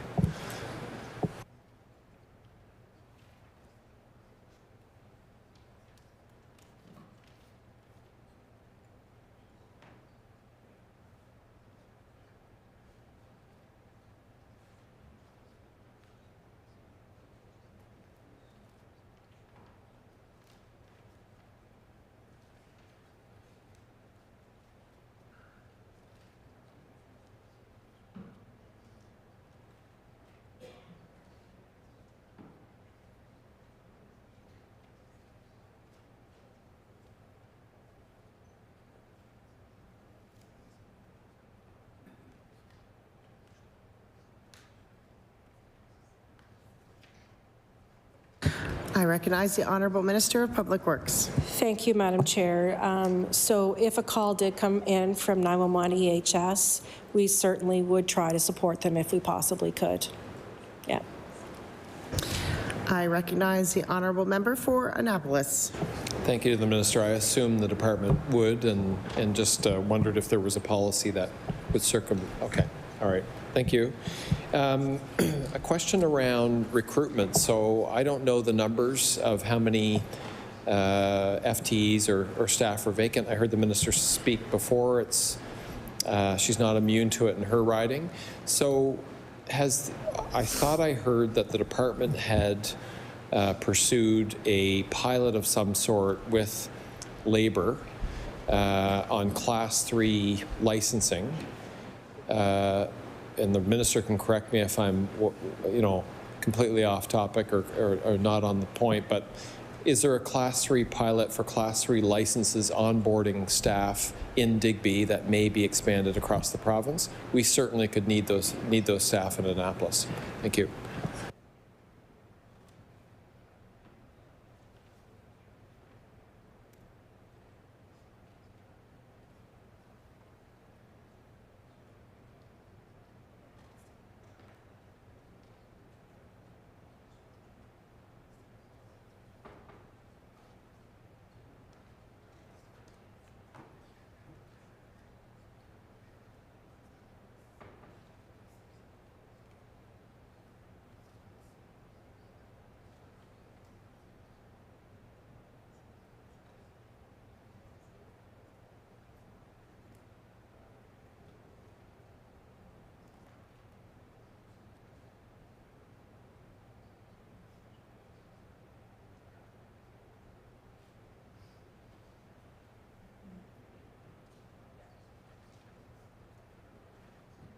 I recognize the Honourable Minister for Public Works. Thank you, Madam Chair. So, yes, the pilot project is in Digby.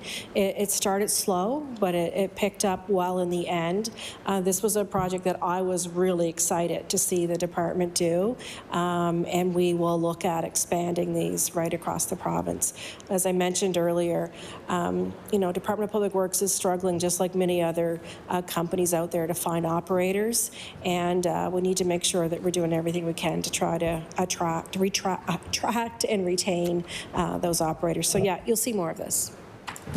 I recognize the honourable member for Annapolis. Thank you to the minister for addressing that. I'd like to ask about a few local road or infrastructure questions. One is called Brown Road. There's some culvert work that I believe was to be planned, $800,000 worth maybe. Will this work continue? And if not, why?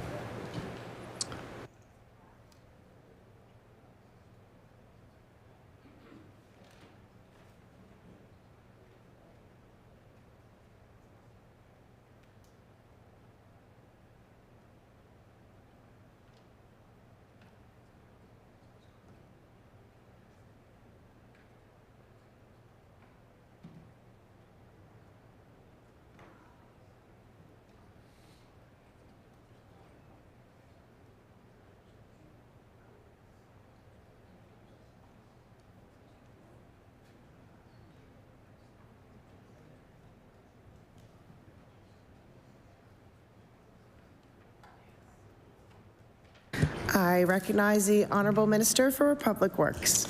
So work on Brown Road is not listed on the plan this year, which I'm sure you would already know, but certainly I would recommend that you continue to work with your area manager, your district director, to make sure your priorities are aligning with theirs coming forward to the department. I recognize the Honourable Member for Annapolis. And thank you, Minister.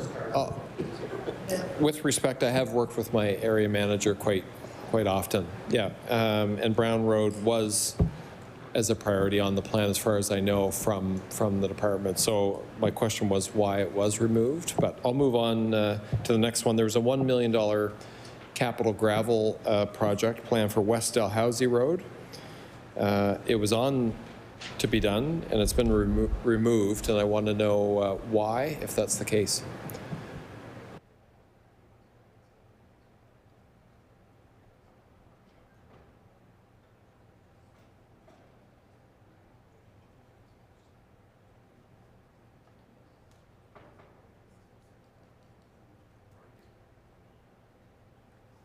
I recognize the Honourable Minister of Public Works.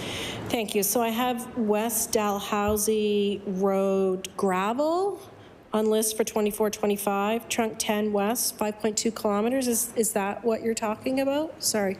So I have that on the list for 24-25.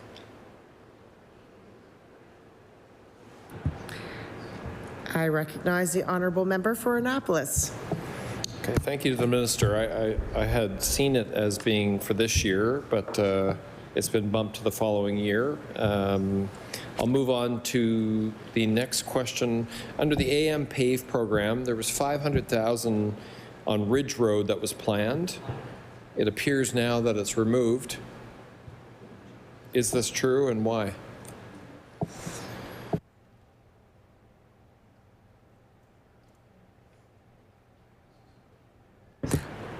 I recognize the Honourable Member for Annapolis. I'd like to give the minister a bit more context. There was 2 sections, 3 kilometers for 2022-2023, 3 kilometers for 2023-2024. The department's already ditched and brush cut and done all kinds of prep work for this. So that's my concern, is all the work's been done. Is it going forward?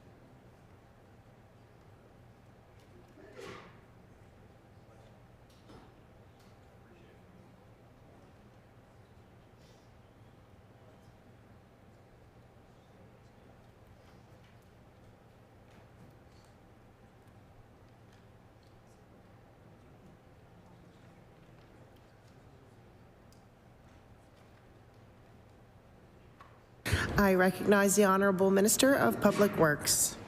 Thank you, Madam Chair. So local roads are only published year to year. We don't publish out years.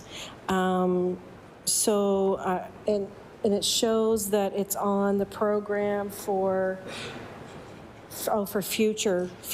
So I'm assuming there were other roads that were of other priorities that come in from districts. I mean, I don't know, I could look further into it. I think this maybe is one that we've talked about outside the chamber. Is it? Is this one of the, no, okay, all right. But yeah, I mean, priorities come in and the department makes the decision based on volumes of travel, and this is slated now for future year. That's what I have on the sheet. I recognize the Honourable Member for Annapolis. I certainly appreciate the criteria used. My concern is it looks like it was on the plan to be done and then removed. So my questions around those roads were, you know, why they were removed and put off for future consideration. One more road, Stony Beach Road. Stony Beach Road is in Granville Ferry. It's a gravel road. It's got a community cemetery on the end. It's got a couple houses. There's work to be done by one of the other departments on dike work, I believe. So there's going to be a lot of traffic there, I believe, this year. My understanding is for many years it was plowed in the winter, graded twice maybe, spring and fall. There was culvert repairs, brush cutting and ditching. And according to people that live on the road, this year maintenance all of a sudden scaled back and not plowed. And you know, there's an uncertainty in the community of what's going on with that road, given that the cemetery is there, as I mentioned. Could the minister please comment on, I guess, has there been a provincial policy change on the status of Stony Beach Road? Thank you.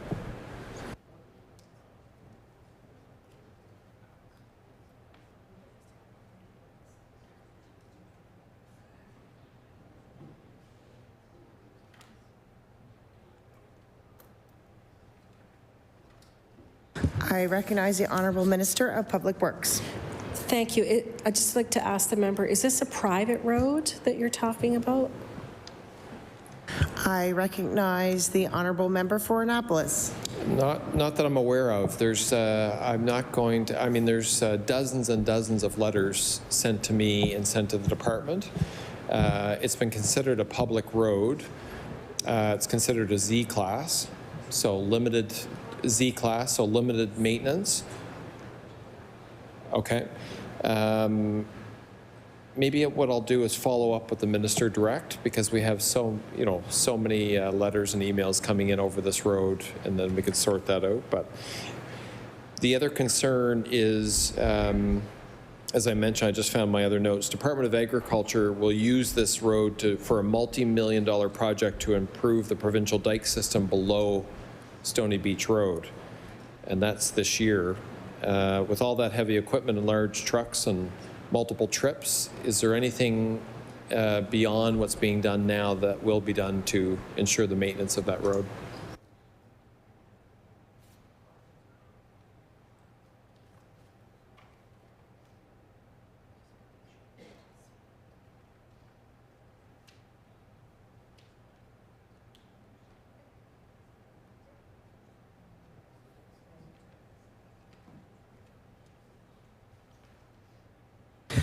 I recognize the Honourable Minister of Public Works. Thank you. So because this is a Z-class road, there is minimal work, minimal maintenance that is done on a Z-class road. But what I would say is if it's agriculture that's looking to go down that road to upgrade their asset, then the department could, I'd have to speak to the department to see if they would be interested in doing upgrades on that if they're going in there to protect their asset. I recognize the Honourable Member for Annapolis. Thank you. I hope the department is interested. I want to thank the minister once again. Thank you to staff for being here, and I'll hand it over to my colleague from the New Democratic Party. Thank you. I recognize the Honourable Member for Dartmouth South. Thank you. Hi, everybody. I just have a couple of questions I would be remiss if I didn't ask. The first is a question I've been asking, I think, since I took office. I know some are waiting for this, which is about the Portland Street overpass over the circumferential highway. So I have one half of one public road, provincial road in my jurisdiction, but it's that half of that one road gets traveled by thousands and thousands of vehicles every day, and the overpass is not only not accessible most of the time, so the concrete is always buckled, the guardrails are so low that most parents won't let their children cross it because it's deemed to be unsafe. And I have discovered through conversations over the years with your department that, in fact, it was not built properly. So this is why. So I know there's this conversation that, the province moves the cars, the city moves the people, but in this case, it's a construction flaw. And so I've heard over the years, maybe there's an active transit piece that's going to happen, maybe HRM is going to do it, but in the meantime, it is inaccessible. People cannot cross it on foot, in a wheelchair, with a stroller. I'm wondering if the minister can comment on when that will be remediated.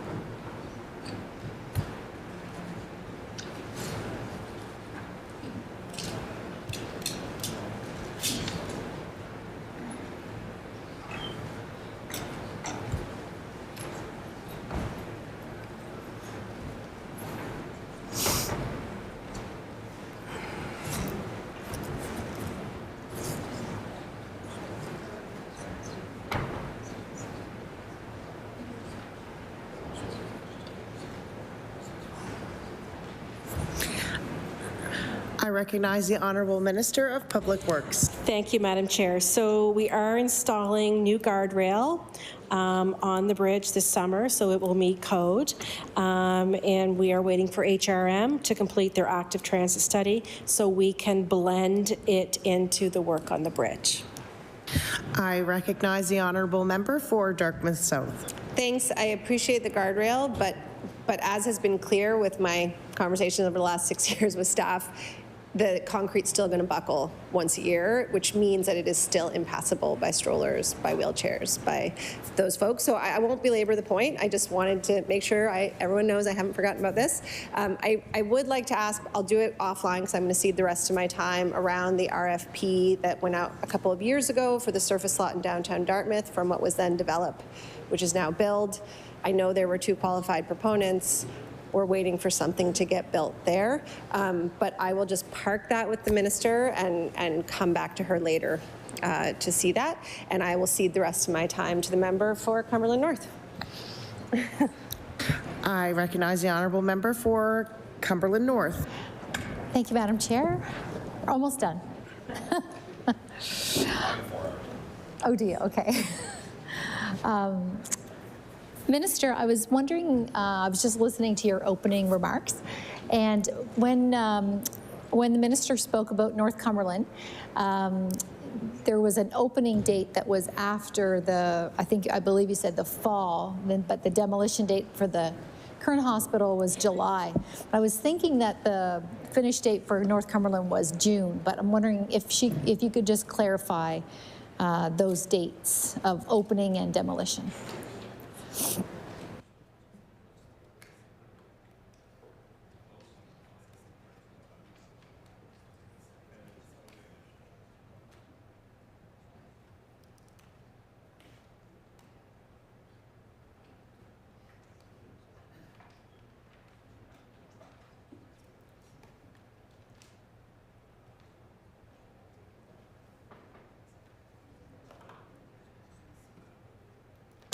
I recognize the Honourable Minister of Public Works. Thank you, Madam Chair. So we're looking at late summer 2023. There was some labor illnesses on that site, which put the project back a few months, but things are moving along well, but it will be late summer. I recognize the Honourable Member for Cumberland South. Thank you, Madam Chair. Thank you, Minister, for clarifying that. The people in the village of Pugwash are very excited for the new hospital. Very grateful. In your opening remarks, Minister, you also mentioned the emergency room expansion and the dialysis unit construction. And I'm wondering, I have 2 questions about that. One is just if there's any timeline that you might be able to share that for the community, for the public. I believe the RFP has been out, but we weren't sure. I believe the deadline was extended. I think the deadline was February 28th and it was extended, I believe. And I'm just wondering, I believe that was for the design and as well as construction, that RFP. And just wondering if we know when that tender will be in and possible construction timelines. And I'll ask the second part after that.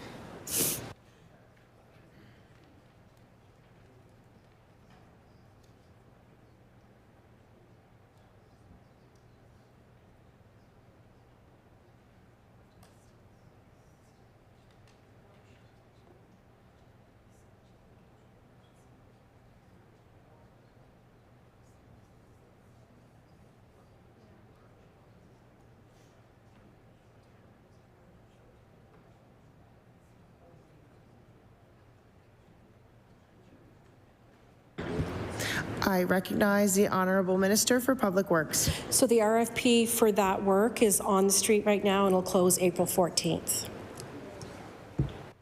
I recognize the Honourable Member for Cumberland North. Thank you, Minister. I'm wondering, we've spoken with Nova Scotia Health about this. I'm wondering if the Minister could share who would be the best person for myself or others in the community to speak to about, there's some desires to look at the design, that when the design is done for the ER expansion and dialysis unit, to also consider adding a daycare for staff with hopes that that may help with retention for nurses and other healthcare staff, as well as an area for cancer care. So virtual specialist appointments, well woman, well man clinics, early screening, as well as a place where chemo could be administered, because we're the only regional hospital that doesn't administer chemotherapy. So who would be the best person for people in the community that wanted to talk about that, to meet with?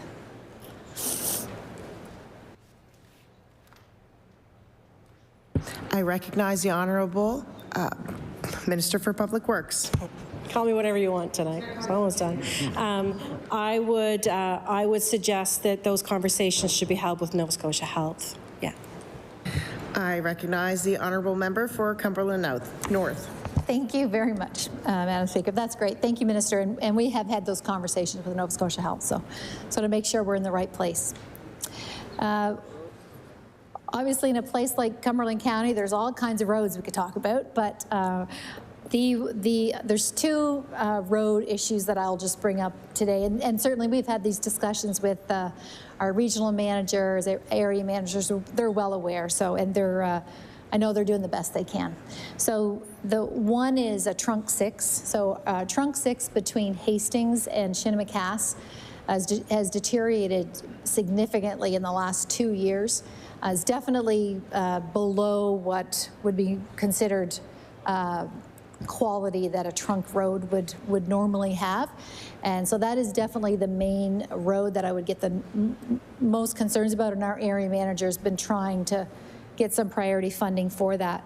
And then the second issue would be, and this has been something I spoke with the previous minister about a few times, and that is there's one area in Cumberland North that's under Colchester management, and it's the Wallace-Malagash area.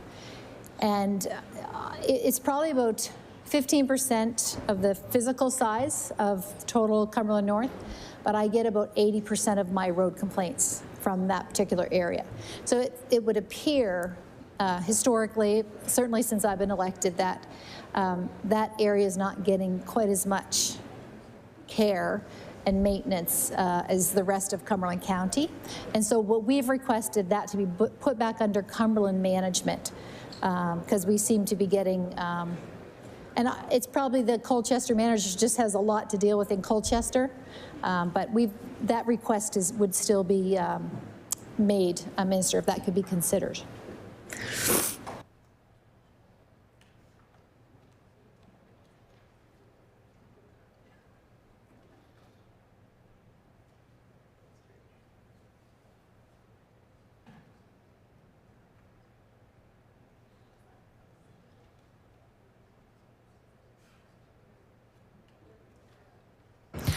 I recognize the Honourable Minister of Public Works. Thank you, Madam Chair.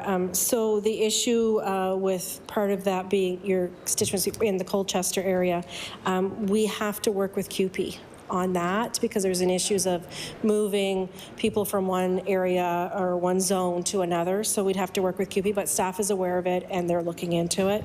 Order. The time allotted for the consideration of supply today has elapsed. I recognize the Honourable Deputy Government House Leader. Chair, I move that the committee do now rise and report progress and beg leave to sit again on a future day. Excuse me. The motion is carried. The committee will now rise and report its business to the House. I will note we will take a short recess in order to prepare.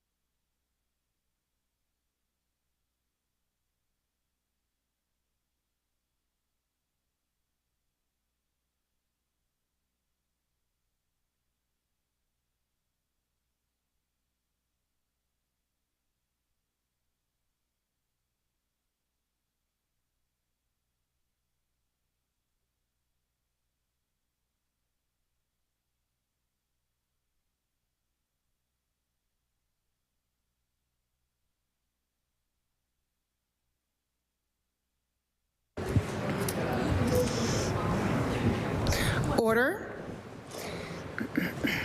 The Chair of the Committee of the Whole House on Supply reports that the Committee of the Whole on Supply has met, has made considerable progress, and begs leave to sit again. I recognize the Government House Leader. Thank you, Madam Speaker. That concludes government business for the day. I know. I move that the House should now rise to meet again on Thursday, April 5th, between the hours of 9 a.m. and 6 p.m. Business will include third reading of 256, Committee of the Whole House, Bill 262, 273, 279, and Committee of the Whole House on Supply to deal with estimates. Thank you. The motion is that the House rise to meet again on Thursday, April 6th, between the hours of 9 a.m. to 6 p.m. Would those in favor of the motion please indicate A. Aye. Aye. Contrary minded? Nay? Okay. The motion is carried. We stand adjourned until Thursday morning at 9 a.m.